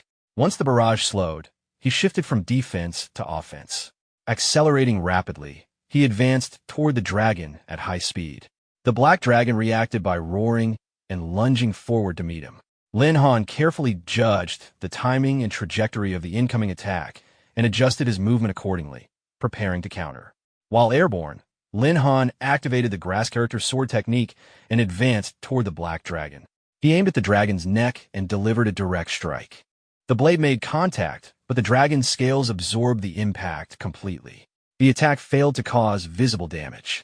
Lin Han immediately realized how durable the dragon's scales were. The dragon retaliated with another claw strike. Lin Han evaded in time, avoiding direct contact. At the same moment, Tienga raised her hand and gathered thunder energy. She released a condensed stream of lightning toward the dragon's head. The attack struck accurately, and the dragon reacted with a roar of pain. Seizing the opening, Lin Han accelerated forward. With precise timing, he drove his sword into one of the dragon's eyes. The injury triggered a louder roar as the dragon began thrashing violently in the air. Lin Han quickly withdrew to avoid being caught in the uncontrolled movements. The dragon then released flames in all directions in a sudden outburst. Lin Han recognized the danger and attempted to reposition, but part of the flames struck him, destabilizing his movement midair. To prevent the situation from worsening, he summoned Juri. She appeared immediately and moved to shield him. As the dragon launched another wave of flames, Jui activated her protective sword aura. A barrier formed around them, blocking the incoming fire and absorbing the impact. The dragon continued releasing flames for several moments. Once the assault briefly paused, Lin Han advanced again and struck the dragon's remaining eye. The second injury intensified the dragon's rage. It responded by releasing a massive wave of flames into the sky, which expanded outward in circular patterns, spreading fire across a wide area. Lin Han reacted quickly, moving to a safer distance while pulling Jui with him. They repositioned beyond the expanding fire circles and halted at a secure point, avoiding further damage from the spreading flames. Both Lin Han and Jui were breathing heavily from the sustained battle. Lin Han asked her about her separation from the nine-leaf sword, which was her true form. Jui explained that when she sensed he was in danger, she forcibly separated from the nine-leaf sword spirit in a desperate attempt to assist him. That was how she was able to appear independently and protect him. She held onto his arm, expressing that she was glad to be able to remain by his side. Lin Han responded that they would use this opportunity to eliminate the black dragon completely. They returned toward the dragon's location. The guardian of the ruins appeared again and stated that since the dragon had been blinded and was no longer useful, it would now serve its final purpose. She released a wave of energy toward the dragon. The energy entered its body and began expanding internally. The dragon's body started to swell as the energy built up inside it. Lin Han quickly realized what was happening and understood that the dragon was about to self-destruct. The swelling intensified as unstable energy radiated outward from the dragon's body. Recognizing the danger, Lin Han instructed his beast girls to return immediately to the beast taming space. However, they refused, stating that they would not leave him. The dragon let out a final roar before exploding from within. A massive wave of destructive energy spread outward in every direction. Lin Han immediately activated the protective sword aura, forming a circular barrier around them. The barrier absorbed the initial impact of the explosion. As he maintained the barrier, he understood the scale of the blast. Even the protective sword aura was under heavy strain. He focused all his effort on sustaining it against the continuous surge of energy. After some time, the force of the explosion gradually diminished. At that moment, Jui suddenly lost consciousness and collapsed. Lin Han caught her immediately. She weakly called out to him. He asked what was wrong, clearly concerned. Tinga observed that Jui was not in good condition. Jui explained that when the nine-leaf sword withstood the explosion, it sustained heavy damage, and the impact also drained most of her strength. Lin Han immediately told her to stop speaking and return to recover. He instructed Tinga to take care of her. Tinga assured him she would. After sending them back, Lin Han moved forward toward the guardian of the ruins. The guardian commented on the bond between him and his beast companions, saying she found it enviable. Lin Han responded that allowing the dragon to self-destruct in order to eliminate him showed clear hostility toward humans. She did not deny it. She stated that this was her domain and that she could act as she wished. If he was afraid, he could choose not to continue. Lin Han decided to proceed regardless. As he climbed the stairs toward the next level, he reflected that the first two trials had already been extremely difficult. The third level would likely require even greater caution. A bright light suddenly appeared ahead, partially blinding him. When his vision returned, he found himself in a completely different environment. The setting resembled a furnished interior space rather than a battlefield. He questioned whether this was truly the third trial's training ground and wondered what the Guardian intended with such an arrangement. As he approached a dining table within the room, he speculated whether this was some form of deception meant to lower his guard. At that moment, someone embraced him from behind and said that she knew he would come to save her. Surprised, Lin Han instinctively grabbed the person's hand. She cried out in pain. When he turned around, he recognized her as Bai Bing. He released her immediately and addressed her in disbelief. She held on to him tightly, saying she had feared she would never see him again. After calming her, Lin Han asked how she had ended up there. Bai Bing explained that 2 months earlier, she had obtained a relic card and was unexpectedly transported into this place. She had struggled through the first and second levels and finally reached the third. However, despite all her efforts, she had been unable to find any exit. Lin Han realized that she had been trapped there for 2 full months. He began to suspect that the Guardian might never have intended for anyone to truly clear the trials. Given her power, trapping and eliminating challengers would not have been difficult. Still, he felt that something about the situation did not entirely align, and he remained cautious. Bai Bing led Lin Han toward a bed inside the room. Holding his hand, she explained that the Guardian named Naga had told her the ruin had no true ending. Throughout history, challengers had either died in battle or become trapped there until death. Lin Han told her not to give up and assured her that he would take her out of this place. When they reached the bed, she sat down while still holding his hand and softly called his name. Suddenly, she pulled him toward her. Caught off guard, he lost his balance and fell onto the bed. She moved closer and asked whether he would be willing to remain there with her forever, saying that being with the one she loved was all she had ever wanted. Lin Han, unsettled, reminded her that their friends and family were still outside. She dismissed the concern and urged him to stay. Her behavior and tone were unlike the Bai Bing he knew. Lin Han immediately sensed something was wrong. Even if she had been trapped for months, her personality would not have changed so drastically. He sat up slightly and addressed her calmly. Then he leaned forward as if accepting her closeness. She smiled in response, while secretly preparing to attack him from behind with a concealed knife. At the final moment, Lin Han reacted. He seized her wrist and disarmed her, throwing the knife aside.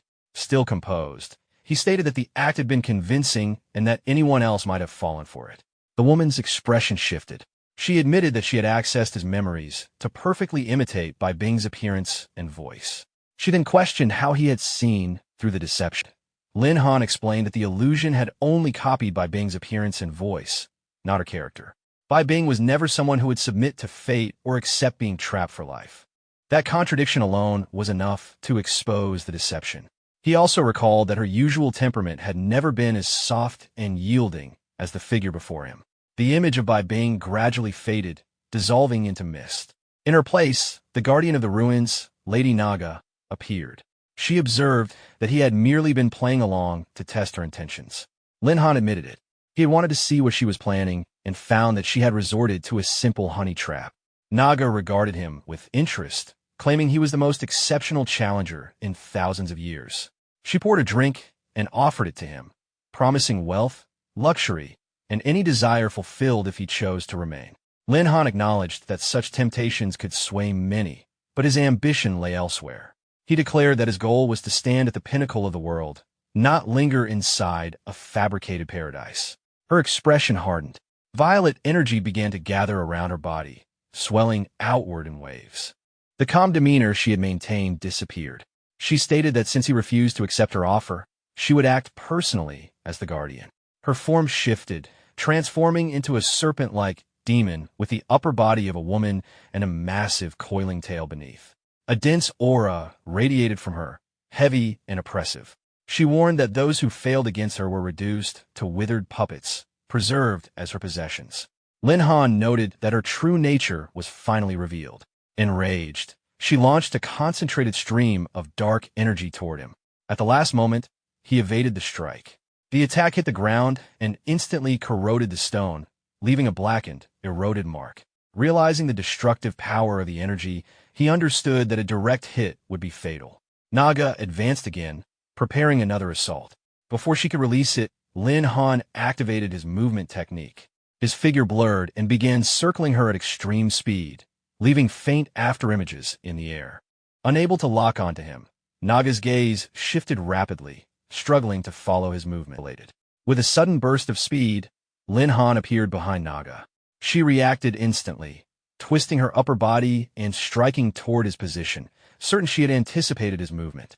However, the figure she targeted dissolved into an afterimage. In the same instant, Lin Han reappeared behind her once more. He launched forward, driving a rapid series of punches toward her back. Naga's serpentine tail moved with precision, intercepting each strike weight. Lin Han drew back one arm. Lightning began to gather around his fist, crackling and condensing into a concentrated mass of energy. Without hesitation, he thrust his arm forward and released a powerful thunder strike. The bolt struck her directly, detonating on impact. The force drove her into the ground, sending fragments of stone outward. Moments later, Naga rose again. Though her movements showed brief strain, her expression hardened. She questioned whether he had prepared this sequence of attacks in advance. Lin Han answered calmly that if she wished to avoid further damage, she could concede and allow him to pass. A faint, dark smile crossed her face. She stated that if she could be defeated so easily, she would never have become the guardian of the ruin. As she spoke, her skin began to split and peel away, revealing an uninjured layer beneath. The wounds inflicted by the lightning vanished as she shed the damaged skin. She declared that no matter the injury, she could recover through regeneration. Lin Han observed the process carefully. It was not true immortality, only accelerated healing. If her recovery had limits, then overwhelming her faster than she could regenerate would be the key. Naga's tail lashed out with amplified force, cutting through the air toward him. He evaded the strike narrowly, feeling the pressure of the impact as it shattered the stone behind him. She pressed forward again, coiling and striking in rapid succession. As she attacked, she questioned why he did not summon his contracted beasts, suggesting that he could not possibly defeat her alone. Lin Han caught the incoming tail strike with both hands, bracing himself as the force pushed him back across the ground. He responded that if he was indeed the strongest challenger she had seen, then defeating her without assistance should not be impossible. Privately, however, he knew the earlier battles had already drained his companions. He had no intention of forcing them into another life-threatening fight. Naga observed him closely and noted that despite his words, he was deliberately shielding them from harm, choosing to shoulder the burden alone. Her insight startled him. He realized she was not merely guessing. Naga smiled faintly and explained that she had already read his memories, so discerning his thoughts was not difficult. She admitted that she envied the contracted beasts who could follow their master into the outside world, while she remained bound within the ruin. As she spoke, her tail lashed out again in a rapid series of strikes. Lin Han moved continuously, avoiding each attack by a narrow margin. Between evasions, he questioned why. If she truly wished to leave, she continued to cling to her role as guardian instead of abandoning it. Her expression dimmed. She stated that the choice had never been hers. Lin Han began to suspect that she was restrained by some form of binding contract linked to the ruin itself. She lunged once more, but he remained standing in place and asked whether she would leave if someone were capable of taking her away from the ruin. Mid-attack, she hesitated. The idea clearly tempted her. Yet she quickly dismissed it, asserting that no human possessed the strength to break through the ruin's limits. Even someone as capable as him could not transcend what she called the boundary of mortals. Lin Han responded that limits could only be confirmed by testing them. If no one had ever escaped, then he would become the first. Naga regarded him quietly and admitted a reluctant admiration for human persistence. However, she revealed the cost. The rules of the ruin dictated that if a human successfully passed through, she would be punished by flames. Her expression hardened again. Declaring that she could not allow him to leave, she resumed her assault. Her tail and body moved in a spiraling pattern, generating a violent vortex of energy around her. The technique intensified with each rotation, compressing destructive force into a tightening radius. She described it as her ultimate move. Lin Han found himself pressured from all sides. The destructive field left almost no room to evade. Realizing retreat was impossible, he prepared to counter directly. At that moment, the portal to his beast taming space opened on its own. He stared in surprise as his contracted companions emerged despite their exhaustion. One after another, they stepped forward, stating that they would stand with him and that they still had strength to give. They positioned themselves behind him and began transferring the remainder of their energy into his body. The combined power surged through him, steady and unwavering.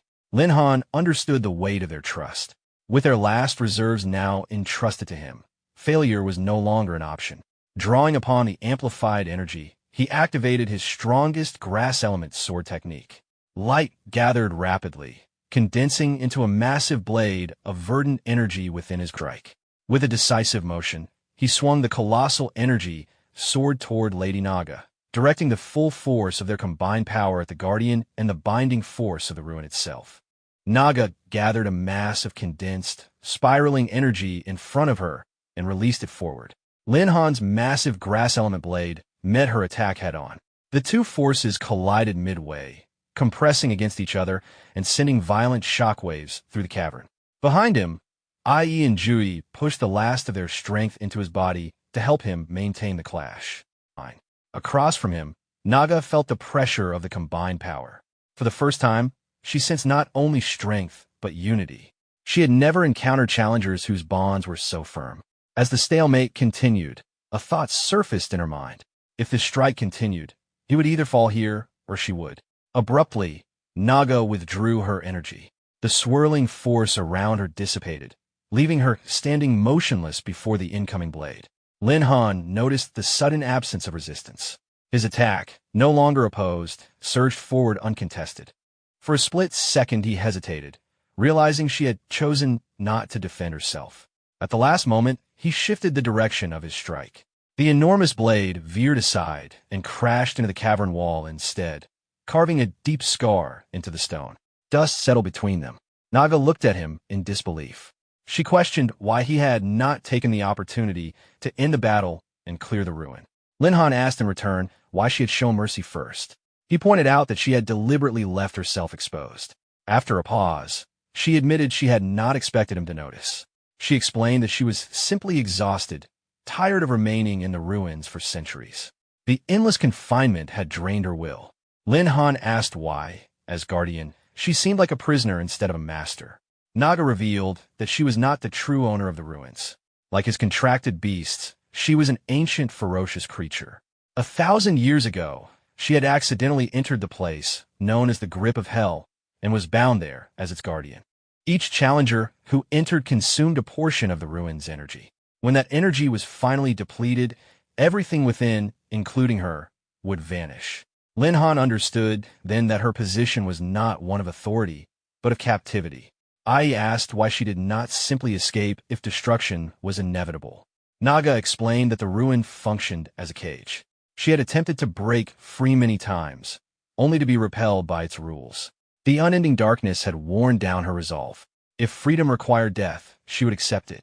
Lin Han stepped forward and placed a steady hand on her shoulder. He told her that giving up would not change anything. If there was even a small possibility, it was worth pursuing. He suggested attempting to form a beast taming contract with her and taking her away from the ruin. Naga responded that with his current strength, even a contract would not override the ruin's binding laws. Lin Han answered without hesitation. If he was not strong enough now, he would become strong enough. He would continue to grow, and when the time came, he would return and break the restraints that held her there. As long as she did not abandon hope, he would find a way to free her from the prison that had confined her for 1,000 years. Naga's expression softened. She said that if it was him, perhaps it might truly be possible. Then she thanked Lin Han and acknowledged him as the first person to clear Hell's grip.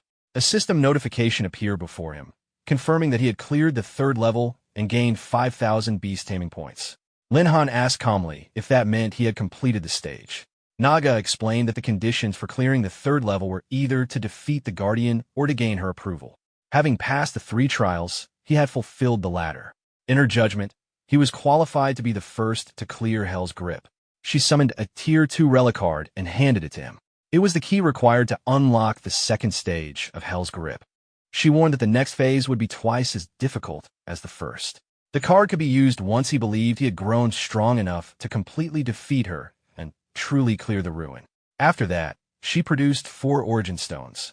Each stone corresponded to one of his contracted beast's attributes and could significantly enhance their levels and abilities. She described them as a personal gift for their first meeting. Ai immediately reacted to the energy within the stones, drawn to their scent and power. Lin Han understood their value at once.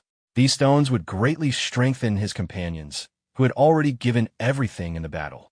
He accepted the stones and thanked Naga, promising that he would repay her in the future. She stepped closer and, without hesitation, placed a light kiss on his cheek, saying that no repayment was necessary since the gift was given willingly. The 4 beast girls reacted at once, their dissatisfaction clear as they moved closer to him, positioning themselves between him and Naga. Before the situation could escalate further, Lin Han's body began dissolving into streams of light. He realized the ruin was expelling him now that the trial had ended. Naga waved as the teleportation intensified, reminding him to return and keep his promise. Lin Han assured her that he would come back stronger and that she should hold on until then. A moment later, he and his 4 companions were transported out of the ruin. When the light faded, they found themselves back at the academy grounds. The abrupt transition left Lin Han momentarily disoriented, as if waking from a vivid dream. The Beast girls quickly resumed their usual dynamic, expressing displeasure over the farewell gesture Naga had given him and questioning his composure during the encounter. In response, Lin Han simply retrieved the 4 origin stones from his inventory and presented them.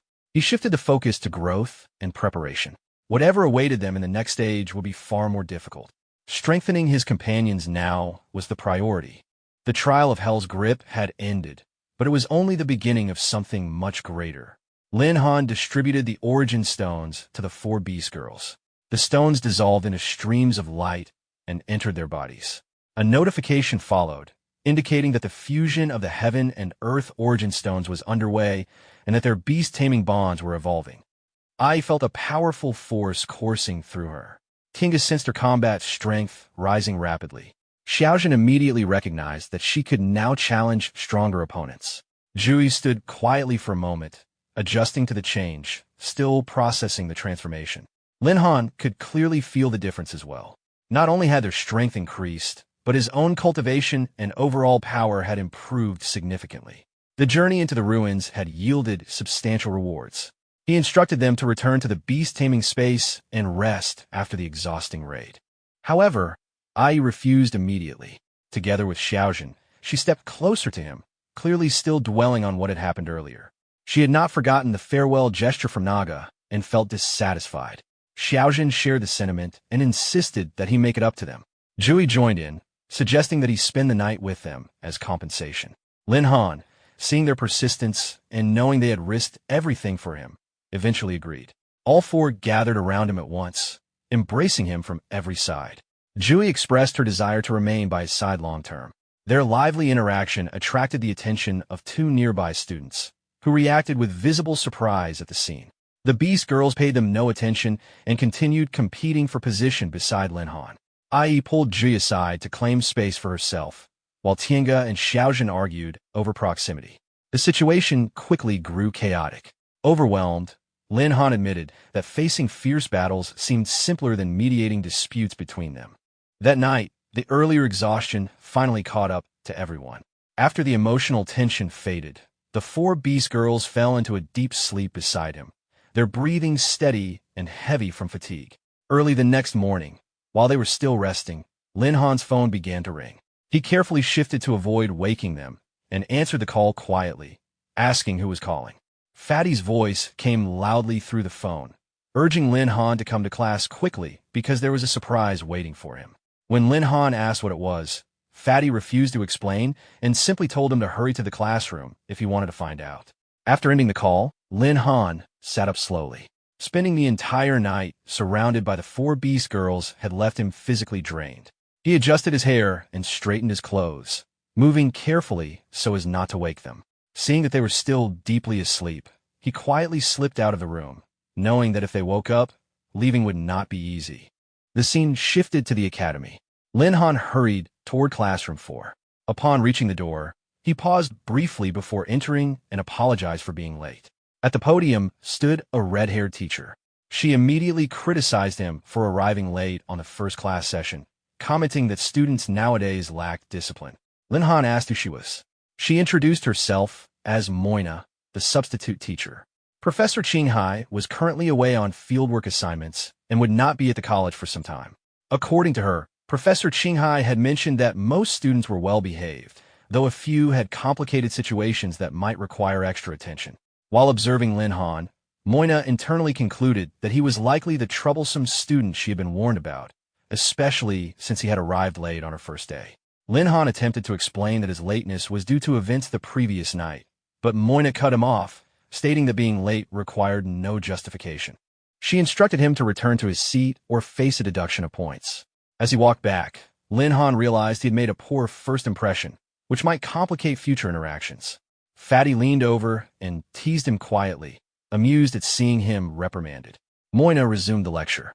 She explained that aside from differences in individual strength levels, the counter-relationships between classes could significantly influence battle outcomes.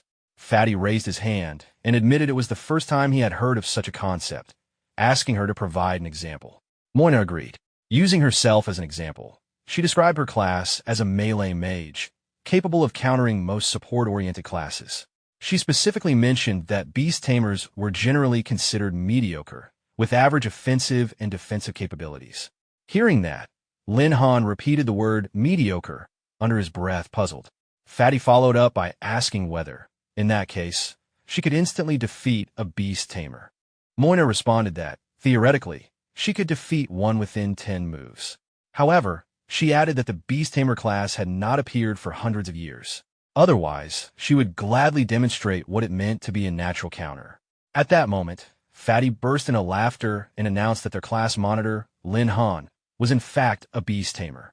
Lin Han immediately realized Fatty was deliberately putting him on the spot. The rest of the class reacted with excitement. Several students urged the teacher not to miss the opportunity. They wanted to witness firsthand how powerful this so-called class restraint truly was and suggested that the two of them have a match to demonstrate it. Moina looked at Lin Han and asked whether he would be willing to provide a demonstration as her student. Internally, she intended to use the opportunity to establish authority in front of the class. Lin Han agreed with a calm smile. At the same time, he understood her intention. If she wanted to make an example of him, she would have to accept the outcome. The scene shifted to the military academy training grounds. The two stood facing each other at a measured distance. Moina signaled the start of the match. Lin Han courteously invited her to make the first move. She summoned a magical fire sword, channeling flame energy into the blade. The fire element wrapped around the weapon as she enhanced it with enchantment. Without hesitation, she advanced rapidly, closing the distance and delivering a powerful flaming slash. Lin Han narrowly avoided the strike, the residual heat passing close enough to demonstrate the strength of her attack. Recognizing the elemental nature of the assault, he called Xiaojun forward. Xiaojun appeared instantly at his side. As Moina released another wave of fire magic, Xiaojun stepped between them and absorbed the flames entirely, dispersing the energy without harm. Moina paused briefly. She had not expected a beast capable of directly absorbing her fire magic. The development forced her to reassess her assumptions about beast tamers. Adjusting her strategy, she shifted elements. Frost energy replaced the flames along her blade as she re-enchanted her weapon. Abandoning ranged attacks, she moved decisively into close combat, aiming to exploit what she believed was the inherent weakness of beast tamers in melee range. Lin Han remained composed. Observing her approach, he understood that she was relying on the traditional class counter system, assuming he would be disadvantaged in direct combat. As she entered striking distance, he drew his own sword. He acknowledged her intent to test him in close quarters and accepted the exchange without hesitation. Their blades collided. The impact was heavier than Moina anticipated. Moina launched a rapid sequence of strikes, her frost-enchanted blade tracing sharp arcs through the air. Lin Han met every attack head-on. Each clash rang clearly across the training ground as he parried with precise timing, neutralizing her momentum without giving ground. After several exchanges, he shifted his stance. He stated calmly that he had only been defending so far and that it was now his turn. With a decisive step forward, he delivered a concentrated strike. His blade collided directly with hers. The force of the impact traveled through Moina's weapon, knocking it from her grasp. A fracture spread across the frost blade before it shattered into fragments that scattered across the ground. Moina steadied herself, visibly stunned. For a moment, the field fell silent. Then the students erupted into cheers.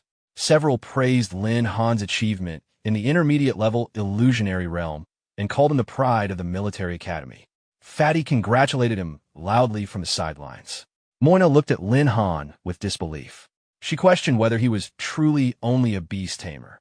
Not only could he command powerful beasts, but his personal martial skill rivaled that of dedicated warriors. She wondered if he might be a rare dual-class user, since he had completely overturned the supposed class restraint of a melee mage. Lin Han answered evenly that he was simply a beast tamer. Class restraints, he explained, were not absolute. With sufficient skill and determination, so-called disadvantages could be overcome, and the tide of battle could be reversed. Moina smiled at his response. She admitted that, despite being his teacher, she had not considered the matter as clearly as he had. She now better understood Professor Qinghai's earlier remark that this class would not be easy to teach. Turning to the students, she encouraged them to learn from Lin Han's example. Being countered by another class was no excuse to surrender before a fight began. Human will and discipline could overcome theoretical limitations. As the class ended, she dismissed everyone, saying they would continue with career-related theory next time. The students dispersed energetically. Fatty approached Lin Han, impressed by how much stronger he had become, and jokingly reminded him not to forget his friends if he found more opportunities to increase his combat power. Before Lin Han could respond fully, Moina called him aside. He initially assumed she might still be unsettled by the sparring match, but she clarified that was not the case. Instead, she wished to invite him to participate in this year's Academy Grand Competition. Lin Han was surprised. Moina explained that the Academy Grand Competition was an annual exchange event organized by the Heavenly Dragon Empire Academic Alliance in cooperation with various academies. In reality, it served as a large-scale competition showcasing each institution's teaching strength and student talent. To uphold its reputation, the military academy selected its best students every year to represent it. This year, she had been appointed to lead the team. She asked directly whether Lin Han was willing to join and fight for the academy's honor. Lin Han agreed to participate, stating that since Moina had personally invited him, there was no reason to refuse. However, he set one condition. The entire Night Watch squad had to take part in the Academy Grand Competition. Moina pointed out that there were many strong students in the academy who could form a powerful team with him and suggested he consider other options. Lin Han declined. As captain of the Night Watch, it was his responsibility to lead his own team forward. More importantly, he viewed the competition as an opportunity for collective growth. That was the primary reason he had agreed. After a brief pause, Moina accepted his condition. They finalized the arrangement, and she informed him that they would depart for the competition venue in 3 days. 3 days later, they arrived at the Academy Grand Competition venue. As Lin Han entered with his teammates, he was struck by the scale of the event. He had expected only participants from various academies, yet the venue was crowded far beyond that.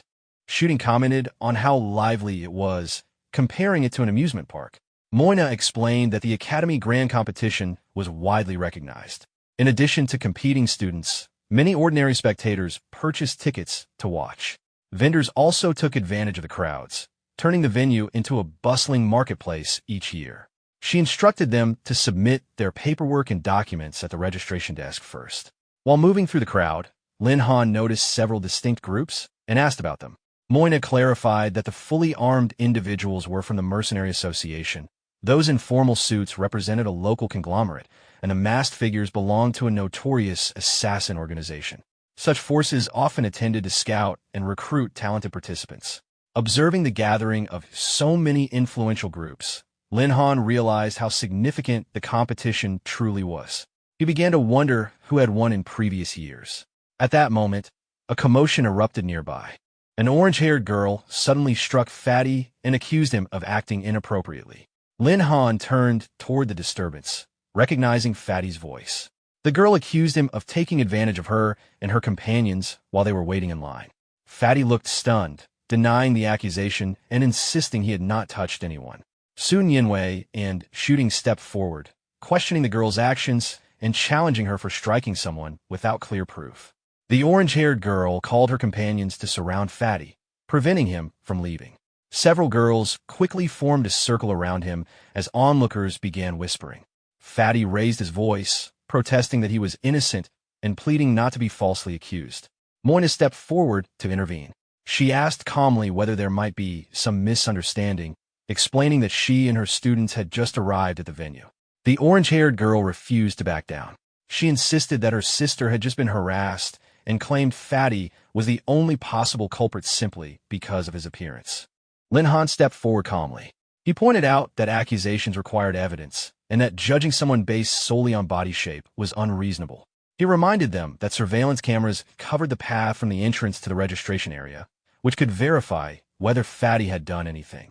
Shooting supported him, firmly stating that their friend would never behave that way. Lin Han added that they could review the security footage immediately. However, if it proved Fatty's innocence, they would pursue the matter for false accusation. The orange-haired girl agreed to check the footage, but declared that she would first slap Fatty again to avenge her sister. At that, Lin Han's tone hardened, and he firmly stopped her. Watching the group's behavior, He realized they were acting impulsively and aggressively without evidence. At that moment, two familiar figures approached, Luo Xiong and Bai Tianyi. Luo Xiong mocked the commotion and openly insulted the military academy group. Recognizing them, the orange-haired girl immediately appealed to their authority, calling them senior students from their respective academies and accusing Lin Han's group of bullying. One of her companions praised Bai Tianyi's record of 3 consecutive championships, implying that no one would dare challenge him. Lin Han responded with a faint smile. He remarked that he had been wondering who the previous champions were and had not expected it to be the same opponents he had previously defeated. Luo Xiong reacted angrily, questioning who Lin Han was calling defeated. Lin Han directly suggested settling it through competition. Before the situation could escalate, Bai Tianyi stopped Luo Xiong. He pointed out that the competition was about to begin and warned against causing trouble that might affect their eligibility. He claimed that in the illusionary realm their abilities had been restricted by the virtual environment, allowing Lin Han to win by circumstance. He stated that they would reclaim their reputation in this tournament.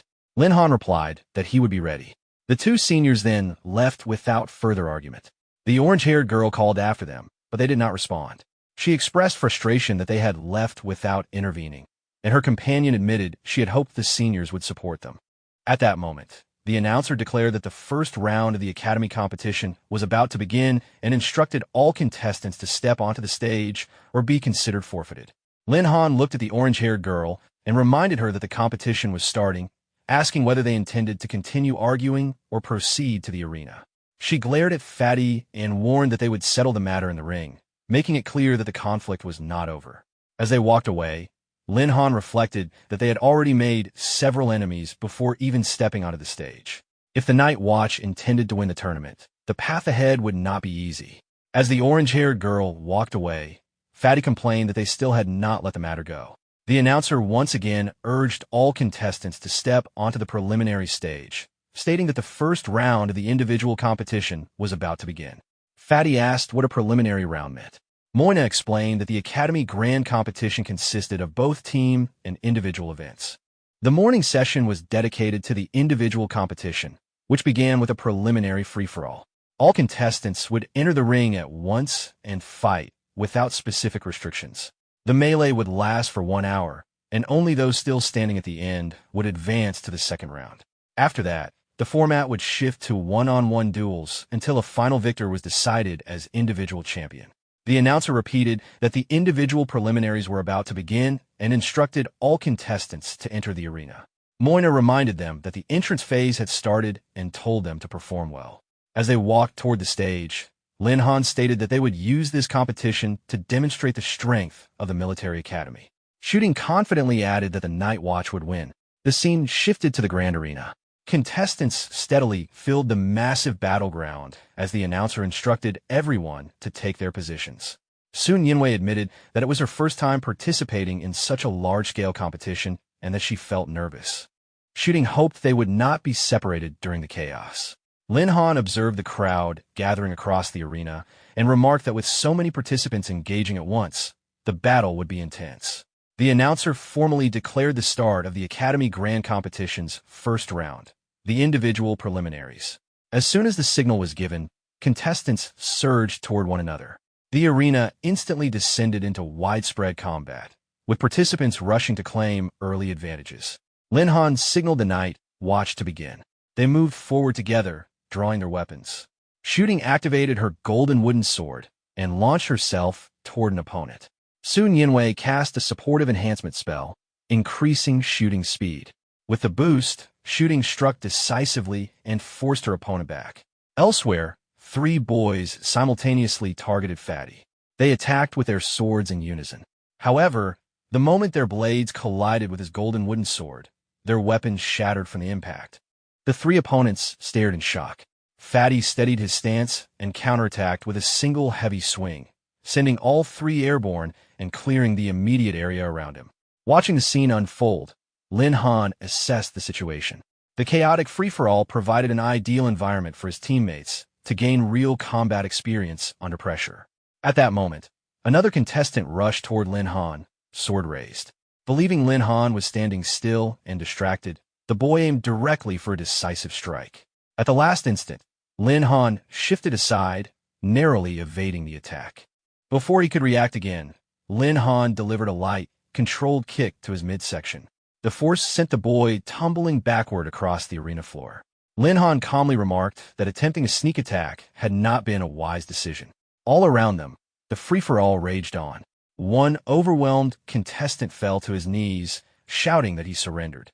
Not far away, the orange-haired girl and her companions stood over another defeated opponent. She declared that he had been unlucky to run into them. Then one of her companions noticed Fatty fighting nearby and pointed him out immediately. The orange-haired girl's expression hardened. She announced that they had finally found their chance for revenge and led her group toward him. Meanwhile, Fatty had just finished knocking away several challengers. He rested his sword on his shoulder and exhaled, thinking he could finally catch his breath. That moment did not last. The orange-haired girl and her companions surrounded him from behind. She called out that she had finally caught him. Fatty turned and sighed in frustration, asking if they still had not given up. She accused him once more and suddenly lashed out, throwing a chain weapon straight at him. Fatty leapt back to dodge as the chains lashed through the air.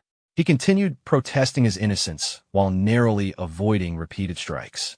From a short distance away, Shooting noticed his predicament while exchanging blows with another opponent. She shouted that explanations were useless in the arena. If he did not fight seriously, he would be eliminated. Fatty blocked another chain strike, but still tried to insist it had all been a misunderstanding. Seizing the distraction, the orange-haired girl abruptly redirected her chain towards Shooting from behind. Caught off guard, Shooting staggered as the freezing chain grazed her. Before the follow-up strike could land, Lin Han stepped in. A sharp chill ran through his palm. The weapon carried an intense cold attribute, but he held firm. With a controlled surge of strength, he snapped the chain apart and let the broken segments fall. He stated coolly that attacking someone while they were already engaged in another fight was disgraceful. One of the orange-haired girl's companions scoffed, saying that if he sided with Fatty, then he must be no better. The orange-haired girl agreed and hurled the remaining length of her chain at Lin Han in fury, declaring that they might as well settle everything at once. Before it could reach him, Fatty stepped forward and swung his golden wooden sword. The blade cleaved through the chain cleanly, shattering it into fragments. The orange-haired girl froze in shock as her weapon fell apart. Lin Han told Fatty to focus. Fatty nodded, his earlier hesitation gone. He said to leave it to him. Gripping his sword firmly, he faced the orange-haired girl and her companions. He declared that they had falsely accused him and even injured his teammates. Since reasoning had failed, they would resolve it properly in battle, and this time, he would not hold back. The four girls spread out and surrounded Fatty from every direction. The orange-haired girl mocked him for getting angry and ordered her companions to take their positions. Fatty frowned, unsure of what they were planning. The girls linked their chains together and launched a coordinated strike. The combined force shot toward him in a tight formation. At the last moment, Fatty shifted aside and narrowly avoided the blow. They did not stop. One attack followed another, the chains snapping through the air from multiple angles. Fatty retreated and dodged continuously, occasionally deflecting a strike with his golden wooden sword. Irritated by the relentless assault, he realized the exchange could drag on indefinitely if this continued. Shooting and Sun Yinwei began moving in to assist, but Fatty stopped them. He insisted on handling it himself. He wanted to reclaim his dignity through his own strength.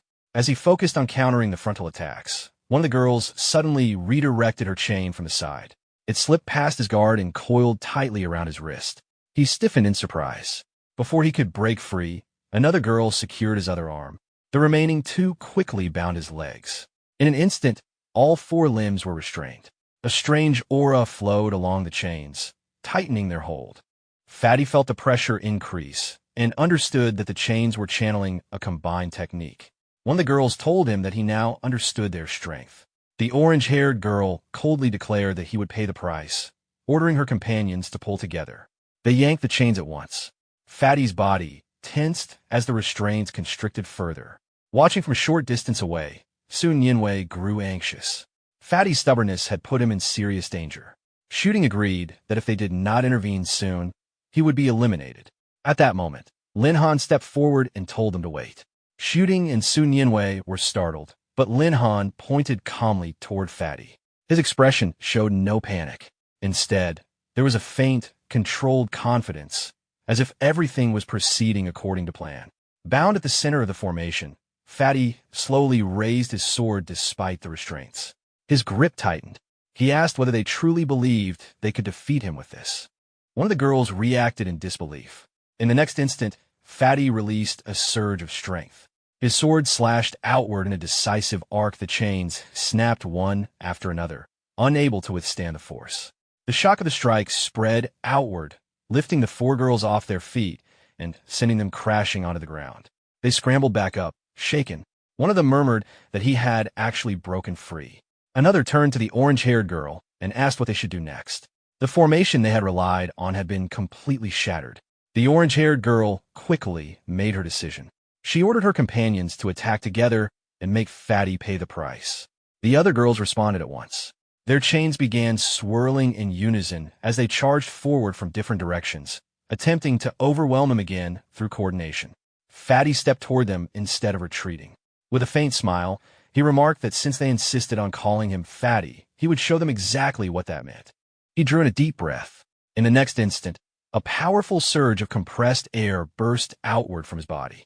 The shockwave expanded in all directions, striking the advancing girls before their chains could reach him.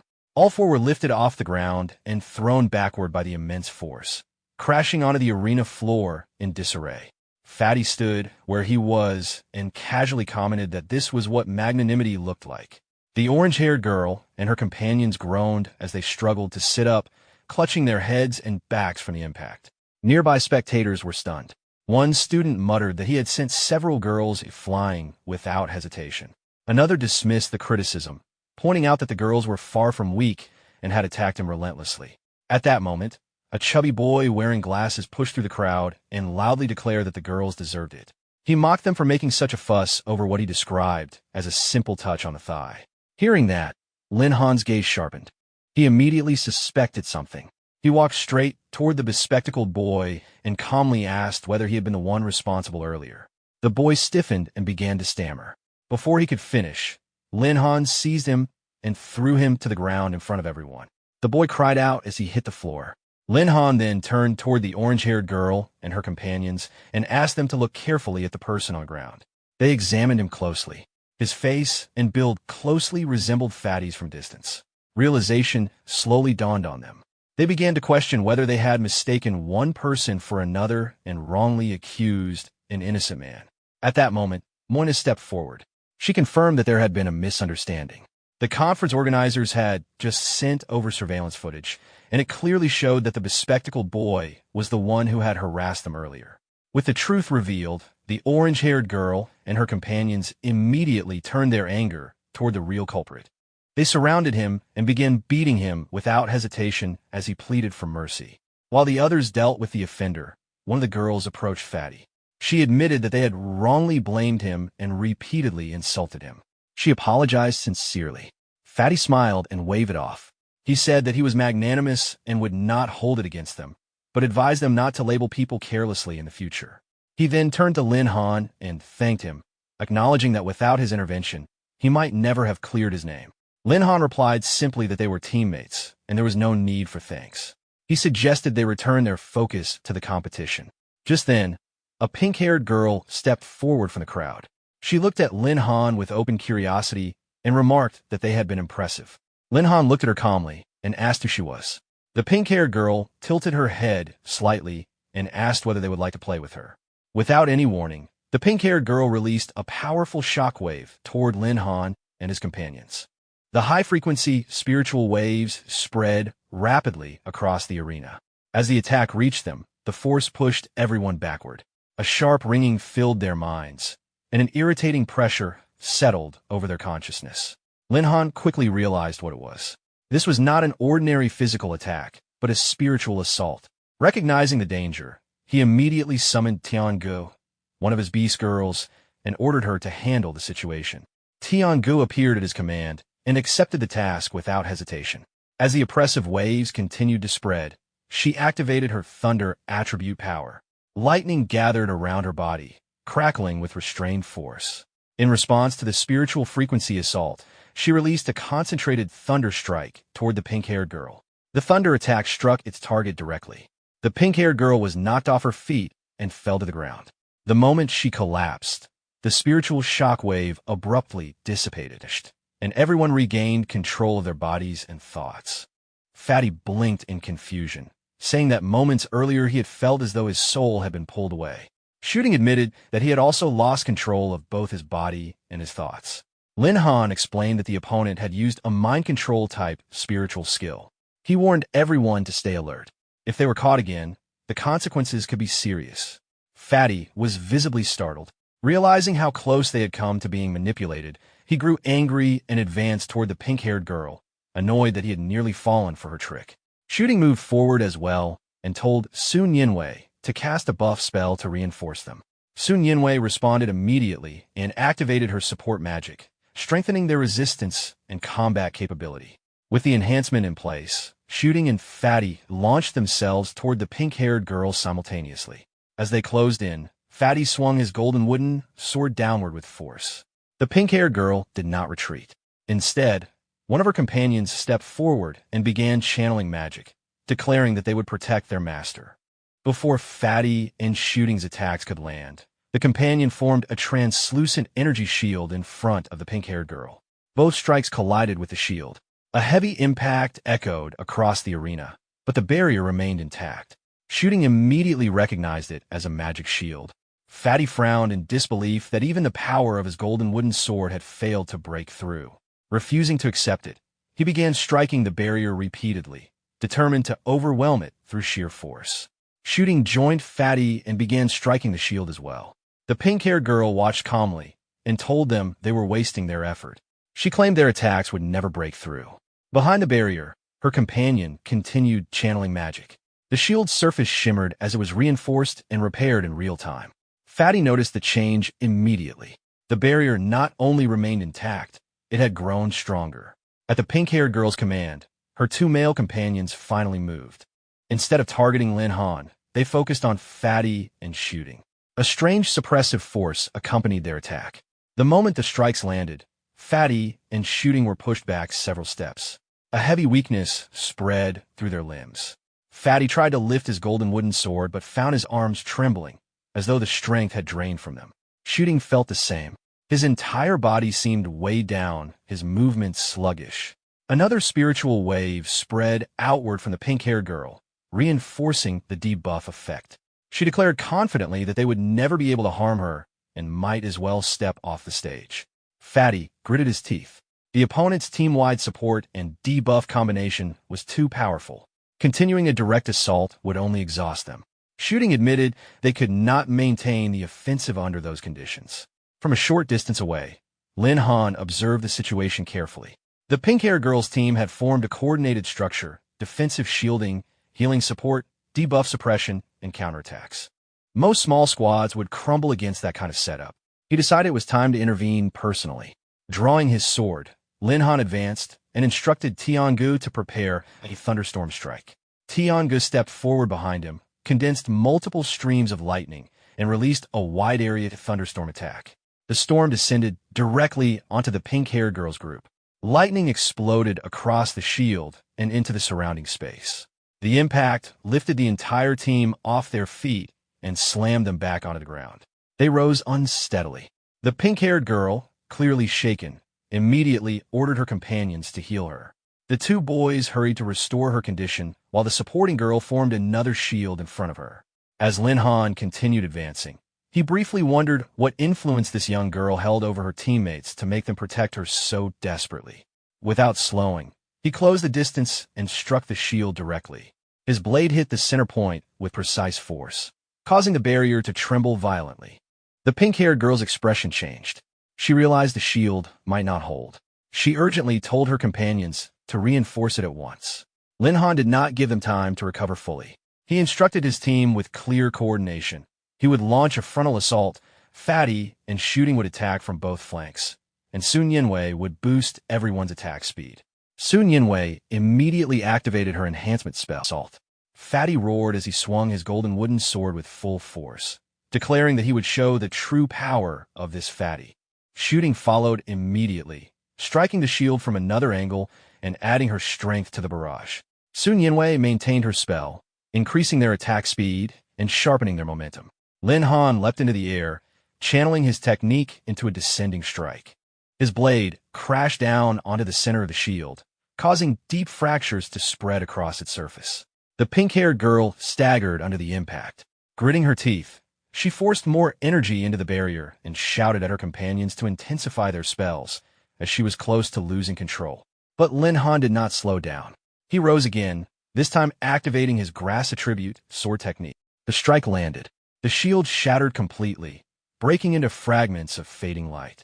The pink-haired girl froze in disbelief. The barrier she had relied on was gone. Lin Han immediately lunged forward, declaring that it was over. Panicking, the pink-haired girl ran behind her companions and ordered them to protect her. Without hesitation, the three stepped in front of her, placing themselves directly in the path of Lin Han's attack. Lin Han's eyes widened. He realized too late that they were shielding her with their own bodies. He could not redirect the momentum in time without risking a fatal strike. The attack landed. The three companions were hurled backward and slammed violently onto the ground. Blood spilled from their mouths as they struggled. A brief silence fell. Then, slowly, they rose again.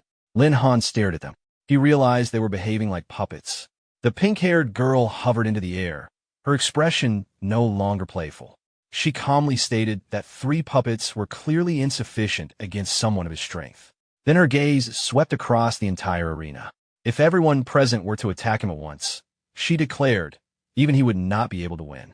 A massive spiritual wave began forming around her. In the next instant, she unleashed it. The attack did not target Lin Han alone. It spread outward in all directions, engulfing every student on the battleground. Blurred. Within moments, one after another, they fell completely under the pink-haired girl's control. When the wave settled, every student present had become part of her influence. Under her command, they moved in unison and surrounded Lin Han and his companions from all directions. Fatty stared at the encircling crowd in disbelief, unable to understand how the situation had escalated so drastically. Shooting quickly concluded that the students had fallen victim to mind control. Sun Yinwei questioned whether such interference was even permitted within the rules of the competition. Still hovering in the air, the pink-haired girl gave a single order. At once, the controlled students surged forward. Several of them attacked Fatty simultaneously. He raised his golden wooden sword and blocked their strikes, realizing that what had begun as a simple preliminary round had turned into a coordinated assault against their team. He asked Lin Han what they should do. Lin Han observed quietly for a brief moment. More attacks followed. One of the controlled students lunged at shooting, forcing her to defend herself as well. Lin Han understood that if this continued, they would exhaust themselves fighting wave after wave of unwilling opponents. Prolonging the confrontation would only waste time and energy. He drew his sword decisively. Activating the wings of heaven, he rose high above the arena floor. From midair, he declared that he would bring the audition to an end. Grass attribute energy gathered around his blade, condensing into an enormous sword of light. The energy blade expanded in his grasp, radiating immense power. Then he swung it downward. The attack struck the battleground with overwhelming force. The ground shattered under the impact, and a powerful shockwave spread outward in all directions. Every controlled student was lifted off their feet and thrown into the air before crashing back down. The pink-haired girl was also knocked from the sky. As she hit the ground, her spiritual technique collapsed. The moment her control broke, the oppressive influence vanished. One by one, the students regained consciousness. They looked around in confusion, unable to understand what had just happened or why the arena floor was fractured. Some realized that they were still within the ring's boundary and felt relieved that they had not been eliminated during the chaos. At the same time, the 3 companions who had previously shielded the pink-haired girl began to move differently. They stood before her. The pink-haired girl trembled, clearly shaken by the turn of events. Without her spiritual dominance, her earlier composure was gone. One of the boys rebuked her for pretending to be frightened after being the source of the chaos. Another accused her of turning them into puppets and manipulating them at will. He declared that her actions violated the competition's regulations and that he would report her to the conference authorities for punishment. Hearing this, the pink-haired girl panicked. She pleaded desperately, fearing permanent disqualification. But the damage had already been done, and her companions made it clear that regret would not undo her actions. The announcer's voice echoed across the arena, declaring that the preliminary rounds were over. All contestants still standing on the stage had successfully advanced to the individual preliminary rounds. Some students looked around in confusion, wondering whether what had just happened truly counted as passing. Others remarked that luck was also a form of strength. A few expressed mixed feelings, unsure whether to feel grateful to the Night Watch for ending the chaos or resentful for the destruction that had unfolded. Fatty turned to Lin Han with admiration, praising him for clearing the entire field with a single move. Lin Han simply reminded everyone to prepare for the afternoon's team competition. Because of Lin Han's overwhelming display of strength during the audition, the Night Watch gained a formidable reputation. In the afternoon matches, every squad that faced them was defeated swiftly. Several teams chose to surrender without engaging at all. As a result, the Night Watch advanced smoothly to the team finals. By the end of the afternoon, the announcer revealed the two teams that would compete in the final round: the Military Academy's Night Watch squad and the Dragon Tiger team from the Strongest Academy. The crowd erupted in cheers for both sides, calling out encouragement as the finalists stepped forward. Upon hearing the name Dragon Tiger team, Lin Han recalled Moina's earlier briefing. She had explained that the Dragon Tiger team specialized in traveling between competitions to earn prize money and valuable rewards. The team consisted of Lei Long, a lightning mage, Zhou Yao, an earth mage, the warrior Wang Qian, and the medic Fei Fei. Though not widely publicized, they were experienced and skilled, and their strength should not be underestimated. Soon after, Lei Long approached Lin Han directly. He acknowledged Lin Han's strong performance in the individual round, but remarked that his teammates appeared comparatively weak and might be holding him back. Fatty immediately stepped forward in response, taking offense and declaring that he would demonstrate the true power of his golden wooden blade. Lin Han raised a hand to stop him, signaling for calm. He admitted that he had not heard of the Dragon Tiger team before and asked whether Fatty recognized them. Fatty dismissed the name, claiming he had never heard of them either. Lin Han then remarked coolly that he was unfamiliar with their names and suggested that they might simply be opportunists who had appeared from nowhere.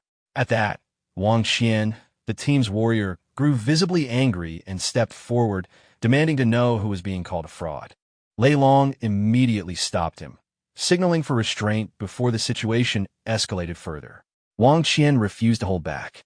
With a roar, he swung his chain meteor hammer forward, the heavy iron ball whistling through the air as it shot toward Lin Han. Before it could reach him, Shooting stepped in. Her spear flashed, intercepting the chain mid-flight with a sharp metallic clash. The force of her counterstrike knocked the hammer aside, disrupting its trajectory. Wang Qian's eyes widened in surprise. Shooting stood firm, spear leveled at him, declaring that arrogance like his was exactly what her weapon was meant to deal with. Without hesitation, she lunged forward, spear thrusting toward the warrior. Behind her, Sun Yinwei began casting, boosting Shooting's speed and attack power. A faint aura wrapped around Shooting, sharpening her movements. Shooting's enhanced strike crashed against Wang Qian's shield. The impact rang loudly, but Wang Qian braced himself and pushed back with overwhelming strength. Using his superior physical force, he forced Shooting a step off balance. At that moment, Lei Long raised his hand. Electricity crackled violently in his palm as he stepped forward, declaring himself the captain of the Dragon Tiger team and challenging Lin Han directly. Seeing the gathering lightning, Lin Han immediately called for Tian Ge. She appeared beside him in a flash of thunder, announcing her arrival as lightning energy surged around her body. Lei Long condensed the electricity into a sharp lightning dart and hurled it forward. Tian Ge responded instantly. She released a concentrated thunder strike that collided with the incoming bolt. The two lightning forces met midair, but Tianji's power overwhelmed his attack, dispersing it and continuing forward as a rolling thunder wave. Lei Long's expression shifted to shock as the residual thunder rushed toward him. Before it could strike Zhou Yao, the Earth Mage quickly began casting. With precise timing, she raised a defensive barrier in front of Lei Long, blocking the advancing thunder. The shield absorbed the remaining energy, though the ground trembled from the impact. Meanwhile, Fatty spotted the support mage maintaining defensive pressure. Recognizing her importance to their formation, he charged straight toward her, declaring that he would eliminate the support first. The girl's eyes widened as Fatty's golden wooden sword descended. The strike connected, knocking her to the ground. Seeing her fall, Fatty pressed the attack, swinging again with heavy force and taunting her confidence. But at the last possible moment, she rolled aside and narrowly avoided the follow-up strike. She retorted sharply, refusing to be intimidated. As Fatty prepared another attack, he suddenly noticed something strange. The wound he had inflicted was already closing. The torn fabric and injured flesh visibly recovered as healing energy flowed across her body. Fatty froze for a split second in disbelief. His gaze shifted, and he saw Fei Fei, the team's medic, standing behind the front line. A gentle glow radiated from her hands as she continued channeling healing magic toward her teammates. Lei Long smiled confidently and told Lin Han that he had now seen the true strength of the Dragon Tiger team. He praised his own teammates while belittling the Night Watch, then revealed that he had watched Lin Han's championship victory in the illusionary realm. Acknowledging Lin Han's ability, he invited him to join their squad, suggesting that together they could dominate competitions and earn even greater rewards. Lin Han declined without hesitation. He stated calmly that his teammates were far from weak and that Lei Long would soon understand that. Before Lei Long could respond, he sensed something behind him. Turning around, he saw Wang Qian dropping to one knee. Under the coordinated assault of Shooting and Sun Yinwei, the warrior had been overwhelmed. He admitted defeat to his captain. At the same time, Fatty had successfully pressured both Zhou Yao and Fei Fei. Without sufficient frontline protection, their defensive and healing coordination collapsed.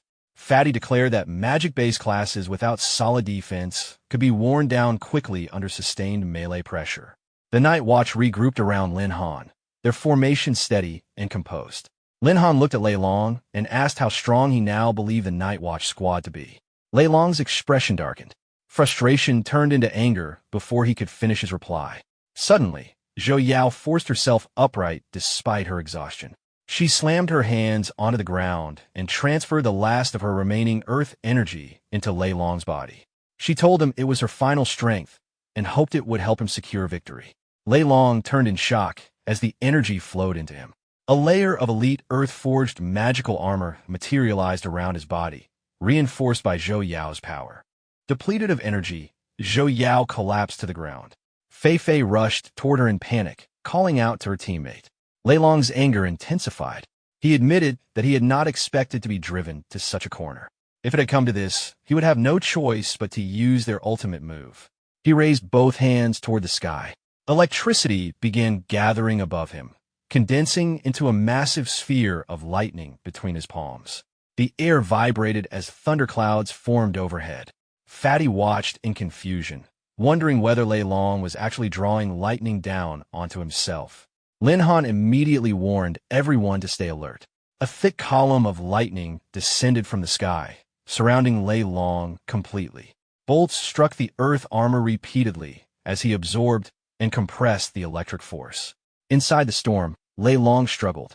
Even with Zhou Yao's reinforced armor, the power was difficult to endure. But he forced himself to maintain control, driven by pride and determination. For his own honor and for the Dragon Tiger team, he refused to accept defeat. With a fierce smile, he compressed the lightning sphere to its limit. Then he declared the name of his ultimate technique, Thunderous Fury. Seeing the violent lightning gathering around Lei Long, Fatty grew alarmed. He felt that the move being prepared was not something that could be endured head-on. Sun Yinwei turned to Lin Han, asking what they should do. Lin Han observed the surging thunder calmly and remarked that the tactic was interesting. Then he called out to Xiao Zhan. She appeared at once, responding to his summons. Lin Han immediately ordered Xiao Zhan and Tiangu to fuse their abilities. Both acknowledged the command. Xiao Zhan hesitated briefly, unsure how the fusion would work, but Tiangu insisted that if Lin Han had given the order, it was achievable. Without further discussion, they began. They raised their hands simultaneously. Lightning surged from Tiangu, while intense flames erupted from Xiao Zhan.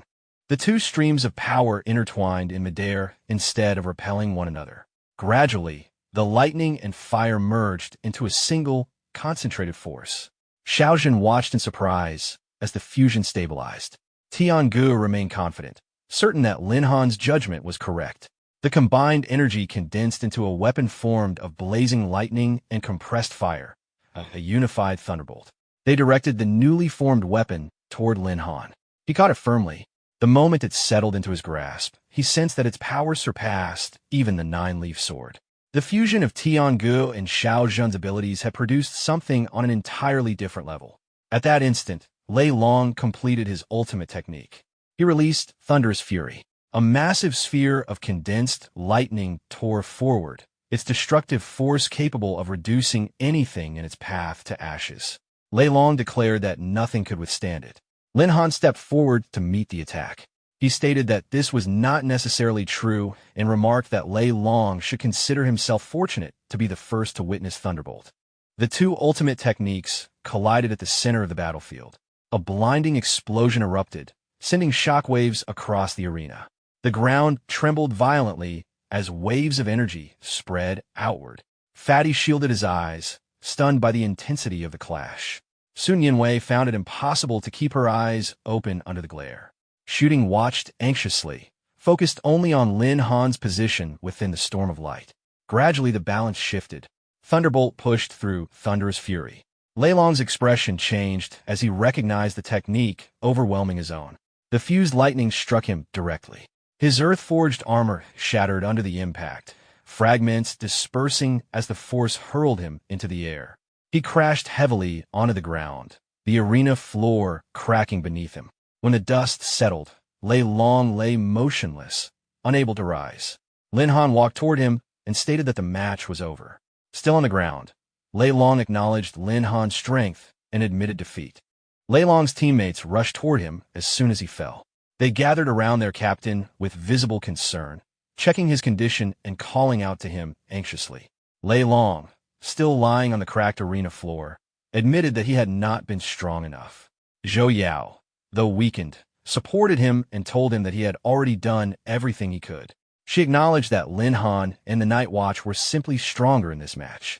At that moment, the announcer declared the result of the finals. The Dragon Tiger team had been defeated. The champion of this year's college competition team event was the Night Watch squad. For a brief moment, the audience was stunned. Many could hardly believe that the reputed Dragon Tiger team had lost. Then the arena erupted into cheers. The crowd shouted the Night Watch's name repeatedly, praising Lin Han as the strongest captain of the tournament. Sun Yinwei expressed her relief and excitement at their victory. Soon after, a man in a black suit stepped onto the stage carrying a book. He congratulated the Night Watch on their championship and presented the prize, a skill manual titled Heavenly Covering Formation. Lin Han accepted the book. Sun Yinwei immediately recognized its significance. She explained that the Heavenly Covering Formation was a rare and powerful team skill. Once activated, it granted substantial class-specific enhancements to every member within the formation, making it especially effective in coordinated battles. Lin Han examined the manual and concluded that they would need to master the formation as soon as possible, as it would be highly beneficial in future competitions. Just then, Moina hurried over. Unable to contain her excitement, she rushed toward Lin Han and embraced him, celebrating their team championship victory. Lin Han gently reminded her to maintain her composure in public. Moina brushed off the concern and declared that appearances did not matter. To celebrate, she announced that she would treat everyone to a large meal that evening. Watching from the side, Sun Yinwei commented that it was rare to see Moina so openly happy. Shooting admitted that she had always thought Moina was rather aloof. Fatty stretched tiredly and suggested ending the day early, pointing out that they had been competing all day and still had the individual rounds ahead. Lin Han stopped him, questioning when he had become so unenthusiastic. Since Moina was treating them, he saw no reason to decline. He turned to Moina and agreed to celebrate that night. Moina responded enthusiastically, saying they would celebrate properly. Later, the scene shifted to a bar where the team gathered. They spent a long time eating and drinking together. As the evening went on, Shooting noticed that Moina had clearly drunk too much and advised her to slow down. Moina insisted that she was fine. Moina raised her glass and declared that this was the happiest day she had experienced since becoming a teacher. She insisted that everyone drink freely and celebrate properly. Sun Yinwei admitted she had not expected Moina to be so openly joyful about their victory. Shooting added that without Lin Han, the team would not have won so smoothly. Sun Yinwei agreed, saying they were fortunate to have him as their teammate. Moina suddenly looked around and realized Lin Han was missing. She asked where their ace had gone. At that moment, the lights in the bar went out. She looked around in confusion, wondering why there was a sudden power outage. The door opened, and Lin Han stepped inside holding a cake. He wished her a happy birthday. Moina froze in surprise and asked how he had known it was her birthday. Fatty explained with a grin that Lin Han had insisted on attending the gathering for this reason. Lin Han clarified that while registering at the competition desk earlier that day, he had inadvertently seen her identification number and realized the date. The rest of the team joined in, wishing Moina a happy birthday together. Tears formed in her eyes as she expressed how honored she felt to be their teacher. The atmosphere grew even livelier. Fatty began singing enthusiastically at the karaoke machine. Soon Yinwei remarked that it was a pity Lin Han had not informed them earlier, as they could have prepared a proper gift. Shooting agreed that a birthday celebration should include a present. Moina responded that it was unnecessary. The Night Watch's championship victory was already the best gift she could have received. Lin Han lightly smeared a bit of cake cream on her cheek, telling her that birthdays should not be taken so seriously and that she should relax and enjoy herself. Moina immediately retaliated by spreading cream across his face. Lin Han quickly admitted defeat in a playful tone, and the group burst into laughter as the celebration continued late into the night. The next day, Lin Han and his teammates returned to the competition venue for the individual rounds. Shooting asked Fatty whether he had drunk too much the previous night and whether he was prepared for today's matches. Fatty assured her that as long as he did not encounter Lin Han, he was confident against anyone else. Lin Han pointed out that with so many participants, the chances of them facing each other were low. Soon Yinwei expressed hope that the entire Night Watch team could reach the Final Four, noting that Moina was waiting outside to watch their performance.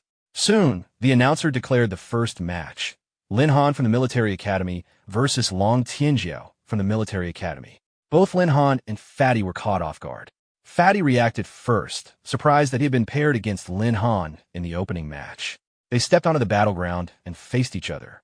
Lin Han remarked that Fatty's skills had improved significantly recently and suggested that since they were matched, they should both give their best.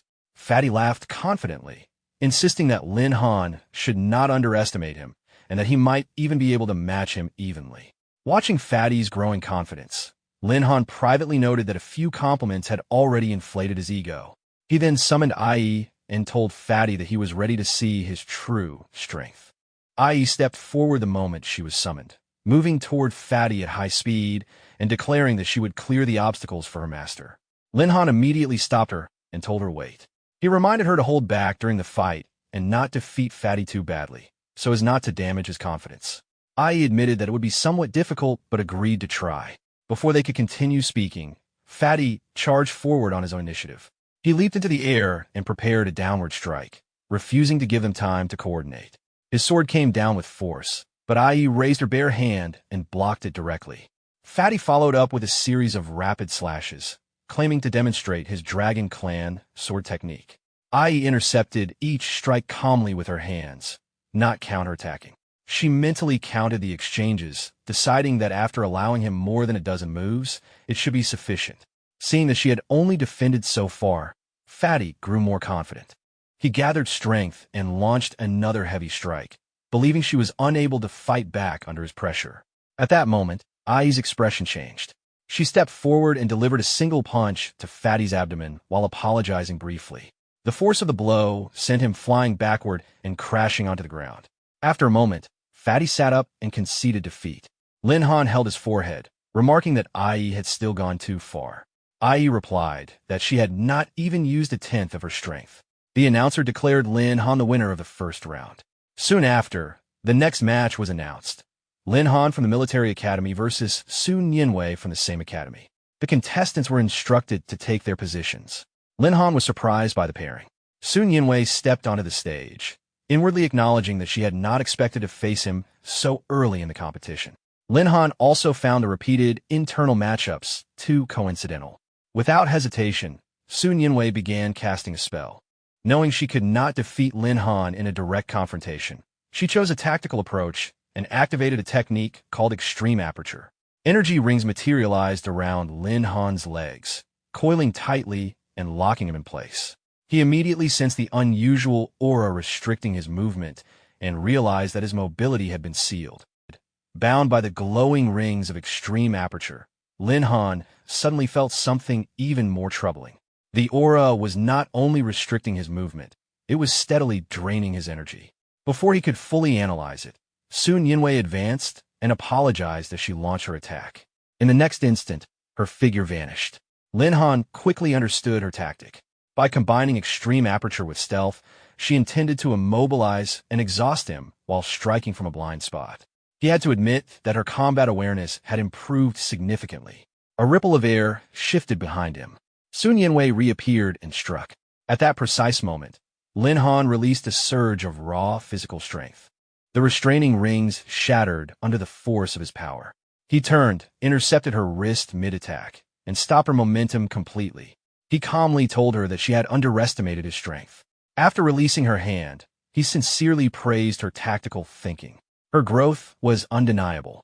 Realizing the gap in absolute power, Sun Yinwei conceded. Lin Han encouraged her, acknowledging her progress and urging her to continue improving. The announcer declared Lin Han the winner of the second round. Then came the third matchup, Lin Han versus Su Ting. This time, Lin Han felt irritation rise within him. 3 consecutive internal matchups were too unlikely to be coincidence. Someone had to be manipulating the brackets. Su Ting stepped into the arena, spear in hand. She asked him not to hold back. Even if she could not win, she wanted a fair fight. Lin Han drew his sword and responded seriously. He would not go easy. Among the team, she had always been the most disciplined and relentless in training. For that dedication alone, he would treat her as a true rival and fight at full strength. They advanced simultaneously. Sword and spear collided midair, releasing sparks of force that rippled outward. The two exchanged blows at high speed. Steel rang continuously as their weapons struck again and again. Spectators in the crowd were stunned by the intensity of the duel. Many had never witnessed such fierce and technically refined weapon combat. The clash continued without pause. While parrying her spear, Lin Han remarked that lasting more than 10 rounds against him with only a spear was impressive. Su Ting replied that the battle was far from over. Suddenly, her aura shifted. She activated another technique, her energy surging violently. With a sharp shout, she thrust her spear forward with explosive force. Lin Han raised his sword to block, but the impact was heavier than before. He noticed immediately that her strength had increased. Su Ting gathered her strength and unleashed Knight's whirlwind slash, driving forward with a rotating spear strike filled with compressed force. Lin Han raised his sword and blocked. She did not stop there. Channeling even more power into the spearhead, she followed with another condensed strike. When Lin Han intercepted it again, the impact forced him backward across the arena floor, his boots grinding against the surface. He steadied himself just before the boundary line. For a brief moment, he realized how close he had come to being forced out of the ring. He acknowledged that her performance had exceeded his expectations. She was strong, very strong, but there was still a small gap left to close. Without warning, his figure vanished. Su Ting's eyes widened in surprise. In the next instant, Lin Han reappeared behind her. She reacted immediately, spinning around with precision and launching a prepared counterstrike. She had anticipated that maneuver. Once again, Lin Han blocked, yet the force behind her spear drove him backward several steps. From the audience, Fatty shouted in admiration. Sun Yinwei encouraged her to keep going. Lin Han activated the grass character sword technique. A subtle shift occurred in his aura as he assessed her calmly. Her combat skill and tactical awareness were both exceptional. He stepped forward, sword poised, and declared that it was now his turn to attack. The next strike would carry immense power. Su Ting did not retreat. She advanced head-on, spear thrusting forward with equal determination. Their weapons collided with full force. A shockwave rippled outward from the point of impact, sweeping across the arena. This time, Lin Han's sword energy overwhelmed her spear technique. The force broke through her defense and sent her sliding back. As she absorbed the blow, Su Ting understood clearly that the gap between her and the captain was still significant. Even so, she held no regrets about the battle. She pushed forward again, unwilling to stop, demanding that he reveal whatever other techniques he had. Lin Han gave a faint smile and acknowledged her perseverance. Lasting this long against him was already remarkable. Then he summoned the wings of heaven. Radiant energy formed behind him as he rose into the air. Suspended above the arena, he condensed his sword aura to a higher degree. He stated that the greatest respect one could show a warrior was to fight with full strength. With his sword drawn back, Lin Han folded his wings and dove downward. Su Ting propelled herself upward at the same time, spear aimed directly at him. She declared that this would decide the match. Their weapons collided midair. The impact detonated with tremendous force. A violent shockwave swept across the arena, accompanied by a burst of blinding light that forced many spectators to shield their eyes. When the radiance finally faded, Lin Han descended to the ground, holding Su Ting securely in his arms. The announcer declared Lin Han the winner of the match. He carried Su Ting back toward their teammates. Sun Yinwei immediately asked whether she was all right. Fatty called out anxiously to both of them. Su Ting, still catching her breath, asked Lin Han how she had performed. He answered with a broad smile, telling her that she was the strongest knight he had ever seen. Soon after, the announcer's voice echoed through the arena again. The final round of the individual competition would begin. Lin Han from the military academy would face Bai Tianyi from Qing Sheng Academy. Su Ting was startled by the announcement. Lin Han's irritation deepened. Yet another unexpected arrangement. Bai Tianyi stepped onto the stage confidently and told Lin Han to stop indulging in sentiment, claiming that the moment they met in the ring, Lin Han's run would end. Lin Han turned toward him calmly and pointed out that Bai Tianyi had already been defeated once before, yet still dared to provoke him. Bai Tianyi laughed and remarked that after fighting 3 consecutive teammates, Lin Han must already be exhausted. He even mocked the internal matchups, implying that watching them wear each other down had been entertaining. Lin Han narrowed his eyes and directly questioned whether Bai Tianyi had orchestrated the manipulated pairings. For a split second, Bai Tianyi hesitated. He immediately raised his staff and began casting a spell, declaring that Lin Han could take his suspicions to the grave. Inwardly, Bai Tianyi was certain of his plan. He had bribed staff members to rig the matchmaking system. If Lin Han were eliminated permanently, no one would uncover the truth. With his spell nearly complete, Bai Tianyi fixed his gaze on Lin Han and prepared to see how he would respond. Bai Tianyi completed his spell and unleashed a powerful attack toward Lin Han. Lin Han remained standing calmly. With a faint smile, he remarked that such a minor trick would not be enough to trouble him. He lifted his sword and released streams of thunder energy. The lightning met the incoming attack head-on and dispersed it cleanly. Bai Tianyi was visibly shocked. Refusing to accept it, he immediately launched another, stronger spell, insisting that as a genius of Qing Sheng Academy, he would not be looked down upon. Lin Han responded without hesitation. With a precise counterstrike, he shattered the attack and sent the residual force scattering. He stated plainly that being called a genius was only the starting line in his view, and that Bai Tianyi's level was far from exceptional. The crowd reacted loudly. Fatty openly mocked Bai Tianyi, noting that someone who always acted arrogant was now being suppressed so easily.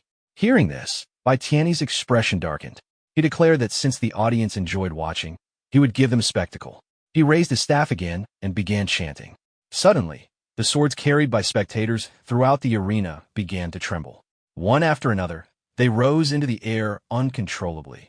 Fatty tried to hold on to his golden wooden sword, but it slipped from his grasp and floated upward. All around the arena, weapons ascended and gathered behind Bai Tianyi, forming a dense formation of blades. The crowd shouted in alarm, demanding the return of their weapons and questioning what kind of technique this was. Bai Tianyi extended his staff and directed the airborne swords toward Lin Han.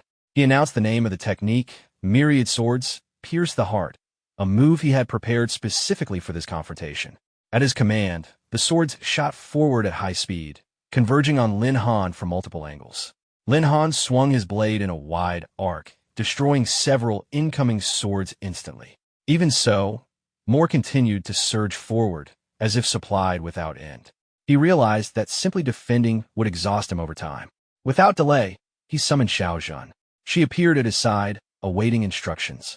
Lin Han ordered her to eliminate the incoming weapons. Xiaozhan responded immediately. Flames gathered in her hands before erupting outward in a powerful wave of fire that surged toward the advancing storm of swords. Xiaozhan's flames swept across the arena and incinerated the incoming swords one after another. The blazing wave reduced the storm of steel to molten fragments that rained harmlessly to the ground. Bai Tianyi barely dodged a falling blade, stumbling back in shock.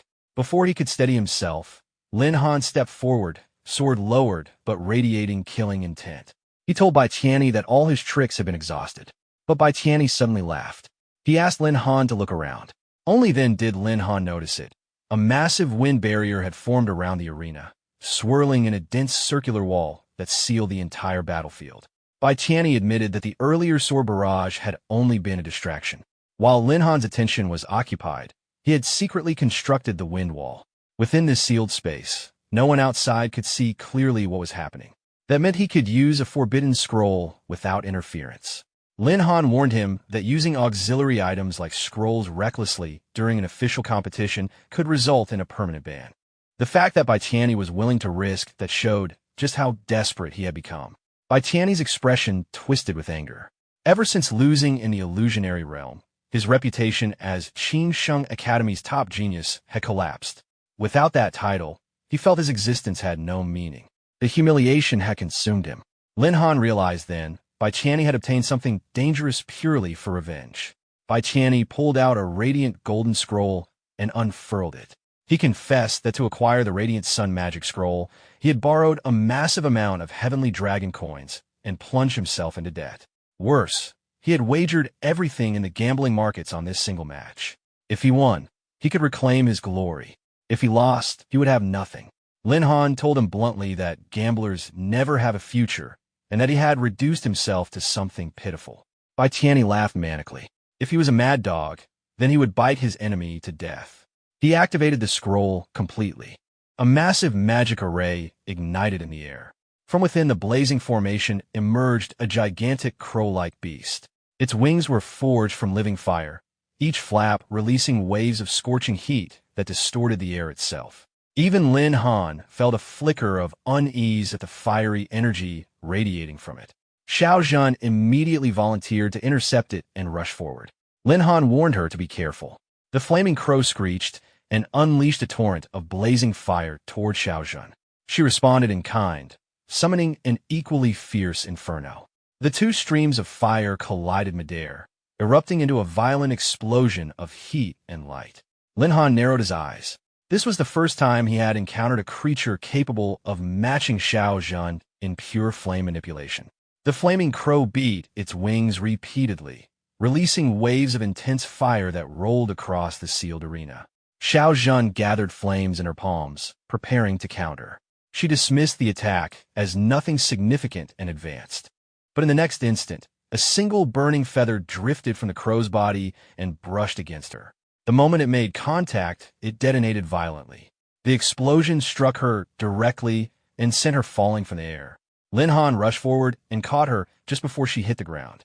She weakly called out to him as he steadied her in his arms. Above them, the flaming crow accelerated the movement of its wings.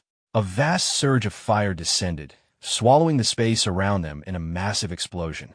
The energy radiating from the creature continued to intensify, condensing into a blazing sphere that resembled a second sun suspended in the sky. Holding Xiao Zhan, Lin Han braced himself against the oncoming flames. He understood now why scrolls were strictly forbidden in the tournament. If such power went out of control, everyone in the venue would be caught in a disaster. Watching from below, Bai Tianyi was initially satisfied, believing the flames would incinerate Lin Han completely.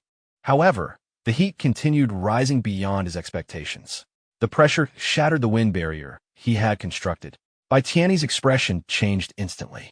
The golden crow's heat had exceeded the limits of his control and destroyed the very barrier meant to conceal it. With a wind wall gone, the audience could finally see the full scene, a blazing mass in the sky with a fiery bird at its core. Shock spread through the crowd. Some wondered where the barrier had come from. Others stared upward in disbelief at what looked like an additional sun hanging above the arena. Moina recognized it immediately. It was the golden crow divine bird. Realizing the danger, she rushed closer and warned Lin Han that the golden crow's heat could melt everything in its path and that he needed to distance himself. Panic erupted among the spectators. Those nearest to the arena feared they would be burned alive and began fleeing in waves. Amid the chaos, the flaming crow folded its wings and dove straight toward Lin Han. Balancing Xiao Zhan securely, Lin Han raised his sword and met the descending beast with a powerful upward strike, refusing to yield to its overwhelming presence. Lin Han's sword strike collided with the blazing golden crow, but the flames swallowed the sword energy whole. The radiant sun surrounding the creature remained intact. His expression grew serious. The sword chi alone was not enough to pierce through the golden crow's solar shell. If this dragged on, the overwhelming heat would consume everything. At that critical moment, realization struck him. The true phoenix, the ancestor of all firebirds, a being that commanded supreme authority over flame, a creature capable of rebirth from ashes. And Xiaozhan was no ordinary spirit beast. She was an ancient phoenix with an immortal body. How could the sovereign of fire fear another bird born of flames? Lin Han turned to her decisively and told her he needed her to face the golden crow again. Below, Bai Tianyi burst into laughter, mocking him for sending an already injured beast to its death. But Lin Han's voice remained steady. He told Xiaozhan to believe him, that she would rise again from the ashes. Though still weakened, Xiaozhan stood. She declared that even if rebirth failed, she would willingly give her life for him. And if her master believed she could rise, then she would. With fierce determination, she shot upward like a streak of crimson light and collided head-on with the descending golden crow. The impact detonated in a cataclysmic explosion. Flames swallowed the arena. Shockwaves rippled outward. The ground cracked beneath the pressure. Moina froze, convinced it was over. Dust and smoke blanketed the battlefield. The crowd anxiously searched for movement, unsure whether both combatants and their summoned beasts had perished. Then, as the haze slowly thinned, a figure could be seen standing in the ring. Lin Han.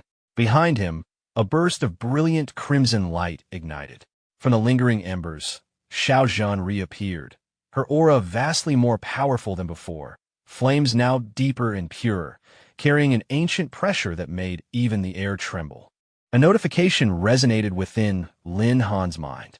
His phoenix had been reborn from the ashes. All attributes had increased dramatically. He turned, relief evident in his eyes. She confirmed it herself. She had truly undergone rebirth. Together, they surveyed the arena.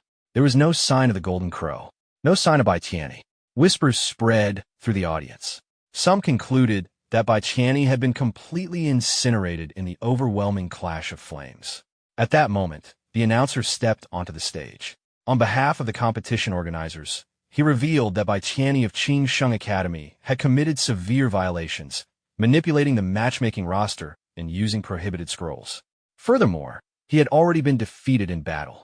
The official declaration rang across the arena. The winner of the final match was Lin Han. Luo Xiong stepped onto the stage, his face pale as he looked at the scorched arena. He could hardly believe it. Bai Tianyi was gone. Lin Han stood calmly in the center of the ring and looked at him. Now that only the two of them remained, he asked whether Luo Xiong still intended to compete for the championship. Luo Xiong's confidence shattered completely. He dropped to one knee and bowed his head, admitting he would never dare challenge Lin Han again. He chose to abstain. The announcer immediately declared that since Luo Xiong of Bai Tianyi Academy had voluntarily withdrawn, the overall champion of this academy competition was Lin Han. The crowd erupted. Many called him the strongest champion in the tournament's history. After all, Bai Tianyi had dominated for years, and Lin Han had defeated him head-on. A genius beast tamer rarely seen in 1,000 years. The cheers echoed his name again and again. Soon after, the announcer added that the organizers were granting Lin Han special access to the treasure pavilion to select his champion's reward. Inside the treasure vault, even Fatty was stunned. The chamber was filled with radiant weapons, ancient scrolls, rare materials, and spiritual artifacts. The atmosphere itself felt heavy with power. Sun Yanhuai's eyes were overwhelmed by the dazzling displays. Su Ting stared at the racks of weapons in awe. Moina stepped forward and explained that, as individual champion, Lin Han could select one weapon and one skill book as his prize. Lin Han smiled. He already possessed the nine-leaf sword, a weapon that suited him perfectly. Instead of choosing for himself, he offered the opportunity to his teammates. Fatty waved his hand, satisfied with his goldwood blade, and encouraged Su Ting and Sun Yanhuai to pick what they needed. Sun Yanhuai quickly found a skill book titled Energy Transfer, something she had long desired. Mastering it would significantly enhance her limit aperture ability. Su Ting selected a dragon spear, perfectly suited for a knight's combat style. Lin Han reminded them that these rewards were earned through their own hard work in the competition. Su Ting excitedly raised her spear, declaring she could now rival Fatty's weapon. Fatty immediately proposed a future sparring match. Watching them celebrate, Lin Han felt satisfied.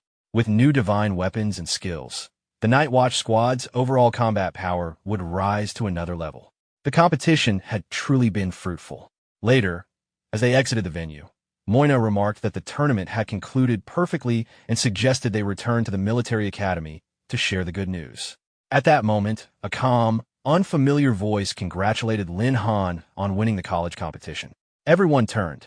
A brown-haired man in a formal suit approached and introduced himself as a representative of the Vincent family. On behalf of the Vincent Corporation, he formally invited Lin Han and the Night Watch members to join their organization. Lin Han frowned slightly, unsure who they were. Amina quickly explained. The Vincent family was one of the region's top mercenary groups, an organization that dispatched elite experts to major families and powerful forces in exchange for commissions. The brown-haired representative of the Vincent family calmly opened a suitcase. Inside was a large sum of cash. He explained that it was a gesture of sincerity from the Vincent family, expressing their hope that Lin Han would lead his team to join them. Before Lin Han could respond, a burly dwarf strode forward and shoved the man aside. He declared that he could smell the stench of money from the Vincent family from far away and questioned how they thought they could compete with the dwarves for talent. The dwarf then formally invited Lin Han to become a guardian of the dwarven race. Moina quickly explained that the dwarves were renowned for their exceptional forging skills. They were capable of crafting divine weapons for their guardians. Lin Han considered this briefly. Divine weapons held little appeal to him at the moment. He declined the offer politely, stating that he had no intention of joining any faction for now. At that moment, another voice announced the arrival of the Elf Queen. She approached with composed elegance and advised Lin Han not to associate with merchants or rough mountain folk, instead inviting him to join the Elf Alliance. She even hinted that, should he agree, he could choose any elf as his companion, including herself. The Vincent representative protested immediately, insisting that they had extended the invitation first. The three parties began arguing openly, each claiming the right to recruit Lin Han. The Elf Queen asserted the nobility of the elven race. The dwarf insisted Lin Han was a friend of the dwarves, and the Vincent envoy maintained that Lin Han belonged with them. Fatty arrived with a grin, remarking that Lin Han had suddenly become extremely popular. Sunny and Y observed that even they had benefited from his rising fame, as their own value had increased along with it. Su Ting quietly suggested that leaving would be the wisest choice. Lin Han agreed. For now, he only wanted to carry out missions with the Night Watch squad. He had no intention of joining any organization. Moina immediately urged them to slip away before more factions arrived. She suspected that assassin groups and even the Abyss Alliance might soon attempt to recruit him as well. Taking advantage of the ongoing argument, the group quietly withdrew while the three factions continued quarreling over someone who was no longer there. The next morning, inside the classroom, Moina addressed the students. She praised Lin Han for leading the Night Watch squad to bring honor to the military academy and encouraged everyone to learn from his example. She then called them forward to give an acceptance speech. There was no response. She looked around confused. Fatty stood up awkwardly and admitted he had no idea where Lin Han was. Moina's expression darkened. After just winning the championship, Lin Han had skipped her class. Elsewhere, deep within the Death Tomb, Lin Han sneezed as he walked through the dim corridors. He wondered briefly who might be talking about him, but quickly refocused. The priority was completing his job advancement quest. A notification appeared before him. He had received a level 5 job change quest.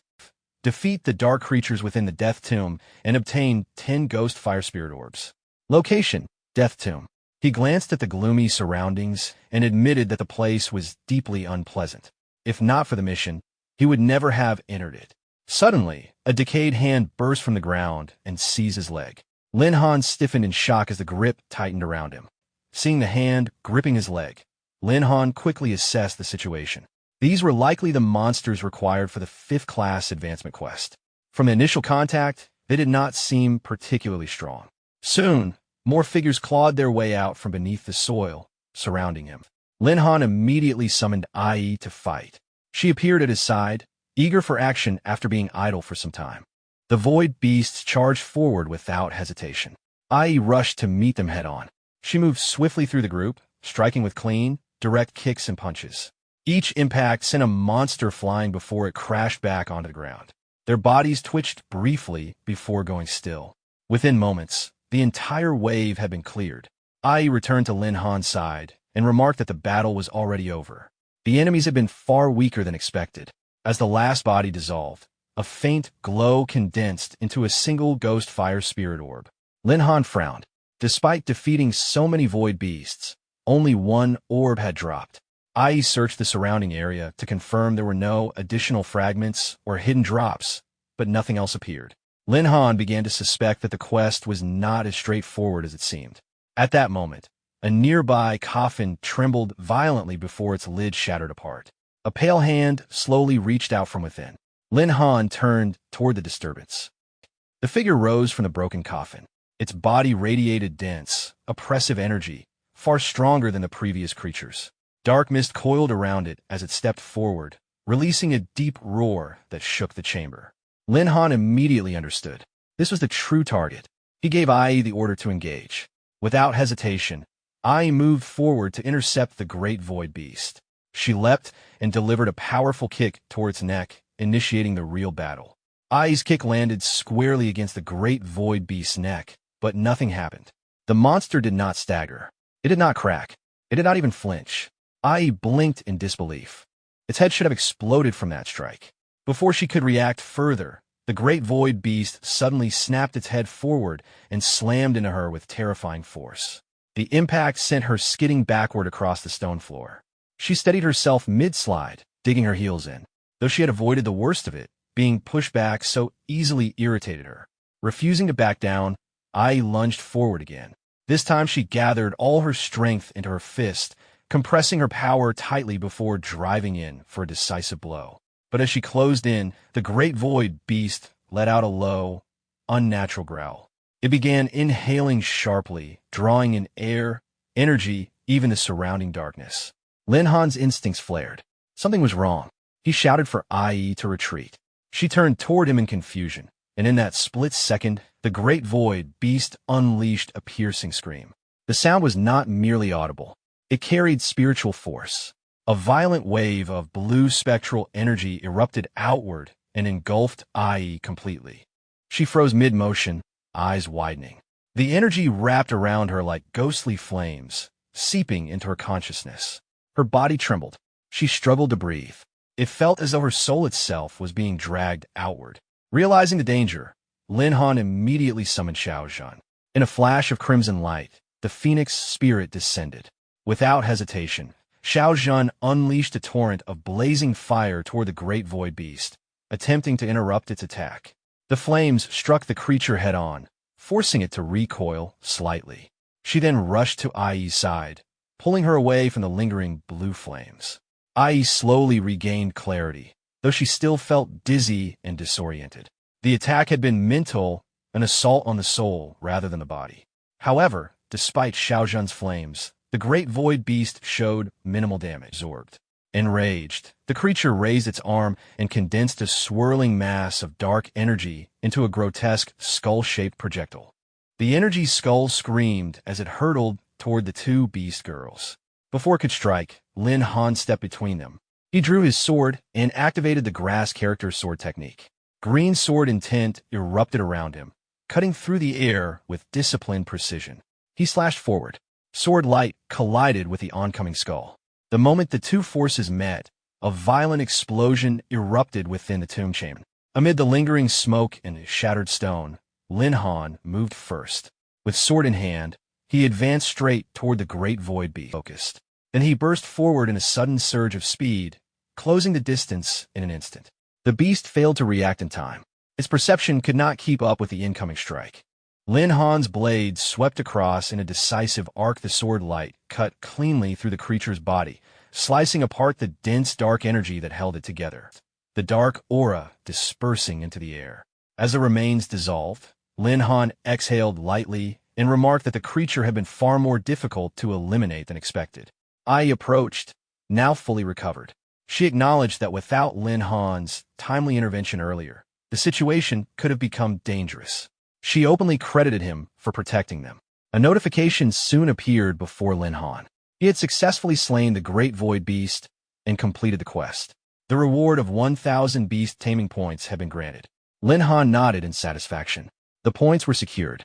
At that moment, a sphere of condensed energy materialized before him. It shimmered briefly before releasing several objects. 9 ghost fire spirit orbs dropped onto the ground. Lin Han counted them carefully. Together with the one obtained earlier, the total reached 10. The level 5 class advancement quest was officially complete. With the objective fulfilled, he prepared to leave the Death Tomb. Later, standing near the sea, Lin Han reflected on the day's events. He had skipped Moina's class. Given her temperament, she was likely furious. He resolved to explain everything properly once he returned. Just then, a faint cry carried across the wind. Someone was calling for help. Lin Han turned toward the sound.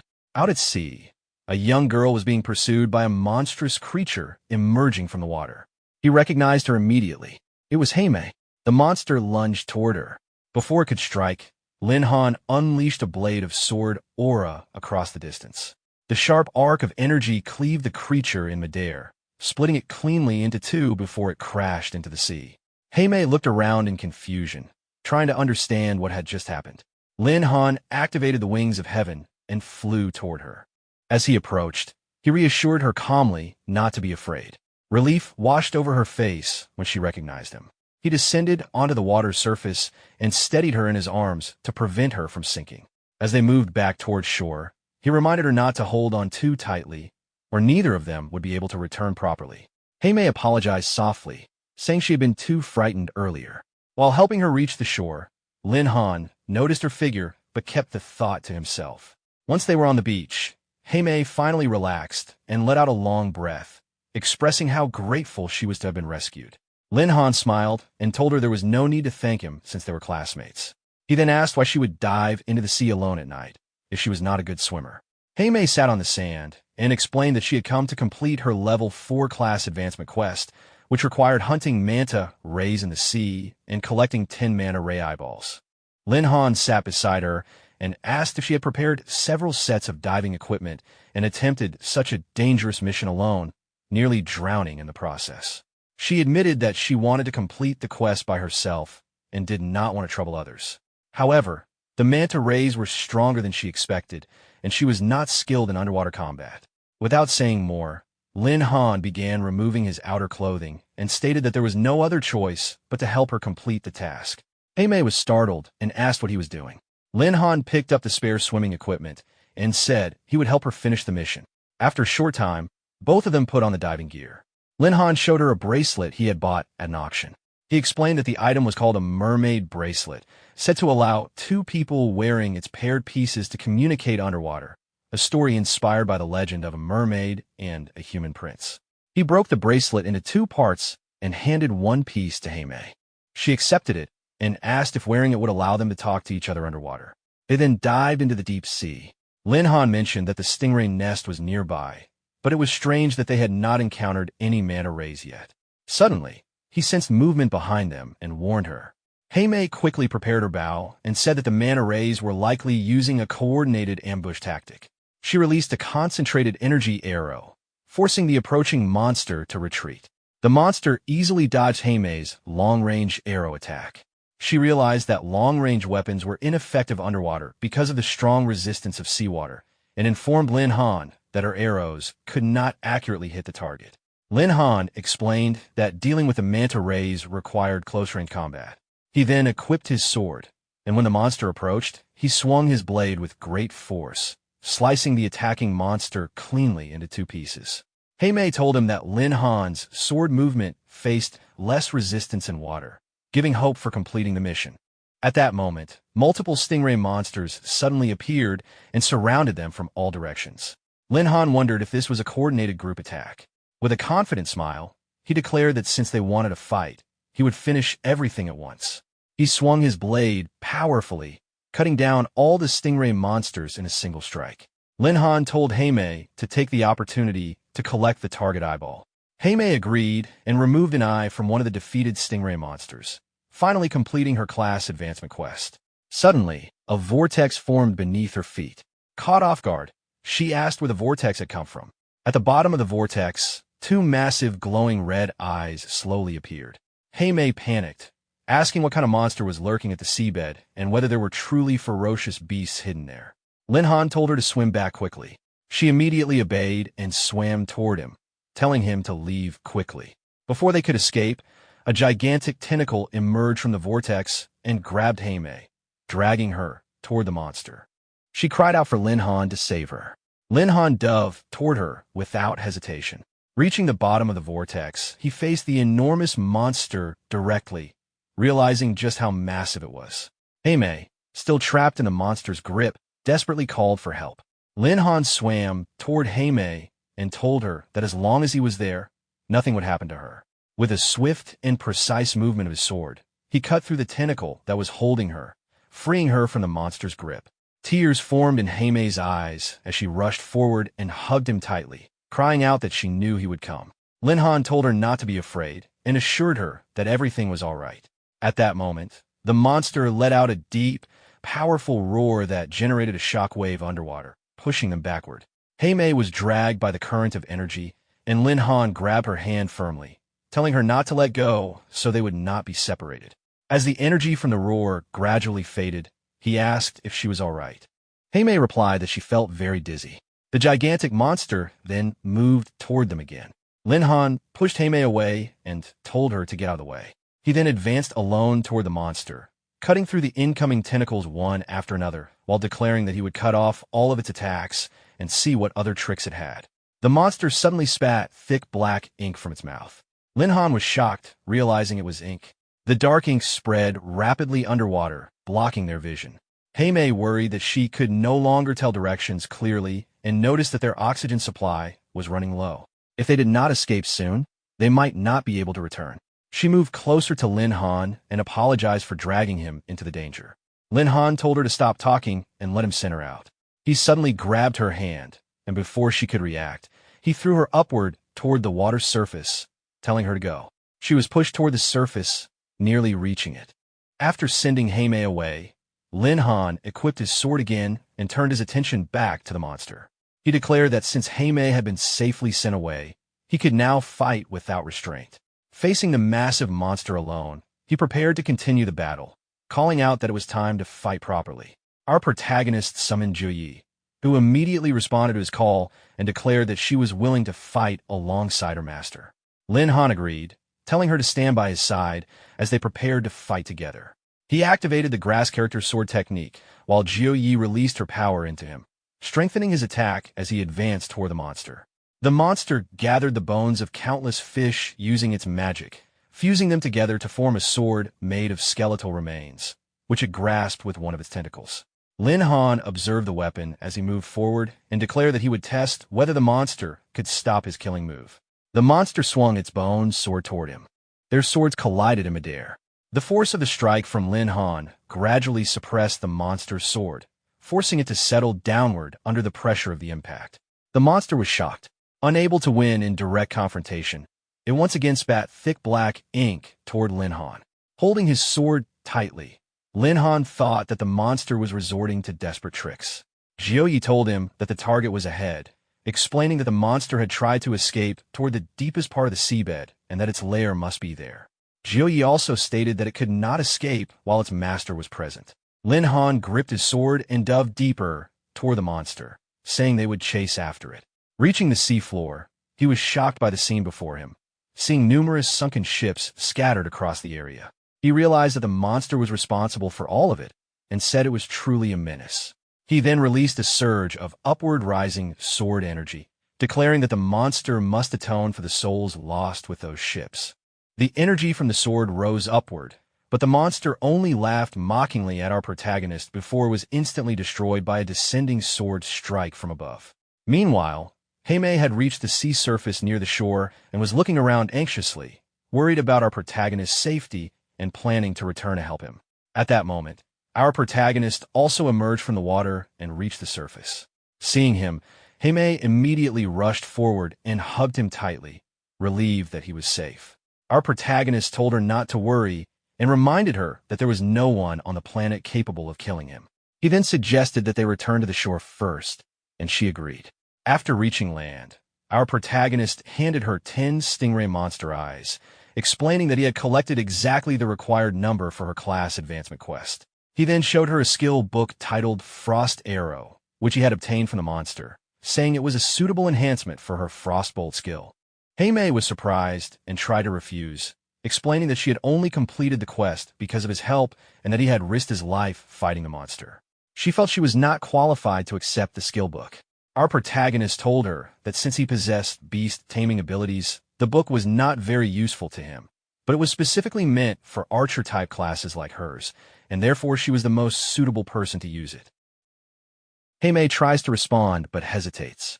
Lin Han places a firm hand on her shoulder and tells her to stop making excuses, emphasizing that improving her skills is what matters most. While looking at her, he reflects that the recent battle exposed his weaknesses in naval warfare. More than a skill book, he realizes he needs to contract a water-type beast. Tame thanks him for the encouragement and says she now knows what to do. Lin Han nods and suggests they try the Frost Arrow skill book, as he wants to observe its effects as well. She agrees and equips the skill book. After the process completes, a giant frost bow and arrow materialize in her hand. Holding the bow, she decides to test its power and fires an arrow toward the sea. Upon impact, ice crystals spread across the water surface. Lin Han observes the result and notes that the frost arrow, combined with her shooting ability, is highly powerful. She excitedly points out that she has even frozen part of the ocean. He acknowledges her achievement with approval. The scene shifts to the next day at the military academy training grounds. As Lin Han works, Tame approaches and greets him. He asks about her class change quest. She informs him that she has submitted the required items at the class change hall and has advanced to a 4th class changer. He congratulates her and mentions that he has also successfully advanced to a 5th level Beast Tamer commander. At that moment, Moina approaches and calls out to Lin Han, noting that he has finally appeared. He remains silent, reacting with brief confusion. Moina confronts Lin Han, saying that she praised him in front of the entire class the previous day, yet he skipped her lesson and did not show up. Lin Han begins to explain, but Tame interrupts and asks the teacher not to blame him. She explains that the two of them spent the entire night at the beach and were both soaked. Moina is visibly shocked and briefly imagines the situation in her mind, repeating the word soaked in disbelief. She then loudly questions Lin Han about what he did to his female classmate. Startled, Lin Han immediately denies any wrongdoing and asks her not to misunderstand. Tame also urges the teacher not to overthink the situation. Moina suddenly bursts into laughter, revealing that she was teasing them. She points out how shy they look and how red their faces are. Tame realizes that the teacher was joking on purpose. Lin Han reflects that Moina is playful and that he nearly believed he was being misunderstood. Moina stops teasing and mentions that she ran into Taime's homeroom teacher and heard that Lin Han helped her with her class change quest. Lin Han explains that it was only a chance encounter and that he simply offered some assistance. Moina says she heard the mission was quite difficult and asks him to describe what happened. Lin Han recounts their battle at sea and explains the situation they faced, concluding that they nearly lost their lives underwater. Moina responds with surprise and points out that underwater combat is clearly his weakness. Lin Han responds lightly, acknowledging the situation. He then reflects that after completing his level 5 class advancement quest, he can now contract another beast, but he still needs to find a sufficiently powerful water-type beast. Moina tells him that she will think about the matter and inform him if she finds any leads. Lin Han thanks her for the help. At that moment, Fatty appears behind him and calls out, saying he has finally come to class. He approaches and says he heard Lin Han help Tame with her class change quest, questioning why he did not bring them along. Shooting adds that their levels have already reached the cap, and if they do not advance to a level 4 class soon, their experience points will go to waste. Soon Yinwei explains that they have discussed it and plan to visit the class change hall together after school to accept quests, asking if Lin Han will join them. Lin Han agrees and says he can lead the team. The scene shifts to the class change hall. Lin Han enters with his friends and notes that the hall is crowded. He hopes they can all complete their class changes successfully today. Nearby students recognize them as the Night's Watch Squad. They mention the team's recent victory in the college competition and express admiration for Lin Han, saying that even support classes can perform well under his leadership. Hearing the praise, Fatty laughs and remarks that they have become famous. Shooting reminds him not to get arrogant, pointing out that they are benefiting from their captain's reputation. Soon Yinwei quietly agrees. Seti responds that as long as they follow Lin Han, they will continue to grow stronger, and he confidently claims he will become the face of the Night's Watch. Shooting tells Lin Han to keep an eye on Fatty, saying he is getting carried away. Lin Han simply smiles in response. The yellow-haired receptionist overhears that Lin Han is their captain and is surprised. She reflects that she already knew he was capable, but did not expect him to be the leader of the recently famous Night's Watch squad. Lin Han tells everyone to accept their class change quests and meet back in 5 minutes. They respond enthusiastically and disperse. After some time, they regroup. Fatty reports that they have all accepted their 4th class advancement quests and are ready to depart. Lin Han agrees and suggests that traveling as a team will be safer, even if it takes more time. At that moment, Fatty overhears the receptionist wondering whether the 3 of them could complete their class change quests on their own, given that Lin Han is so strong. Fatty suddenly stops Lin Han and says there is no need for him to accompany them. Lin Han pauses in surprise. Fatty declares that he can complete the job change quest on his own, saying that as a general of the Night Watch squad, a simple quest is nothing to him. Shooting questions when he became a general and warns him about being overly proud, but also states that he wants to complete the class change independently. Sun Yinwei hesitates, then says she should be able to do it as well. Lin Han looks at her and reflects that as a support class, she usually relies on teamwork. Letting her attempt a 4th class advancement quest alone is risky, but pointing that out in front of the others might hurt her pride. After thinking it through, he makes a decision. He agrees to let them proceed individually and tells them to demonstrate their ability to handle a level 4 class, instructing everyone to meet back at the hall in 5 hours. They respond and set off. The scene shifts to the poisonous fog forest. Sun Yinwei enters the forest and is soon surrounded by several giant poisonous spiders. She uses her abilities to eliminate them all. Standing among the defeated monsters, she notes that her level 4 class change quest requires obtaining the poison pill of the Poison Spider King. As an elite beast, it is too strong for her to confront directly, so she plans to outsmart it instead. She drags the spider corpses into a pit, explaining that spiders cannibalize their own kind. By using the bodies as bait, she intends to lure the Poison Spider King into a trap. From a distance, Lin Han observes her quietly. He reflects that she has grown to the point where she can face fierce beasts alone, and that his presence may be unnecessary. Sun Yinwei sits down and waits, hoping the trap will attract the Spider King. Suddenly, she hears a hissing sound nearby. She wonders whether her imitation was ineffective or if something else is happening.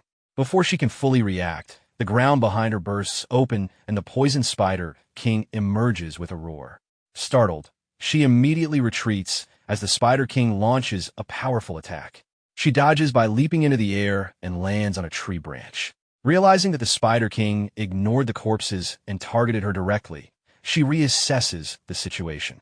The Spider King attacks again. She evades and jumps to another branch, deciding that she must first escape its attack range before forming a new strategy. Before Sun Yinwei can fully regain her composure, the Spider King pursues her and releases a stream of poison from its mouth. She manages to dodge the attack, but loses her balance in the process and falls toward the ground. As she descends, she realizes she cannot afford to be trapped in ground combat. She flips midair and lands safely. However, before she can react further, the Spider King shoots a web that completely binds her, restricting her movement. Holding the web in its mouth, it begins dragging her toward itself. Unable to break free, she remains immobilized as the Spider King opens its mouth to strike. At that moment, Lin Han intervenes. With a precise slash of his sword, he cuts through the web and prevents the attack. Before Sun Yinwei can hit the ground, he catches her. She calls out to him in relief. He tells her not to be afraid and that he will handle the rest. Still holding her, Lin Han summons Ai. Ai appears immediately and volunteers to deal with the Poison Spider King. She advances toward it and challenges the beast. The Spider King responds by releasing multiple streams of poison in her direction. Ai dodges all of them while moving forward, stating that such attacks are not enough to stop her. She then leaps high into the air, preparing her next move. As Ai descends through the air, the Spider King launches another web toward her. Caught midair, she is unable to evade in time and becomes completely wrapped, her movements restricted. She notes that the web is extremely sticky and makes it difficult to exert strength. At the same time, she begins to feel dizzy from the foul odor surrounding it. Recognizing the issue, Lin Han releases a wind attack toward the Spider King, aiming to disperse the venom in the area. As the attack strikes, IE regains clarity. She tears through the web and frees herself, questioning whether it was truly necessary for her master to intervene. She then advances toward the Spider King once more. Gathering her energy, she delivers a powerful punch that sends the Spider King crashing to the ground. She returns to Lin Han and asks how she performed. He acknowledges her effort and praises her. Lin Han then removes the webbing from Sun Yinwei. Ai asks whether she is alright. Lin Han explains that she has been poisoned. Placing a hand on her, he uses the basic toxin resistance skill he learned in Hell's Grip. The ability allows him not only to resist basic toxins, but also to treat poisoning symptoms, and it proves effective. Sun Yinwei regains consciousness and asks why he is there. Lin Han tells her he was concerned and followed her discreetly, assuring her that he will handle the detoxification. Suddenly, she notices something behind him and warns him to be careful. The poisoned Spider King, though severely injured, has risen again for a final counterattack. Realizing it is attempting a last strike, Lin Han prepares to react. However, Sun Yinwei activates her power first. With a precise and decisive attack, she cleaves the Spider King into two, ending the battle. As the poisoned Spider King collapses, it releases multiple streams of venom in a final attempt to strike them. Lin Han and Sun Yinwei evade the incoming poison in time. Lin Han reflects that even a single hit would have put them in serious danger. Sun Yinwei expresses relief that he was not injured. He responds as she reacted quickly. She admits that she only wanted to avoid holding the Night Watch back. Lin Han tells her not to think that way, emphasizing that with a capable support like her, the team is complete. She looks at him quietly. The scene shifts back to the quest reception area. Sun Yinwei returns with Lin Han. Fatty greets them and says his class change quest was extremely difficult, claiming he nearly lost his life in the cursed rainforest. Lin Han remarks that he should not show off in front of others. Shooting asks Sun Yinwei whether she obtained her quest item. She confirms that she did. Shooting notes that her quest was the most difficult among them, and says he had been worried. Fatty asks how she defeated the quest beast. Sun Yinwei begins to explain, but Lin Han interrupts, stating that she succeeded thanks to her alert reaction, which prevented the poisoned Spider King from completing its sneak attack. She realizes he is preserving her dignity and silently thanks him. Lin Han then urges everyone to turn in their quests. Fatty laughs and declares that all members of the Night Watch have successfully advanced their classes. Shooting expresses approval. The scene shifts to the seaside beach. Moina lies on a chair and explains that due to the hot weather and the academy swimming pool undergoing construction, the students have been brought to the beach for water-based practical training. Observing the students playing in the water, she reminds them that the purpose of coming to the beach is to improve their water combat skills, not to treat it as leisure time. While playing with a water gun, Fatty laughs and says that coming to the beach without playing in the water would be a waste. He jokes that he will teach everyone a water gun dodging lesson. Looking around, he wonders where Lin Han has gone, commenting that with so many students in swimsuits, it would be unfortunate to miss the scene. Moina reflects that Lin Han is likely occupied with a water-type beast she gave him, probably attempting to form a contract with Inteo. The scene shifts to the past. Moina approaches Lin Han with a water-type ferocious beast and points out that he is not skilled in naval warfare. She explains that the creature, named Inteo, was discovered years ago in an ancient cave. She sensed that it possessed an extraordinary origin, but had no personal use for it, so she preserved it. Now, she offers it to him, suggesting that he attempt to tame it. Lin Han accepts the beast and thanks her, noting that he can sense its ancient bloodline. The scene returns to the present. Fatty asks Moina if she knows where Lin Han went. She tells him not to pry into others' matters and to focus on enjoying the lesson. As she walks away, Fatty finds her reaction unusual, but quickly dismisses it and decides to enjoy the beach instead. He jokes to himself about whether Su Ting and Nianwei will wear swimsuits. Suddenly, Su Ting and Sun Yinwei appear behind him. Su Ting questions his intentions, while Sun Yinwei points a water gun at him. Fatty panics and runs. Su Ting tells Nianwei to teach him a lesson, and she sprays him with water as he shouts for help. The scene shifts to an underground gray cave partially filled with water. Lin Han stands inside, holding the newly obtained water-type ferocious beast. A system notification appears, instructing him to complete the binding of his 5th beast tamer. He reflects that the timing is appropriate, as he has just acquired a suitable beast. Since it is water-based, he decides that the contract should be formed in a water-rich environment. Releasing the creature into the water, he initiates a life contract. The sphere surrounding the beast dissolves, and it swims freely. Another notification appears, asking whether he wishes to revert the contracted target to its ancestral form. He confirms, knowing that reverting to ancestral form significantly strengthens his beasts. Channeling his energy toward Inteo, he calls forth its ancient form. A bright blue light fills the cave, forcing him to shield his eyes. When the light fades, he slowly opens them and finds himself seated atop the transformed water beast. The once small fish has grown to an enormous size and rises into the air. Lin Han is startled by the drastic transformation, realizing how immense it has become. Our protagonist was riding a giant ancient fish beast and guiding it toward the beach. People nearby noticed the massive creature and reacted in confusion.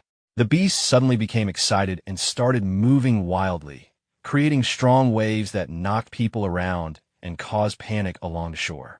At the same time, Su Ting, Sun Yinwei, and Moina were playing in the water. Their attention shifted when they noticed a strange sound and a large shadow approaching. Looking up, they realized it was a sea monster, and to their shock, our protagonist was on top of it. Moina immediately told everyone to run. Before they could move away, the fish beast reached them and crashed onto the water surface, sending all three girls flying into the air. They fell directly onto our protagonist, burying him under their weight and leaving him struggling to move. Unable to handle the situation, he quickly ordered the beast to change form. The giant fish transformed, causing everyone to fall back into the water. After resurfacing, our protagonist noted that he had nearly been crushed and realized he needed to control the beast more carefully. The beast then appeared in its beast girl form, introducing herself as Shuiying and explaining that she had simply gotten too excited. Our protagonist was surprised by this form, but quickly regained focus. Shuiying suddenly warned him about danger behind him. When he turned, instead of sea monsters, he saw Su Ting, Sun Yinwei, and Moina, all visibly angry after being soaked and thrown around. Moina, clearly irritated, grabbed him from behind and restrained him, leaving him unable to move as she prepared to vent her frustration. Sun Yinwei told Lin Han to stop struggling, but she, Su Ting, and Moina continued venting their anger on him. Lin Han called out for Shuiying to protect him, but she stood at a distance, confused about what that meant. Later, inside the director's office at the military academy, Director Yi reprimanded Lin Han for repeatedly causing trouble. This time, he pointed out that riding a sea monster in a public area had created chaos on the beach, leading to heavy compensation costs for the academy. Lin Han admitted fault and offered to pay for the damages, though he felt reluctant internally. Director Yi refused to take money from a student and instead suggested that Lin Han make up for it by completing a mission. Lin Han agreed, though he felt something was off about the situation. At that moment, Moina entered the office with the others and took responsibility, explaining that she had given the beast to Lin Han and was willing to cover the compensation. Lin Han was surprised by her arrival, and Fatty explained that she had brought them to plead on his behalf. Director Yi stopped them and clarified that Lin Han had already agreed to take on a mission, so compensation would not be necessary. He then introduced the task, explaining that the academy had been planning to send students to search for a treasure known as the five-colored crystal. Since Lin Han was already involved, he would lead the Night Watch squad on this mission. Moina recognized the compass shown by the director, but stopped speaking when he signaled her. Director Yi handed the compass to Lin Han and explained that it would guide them to the Dark Zone dungeon and also act as the key to unlock it. He warned that the mission was dangerous and allowed Lin Han the option to refuse, but Lin Han accepted without hesitation. Fatty expressed excitement about gaining another opportunity to fight and grow stronger, while Su Ting saw it as a chance to test their abilities after their class advancement. With everyone willing, Lin Han decided to depart immediately with the team. After they left, Moina questioned whether the Dark Zone was the place where a dark sorcerer had been sealed. Director Yi acknowledged her knowledge and revealed his confidence in Lin Han, stating that he was not an ordinary student but the Academy's future hope. He believed the mission would succeed under Lin Han's leadership and decided that upon his return, Lin Han should be included in the Academy's special talent selection list. At night, the group arrived at the death tomb. The area was quiet and filled with the remains of zombie-like creatures, creating an unusual atmosphere. Su Ting was confused about the location, while Fatty asked if Lin Han had been there before. Lin Han confirmed that he had completed his level 5 class advancement quest in this place, and found it strange that everything was now cleared. Sun Yinwei also noticed that all the monsters were gone, and Su Ting asked if Lin Han had done it, which he acknowledged. They moved toward the coffin of the boss that Lin Han had previously defeated. Observing the surroundings, Lin Han pointed out that although the compass had led them there were no monsters left. He stepped onto the coffin, questioning what was happening. At that moment, the compass suddenly began glowing and vibrating intensely. Lin Han was confused by the strong reaction and started to suspect something. Acting on that thought, he kicked the coffin aside. Fatty was puzzled by his sudden action, but Lin Han explained that the dungeon entrance was directly beneath them. Under the coffin, a circular magical structure appeared, revealing a barrier. Sun Yinwei recognized it as a magic barrier, typically used to block unauthorized access. Lin Han added that it could also be used to seal something inside, making the situation potentially dangerous. He warned the team about the risk and asked if they were willing to proceed. Su Ting responded confidently, stating that they had faced dangerous places before, though she questioned how they would break through the barrier. At that moment, the compass glowed even brighter and began to vibrate again. Before Lin Han could react, it moved out of his hand on its own and entered the barrier, leaving him momentarily confused. A sudden explosion broke the barrier, opening the entrance to the dungeon. The compass had acted as the key. Without hesitation, our protagonist jumped down into the dungeon, followed shortly by the others. After landing, they regrouped, noting that the descent had taken longer than expected. Moving forward, they came across piles of human skeletons scattered across the area, indicating that many had entered but never made it out. As they advanced deeper, the path split into 4 different routes. While they were deciding which way to go, Sun Yinwei caught up with them. Nearby, she noticed a stone tablet and identified it as an inscription left by the one who created the barrier. After examining it, she explained that it described an ancient event. A powerful sorcerer known as the Spirit Demon had once practiced dangerous dark magic, ignoring all opposition. His methods consumed the souls of others and spread corruption. Eventually, 5 great magicians joined forces and used 5 colored crystals to seal him within this place. Each crystal was placed at the end of a passage to maintain the seal, including one at the demon's location. From this, our protagonist realized that their mission to retrieve the 5 colored crystals was directly tied to this seal, making the task far more dangerous than expected. Fatty suggested proceeding directly and collecting them one by one, but Sun Yinwei pointed out a final warning from the inscription. The power of the crystals had been weakening over time, and the area ahead was already corrupted by dark magic. Any living being staying inside for more than 2 hours would turn into a mindless corpse. As Fatty moved forward in excitement, he slipped and fell, reacting in shock to the realization. He then pointed out the main issue. Since there were 4 separate paths, collecting all the crystals one by one might take too long, and they might not be able to return safely within the time limit. Hearing this, our protagonist understood that the situation was both time-sensitive and risky, and began considering a safer approach for the team. Su Ting questioned Fatty, but he showed no fear and instead focused on the limited time, worrying more about not getting enough action. Sun Yinwei showed interest in exploring the place, intrigued by the legends of dark magic, while Su Ting emphasized that their recent class upgrades had increased their strength and that they were ready to complete the mission together. Fatty agreed with her. Seeing everyone's determination, our protagonist decided to split the team so they could move faster. Each member took a different path with a plan to meet again at the end. As they moved forward individually, Fatty advanced through his route, noticing how long the path was and realizing that splitting up had saved time. Eventually, he saw a light ahead and reached the end of the passage, entering a large cave filled with gold. He was confused at first, then became excited at the sight of so much treasure. However, his excitement was interrupted when several large bears appeared. He quickly realized they were iron-eating zombie bears, creatures covered in metal and influenced by dark magic. The bears roared and attacked immediately, forcing Fatty into a defensive struggle as he blocked their assault. He understood that the path was far more dangerous than expected and wondered how the others were handling their routes. At the same time, Su Ting encountered her own opponent, a one-horned stone bull.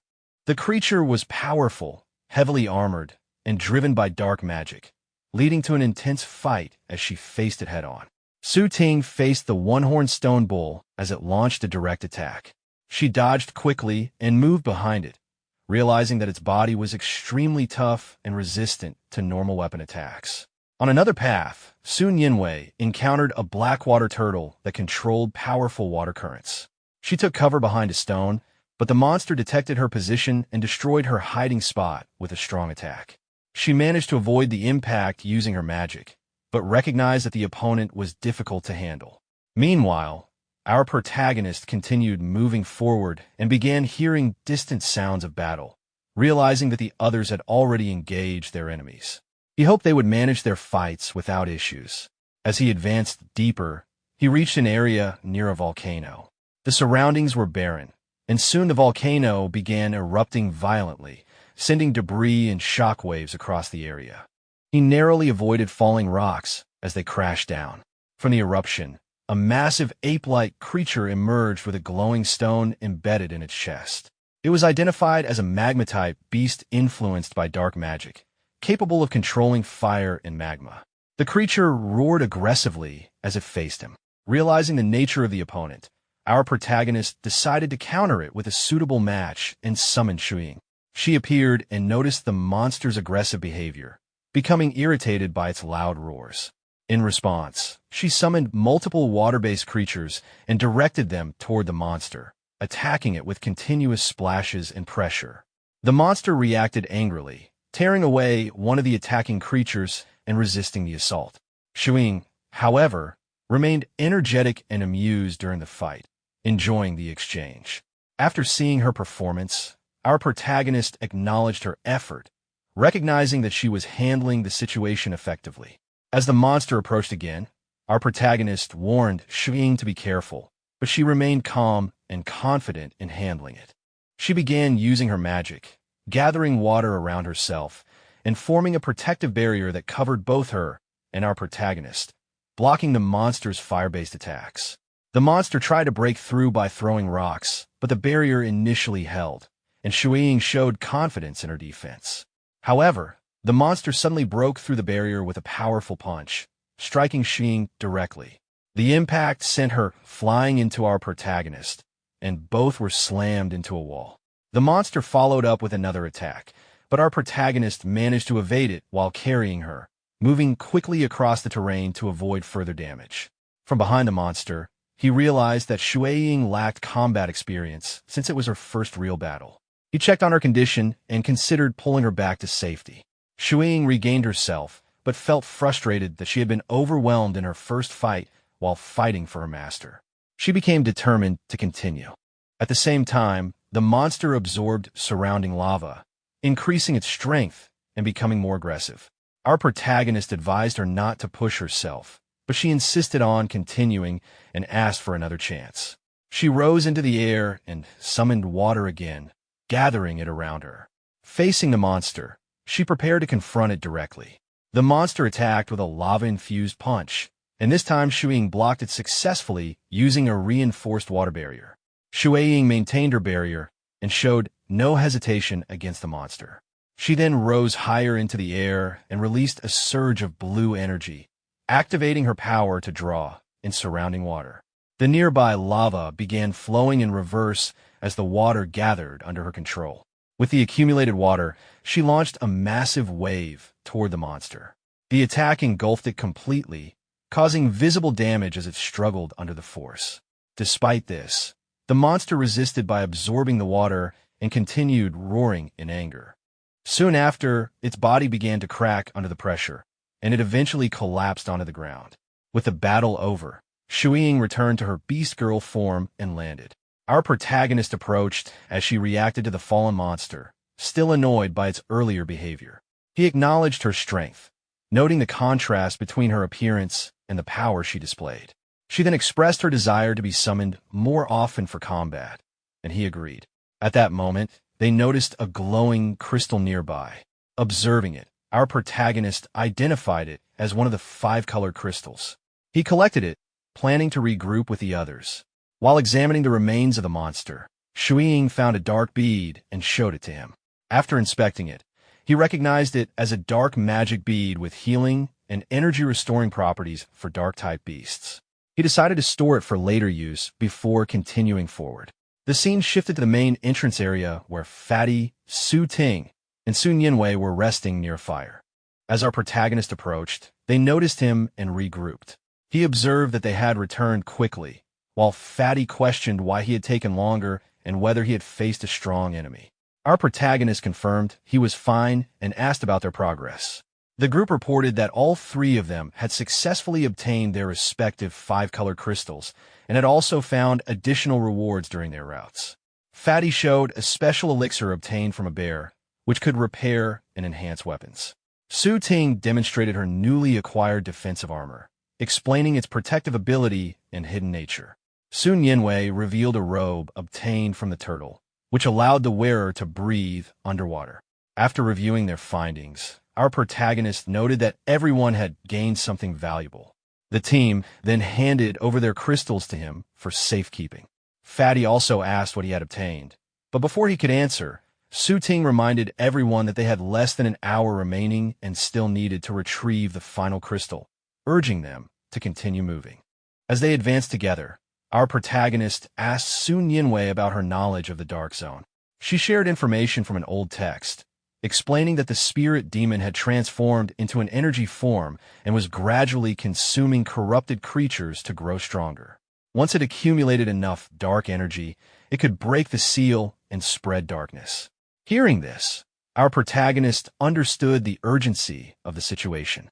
With the power of the 5-color crystals weakening and the spirit demon growing stronger, he realized that Director Yi had likely known all of this when assigning him to lead the mission. Fatty noticed that our protagonist had become serious and tried to lighten the mood, while Su Ting and Sun Yinwei reassured him that they trusted his leadership and were ready to face even the spirit demon if necessary. Seeing their confidence, he felt assured that the mission could be completed successfully. Fatty then opened the final door, and before entering, our protagonist warned everyone to stay alert. As they stepped inside, they were immediately shocked by what they saw. The place did not look like a normal sealed area, and the surroundings raised suspicion.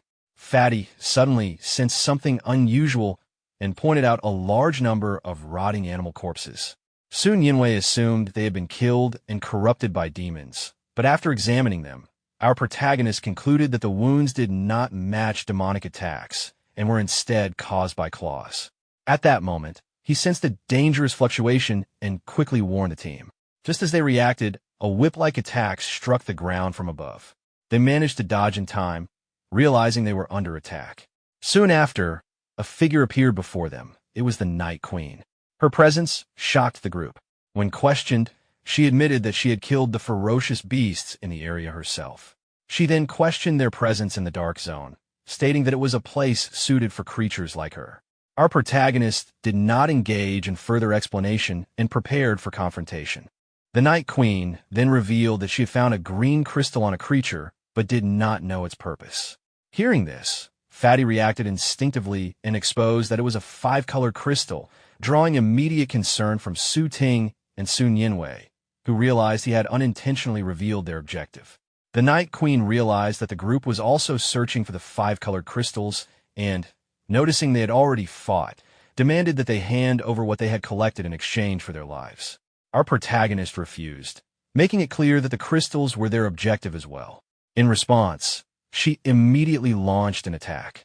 Her whip struck toward Fatty, who managed to block it, but a red magical aura released from the weapon still hit him, knocking him to the ground. Su Ting and Sun Yinwei rushed to his side, while our protagonist recognized that the Night Queen's attack carried some form of dangerous magic and decided to take the fight seriously. He summoned all of his beast girls at once, bringing 5 of them into the battle. The Night Queen was surprised by how quickly he had gained control over multiple ancient beasts and acknowledged their previous encounter, making it clear she intended to settle everything now. One of the beast girls charged forward to attack, but the Night Queen avoided it and countered with her whip. Although the attack was initially stopped, the whip transformed, splitting into multiple bindings that quickly restrained her. The Night Queen, now in control, created a glowing sphere of magic and released a swarm of bat-like demonic creatures toward the restrained beast girl, using them to overwhelm her as the fight escalated. As the demonic creatures rushed toward the restrained beast girl, she panicked, but before they could reach her, a surge of lightning struck them and wiped them out instantly. Tianji appeared alongside Xiaozhan, stepping in to support the fight and making it clear they would not stay passive. The Night Queen grew irritated as the situation turned against her. Jiuyi freed Ai from the bindings, allowing her to recover, while the rest of the beast girls regrouped and surrounded their opponent. Xiaozhan warned the Night Queen to surrender, but Ai made it clear that they had no intention of holding back against their master's enemy. At this point, the Night Queen realized her disadvantage. With her strength reduced in the Dark Zone and facing all 5 beast girls together, she decided that retreat was the best option. Our protagonist noticed her intention immediately and ordered Tianji to stop her before she could escape. As the Night Queen attempted to flee, Shuiying suddenly blocked her path, refusing to let her leave after the others had already fought. The Night Queen released dark energy to break through, but Shuiying countered with her own attack. Their powers clashed, and Shuiying's attack overpowered the Night Queen, causing her to disappear. Shuiying celebrated her apparent victory, and Ai acknowledged her strength. However, our protagonist sensed something was wrong, realizing that the Night Queen would not be defeated so easily. Moments later, he detected another malicious presence. Before he could react further, the Night Queen reappeared behind him and tried to catch him off guard.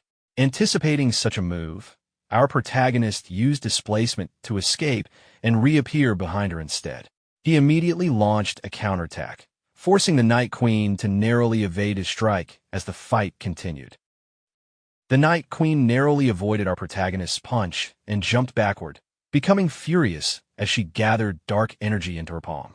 She prepared to escalate the battle further, while our protagonist steadied himself and prepared to face her head-on, ready for a decisive confrontation. Before either of them could attack, a dense violet energy suddenly began swirling in front of them. Both sides were caught off guard by the sudden appearance. The Night Queen immediately recognized the phenomenon, and the group realized that something far more dangerous had arrived.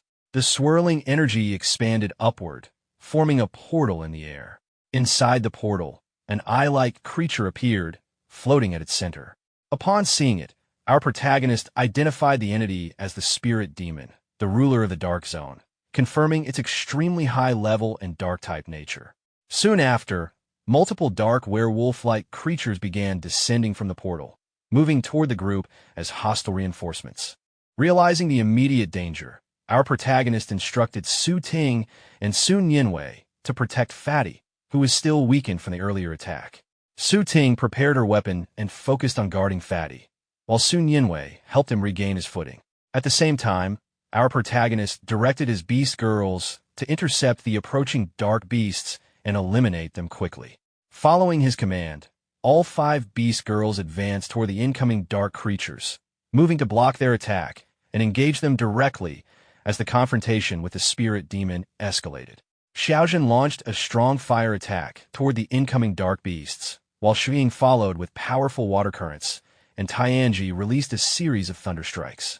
Their combined attacks struck the advancing dark beasts directly, causing a large explosion that wiped out many of them. At the same time, more dark beasts continued advancing toward Ai and Jiuyi. Jiuyi moved forward with her sword ready, and Ai joined her without hesitation. The 2 beast girls then engaged the approaching enemies together, striking them in close combat and pushing back the remaining attackers. Meanwhile, our protagonist and the Night Queen found themselves surrounded by the remaining dark beasts. Standing between them, the Night Queen acknowledged the sudden shift in the situation, as they were forced to fight side by side despite having been enemies moments earlier. Our protagonist activated his abilities and moved forward to attack the dark beasts, focusing on eliminating them while keeping himself safe. The Night Queen also joined the fight, attacking the wolves while maintaining her position in the battle. After about 10 minutes of continuous fighting, most of the dark beasts had been defeated. Standing among the fallen enemies, our protagonist realized that although the immediate threat had been handled, the spirit demon itself would be far more difficult to confront. At that moment, the eye-like creature began glowing again, and dark violet energy started spreading outward from the portal, gradually surrounding the entire area and signaling the beginning of a more dangerous phase. Our protagonist was suddenly startled, reacting with shock as the situation around him changed without warning. At the same time, Su Ting's anxious voice echoed through the surroundings as she called out for the captain, asking where he was. Not far away, Sun Yinwei panicked, realizing that she could no longer see anything at all in the thick surroundings. Hearing their voices filled with fear, the protagonist clenched his fist tightly and shouted their names, calling out to Su Ting and Sun Yinwei in response. Meanwhile, the Night Queen grew visibly irritated, cursing the damned demon spirit and questioning how it could resort to such a deceptive trick. At that moment, the protagonist suddenly turned his attention toward his beast girls. He noticed that they were struggling, their bodies trembling under the influence of the spreading mist. Confused by their condition, he questioned Ai, asking what was wrong with them.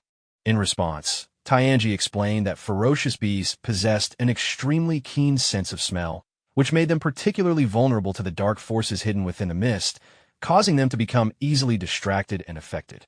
Understanding the danger they were in, the protagonist moved closer to them and instructed them to return to the beast taming space immediately, stating that he would deal with the spirit demon on his own.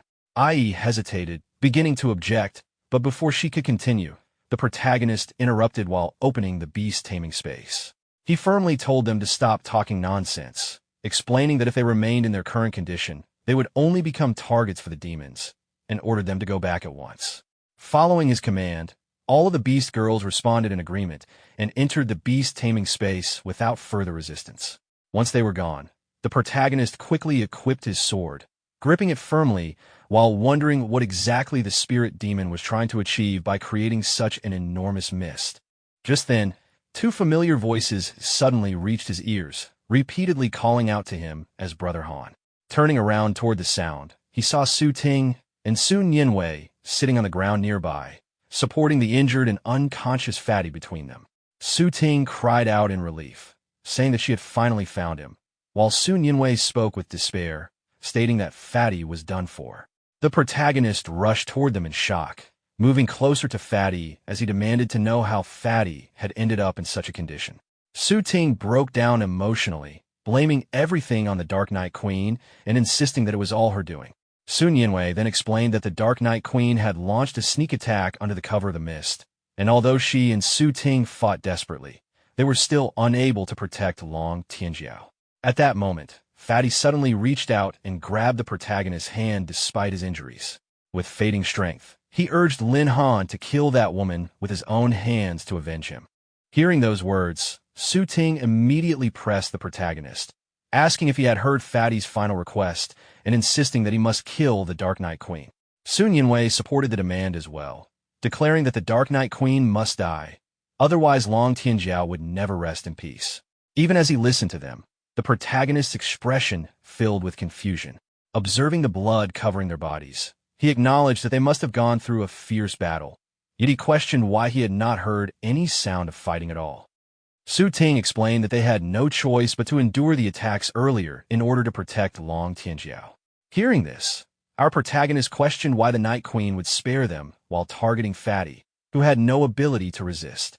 Sun Yinwei reacted angrily to his words, accusing him of backing down and declaring that they would avenge Long Tianjiao themselves if he refused to act. Our protagonist calmly responded in a way that surprised both of them, making it seem as if he was leaving the task to them. Both girls became visibly shocked and confused by his reaction, while Sun Yinwei grew more irritated. At that moment, our protagonist suddenly burst into laughter, openly mocking them and pointing out that their behavior did not match the real Su Ting and Sun Yinwei. He explained his suspicions clearly, noting that Su Ting usually addressed him as captain during battles rather than brother, and that Sun Yinwei would never act recklessly or attempt to provoke unnecessary conflict. From this, he concluded that their actions were an attempt to provoke a fight between him and the Night Queen. After being exposed, both imposters dropped their pretense and revealed hostile intent. They smiled in a sinister manner and immediately rushed forward to attack, intending to corrupt him with dark power and absorb his strength. Before they could execute their plan, our protagonist reacted swiftly. He moved forward and delivered a powerful sword strike against both of them, knocking them into the air. The attack severed their hands, leaving them severely injured and unable to continue their assault. After delivering the powerful strike, our protagonist landed firmly on the ground with his sword ready, confident that the trap had failed. Suddenly, Fatty appeared from behind and moved to attack. Before our protagonist could react, Fatty grabbed both of his arms from behind, restraining him in place and preventing him from moving. At the same moment, the two injured girls regenerated their severed hands in a demonic form and began advancing toward him again, attempting to finish him while he was restrained. Seeing this, our protagonist was briefly shocked by the sudden turn of events. Meanwhile, the Night Queen stood some distance away, thinking about her situation. She regretted being tempted by dark forces and coming to such a dangerous place. Severely injured, she realized that collecting all 5 colored crystals was likely her only way to escape. At that moment, violet energy suddenly appeared behind her and struck her from the back. The impact launched her into the air. Shocked and angered, she regained her balance midair and landed on the ground, calling out for the hidden attacker to reveal itself. Soon after, a mysterious dark energy entity appeared before her and declared its intention to corrupt all humans and consume their power. The Night Queen immediately attacked with her whip, but the entity transformed into pure energy to evade the strike. In response, numerous vine-like structures of dark energy emerged and tightly bound her, leaving her unable to move. The entity then reappeared in front of her and revealed that it had been trapped in the dark zone for thousands of years and had reached the peak of its cultivation. It claimed that once it absorbed her energy, it would break the barrier confining it and spread darkness across the world. The entity then began draining energy from her body, steadily weakening her as it absorbed her power and grew stronger. The Night Queen struggled in pain and began to fear that she might die there. At that critical moment, a bright light suddenly appeared, followed by a powerful strike that split the dark entity into 2 pieces and destroyed it instantly. Freed from the bindings, the Night Queen fell to the ground, coughing as she regained her breath. Our protagonist then appeared before her, holding his sword while green energy radiated from his body. It became clear that he had tracked down the entity's true body and destroyed it with a single decisive strike after eliminating multiple dark clones earlier. He then checked on her condition, asking whether she was still able to stand. With his support, she slowly rose to her feet and expressed her gratitude, promising to repay the favor in the future. At that moment, the eye-like creature reappeared behind swirling violet energy, now furious after being injured. It began gathering a massive amount of dark energy in front of it, and soon released the accumulated power toward our protagonist and the Night Queen in a large-scale attack. In response, our protagonist raised his sword as green energy surged from his body. He activated his grass attribute sword technique, concentrating the energy into the blade as he prepared to counter the incoming attack. As the massive dark energy descended, our protagonist advanced forward with his sword infused with concentrated green energy, charging directly toward the eye-like structure. While closing the distance, he realized inwardly that the enemy's dark power was extremely strong and difficult to overcome. At that moment, the Night Queen suddenly rushed forward from behind and grabbed him, shocking him briefly. While holding on to him, she transferred all of her remaining energy into his body as repayment for saving her life, declaring her intention to face the outcome together. As the energy flowed into him, our protagonist reaffirmed his determination, focusing on protecting his companions and surviving the battle.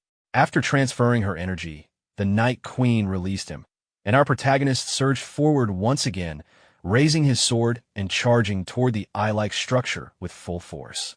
As his attack approached, the structure reacted with panic, realizing that its long years of cultivation were about to be destroyed. The green energy strike pierced directly through the structure, eliminating it in a single decisive blow. With the destruction of the demonic eye, the dark mist that had covered the forest disappeared instantly. The animals that had been corrupted by dark energy returned to their normal forms, and the surroundings began to stabilize. At the same time, the companions of our protagonist reappeared in the forest, regaining awareness after being freed from the dark influence. Su Ting and Sun Yinwei were both confused upon regaining their senses, unable to understand what had happened and realizing that they had been turned against each other. Our protagonists turned toward them and explained that they had been bewitched by demons, and that with the destruction of the dark power, the threat of demons and spirits had come to an end, signaling the rebirth of the Dark Zone. Relieved to see him safe, Sun Yinwei and Su Ting regained their composure. Soon after, the weakened Night Queen struggled to remain standing and began to fall. Our protagonist quickly caught her, warning that she had become weak after transferring all her energy to him. However, she brushed off his support, insisting that she was not as fragile as he thought and still possessed strength. She then approached Fatty and used her magic to break the lingering spell affecting him. As the spell ended, Fatty slowly regained consciousness, holding his head in confusion as he recovered. Seeing him awaken safely, Sun Yinwei and Su Ting felt relieved, recognizing that he had fully regained awareness. The Night Queen spoke briefly to our protagonist, stating that things between them were now even, but immediately after, her body gave out due to lack of energy, and she began collapsing. Our protagonist quickly caught her and commented on how weak she had become despite still trying to act strong. He then carefully laid her down on the ground. Su Ting asked what he planned to do with her and whether they should take further action. Looking at the weakened Night Queen, our protagonist decided that since she had helped defeat the demon and had also awakened Fatty, their debt to each other was settled. However, he also concluded that leaving her alone in her injured state was not an option, so he planned to place her inside the beast taming space so she could recover. This decision caused objections among some of the beast girls.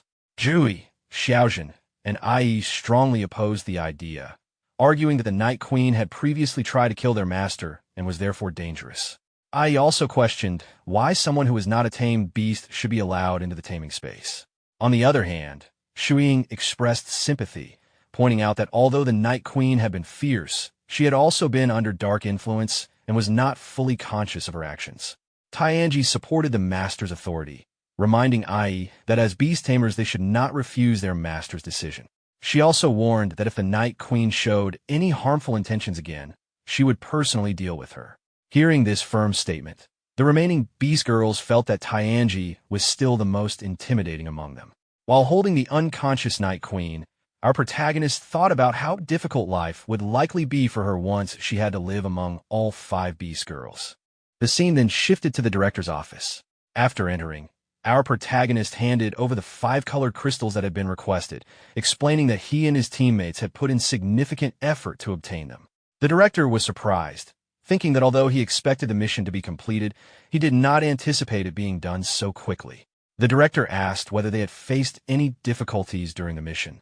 Our protagonist reflected briefly and mentioned that they had fought a spirit demon, which caused the director to react with shock.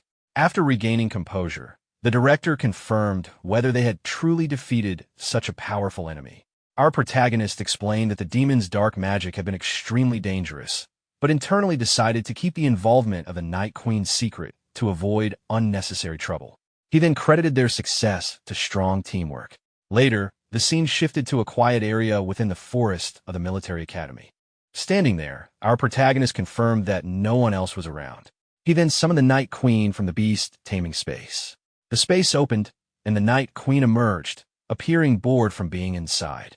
After landing on the ground, she observed their surroundings and recognized the location as the military academy. She immediately suggested taking control of the area and using it as a base for recovery. In response, our protagonist firmly warned her not to cause trouble within the academy, making it clear that he would not tolerate any disorder. The Night Queen moved closer to our protagonist and leaned toward him, saying she had only been joking and questioning whether he had taken her words seriously. Our protagonist responded that if she had not willingly handed over the 5-colored crystal earlier, he would not have saved her. After saying this, he turned and began to leave, telling her that since she had recovered, she should depart quickly because the place was not suitable for her presence. Feeling irritated by his attitude, the Night Queen reacted with annoyance. She then used her magic to transform into a bat, and, before leaving, expressed her hope that they would not become enemies the next time they met. As she flew away, our protagonist watched her departure and thought to himself that he also hoped so, though he was uncertain about when they might meet again. Suddenly, a loud explosion occurred in the direction where the Night Queen had just flown. Our protagonist immediately turned toward the source of the sound, sensing that something had gone wrong. Deeper within the same forest, the Night Queen was seen lying on the ground, severely injured, with blood flowing from her chest. In front of her stood a demon identified as Dracula from the Dark Knight Blood Clan. She angrily accused him of taking advantage of her weakened state. The demon responded with laughter and addressed her by name, Anna. He reminded her that both of them were powerful members of the Dark Knight clan and questioned why she continued to refuse his proposal, suggesting that marriage would grant her the authority to command the entire clan. Sitting on the ground and coughing due to her injuries, the Night Queen thought back with irritation, realizing that her attempt to escape his control had led her into the dark zone in search of power, which ultimately resulted in her current weakened condition. Driven by anger, she forced herself to attack him despite her injuries, declaring her determination not to let him succeed. However, before she could land any attack, Dracula intercepted her midair and grabbed her by the neck, pointing out that her current weakened state from severe injuries had made it possible for him to overpower her. The Dracula tightened his grip on the Night Queen, seizing both her arms and preparing to bite her, intending to force her into submission. Unable to break free from his hold, the Night Queen felt helpless and, with a saddened expression, thought about Lin Han, realizing that this time she might not be rescued. At that moment, an unexpected voice appeared, mocking the Dracula by questioning whether someone of his age was still capable of lifting a beautiful woman. The Dracula immediately turned toward the direction of the voice. Our protagonist appeared before him and confronted the Dracula, accusing him of arrogantly attempting to take someone from his territory without understanding the situation. Seeing his arrival, the Night Queen felt relief and showed signs of reassurance. Without hesitation, the Dracula threw the Night Queen aside, causing her to fall heavily to the ground and suffer further pain. He then shifted his full attention to our protagonist and declared his anger at the interruption, treating the situation as a disruption of their clan's ceremonial matters and threatening retaliation. Our protagonist quickly equipped his sword and assumed a fighting stance, treating the situation as an act of wrongdoing and preparing for combat. In response, the Dracula lifted himself into the air, also drawing his sword, and revealed his identity as a powerful vampire count with king-level strength. He then launched a direct attack with his sword. Our protagonist blocked the incoming strike and immediately identified weaknesses in the Dracula's attack. The Dracula reacted with surprise as our protagonist counterattacked with a powerful sword swing, demonstrating superior technique. Although the Dracula managed to block the strike, he internally felt tension, realizing that the speed and precision of the swordsmanship were far greater than expected. The Dracula rose into the air once more and began gathering dark energy into his sword, preparing for a stronger attack, while acknowledging that the human swordsman possessed notable skill. Meanwhile, our protagonist aimed his sword directly at him, maintaining his readiness for continued combat. With his sword now infused with dark energy, the Dracula advanced aggressively toward our protagonist, angered by the earlier remarks. Our protagonist responded by swiftly moving aside to evade the strike, then blocking the attack while recognizing that aside from the dark flames surrounding the weapon, the underlying sword technique itself remained ordinary. Our protagonist launched a powerful strike toward Dracula, but Dracula reacted quickly and blocked the attack with his demonic sword. While holding his ground, Dracula warned him that if he were struck even once by the demonic sword, the death flames would ignite the evil thoughts in his heart and burn him to ashes. Without giving him time to recover, Dracula immediately counterattacked. Our protagonist raised his weapon and blocked the incoming strike, calmly responding that it was a shame Dracula could not even land a single sword strike on him. Hearing this, Dracula was visibly shocked. As he observed the movements of his opponent, he realized that the protagonist had actually managed to break through all of his sword techniques. This realization made him question whether the young fighter had already reached the level of a grandmaster swordsman. At that moment, our protagonist focused his strength and began channeling green energy into his sword. The blade glowed as the energy gathered, and he stepped forward to attack, declaring that it was now his turn and addressing Dracula as Mr. Sword Demon. As the green energy attack surged forward, Dracula suddenly panicked, attempting to stop the attack while reacting in alarm. However, before he could do anything further, the green energy struck him directly. Upon impact, he cried out in pain as the force of the attack overwhelmed him. The strike sent Dracula crashing onto the ground, leaving him severely injured. Seeing him in that state, our protagonist looked at him with a faint smile and mockingly asked whether he still had the energy left for his wedding night, calling him an old man. Lying on the ground and trembling in pain, Dracula struggled to speak as he questioned how such a young individual could become a grandmaster swordsman, noting that only a handful of humans were capable of reaching that level. In response, our protagonist corrected him, stating that he was not a swordsman at all, but a beast tamer. Hearing this, Dracula repeated the words in confusion, clearly surprised by the revelation. Using his sword for support, Dracula pressed the blade into the ground and slowly forced himself to stand upright. As he steadied himself, he reflected inwardly that for a beast tamer to possess such formidable close combat abilities, it seemed he had truly met his match today. Moments later, Dracula drove his sword firmly into the ground once more, and an immense violet energy began radiating from his body. He declared that the human had forced him to use his full strength. Suddenly, multiple soul-like energy structures appeared around our protagonist, moving in different directions. He noticed that their targets were not him and became confused. The energy spirits then moved toward nearby birds, animals, and other creatures, entering their bodies. These dark spirits began consuming the animals, turning them into summons controlled by darkness. Under the influence of the dark energy, numerous snakes, rats, and crows advanced toward our protagonist to attack. As they approached, he raised his sword and realized that the creatures had been manipulated. Despite their numbers, he remained confident, observing that such small creatures alone would not pose a serious threat. Meanwhile, the Dracula released a surge of immense dark energy from his body and directed it toward the corrupted creatures, commanding the imprisoned evil spirits to unleash their hatred. The dark energy entered the creatures' bodies, causing them to grow into massive, monstrous forms. Seeing the giant creatures appear, our protagonist was startled by the scale of the transformation.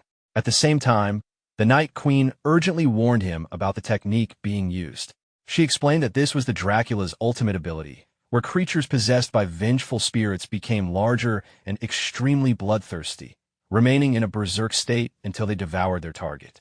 Despite her weakened condition, the Night Queen moved in front of our protagonist and urged him to leave, explaining that the conflict belonged to the Dark Knight clan and did not require his involvement. However, our protagonist placed a hand on her shoulder and remained firm in his decision to stay, unwilling to back away after already involving himself in the situation. She remained concerned, pointing out that the Dracula had summoned too many beasts to handle. In response, our protagonist raised his hand and prepared to counter the threat using his own abilities. He activated the Beast Taming Space, calling forth Tinga and Shuiying. With his command, the Beast Taming Space opened, and both Beast Girls appeared. They immediately moved forward with confidence, ready to confront the giant creatures. Following his instruction to reveal the true nature of the enemies, both Beast Girls advanced into battle. Tinga prepared a lightning-based attack, while Shuiying advanced alongside her. Together, they launched powerful strikes against the giant creatures. The creatures, after receiving heavy damage, reacted with loud roars of pain. Shuiying then released a strong water-based attack that struck the giant creatures and trapped them inside large spherical formations of water. Using her control over water, she maintained containment, holding the giant animals securely within the circular water structures. As the enemies remained trapped, Tinga prepared her lightning attack, gathering energy and getting ready to deliver the next decisive strike. Tinga gathered her power and released a massive lightning bolt toward the trapped creatures. The lightning stream struck the water-bound monsters one after another, causing severe injuries. The giant creatures, already weakened, cried out in pain as the electricity coursed through them, and soon they began collapsing onto the ground, defeated. As the massive creatures fell, Shuiying spoke confidently, remarking that the enemies were not as formidable as expected.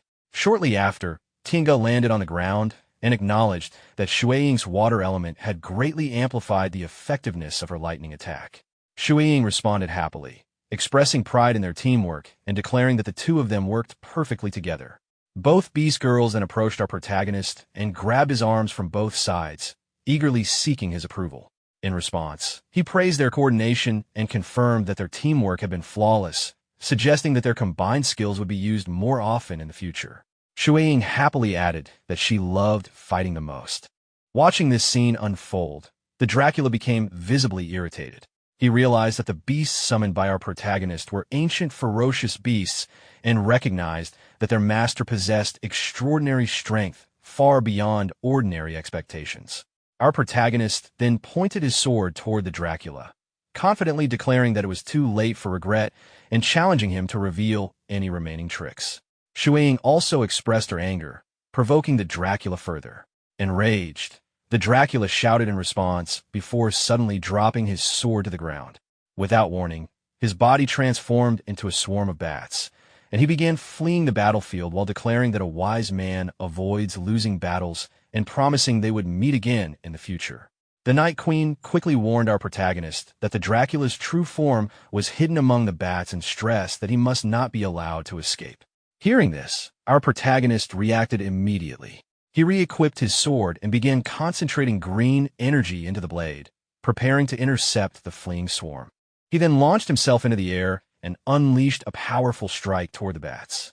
The attack connected instantly, eliminating large numbers of the bats upon contact. As the bats were destroyed, they cried out before vanishing, and once the strike was completed, our protagonist landed back on the ground. After landing, he asked the Night Queen whether the situation was now safe. She calmly responded that there should no longer be any immediate problems. As he turned toward her, she began expressing gratitude, acknowledging that he had saved her life once again.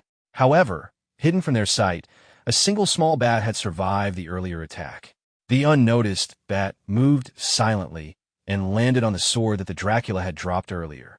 After settling on the weapon, it began to laugh quietly. Moments later, the small bat lifted the sword from the ground and leapt high into the air. Both our protagonist and the Night Queen were shocked by this sudden movement. Without warning, the bat drove the sword downward with great force toward the Night Queen. Faced with the sudden attack, she was caught off guard and reacted in terror as the strike rapidly descended toward her. At that moment, our protagonist stepped in and deflected the incoming sword with a powerful strike, preventing it from hitting the Night Queen and warning her to stay alert. The bat that had launched the attack shouted loudly, accusing the Night Queen of colluding with humans and declaring that she would be branded a traitor to the Night Clan, adding that the clan would never accept her again before laughing. Our protagonist quickly realized that the earlier bat attacks and related incidents had all been carefully planned to mislead them. Hearing the accusation, the Night Queen fell into despair, believing everything was already over. In response, our protagonist questioned why the Dark Knight clan would label her a traitor so easily when no contract had even been signed. The Night Queen then explained the deeper history behind the clan's strict stance. She described how, 1,000 years ago, the first Night Queen had fallen in love with a human beast tamer. That human eventually betrayed her for the sake of his family's interests, leading to a massacre that nearly wiped out the Dark Knight clan. Because of that tragedy, the clan began to hate humans, and the first queen established an ancestral rule forbidding any contracts with humans. She further explained that our protagonist's act of helping her was already enough to make the clan elders suspect betrayal, and with the vampire count likely exaggerating the situation, the consequences would become even more severe. After hearing her explanation, our protagonist asked what she planned to do next. The Night Queen admitted that she did not know, explaining that her injuries had not yet healed, and that even if she returned to her tribe, she would not have the strength to fight back. She also acknowledged that the clan itself might not even be able to guarantee its own safety. Tinga reacted by commenting on her pitiful situation, while Shuiying expressed sympathy for her condition. Shuiying then approached our protagonist, holding his arm and suggesting that they allow the Night Queen to stay with them since she had nowhere else to go. Our protagonist hesitated, unsure how to respond. At that moment, the Night Queen suddenly interrupted, firmly rejecting their sympathy. She declared that she did not need pity and insisted that she would find a way to handle the situation herself. As she began walking away, she stated that her life or death was none of their concern. Our protagonist called out to stop her while internally feeling confused, realizing that he had only been considering whether to keep her with them, not intending to anger her. Before any further action could be taken, a bright surge of energy suddenly appeared behind them. The Night Queen sensed the presence and turned around immediately. In the next instant, the energy struck the ground, causing a violent impact that threw both our protagonist and the Night Queen off balance. Two individuals suddenly appeared in front of them, and one of them immediately remarked that the Dark Knight clan truly possessed the rumored Dark Knight energy device. The Night Queen landed on the ground and demanded to know who they were.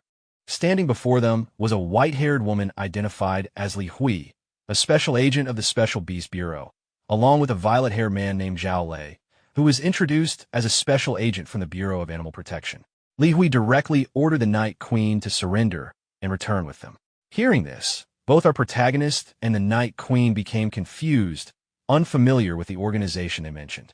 Without hesitation, Zhao Lei advanced forward to attack the Night Queen, confidently declaring his strength.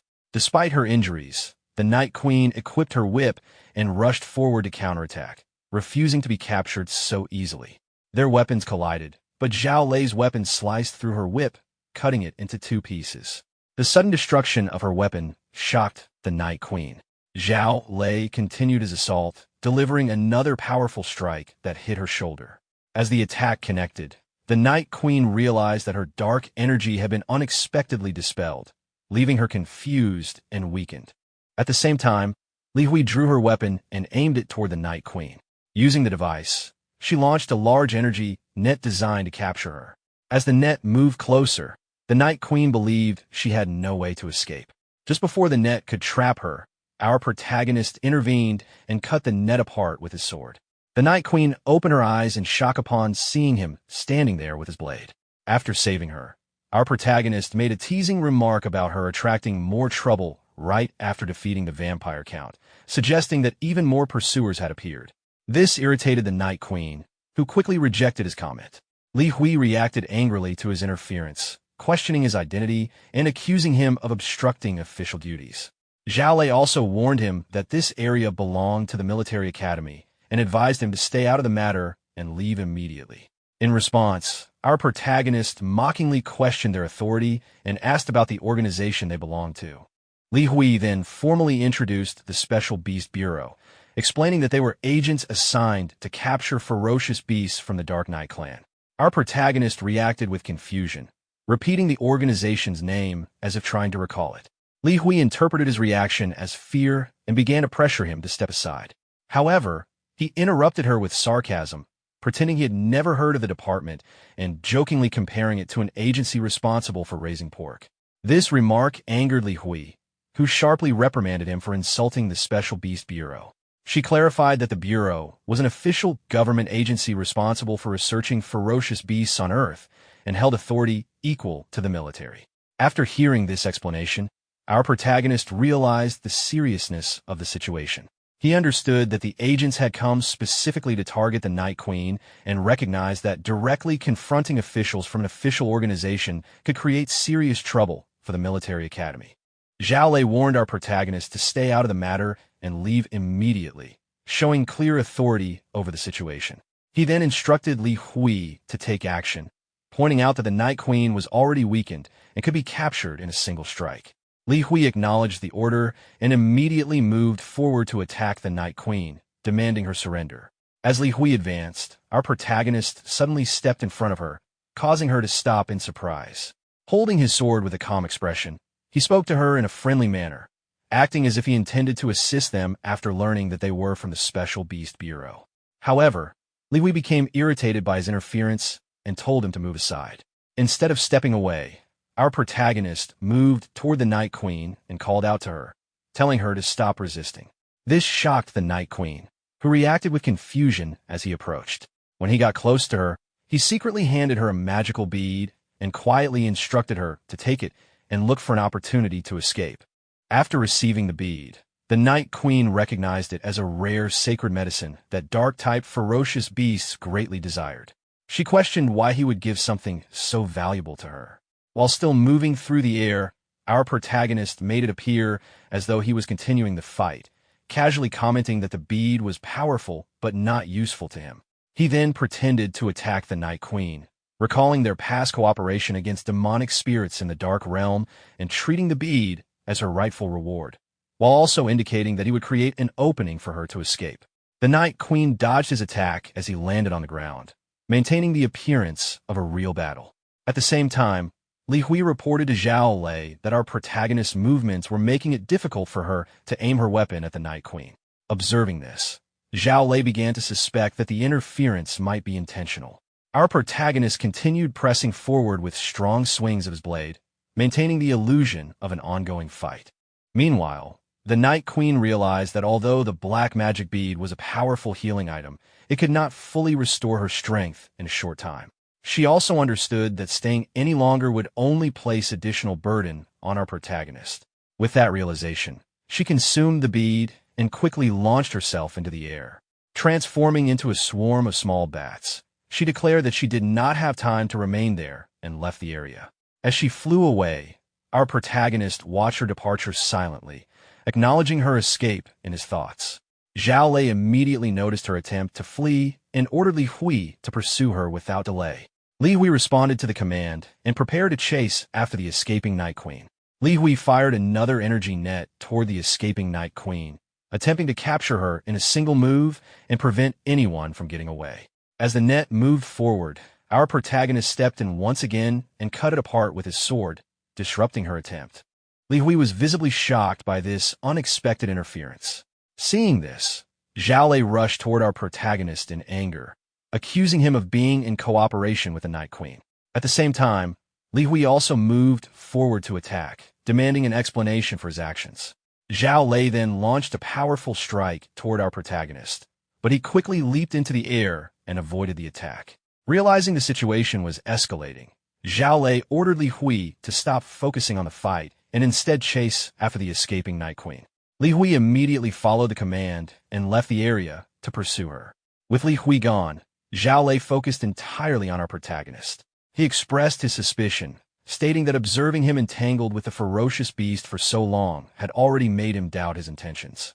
He then declared that although their original mission was only to capture the Night Clan beasts, our protagonist's interference forced him to treat him as an enemy as well. In response, our protagonist calmly flicked his finger and called forth his beast companion, Ai. At his command, the beast taming space opened, and Ai emerged, declaring her readiness to remove any obstacles standing in her master's way. Zhao Lei reacted immediately, launching himself into the air while insisting that no ferocious beast could stand against their suppression methods. He descended with force and delivered a powerful strike toward Ai. However, Ai blocked the attack with her bare hands and firmly gripped his weapon. As Zhao Lei struggled to pull his weapon free, he expressed disbelief at what was happening. Ai tightened her hold and mocked the strength of his weapon, questioning his ability to harm her master with such equipment. With overwhelming strength, she shattered the weapon into pieces and forcefully pushed Zhao Lei backward, sending him flying. Zhao Lei was left in shock, unable to understand why the beast's source stone, which was supposed to suppress the abilities of ferocious beasts, had failed to affect Ai. Before he could react further, Ai delivered a powerful punch directly to his face, causing him to cry out in pain. She continued her assault, striking him repeatedly and dismissing the effectiveness of the suppression stone, showing complete confidence in her strength. Our protagonist watched the intense exchange in surprise as Ai dominated the fight. Preparing to finish the battle, Ai clenched her fist and declared that the next strike would be the final blow, asking if Zhao Lei had anything left to say. In desperation, Zhao Lei raised his hand and attempted to stop her, pleading for a moment. At that critical moment, the director of the military academy suddenly appeared and loudly ordered them to stop. Hearing the command, our protagonist immediately turned toward the newcomer in shock, recognizing him as Manager Yi. Zhao Lei looked at the director with surprise and recognized him as Yi Taiching from the military. The director acknowledged that Zhao Lei knew him and asked about his identity. In response, Zhao Lei showed his identification card and introduced himself as a senior agent of the Special Beast Bureau. He explained that while passing near the academy, he detected dark energy in the area and came to capture a Night Clan beast.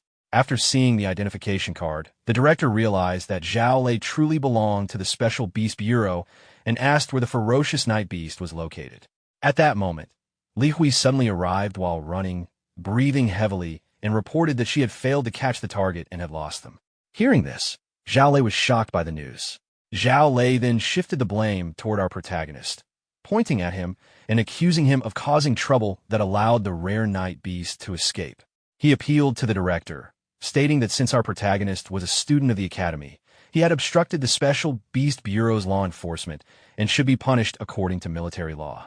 Before Zhao Lei could continue further, the director interrupted him and turned toward our protagonist, asking for an explanation of what had happened. Our protagonist responded by presenting himself as innocent and explained that he had finally managed to capture a ferocious beast from the Dark Knight clan and was preparing to form a contract with it. But the interference of Zhao Lei and Li Hui ruined his efforts. He continued by accusing Zhao Lei and Li Hui of attempting to kill him in order to steal the ferocious beast for themselves, demanding that justice be served. Li Hui reacted angrily to this accusation, claiming that he was completely reversing the truth and insisting that he was the one sabotaging their mission. The director immediately silenced Li Hui and criticized Zhao Lei and Li Hui for trespassing onto the military academy grounds and attacking students, reminding them of the punishment associated with violating military law. Hearing this, Li Hui instinctively moved behind Zhao Lei, showing hesitation. Zhao Lei realized inwardly that the director was clearly siding with his student, and further argument would not change the situation. Accepting this, Zhao Lei warned our protagonist that he had crossed the Special Beast Bureau and would eventually face consequences. He then instructed Li Hui to leave with him. As they attempted to depart, our protagonist stopped them, refusing to let them leave without compensating him for the loss of his beast.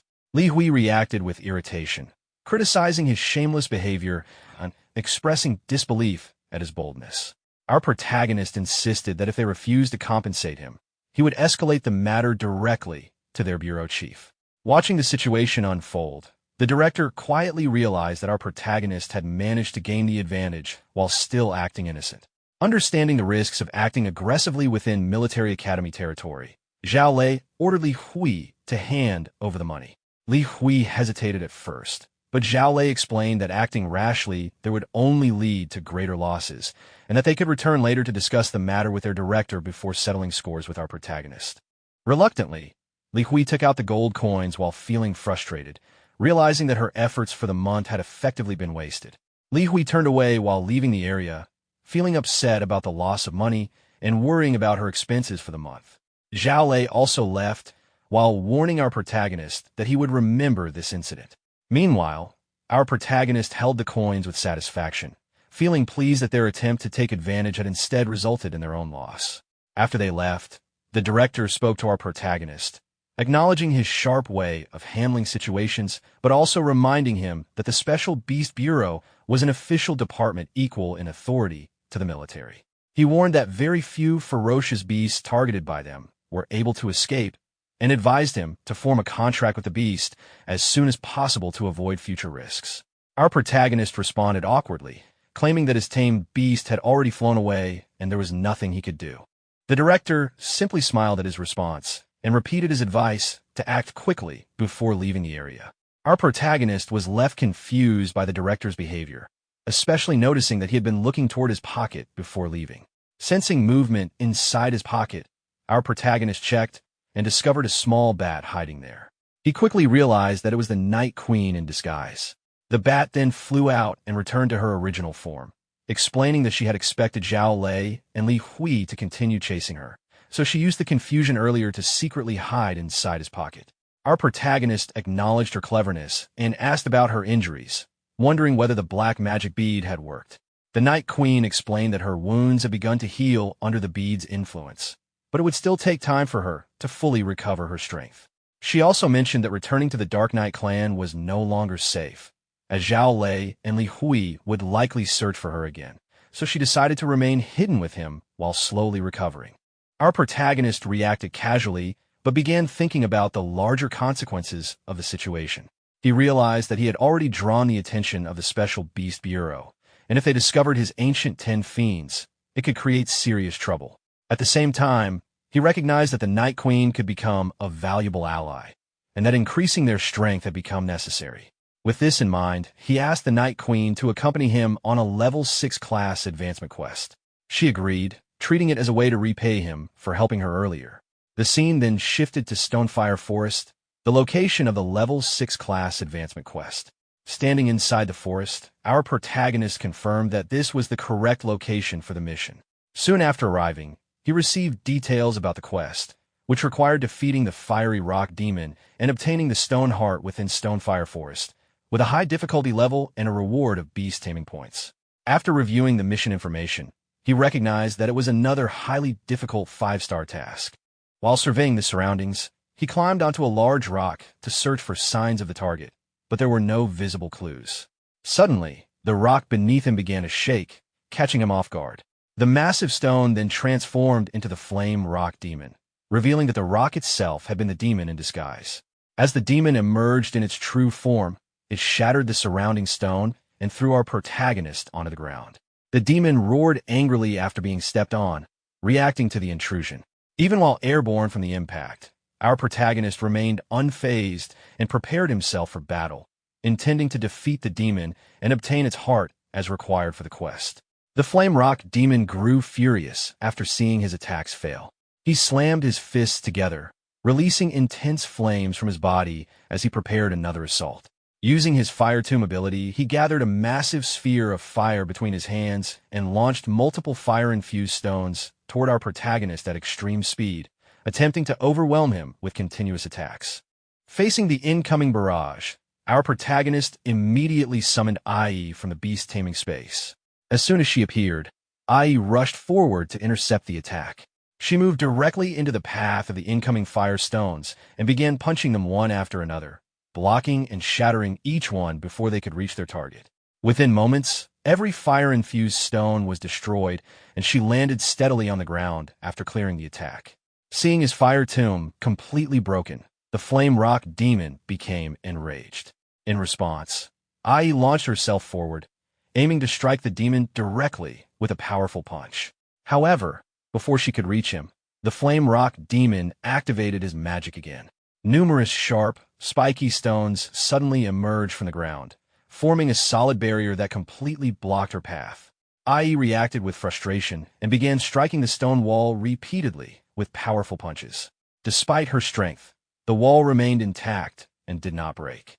She continued attacking from midair, but the barrier held firm, preventing her from advancing further. From the opposite side of the wall, the flame rock demon relied on the durability of the ancient underground stones, confident that the barrier would withstand her attacks. IE grew increasingly irritated as she kept striking the wall, but the dense structure left no clear opening for her to break through. After several unsuccessful attempts, she realized the stone walls were completely blocking her path, leaving no obvious starting point to destroy them. Observing the situation, our protagonist calmly decided to change tactics. He flicked his finger and summoned Tianji to take over the battle. As Tianji appeared from the beast taming space, thunder energy radiated from her body, signaling a shift in strategy as she prepared to confront the flame rock demon using a different approach. As thunder energy spread across the battlefield, lightning struck down from above and hit the massive stone wall, shattering it into pieces. The sudden destruction shocked the flame rock demon, who became furious after seeing his carefully formed stone barrier destroyed. Enraged, he released thick streams of blazing fire toward the beast girls and our protagonist. The flames surged forward and quickly formed a swirling ring around them, creating a dense fire barrier that trapped them inside. The intense heat and the closed circle of flames made escape difficult. Seeing the situation, our protagonist realized that the demon had used the terrain of the forest to his advantage, making the situation troublesome. Understanding that the battle could not continue this way, our protagonist raised his hand and began forming a blue energy sphere, preparing to summon Shui-Ing to change the situation. However, before he could complete the summon, the Night Queen, who had been hiding inside his pocket in her small bat form, suddenly emerged. She transformed back into her normal form and appeared calmly despite the chaos. The flame rock demon noticed her appearance and became even more alert, questioning her presence and assuming she was another summoned assistant.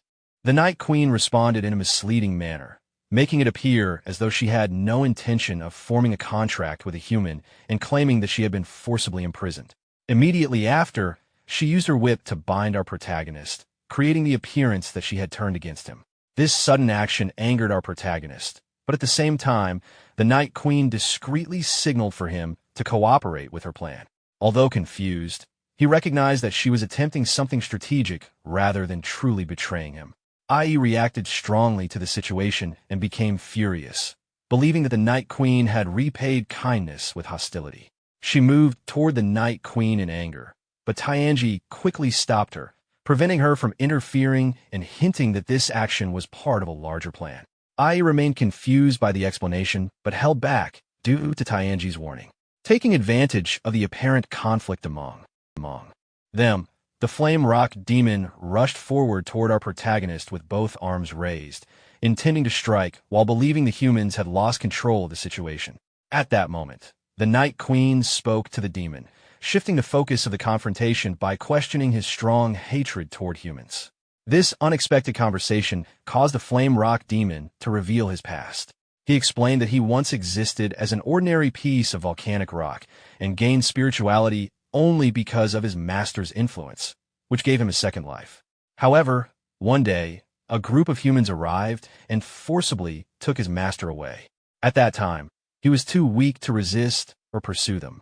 Since then, he had remained in the forest, growing stronger and hoping that once he evolved and gained proper mobility, he would be able to leave the forest and rescue his master. After hearing this story, our protagonist realized that the Flame Rock Demon was not inherently malicious, but had been driven by resentment and loss.